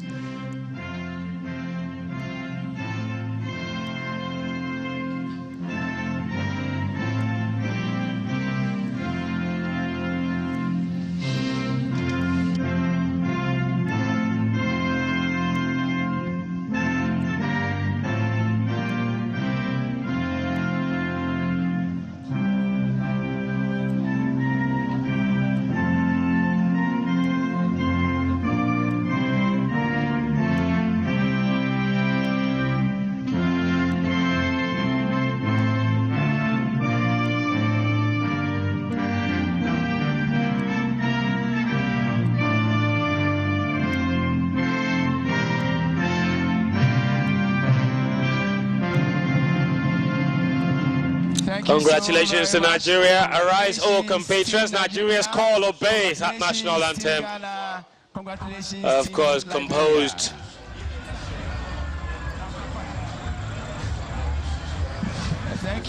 by Pa Odiese, which was adapted back in 1978. It's a national anthem we've heard a lot of times on the continent and even on the global stage. Nigeria always representing the continent and always making Africa proud. They have come here and they have made their own country proud, snatching the gold from right under the noses of their West African rivals. And it's a sweet, sweet victory for Nigeria. So today we have heard the Nigerian anthem 3 times. For Toby Amuzan, for Chidi Anthony, and for the relay team. And then the relay team, actually 4 times we have. And the Kenyan anthem 3 times as well. What a day we have had. And we still have the 200 meters to come.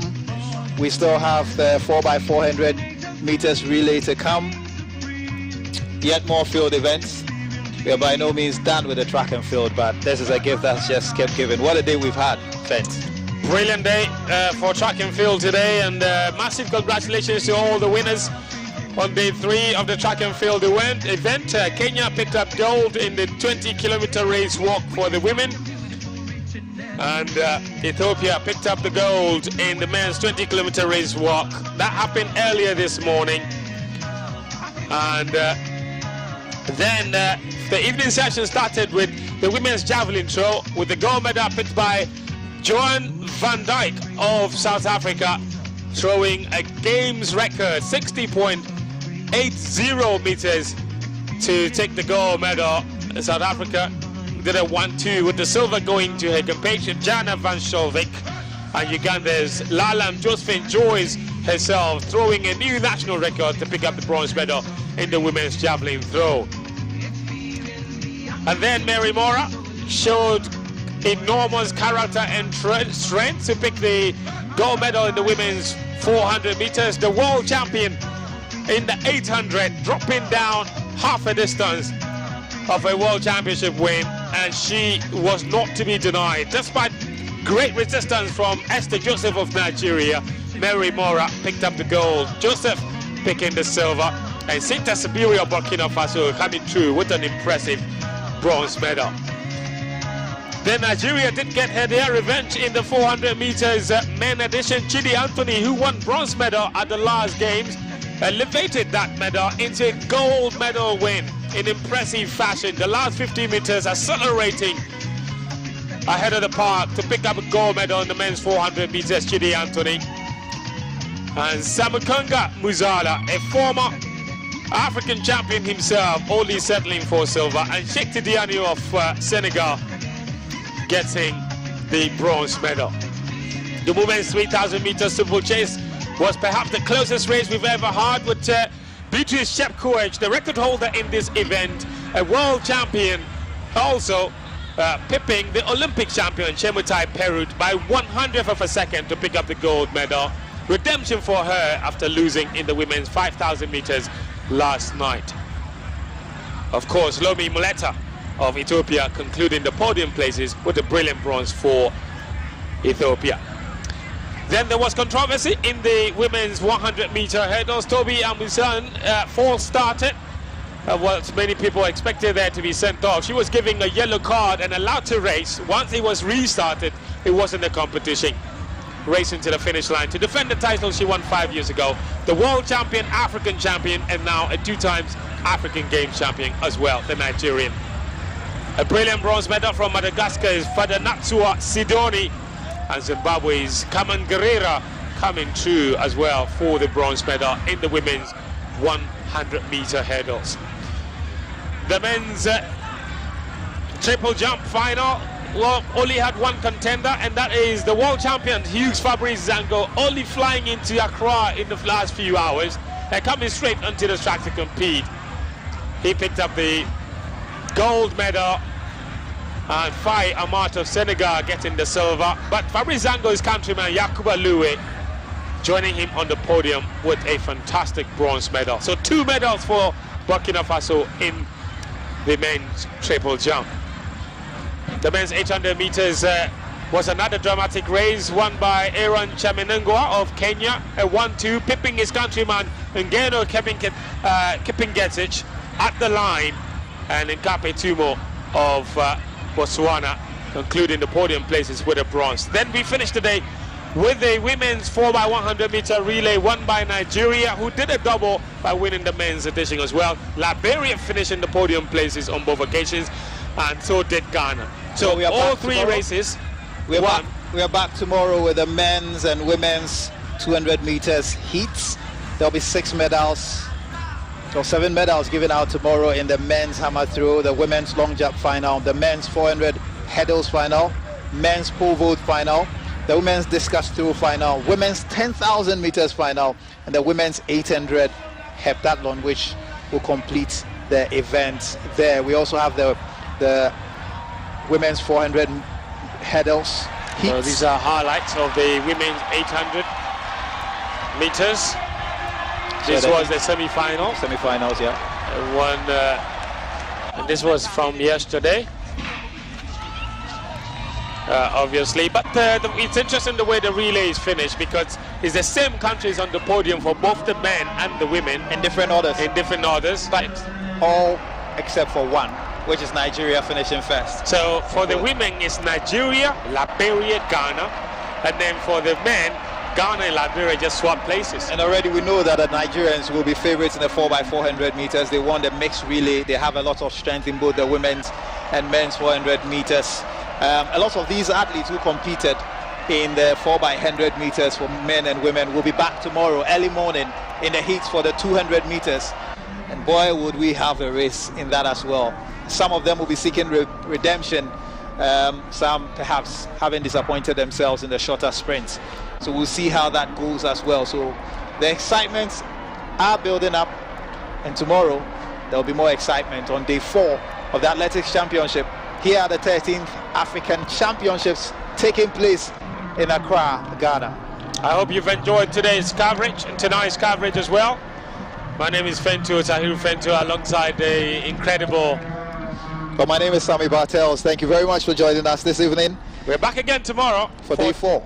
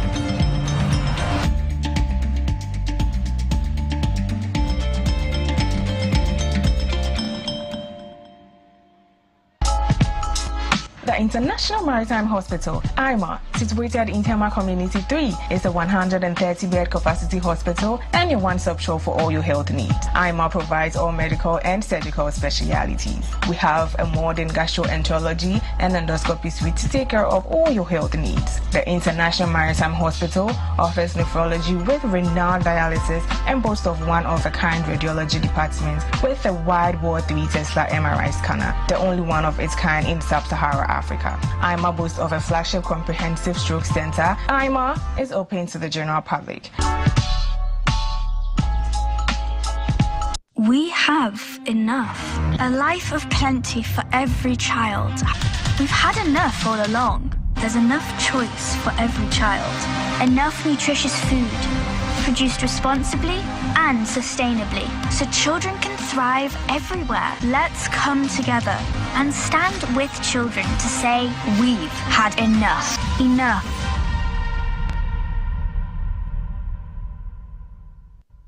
Coca-Cola Zero Sugar. With a new and improved taste. It's delicious and refreshing. Coca-Cola Zero Sugar. You need to try it first. This advert is FDA approved. Every child is so unique. You like no other. Outstanding in every way. It's me like no other. So anytime you walk and play, you like no other. You are special like Indomie. It's me like no other. Did you know that every child on the planet has their own unique fingerprint like no other? You like no other. I'm talented. Me like no other. I can sing. I can dance. You like no other. As well as their own unique talents and abilities. I can cook. I can paint. You like no other. Indomie.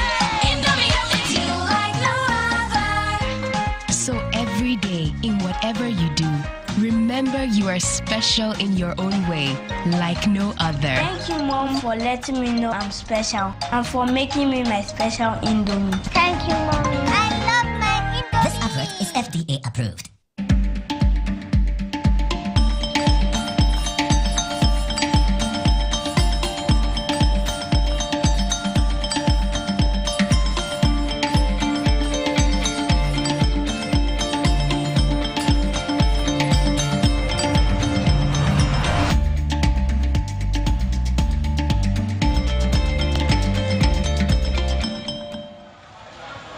Hello from Africa, hello from Ghana, hello from Accra. It's the African Games, the 13th edition happening here in Ghana. Oh, what a magnificent night we've had today at the University of Ghana Sports Stadium.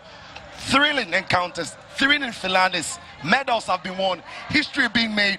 Africa on the rise, Africa coming up in all these athletics and all these sports. What a fun time we've had here tonight. I'm here joined with Felix Romack. Felix, good evening. Oh, what a night.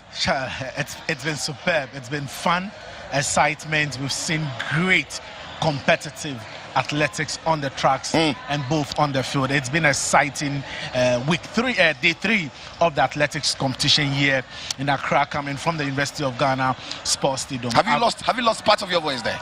Do I get a sense you've lost your voice? I did a bit of commentary on boxing, but then again, I can tell you that with the noise, the ambience over here, if you are not part of the game, if you are not watching it on TV or you are not here at the University of Ghana Sports Stadium, you are missing a lot on the talent available in Africa. Just in case you missed it, or just in case you want to have a look at it again, let's jump straight into it, shall we? Because it was the men's 4x100 meter relay that ended the day, if you like. But what a race that was, Felix. It was breathtaking in the way he took off and in the way he finished. Of course, you know, when you have a relay like this, where at the end of the race, both athletes had to wait and look and check the time to see who gets to win it. It tells you how close it was. But the Ghanaians had a very good start, but the Nigerians, what a finish to that particular race. It was very competitive and very close to call until the end of the race. Absolutely so. And even for the fans in the stadium, everybody was on knife's edge, waiting to see what the timing was, what official time it was going to be. And I got a sense there was a sharp divide in the stadium, because for many who were supporting, even like Nigeria, they went up in voices, and many were supporting Ghana dropped down in voices. Of course, but it was too close to call. It was very, very close to call. So at the finish, even the athletes themselves had to wait some few seconds, check the screens, check the time to see who gets to win. You could see the excitement on the faces of the Nigerians, you know, when they pick up the gold medal, defeating the champions back then in Rabat, the Ghanaians who had won it in Rabat. But then what a race. I must say that the Nigerians, they were very strong, very competitive. That was very close to call. And the excitement, you know, the rivalry between Ghana and Nigeria, so you have extra the extra excitement when you beat them to any competition. But this was one of the best races I have witnessed in the African Games. Anyway, so Ghana dethroned from being champions in Rabat. Now it's Nigeria. But there was a moment for Ghana where many thought that was the defining moment. There was a change in the last change in the baton where Ghana maybe just didn't click right there. I thought there was a little delay. That was it. Right there. The exchange between Hammond and Amoah. That split second of a delay was it. And in relays, these are the crucial moments that defines who gets to win the gold and who gets to win the silver. That split delay within the change between Amoah and Hammond caused Ghana that particular again, when you look medal. When you look at the timings of the finish, you just sense 0.2 microseconds. That tells you how close it was. Absolutely. So it was just that. Maybe then, if Ghana had that change, the scenario would have been different. But that is credit to Nigeria for getting their changes as smooth as it could be. So it was Nigeria who clinched gold there. Ghana coming in second place for silver. Liberia coming in third place for their national record. Good news for Liberia, for the national record in winning bronze at the African Games. And even for Gambia as well, they couldn't mount the podium, but the fourth position means that they've set a Gambian record through the African Games. That was very, very good. That tells you how close it was. 0.2 microseconds, you know, that the Ghanaians couldn't close that particular gap. But it's been a fantastic race, and the Nigerians, they deserve it. Right. All right. So this race is going to be spoken about for many, many days to come. And of course, many, many people then will be looking forward to see some of these athletes. Some of them are going to go for their 200 meters and what have you. So, okay then. So in the 4x100 meters, women as well. That is where, again, lots of excitement were. As we saw it blast through, 3 countries were favorites going into this one. It was Ghana, Liberia, Nigeria. In the end, it finished not in that order, but they won the medals. And I must say that it was a very smart move by the Nigerians to introduce Tobi Amusan onto the anchor lane. She did not participate in the heat for the Nigerians, but what a way you watch the race and how she ended the race with a lot of pace, with a lot of distance, and a lot of style, with a lot of style as well. When you are the reigning champions in the 110 hurdles and you get the opportunity to win your country or finish up and win your country gold in the 4x100 meters relay, this is how you do it. And clearly you could see the reason why is the reigning 100 meter hurdle champion, 110 meter hurdle champion, not just in Africa but the world as well. What a finish and what a style. Look at the distance. Listen, as soon as the baton got to Tobi, we just knew it was a different ball game altogether. As soon as we saw her on the tracks, we realized that Nigeria are in for another gold. And a superb way to do the double in both the men's 100 meter relay and the women's 100 meter relay. And so there you see the times of the ladies coming into Nigeria clinching and the gold. Liberia coming in second place. Liberia though, in the men's they finish in third place. Here they come in second place. Ghana finishing in third place. It's just these 3 countries. In this case, it's Ghana who won in the men silver and Liberia then won. So it's very much being consistent with the sprints and the mixed the relays for these teams. Of course, I mean you could see from the heat as well that these were the countries that had the fastest time going into the finals. So it wasn't surprising that they had a podium finish in those relays. All right, so that was fascinating. Brilliant. Anyway, we spoke about Tobi now. Now, perfect opportunity to look at her race where she dominated. There was a moment of controversy though, which we will come to. But as soon as she was clear to race the 110 meters hurdle, world champion, favorite coming into it, and she didn't disappoint. Of course, we all knew very well that she was the lady to beat in this particular discipline. She's the world record holder, the world athletic championship holder. She's the African Games record holder. So what do you expect? You expect her to go out there and then continue her reign. And what a way to do it. A lot of people were saying that she might have been lucky with that. I want to have your opinion on it. Was she lucky though? I think so. Because she have been red carded. Yeah, because I've seen other athletes on this particular tracks who had a false start and was red carded. But what might have worked for her was the fact that there was so much noise coming from her where the supporters were, was closer to where they were starting the race from. So that might have kind of favored her in a way. But she was very lucky to have gotten the yellow for that particular false start. Yeah, we're still trying to get official statement on how Toby wasn't sent away from the track and she was given the yellow and given a second opportunity to run. But she wouldn't mind because she's clinched gold in the women's 100-meter hurdle. And there you have it there. She clinching the gold with 12.89. Yeah, there she is now. So she's a double gold winner, winning in the relay and winning in her own strong category as well. Fascinating. But I won't be surprised as well that she'll go to the Olympic Games in Paris and then still dominate. She's favorites going into it. She's favorites going into it. All right, so then there was also the 400 meters final women's today. Maura Mary won it, but it was always very keenly contested. 400 meters, as many have said, can be described as if like the most difficult track event because you can't be fast, you can't be slow. You need to be in between and you have to get a strategy to finish. You need to be very strategic. It's twice 200 meters, and even with the 200 meters, you need to be very strategic. So for her to go out there and then finish this particular race and win the gold was very, very impressive. And the lineup, you could see that there were excellent, runners in this particular field as well. But what a way to dominate! What a way to finish this particular race. And I must say that I was very, very impressed with that particular finish. Yeah, there was about a time where you didn't know where the winner was going to come from, but it was getting closer and closer. And from this point, you just couldn't see. But going into the last stretch, you could see the difference in where the winner was going to come from. And in the end, we saw it. It's Maura Mary who came home with gold. And as the story has been throughout this whole championship, it's been history after history. It's been fun after fun. It's been athletes competing at the highest level throughout there, and that was one of them.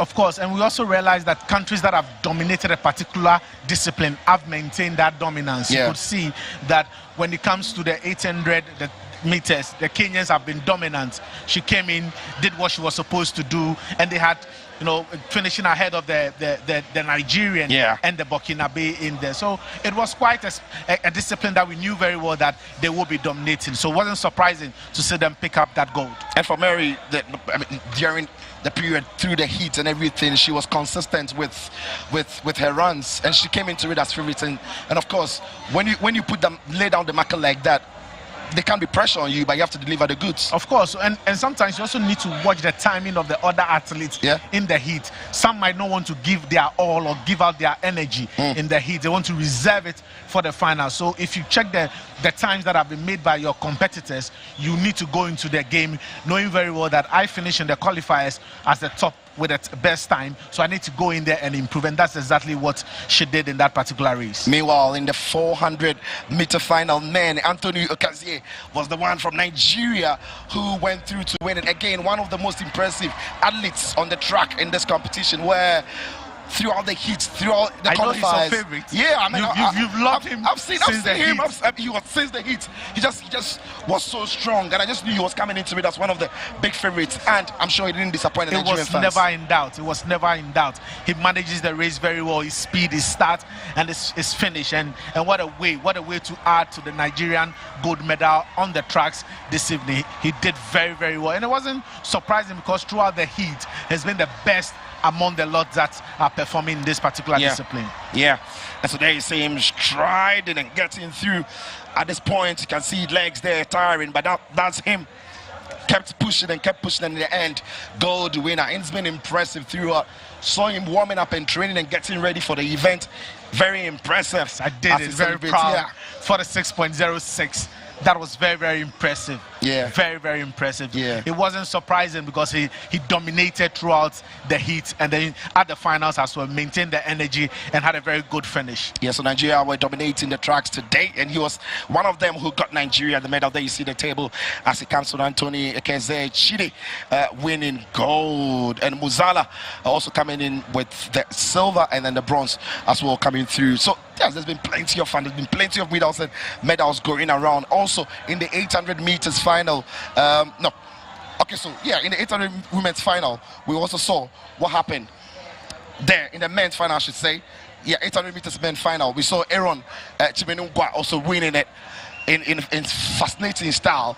In 800 meters, going round in some fast pace twice can also be very demanding. Well, of course, it's a race that the Kenyans have dominated, and I wasn't surprised that Aaron had to finish the race. It was a double medal for Kenyan in the 800 meters final. They picked the gold and the silver as well. They know the technicalities when it comes to the 800 meters, and it wasn't surprising that they picked both the gold and the silver medal with that particular round. Very, very technical, and I love the fact that they communicate when you have 2-3 Kenyans. Yeah. They always try and communicate. Strategy. That is very, very good. They try and strategize to see how well. At what point do you forget about the communication and try to be selfish a little bit? Well, because maybe even though you're all Kenyans, when there's 1 and 2, yeah, they need to go all out. Let's go out and let's see who gets the best. Who's the best? And I think that also helped them. Yeah. You watch your order and realize it's a motivation for me to make sure that I'm within the race. Yeah. I'm following the pace. And what a way to finish. Look at how close it was. 0.1 microseconds. That is how close it was for the 2 Kenyans. I'm looking forward to one of them maybe then hoping to finish on the same time. They both have to pick gold. Pick gold. We saw that in the swimming. Swimming, yeah. Anyway then, so that was it there. Also some very good fun coming there on the track. But I mean, it's always been said really that when it comes to these track events, which are, if you like, 400, 800 upwards, it's almost always going to be from Kenya, Ethiopia, and what have you. It's always been like that. I know that the explanation has always been, where they train, the climate, the altitude, and all that. Is it always that? Is that a key factor, or is that something particular they are paying attention to? But they train for it. But I also won't be surprised if you want to think about anything apart from the climate, because there hasn't been any scientific explanation apart from that. Yeah. And they've dominated that particular event over the years. So it tells you that could be an advantage. Yeah. And aside that, you can also talk same for the Ethiopians as well. And then you ask yourself, why are they not dominating in the short distances? And that has been an area where the West Africans have always been dominant. So it is not surprising. I'm sure that it might be that one of the reasons why they always dominate in the long distance. They have the stamina. They train at very high altitude. So when they come to altitudes that are very low, it will surely be an advantage for them to perform. All right, Aaron Chimenungwa winning the men's 800-meter final. So we've had plenty of winners from Antonio Keze in the 400-meter final. We've had in the 400-meter final for women, Mora Mari. We've also had in the 100-meter women's hurdle, Amuzan Toby. Nigeria coming home with gold for 4x100 women, and also men for 4x100 with gold, Nigeria. So plenty of medals going around today, and it is Nigeria who I'm sure are going to be so happy, so proud of the achievement of their athletes tonight. Away from the tracks. Whew, what a day that was. That was also triple jump then. Now let's talk about Fabrice Zongo. He is a phenomenon. He's a world champion, an African champion. He came into this competition. Everybody knew he was favorite, and he delivered the goods. Excellent. And I love the fact that he's been consistent over the course of the season, doing very, very well. And it's exciting to see one of the best in this event in the world come to the African Games and then perform. Very, very good athlete. And he did it quite, I won't say in a very simple way though, but very professional way, and everybody expected him to pick up the gold in this particular discipline, and boy, he did it in a very fantastic way. Though records weren't broken, but he was very, very competitive, and I hope to see him pick up medal in the Olympic game come Paris. All right, so that was him, Fabrice Zongo. Africa, proud of him and following his progress through. When he's in Paris, Africa will be hoping that he's one of those who clinches gold for the continent. For many athletes who have also competed here and will be going to Paris, Africa will be backing them because they've experienced the African dream here at the African Games. All right, so then there's also Taekwondo final where we saw in the 59 kg for men's Taekwondo, Firas Katousi from Tunisia came as the gold winner. Was it surprising? This is a field where the North Africans have been very, very dominant. It wasn't surprising that, you know, he came in and then he won. It's very, very technical. The techniques as well got him that particular medal. Excellent, excellent, excellent one from the Tunisian. And you see the excitement on their faces and then the supporters as well. This is what it means when you pick a gold for your country. Yeah, we've seen a lot of the North African countries that winning these sports in Taekwondo, in the indoor games, in table swimming, tennis. in table tennis, and a lot of it. On the track, though, we've not seen enough of them. It's almost as if they've chosen where they are strong. Unfortunately, for where they are strong, there are plenty of medals going around. Well, that is what you're supposed to be. That's the way you look at where your strength is and you build on it. You become consistent in it. And you look at those kind of disciplines, there are a lot of medals there because it comes with different weight categories. So absolutely. If you train very well, if you maintain that consistency, you can pick up a lot of medals. We saw the number of medals that the Ghanaians pick up in arm wrestling as well. We've seen what the South Africans and then the Egyptians have done in the pool as well. So this is what their specialities are, and they want to pick up more medals. They want to concentrate on it and pick up those medals. They know very well that their strength is not on the tracks or on the field. So why they are mastering where their strength is. Of course, and they are delivering their goods. So and that is why by tomorrow when we compile the updated medal table, it will be impossible for any country to unseat Egypt on the top, at the summit of it. Okay, so in volleyball, Ghana beat Nigeria to reach the semi-final for men's volleyball. It is the Jollof conversation going around again, and now Ghana winning in volleyball. Of course, Nigeria beat Ghana in men's relay and the women's relay, and now Ghana and they did same for the hockey as well. So it was a time for Ghana to take this one. But what a game it was at the Bantamweight Sports Complex. It was a very, very interesting game. Good one from the Ghanaians as well, dominating the Nigerians in this particular event. And listen, the athletic oval here is full to capacity when it's happening. And while that was happening, also at Bantamweight, look at the capacity or look at the crowd cheering the teams on for volleyball. It's been breathtaking the way Ghanaians, I must give credit to Ghanaians, so all of Africa, or those who have traveled through, have participated and have gone out there to cheer the heroes on.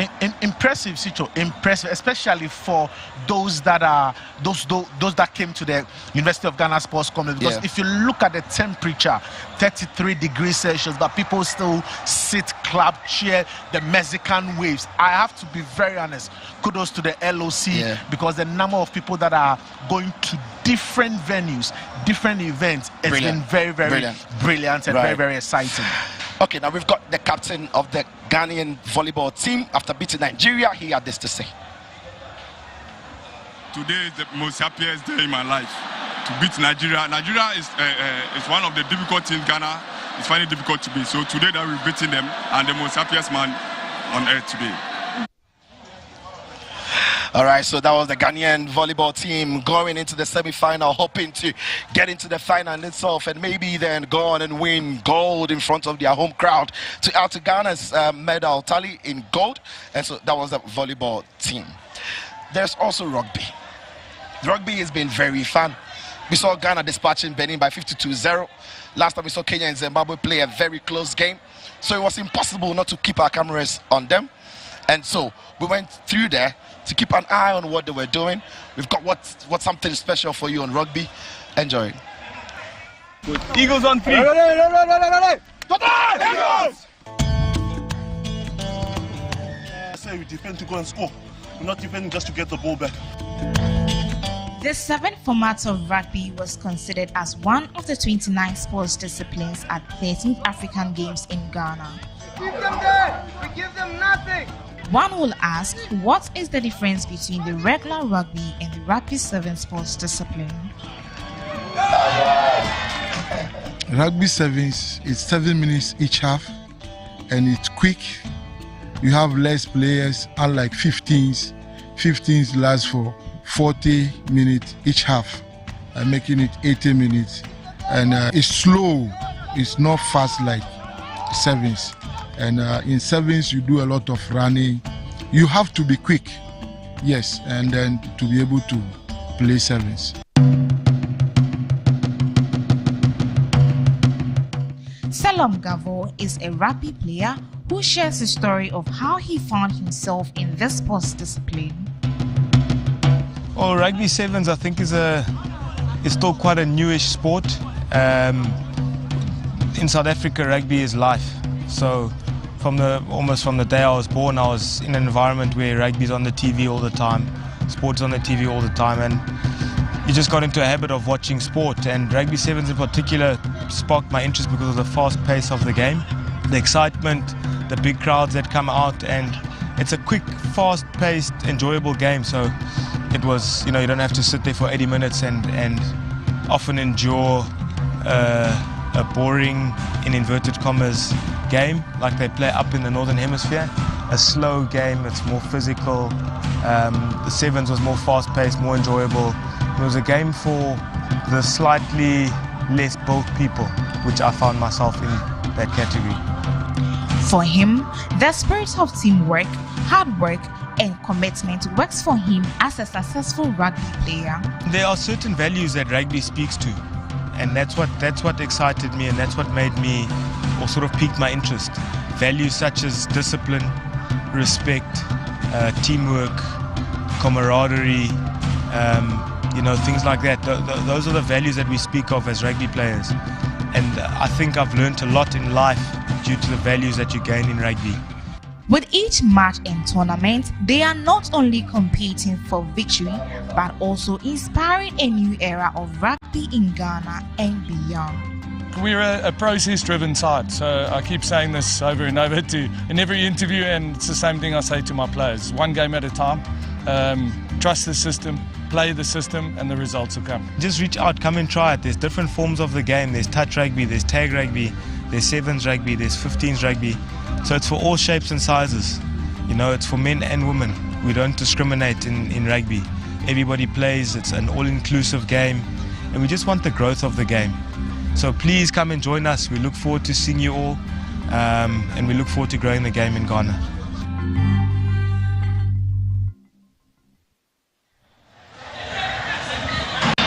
No discrimination in rugby. Everybody's invited to join it, but rugby is a sport that is fast growing. No, it's always been a Southern African sport, but it's spreading across the rest of the continent. Of course, it has to. If you look at, even at the world stage, Africans are dominating it. South Africa recently won the World Rugby, Cup. Yeah, they are top. Of course. They are top. So for us, an African is dominating that aspect of sport. It's motivating. It is very important that we get exposed across the African continent. I love the fact that for Ghana, we can see that Herbert Spencer has done a lot, not just for Ghana, but the African, Rugby Federation as well. He's done a very good job. And I'm happy that a lot of countries have decided to participate in this year's competition. All right, so then, there's still plenty of African games to enjoy here on the platform. So let's take a look at what is coming up tomorrow. Plenty to pick from, plenty of fun to be had.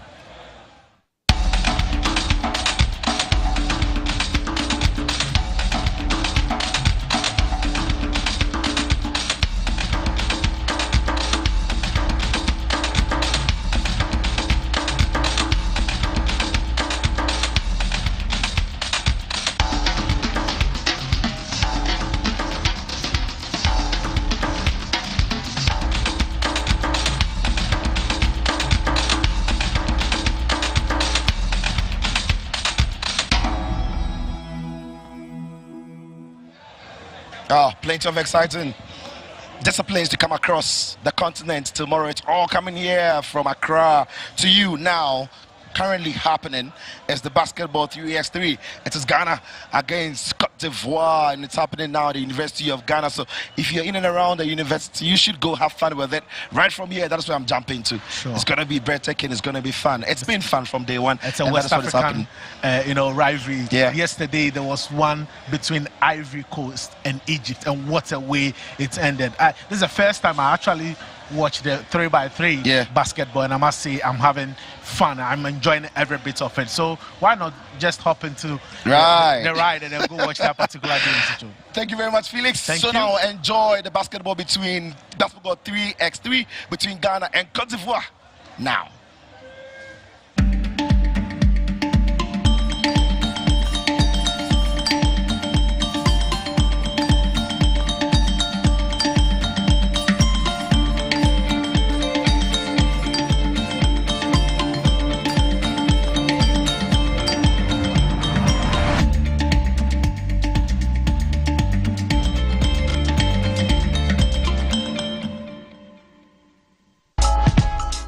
The International Maritime Hospital, IMA, situated in Tema Community 3, is a 130-bed capacity hospital and your one-stop shop for all your health needs. IMA provides all medical and surgical specialities. We have a modern gastroenterology and endoscopy suite to take care of all your health needs. The International Maritime Hospital offers nephrology with renowned dialysis and boasts of one-of-a-kind radiology department with a wide-bore 3 Tesla MRI scanner, the only one of its kind in Sub-Saharan Africa. IMA boasts of a flagship comprehensive stroke center. IMA is open to the general public.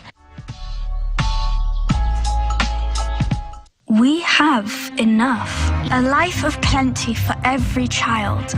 We've had enough all along. There's enough choice for every child. Enough nutritious food, produced responsibly and sustainably, so children can thrive everywhere. Let's come together and stand with children to say we've had enough. Enough.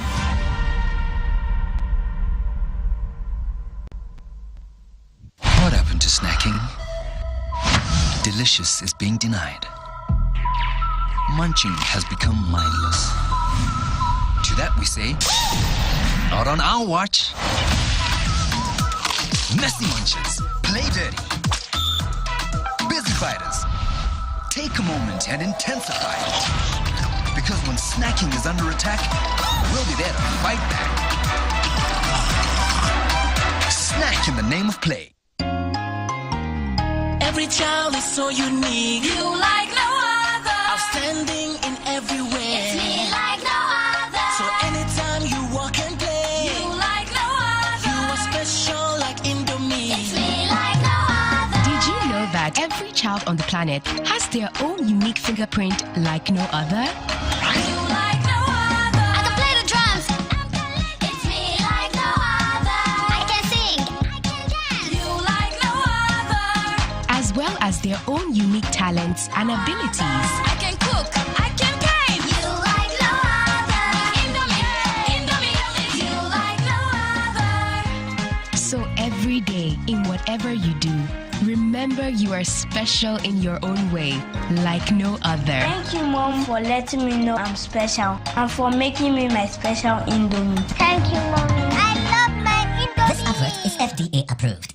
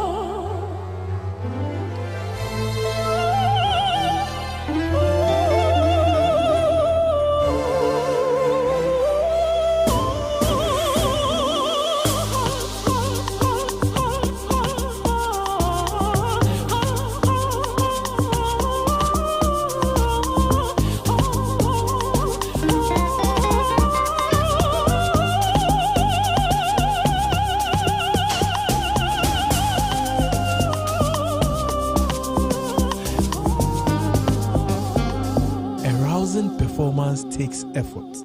Ebony condoms make it worth it. My name is William.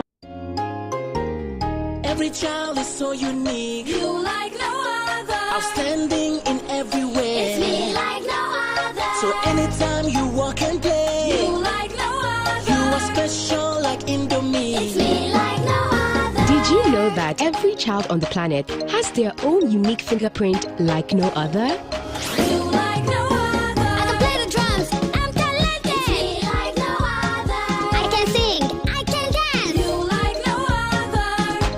well as their own unique talents and abilities. I can cook, I can paint. You like no other. Indomie, it's you like no other. So every day, in whatever you do, remember you are special in your own way, like no other. Thank you, Mom, for letting me know I'm special and for making me my special Indomie. Thank you, Mommy. I love my Indomie. This advert is FDA approved. Ghana there, but the whistle did go before the ball ended up in the basket, so that would not count. The Ivorians looking to score a 2, but again, it comes off the rim. Ghana in the block looking to score a 2. Oh no.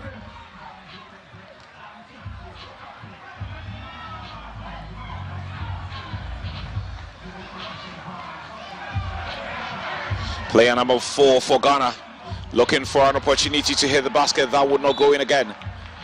Remember, you can only keep possession of the ball for up to 12 seconds, and that's why every team is in a hurry to score. The first team that would hit up to 21 points wins the game. And a 3x3 basketball game lasts only 10 minutes. Only 10 minutes.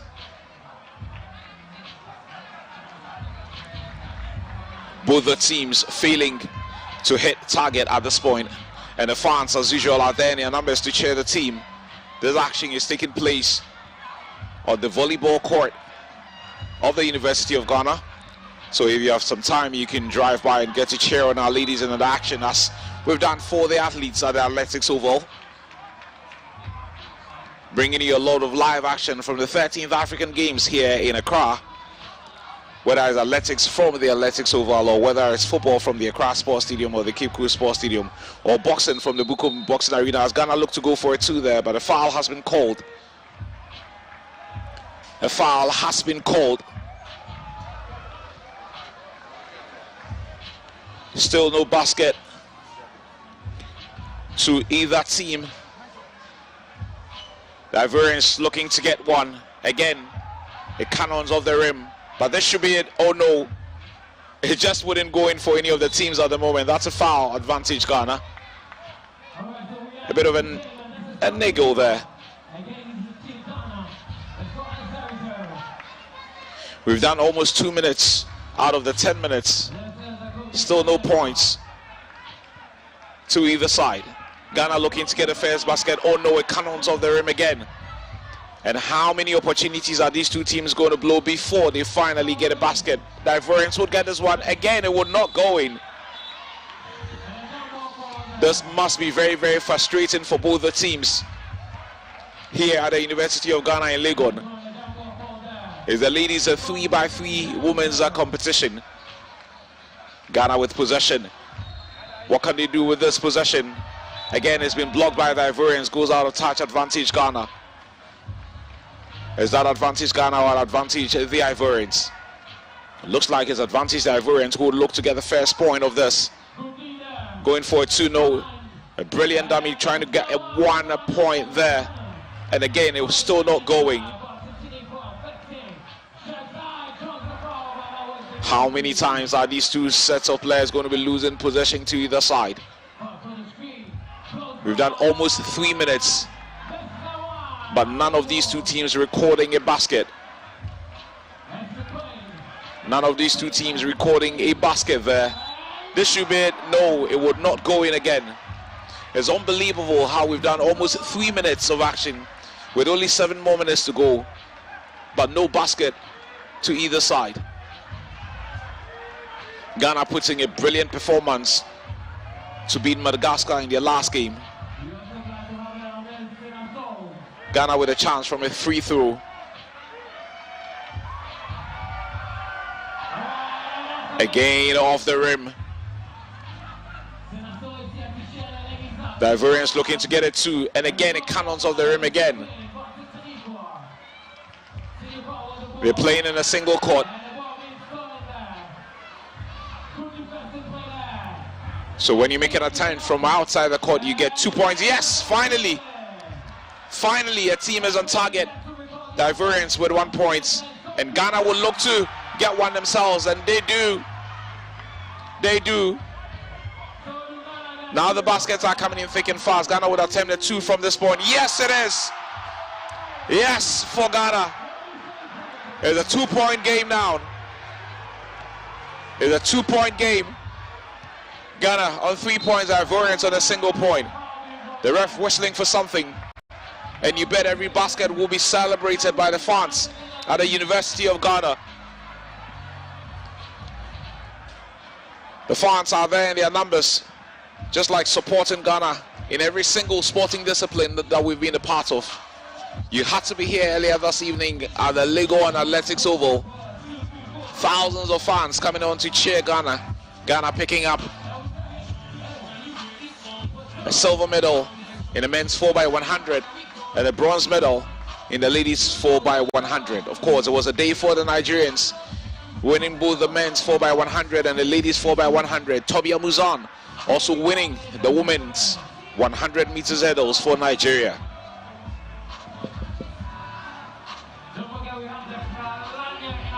There's a 3-1 advantage Ghana in this one. Women's 3x3 basketball. The Ivorians with an opportunity to redeem some points, and they miss out again. They miss out again. No, it wouldn't go in again. Ghana will look to regroup and attempt to score from this possession. Are they going to go in for the solitary points? Yes, that goes in. That makes it 4-1 advantage Ghana. It's a 3-point game now. The Ivorians will try from distance. It won't go in. Cannons of the rim. Ghana back with possession of the ball. And every time Ghana scores a point, the noise level goes up. Is that a no? The ref calling for a foul. That should be advantage Ghana. There's a 3-point game. Ghana leading by 4 points to 1. That was a brilliant slalom there. Will that count? No. The ref had already whistled before the ball ended it in the basket, so that would not count. The Ivorians will be disappointed with that. Traore and Dieng in your shots there. Is that an opportunity from a free throw? Yes. There's 1 point. Yes, that goes in. So it's 2-4 now. It's a 2-point game. That one going. That free throw by the Ivorians makes it a 1-point game. It's Ghana 4, the Ivorians 3, with a little over 5 minutes more to go. This game is played in 10 minutes. So it will be over before you know it. But every team can only keep possession for up to 12 seconds. And that's why you would notice that every time any of them has possession of the ball, they are making their way to the rim. You've got to make your way to the rim as quickly as you can. Only 12 seconds to keep possession. Ball advantage Ghana. Looking to dummy. Blocked by the Ivorians. Again, the ref whistling for something. Is that advantage Ghana or the Ivorians? There appears to be some contact there, so that should be advantage the Ivorians. Looking to tie this up. Can they tie this? No. They missed the basket. Can Ghana get a 2 from here? No, it cannot off the rim. The Ivorians will look to restart the game. Dieng looking for options. Finds Traore. Would they go for a 2? No, it wouldn't go in. They get a 1 from this. But then again, it's a 12-second violation. So that won't count. That won't count. It's still 4-3 advantage Ghana. It's still 4-3 advantage Ghana. Can they make something out of this possession? Yes, it does go in. It's now 5-3 advantage Ghana. It's a 2-point game now. With just about 4 minutes and 30 seconds to go. With the Ivorians going for a 2, no. It cannot off the rim again.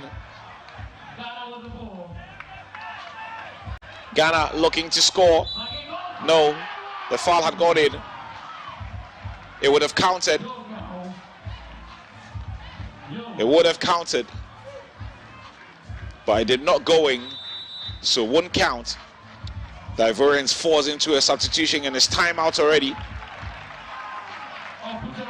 Does appear Team Ghana calling for a timeout there, and the fans would applaud the efforts of the two teams.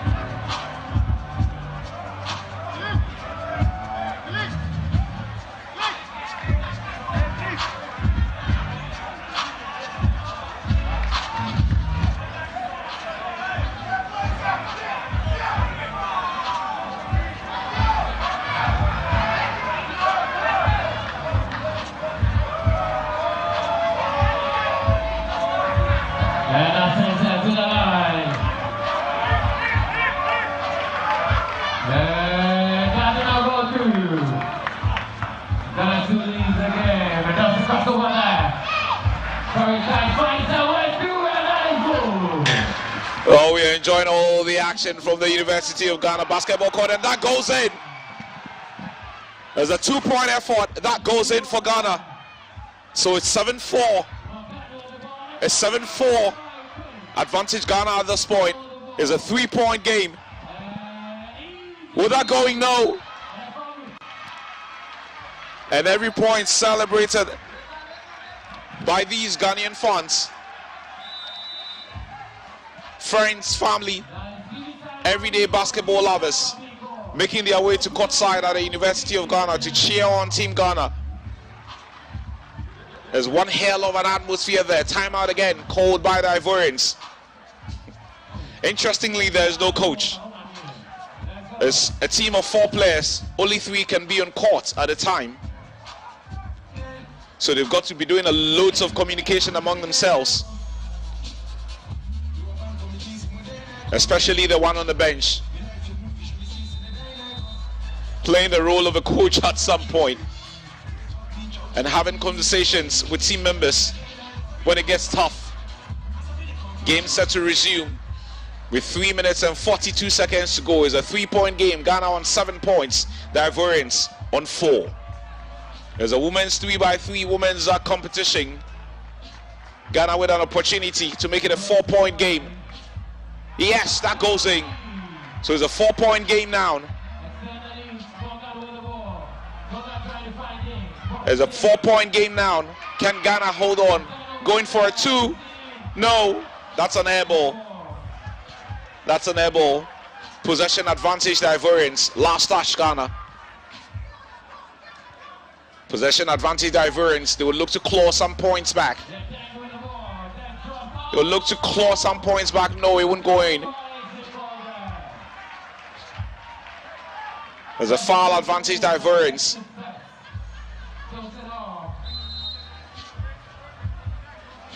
Not exactly sure what the ref is communicating with the lads. Advantage Ghana with a 4-point lead. Will she go for a 2? No. Player number 11 going for the rebound there, but that did not work. The Ivorians in possession of the ball. What would they do? That would not count. It would not go in. So that would not count. It's still a 4-point game. Ghana leading this one with a little under 3 more minutes to go. It's a game of only 10 minutes. Only 10 minutes. And the first team to score 21 points gets to win this. And of course, the fans are booing her off. But that makes it 5 points to the Ivorians. Well taken from the free throw line. Well taken from the free throw line.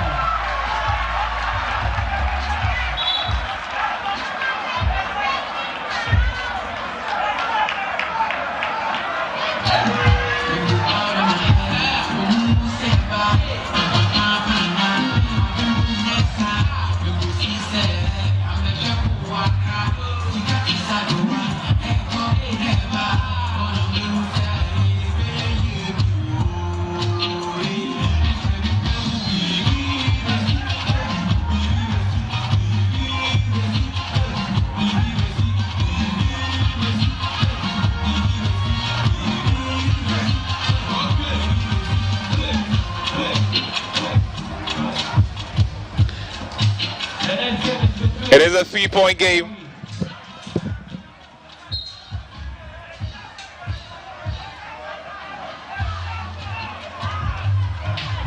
Ghana leading by 10-7.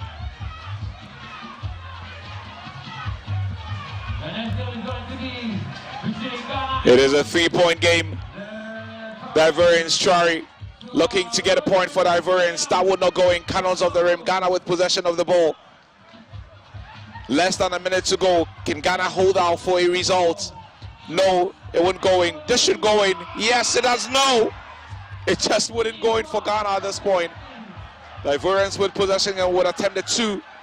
They know the clock is not on their side. From distance, no, again, the Cannons of the rim, last touch, La Côte d'Ivoire. So Ghana would look to restart this, and they have a 3-point lead. Ghana will look to restart this. They have a 3-point lead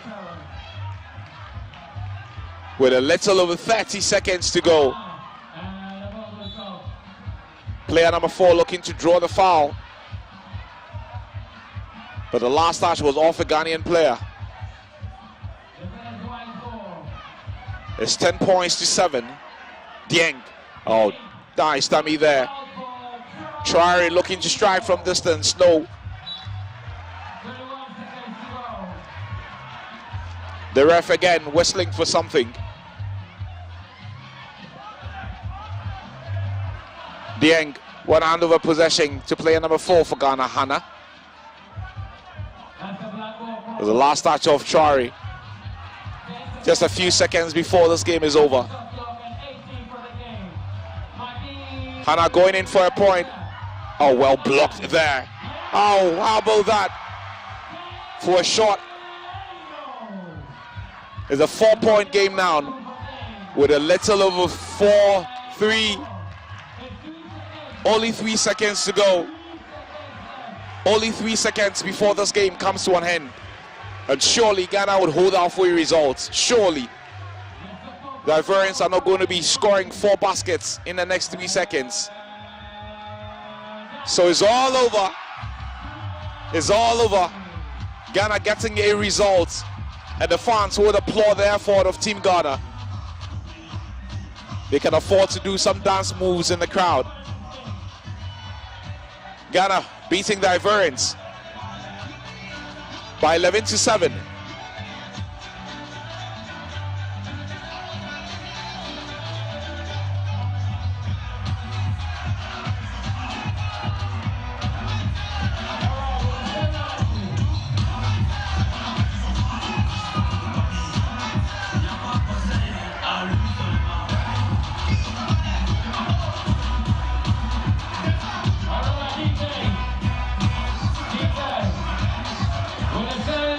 We'll be looking forward to the next game here on this court at the University of Ghana. And the game that we just brought to you, La Côte d'Ivoire losing by 7-11 to Ghana. 4-point game. And the fans will celebrate this one. The players were coming to celebrate with the fans as we get to see highlights of what transpired a short while ago.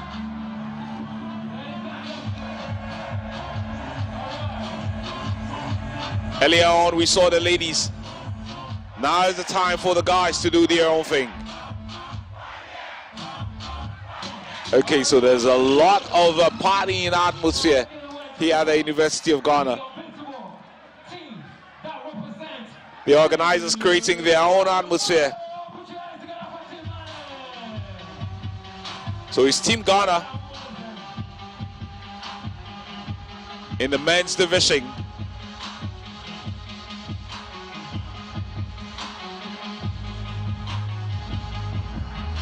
Ghana in all black.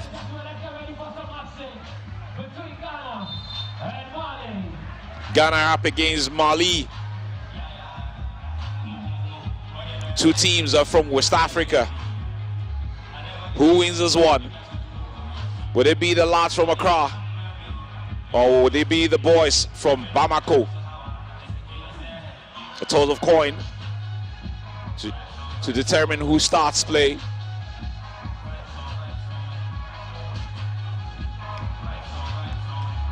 Remember, every game at this level lasts only 10 minutes. The first team to hit 21 points still wins the game. So if you get all 21 points, even after 2 minutes, the game is over. Yeah, some rule that is. But these lads would understand that. They've been doing this for a while. And they know that if they land 24 points for their team, it's game, set, and match. Ghana in black, the Malians in white. What I can confidently tell you though is that as many of those fans you see in the background will be rooting for the team in black. First possession to Ghana, looking to get it to, yes! What a way to start! What a way to start! What a way to start this one! It's already 3 points on the board. Ghana looking to strike from distance. Cannons of the rim. Last touch, Ghana. But was that a foul called in favor of Ghana though? It was clearly last touch from a Ghanaian player. That's 2 points to 1. And that's what the official scoreboard says. What a way to start by Team Ghana. Scoring the first 2 points inside 5 seconds. But the Malians retaining the favor with a point there. Again, if you score from within the D, that's only 1 point. If you score from outside the D, that's 2 points. Ghana looking to score a brilliant dummy. Will he go for the 2? No, cannons off the rim. That did come off the legs of the Malian player. I thought a foul was going to be called in the process. But no, with that going, no, it won't go in. Last touch of player number 15 for Ghana. That will be an Ivorian possession, yes. That will be an Ivorian possession.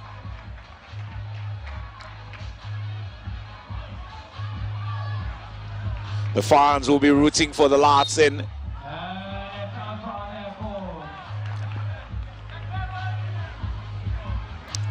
That will be a Malian possession rather. Well, earlier on we brought you the game between the ladies of Ghana and the Ivorians, so forgive me. A bit too excited with this one. The fans always want to see the host winning. The Ivorians going for a 2. That would not count. The whistle had gone before the basket, so that would not count. There's still 2 on advantage Ghana. Who gets the next set of points? Brilliant dummy there. Oh no! That would have been a massive, massive dunk there. Got 10, good strike, no. Again, cannons of the rim. Good block. It's just wood going. Would he go for a 2? No. There's a Malian player down on the turf. For a moment I thought he was injured. Oh no.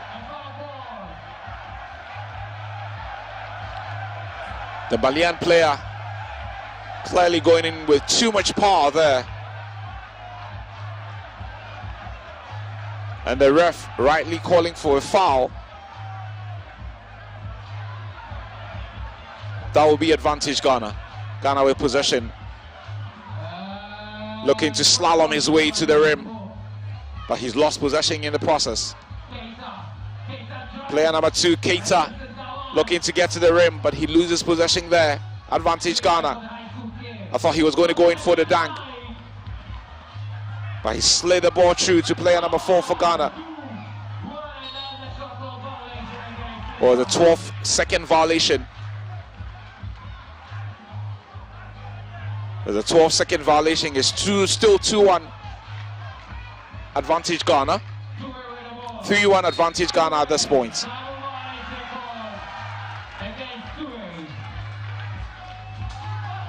3-1 advantage Ghana at this point. We've done just a little over 2 minutes. This should be it. Yes, it is. It's a 3-point game now. It looks like the ref has called for something though, but the points would still stand. It's a 3-point game. Ghana lead by 4 points to 1. And as many fouls, trust me, will be called. Because anytime any of these teams have possession of the ball, the first thing is get to the rim. If you can't score from outside the D, get to the rim. The Ivorians get an opportunity with a free throw. The Malians, I keep saying Ivorians.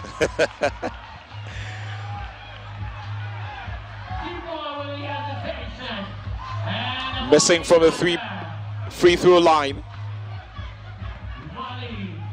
Mali. Was that final touch of Ghana? No. The fans in there are cheering on Team Ghana. Quick substitutions made. The players get back in court. Yes, this should be it. There's a 3-point game now, 5 points to 2. The Malians looking to score. From out of D. Oh yeah, that was a brilliant dribble. It just wasn't going. Last touch of Ghana. But it's still a 3-point game. It is still a 3-point game. And wherever you're watching this, it is our coverage of the 13th African Games live from Accra as we bring you some action from the basketball court. Ghana calling for a timeout there. An opportunity to freshen up and get back on court.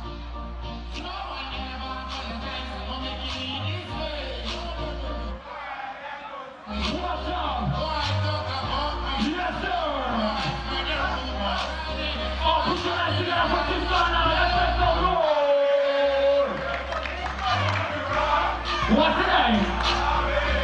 Who always won? This is our ball. We're back into the game. We're back into action at the Legon Basketball Arena as the men's 3x3 basketball competition. Ghana leading Mali by 5 points to 2.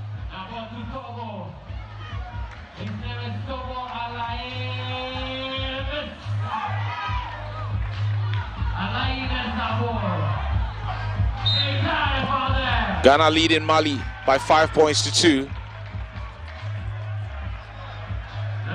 The Malians looking to get back into this. That should be a foul advantage, Mali.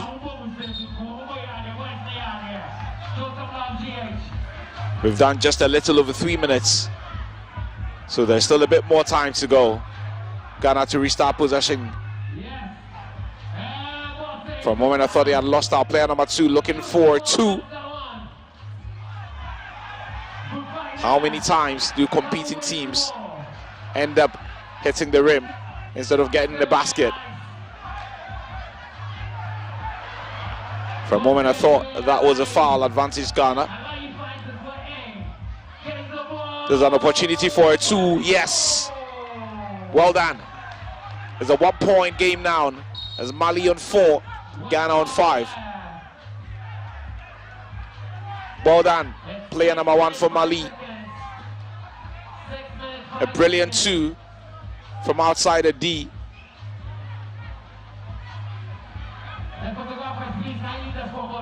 There's a 1-point game. There's a lot of time. 6 more minutes to go. A lot of time. This should be it for Ghana. No, again, it cannons off the rim. Mali quickly with possession. Will he go to the rim? Yes, he does go to the rim. But there's a block by Team Ghana, denying the Ivorian, denying the Malian. Just when he was about getting the basket for his side. Last touch Ghana.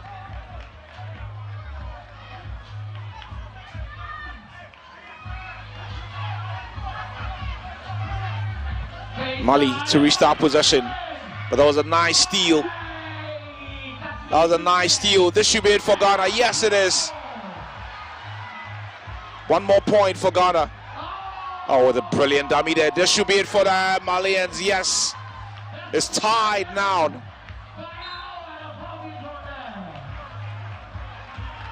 It's tied now. It's 6-0. Game on.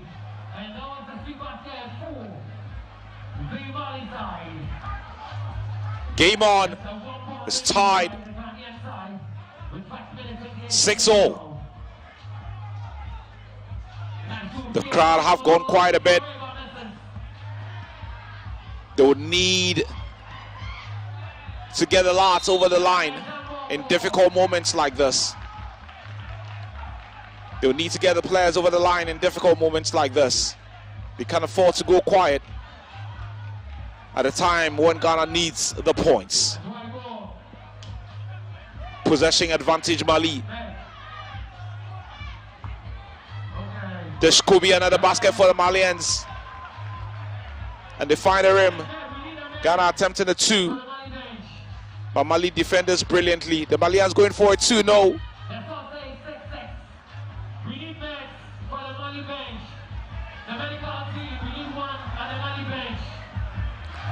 A Malian player needing some attention from what we gather. The ref again whistling for something. It's tied at this point. One of the Malian players appear to need some attention. Well, he'll be attended to by the medical team in there. It's 6-0 with a little under 5 minutes to go. That's a foul. That's a foul on any day. Player number 1 for Mali, giving it absolutely everything. Hoping to get his team over the line in this very, very tight game. 6-0. Looking for a 2. No, that would not go in. Ghana will look to restart play. Would they go for a 1? No, again, it would not go in. Mali will look to restart play. Would he go for a 2? Or would he go for a point? He's been checked. And that will be a foul. That will be a foul.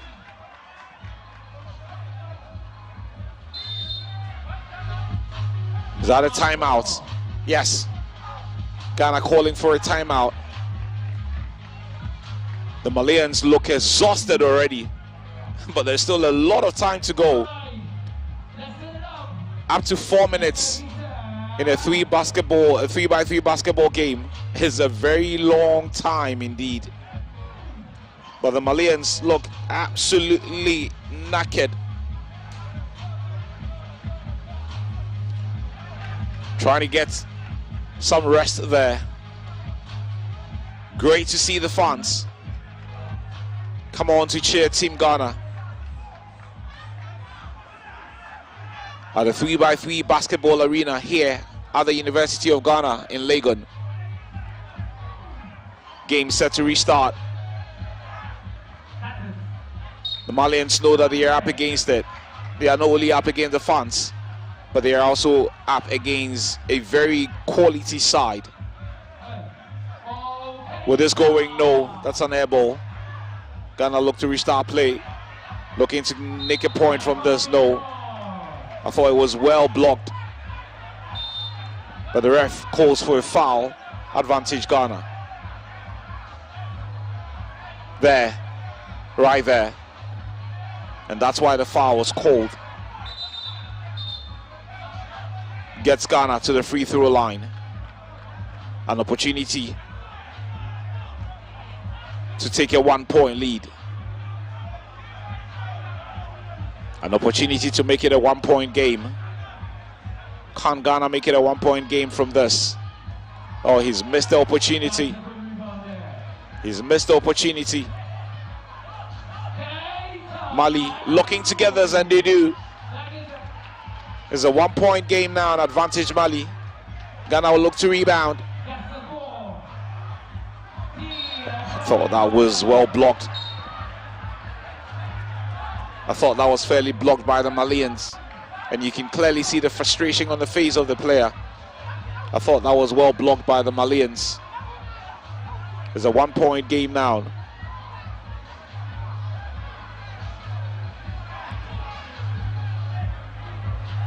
It's a 1-point game now. Advantage Mali. A free throw to Ghana. He misses again.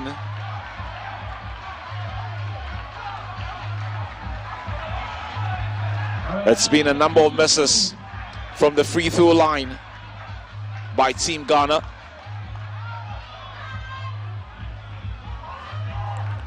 A number of misses from the free throw line.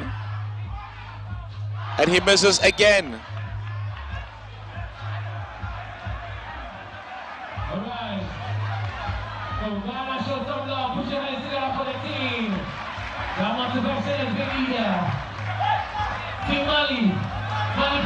A final one.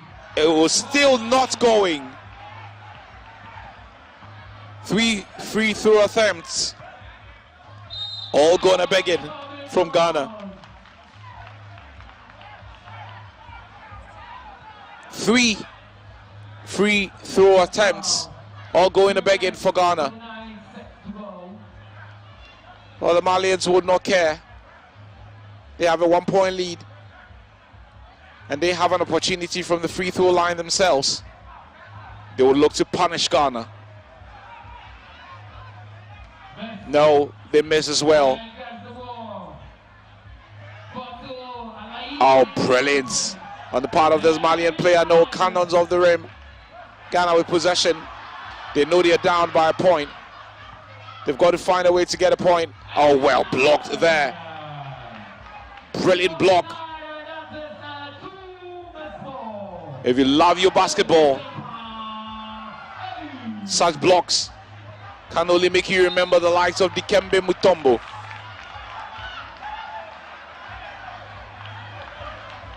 The likes of Alonzo Mourning, David Robinson, Cal Malone, and of course the big man, Shaquille O'Neal.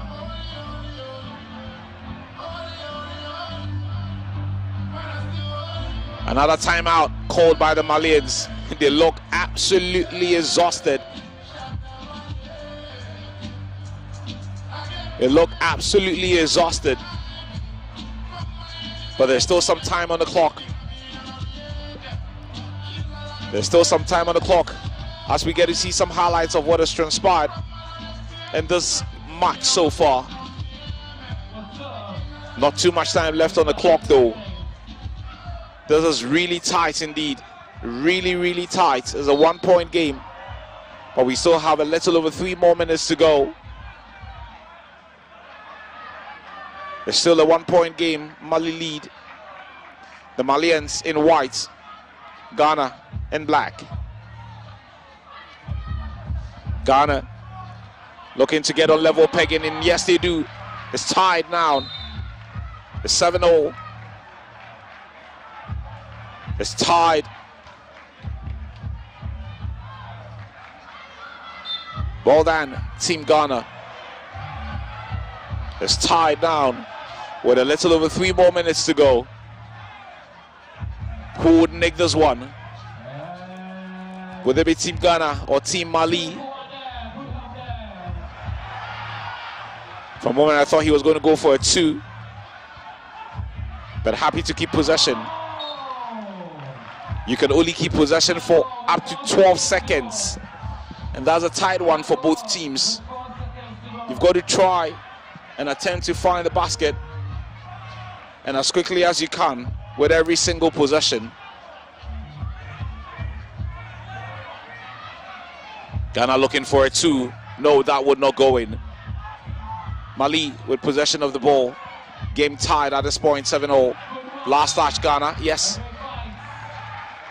Player number 11 for Ghana looking to steal that ball. Steal it in a very special way like John Stockton. 7-0. A 2 from distance. No, that would not go in. Off the rim. Another attempt for a 2. Mali still with possession, but they lose that to Ghana. Ghana will look for a 2.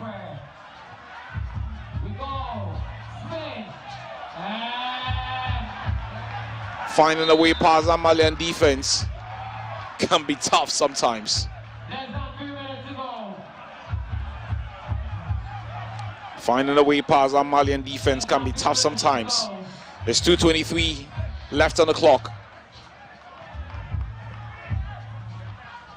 Still tied, 7-0. Chance for Ghana, yes. It's now a 1-point game. Ghana on 8, Mali on 7.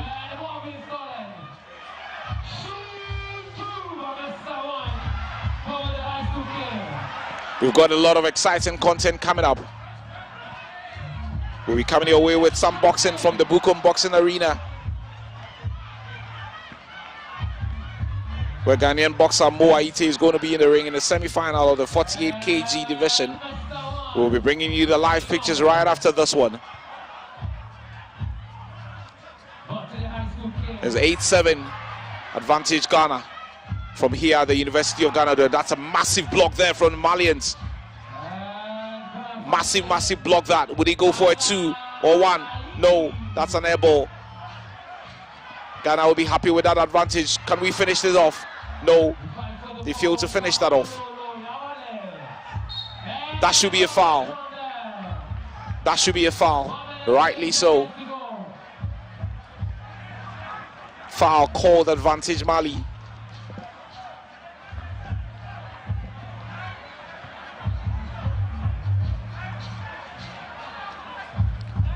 Timeout for Ghana.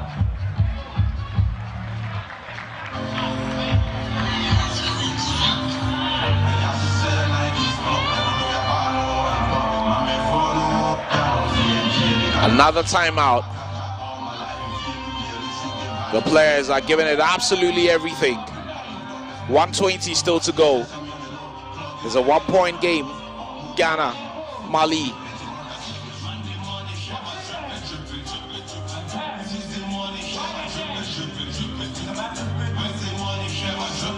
It's a 1-point game as we get to see some highlights of what's been happening in the last 8 minutes and 40 seconds.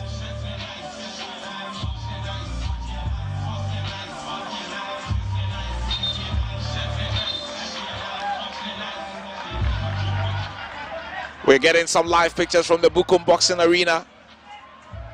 Mo Aite from Ghana coming up against Sadi Hamza from Morocco.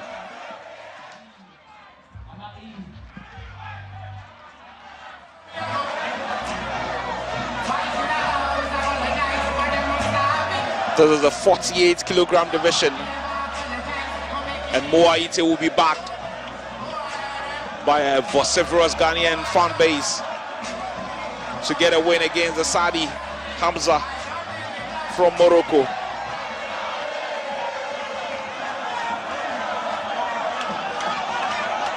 The fans clearly showing who they are rooting for,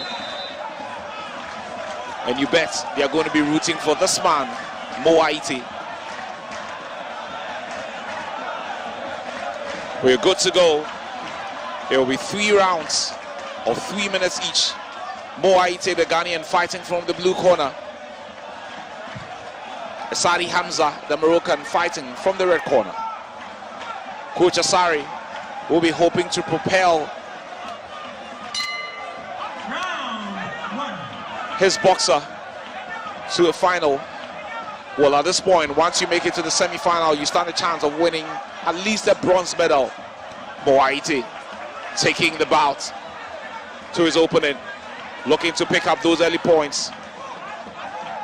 Sadi happy to jab. That is a flurry of punches at this point. There's a flurry of punches at this point. And it's only the first 20 seconds of the first round. And Mo Aite already lighting up the Bukum Boxing Arena. We've got a fight on our hands. He would desperately want to make it to the final, Mo Aite. Looking for the jabs and looking for some power punches there. Well, you're not allowed to clinch, and the ref would break that up. Mo Aite looking to shield his face from some battery from his Moroccan opponent. Happy to put in a defensive cover. An attack at the right moments. Good right hand. That will not count. The ref will just ensure that Hamza is okay and good to go.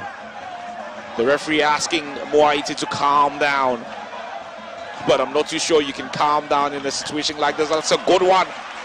A very good left hook from Mo Aite. Sadi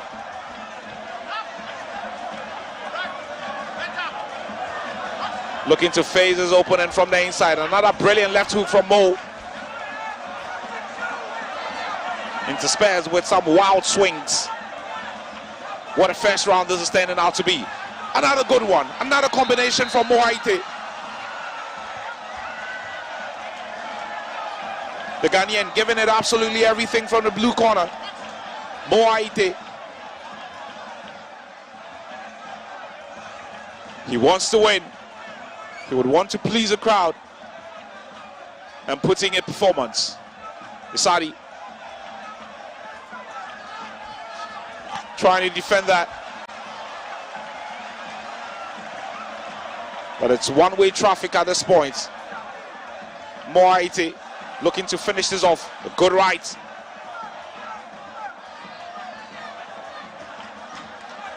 He's got to ensure that in the midst of all the support he's getting from the fans in there, he leaves nothing to chance. His defensive cover has to be spot on. Over and done with round one. Round number two coming up shortly.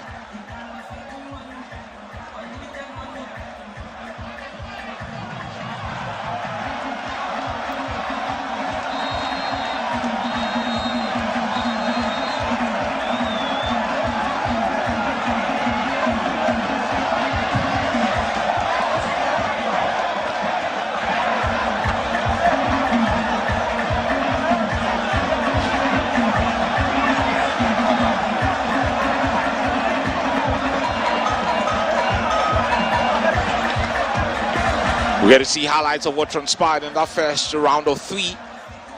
There's going to be only 3 rounds of 3 minutes each. A place in the final at stake in this one.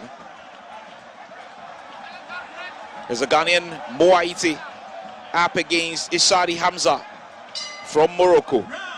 There's semi-final action in the 48 kg event. Pretty much a flyweight contest.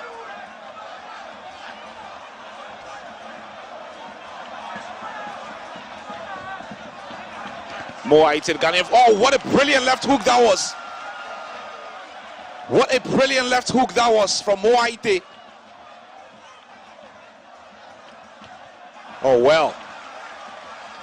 That could have easily gotten the Moroccan on the canvas.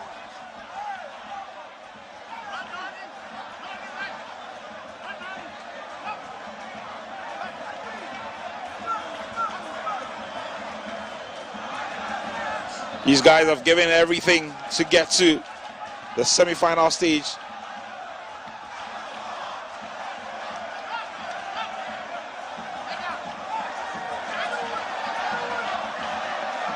Hamza Isadi from Morocco up against the Ghanaian Moaite. The fans are loving this. Mo sizing up his opponent and trying to finish off with a powerful right.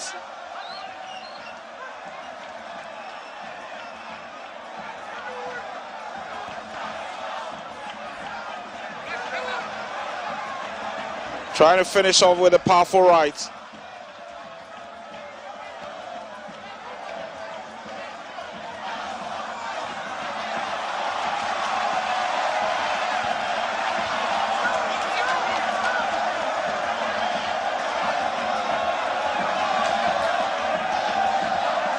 There's a semi-final stage of the competition.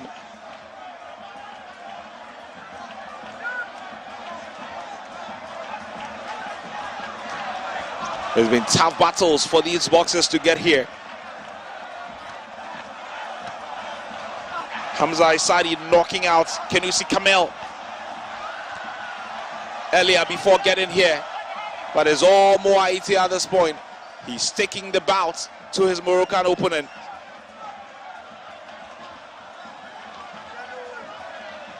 The Moroccan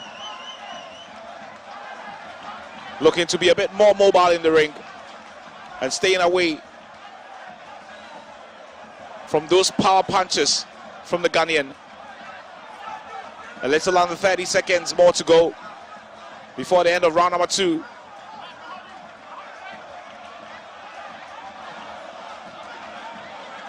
A left and right combination coming in from Haiti. Hamza goes down, but that would not be ruled as a knockdown. It's over. Round number two done. We're looking forward to the third and the final round.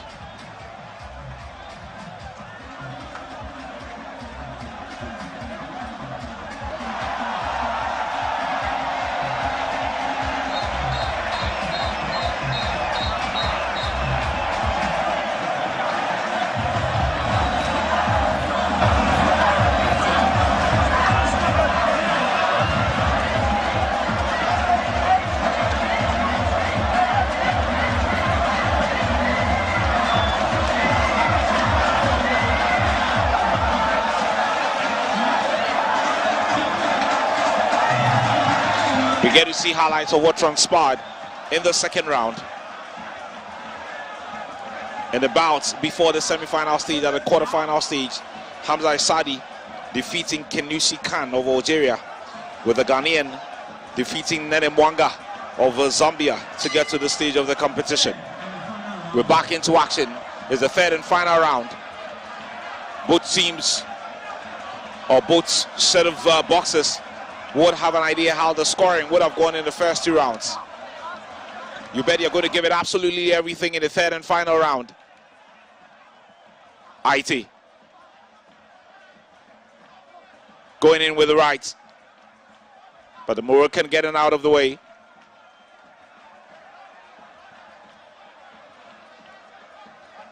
Sizing each other up.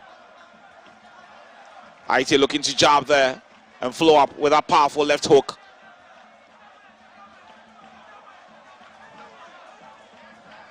Both boxers looking for opportunities to pick up points down. That's a good jab.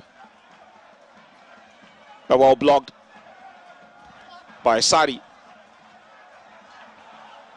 IT.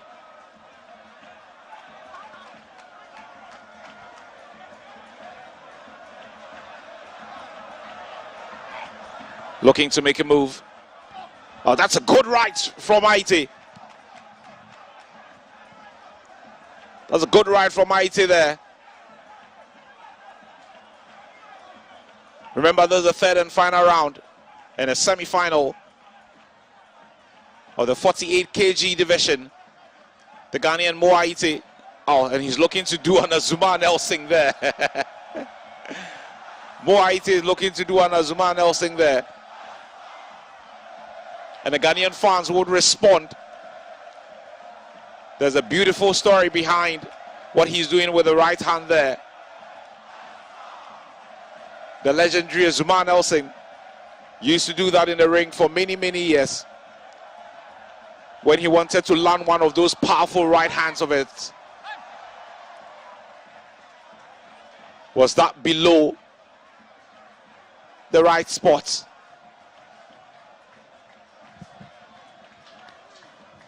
Was that below the right spot?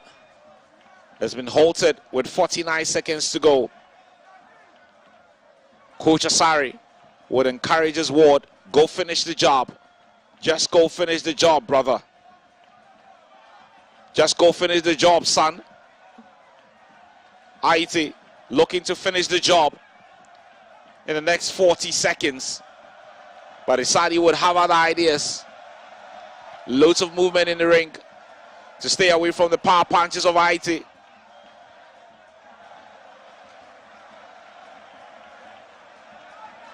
You've got to say that Asadi has been very clever in this third and final round. He's looking to pick points and not going for the power punches.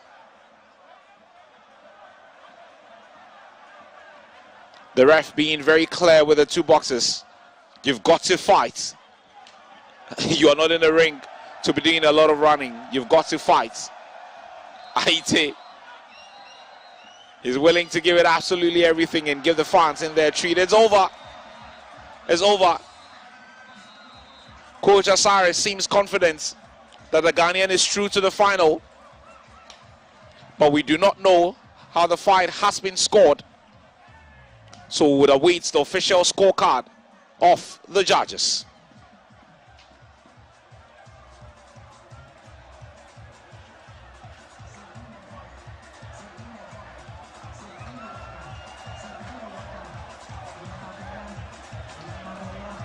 We await the official scorecard of the judges. Is it the boxer in the red corner or is it the boxer in the blue corner? We wait.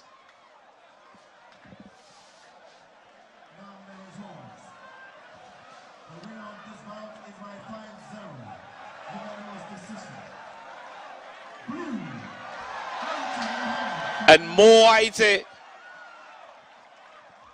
is a winner of this by 5-0. He defeats his opponent from Morocco in the 48 kg event. So Mo Aite guaranteed a gold or a silver as he's made it to the final. We'll be looking forward to our next bout.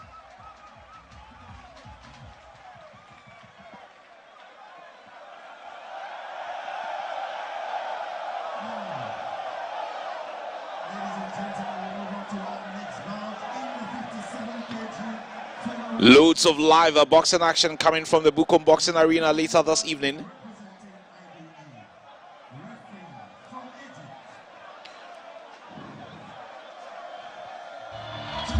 We are going to be coming back to the boxing very shortly, but we make our way back to the University of Ghana and get to enjoy a lot more action from the basketball court. We're going to be crossing over to the boxing arena at some point as well, as we bring you a lot of exciting stuff with respect to our coverage of the 13th African Games.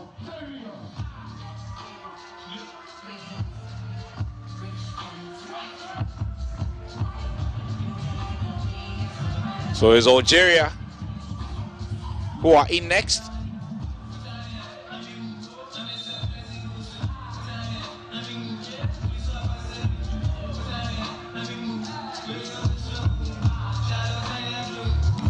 And they are up against Botswana.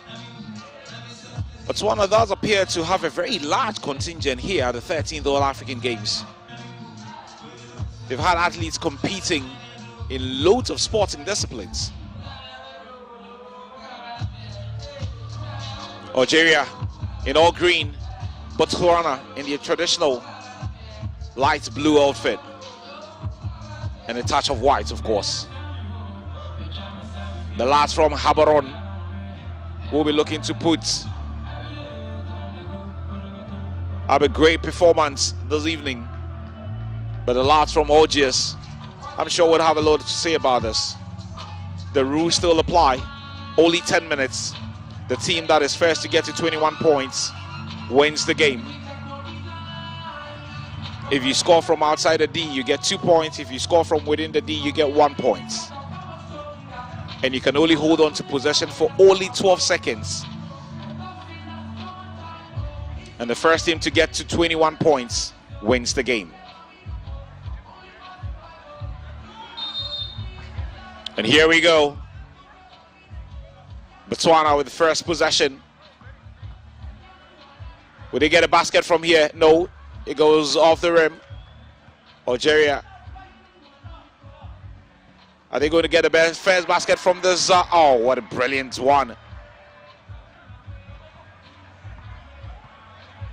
What a brilliant move there from the Algerians. Botswana looking to do it too. Final touch, Algeria. Possession advantage, Botswana.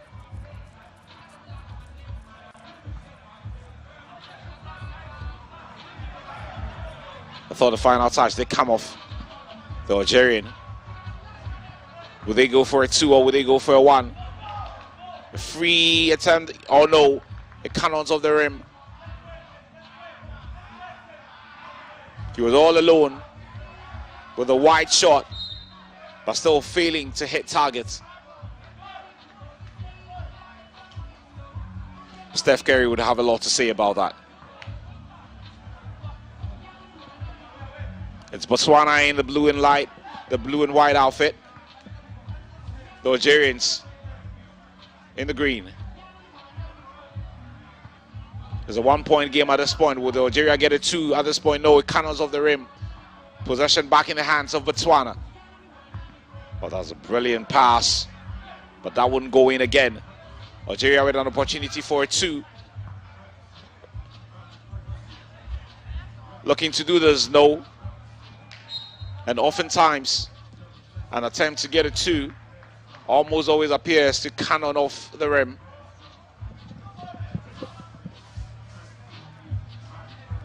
First substitution for Botswana already. You do a lot of movements in this game. That 10 minutes could look like an eternity.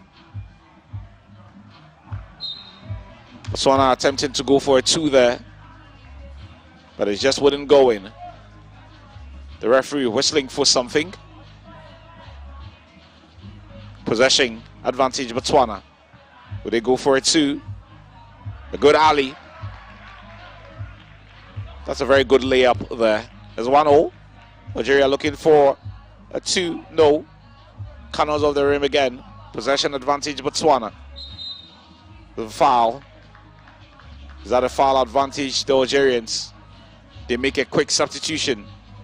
Simausu. Fouled his Algerian opponent. It's 1-0. And we've done a little over 2 minutes already.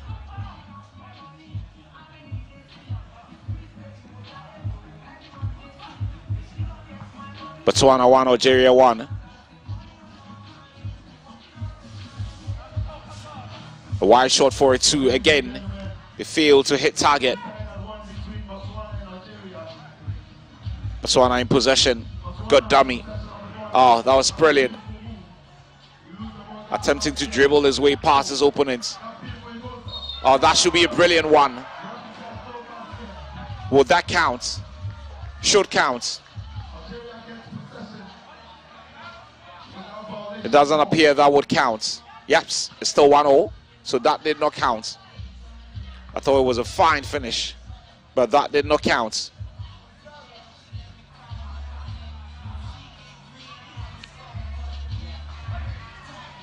The cannon of the legs of the Botswanan player. Oh, brilliant turn there from the Algerians. It's 2 points to 1.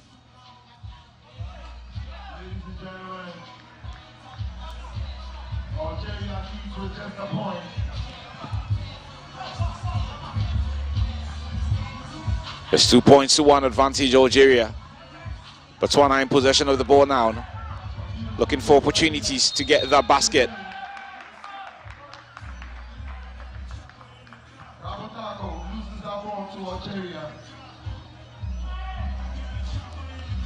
The player from Botswana, Rabutaku,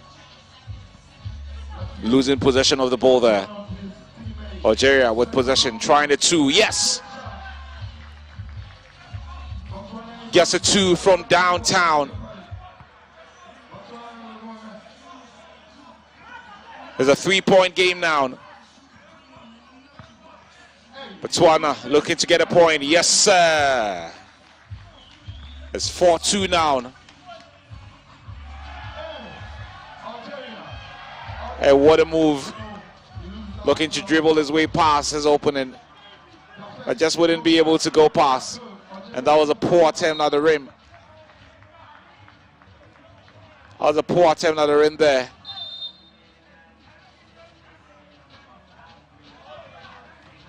I thought he could have easily notched that in. Is that a timeout? Looks like a timeout called by Botswana.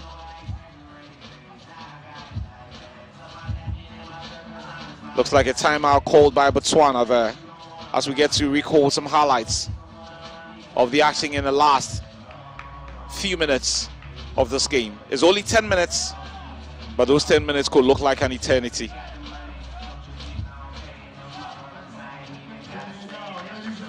The players are back in court.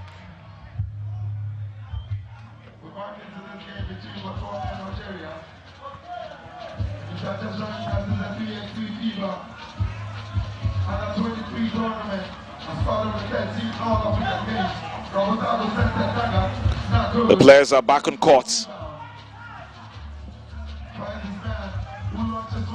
Trying one from downtown, but that would not go in. Another one from downtown. It still would not go in for the Algerians. Botswana will try one from downtown on their own. I thought he was going to go for the dunk, but he tried a layup and it was still not going.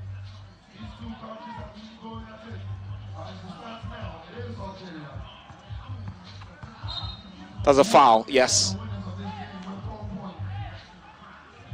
The player from Botswana did appear to have taken the ball out of touch. So possession advantage, Algeria.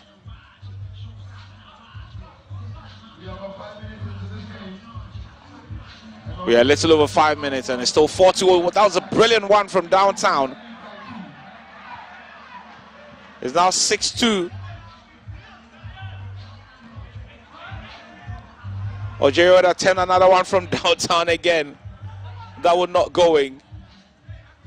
They've been able to find the basket on 3 occasions, and on all occasions, those points came from downtown. What has the ref whistled for? Lefkir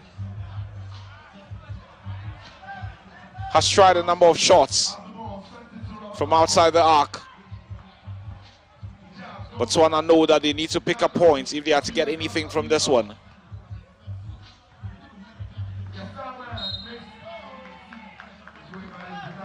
That's a foul. That's a foul.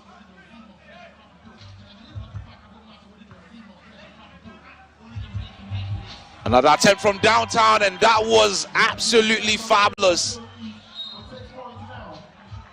It's a 6-point game with 5 minutes to go. That was absolutely brilliant from downtown. Botswana would try one of their own, but that was an air ball.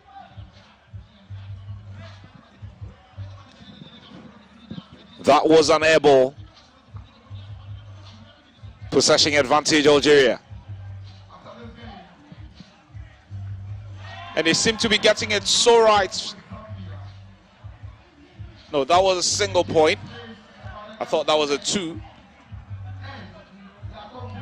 But that turned out to be a 1. Yes, sir. It's now 11-2.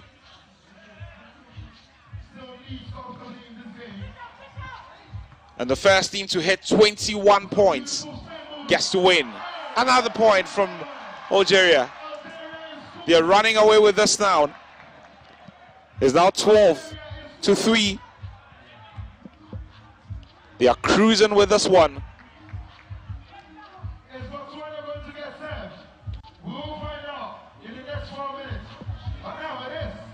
They have been absolutely brilliant. Botswana get 1 point of their own. It's now 12-4.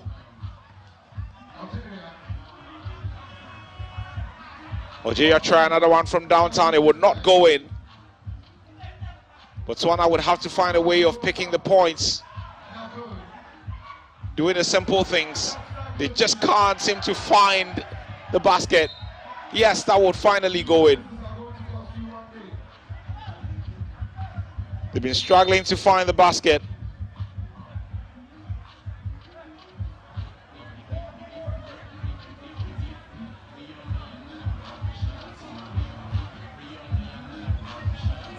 Final shout out to all our sponsors of this 13th African Games.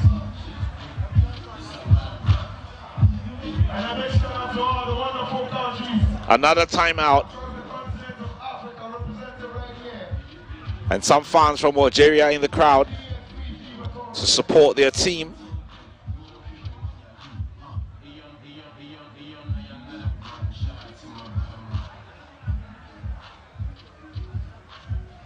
We go back into the game with Botswana on the line.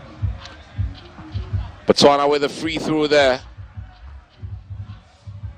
Free throws are for free. No, and the miss. Failing to claw back some points.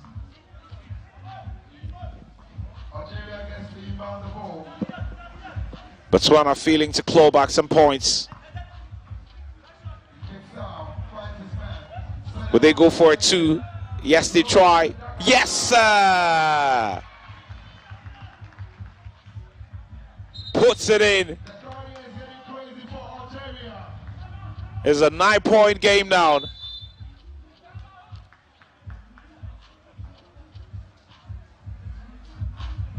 It's just not going right for Botswana at this point.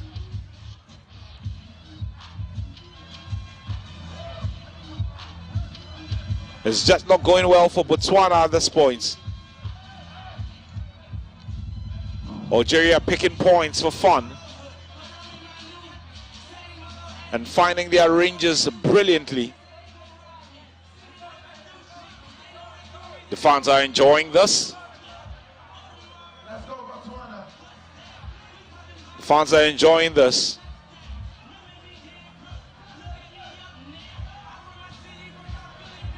There's a wonderful atmosphere there at the basketball arena. There's a men's 3x3. Was that a foul? Yes, it looks like a foul has been called in favor of the Algerians. Or has it been called in favor of Botswana? Possession advantage, Botswana. From downtown, yes. I thought that was a 2-point. No, that's a foul. That would not have counted. That would not have counted.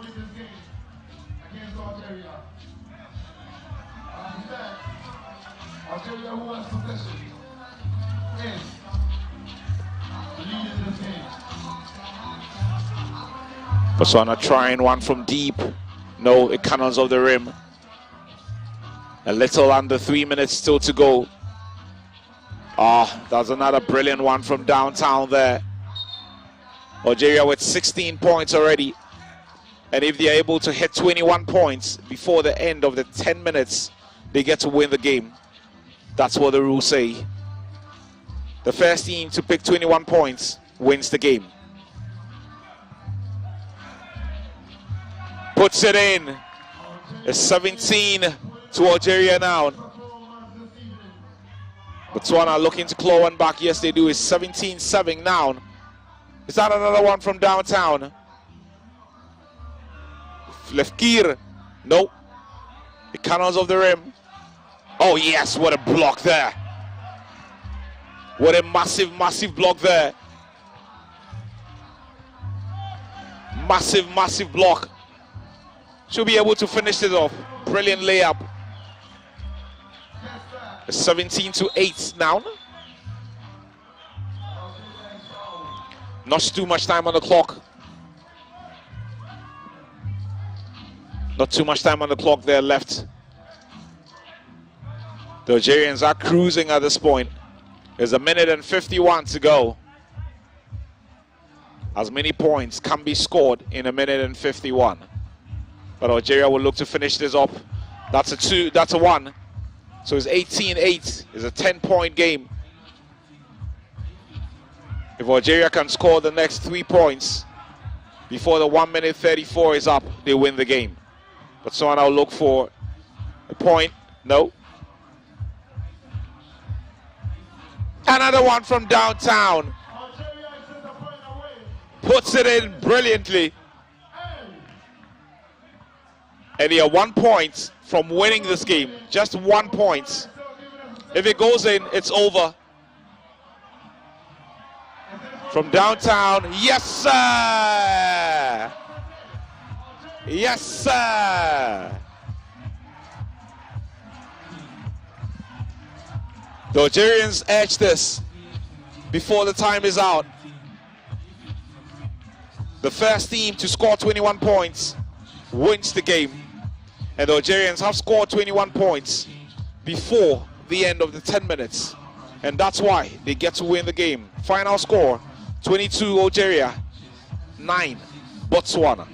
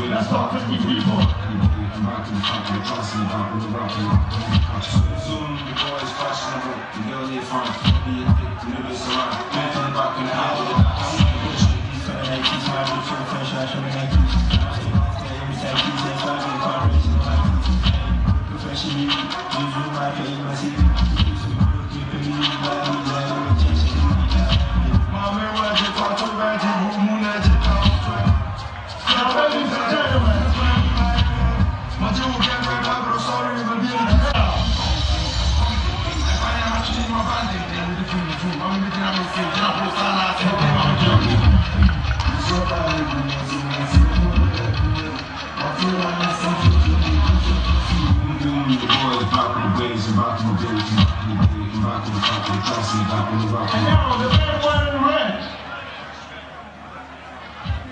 Make some noise for Team Zambia. Put your hands together for Zambia.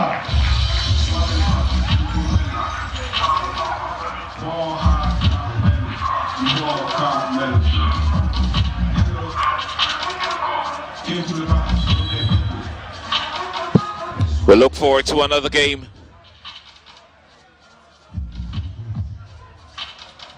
Zambia against Kenya. The Zambians in all red. Kenya in white.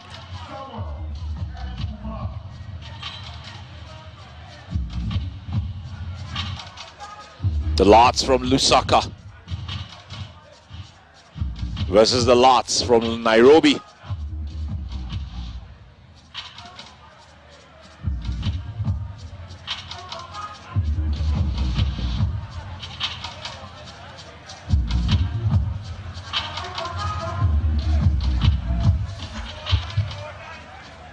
Game just about starting.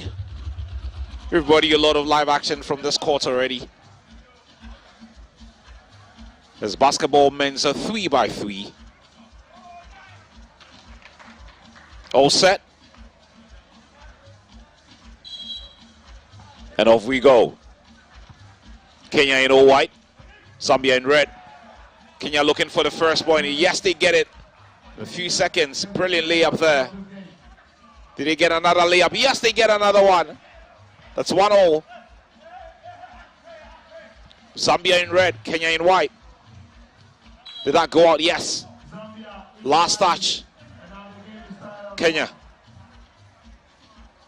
Zambia will look to restart this.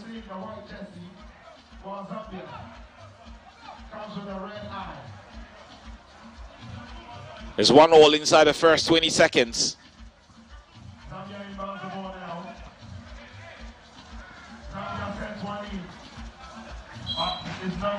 Oh, that was brilliant to get the ball back into play.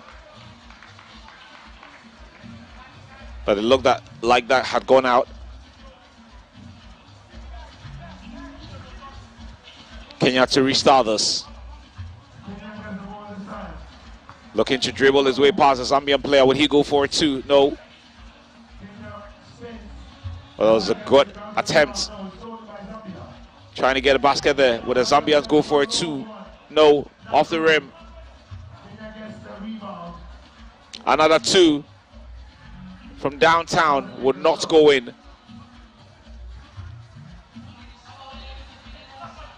You bet these guys are going to be trying loads of twos. There's a brilliant dribble there. Brilliant layup. No, it wouldn't go in. It wouldn't go in. Yes, this one would go in. 2-1, Zambia. Good dribble, good dribble. It's a foul. Was that a travel?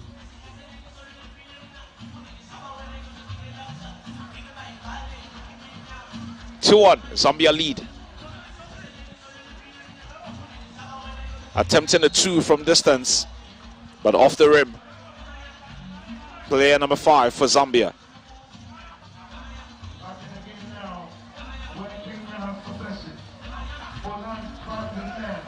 Oh, that was a nice 10 and brilliant finish by Kenya. It's 2-0.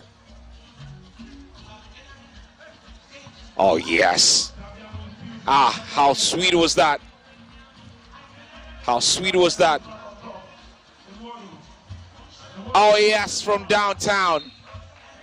Puts it in brilliantly.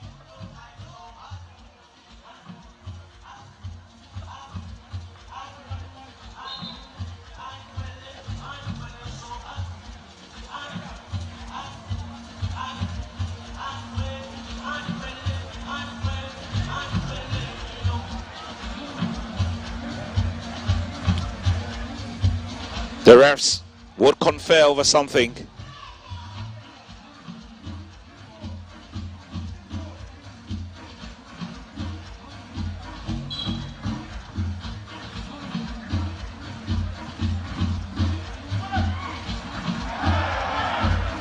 was rejected by Kenya. Yes. A 6-3 advantage Kenya. Goes of the game. Should be 6-4. This game is played at such a fast pace. Thought that was a good block. But the ref calls for a foul. And we've done only 2 minutes and 20 seconds. A lot of time still to go. Would we get to point number 21 as Kenya look to benefit from a free throw? Olang. Olang, can he finish this off? No. Olang failing to find the basket. Bang! What a dunk that was. What a dunk that was from Zambia. Oh boy, I bet you enjoy that. No, that goes out. The 6-5. Kenya lead. It's a 1-point game.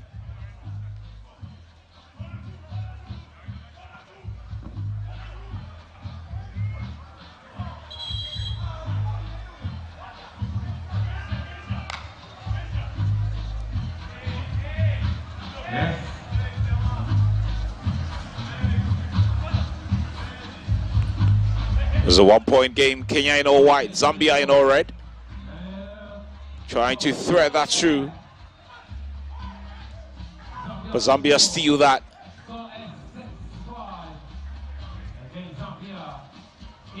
Kenya defending this brilliantly, but what a 10.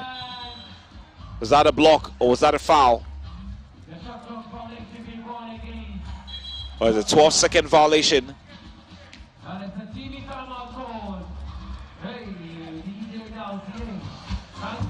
Timeout. Get some rest, brother.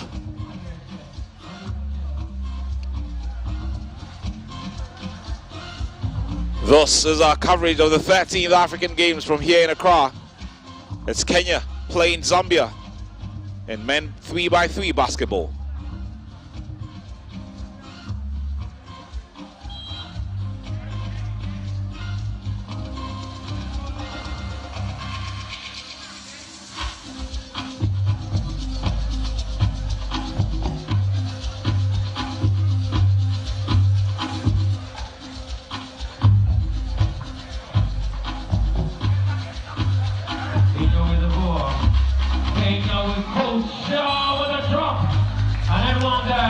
The lads are back to the court.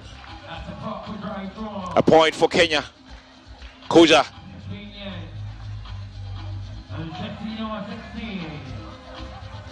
Player number 16 for Kenya. Gets an opportunity to find a basket from the free throw line. He misses. So scores remains at 6-5. That was poor. Last touch, Kenya. Yes, it did come off Olang.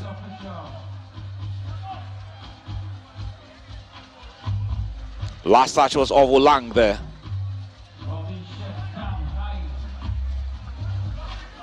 The Zambians looking to dribble their way past the Kenyans, but lose possession of the ball. Will they try it too? No, it wasn't going.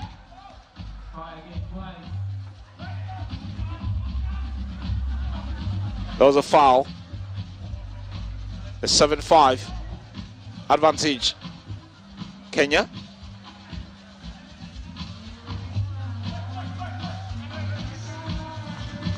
A lot more time still left in this game. This should be it. Yes, sir. That was a massive dunk from Zambia. Will they go for a 2?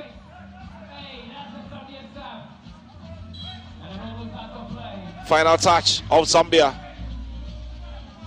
Possession will be gifted to Kenya. from the restart.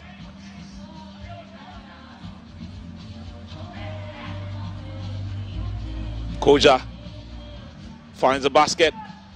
8-6 Kenya.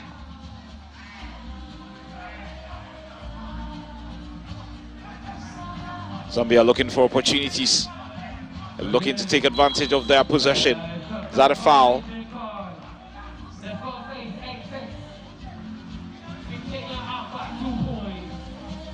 The foul call there.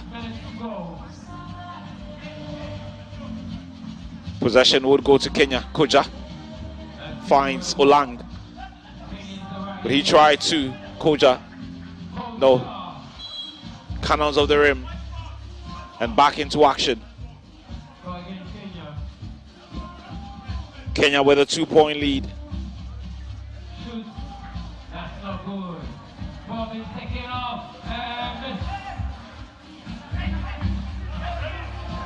Kenya would attempt a 2. No. Don't take it 1 to make it 9-6. With a little under 5 more minutes to go.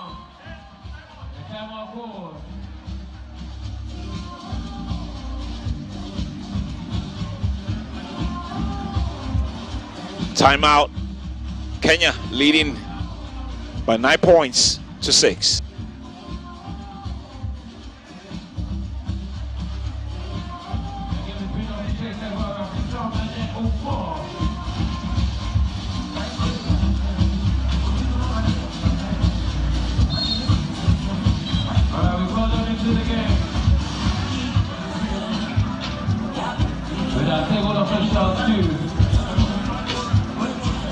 We have Let's Go On. We have Sylvester.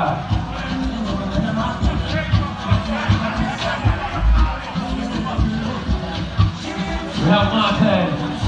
We have Upgrade. Players back on court.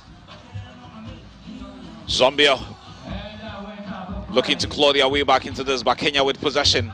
Koja trying to nick that one in for a 4-point lead.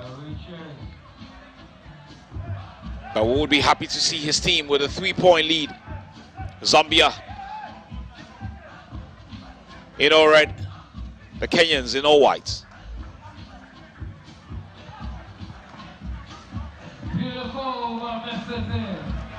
Failing to take advantage of that possession to get at least a point for his side. That should be a foul. That should be a foul. Yeah, that should be a foul. Koja to take this for Kenya. Olang. That should be another foul.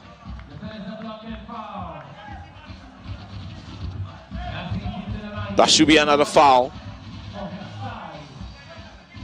In Wodo. Has an opportunity from the free throw line in Wodo. Can he take advantage of this? Yes, sir, he does. It's a 4-point game now. Zambia looking to claw their way back. Yes, and they do, to make it a 3-point game.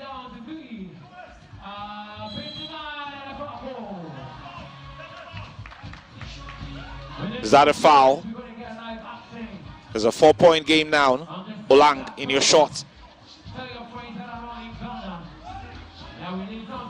He's been great for the Kenyan team. Oh, that was a good block.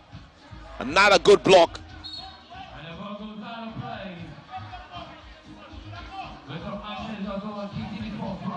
Another good block from the Zambian to deny the Kenyan.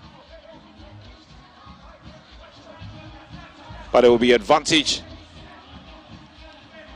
Kenya with possession. It's 10-7.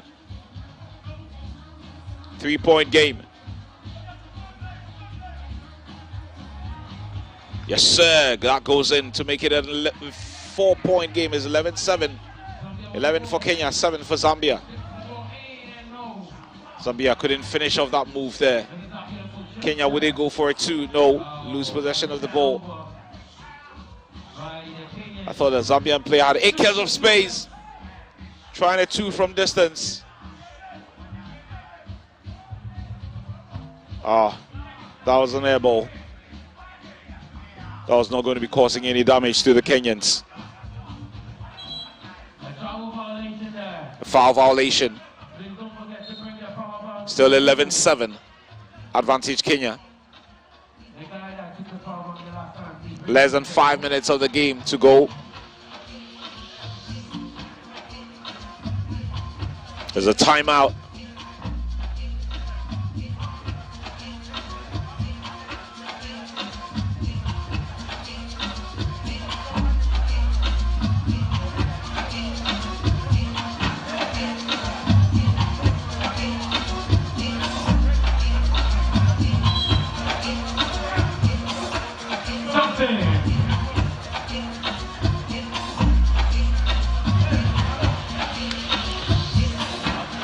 The players back in court.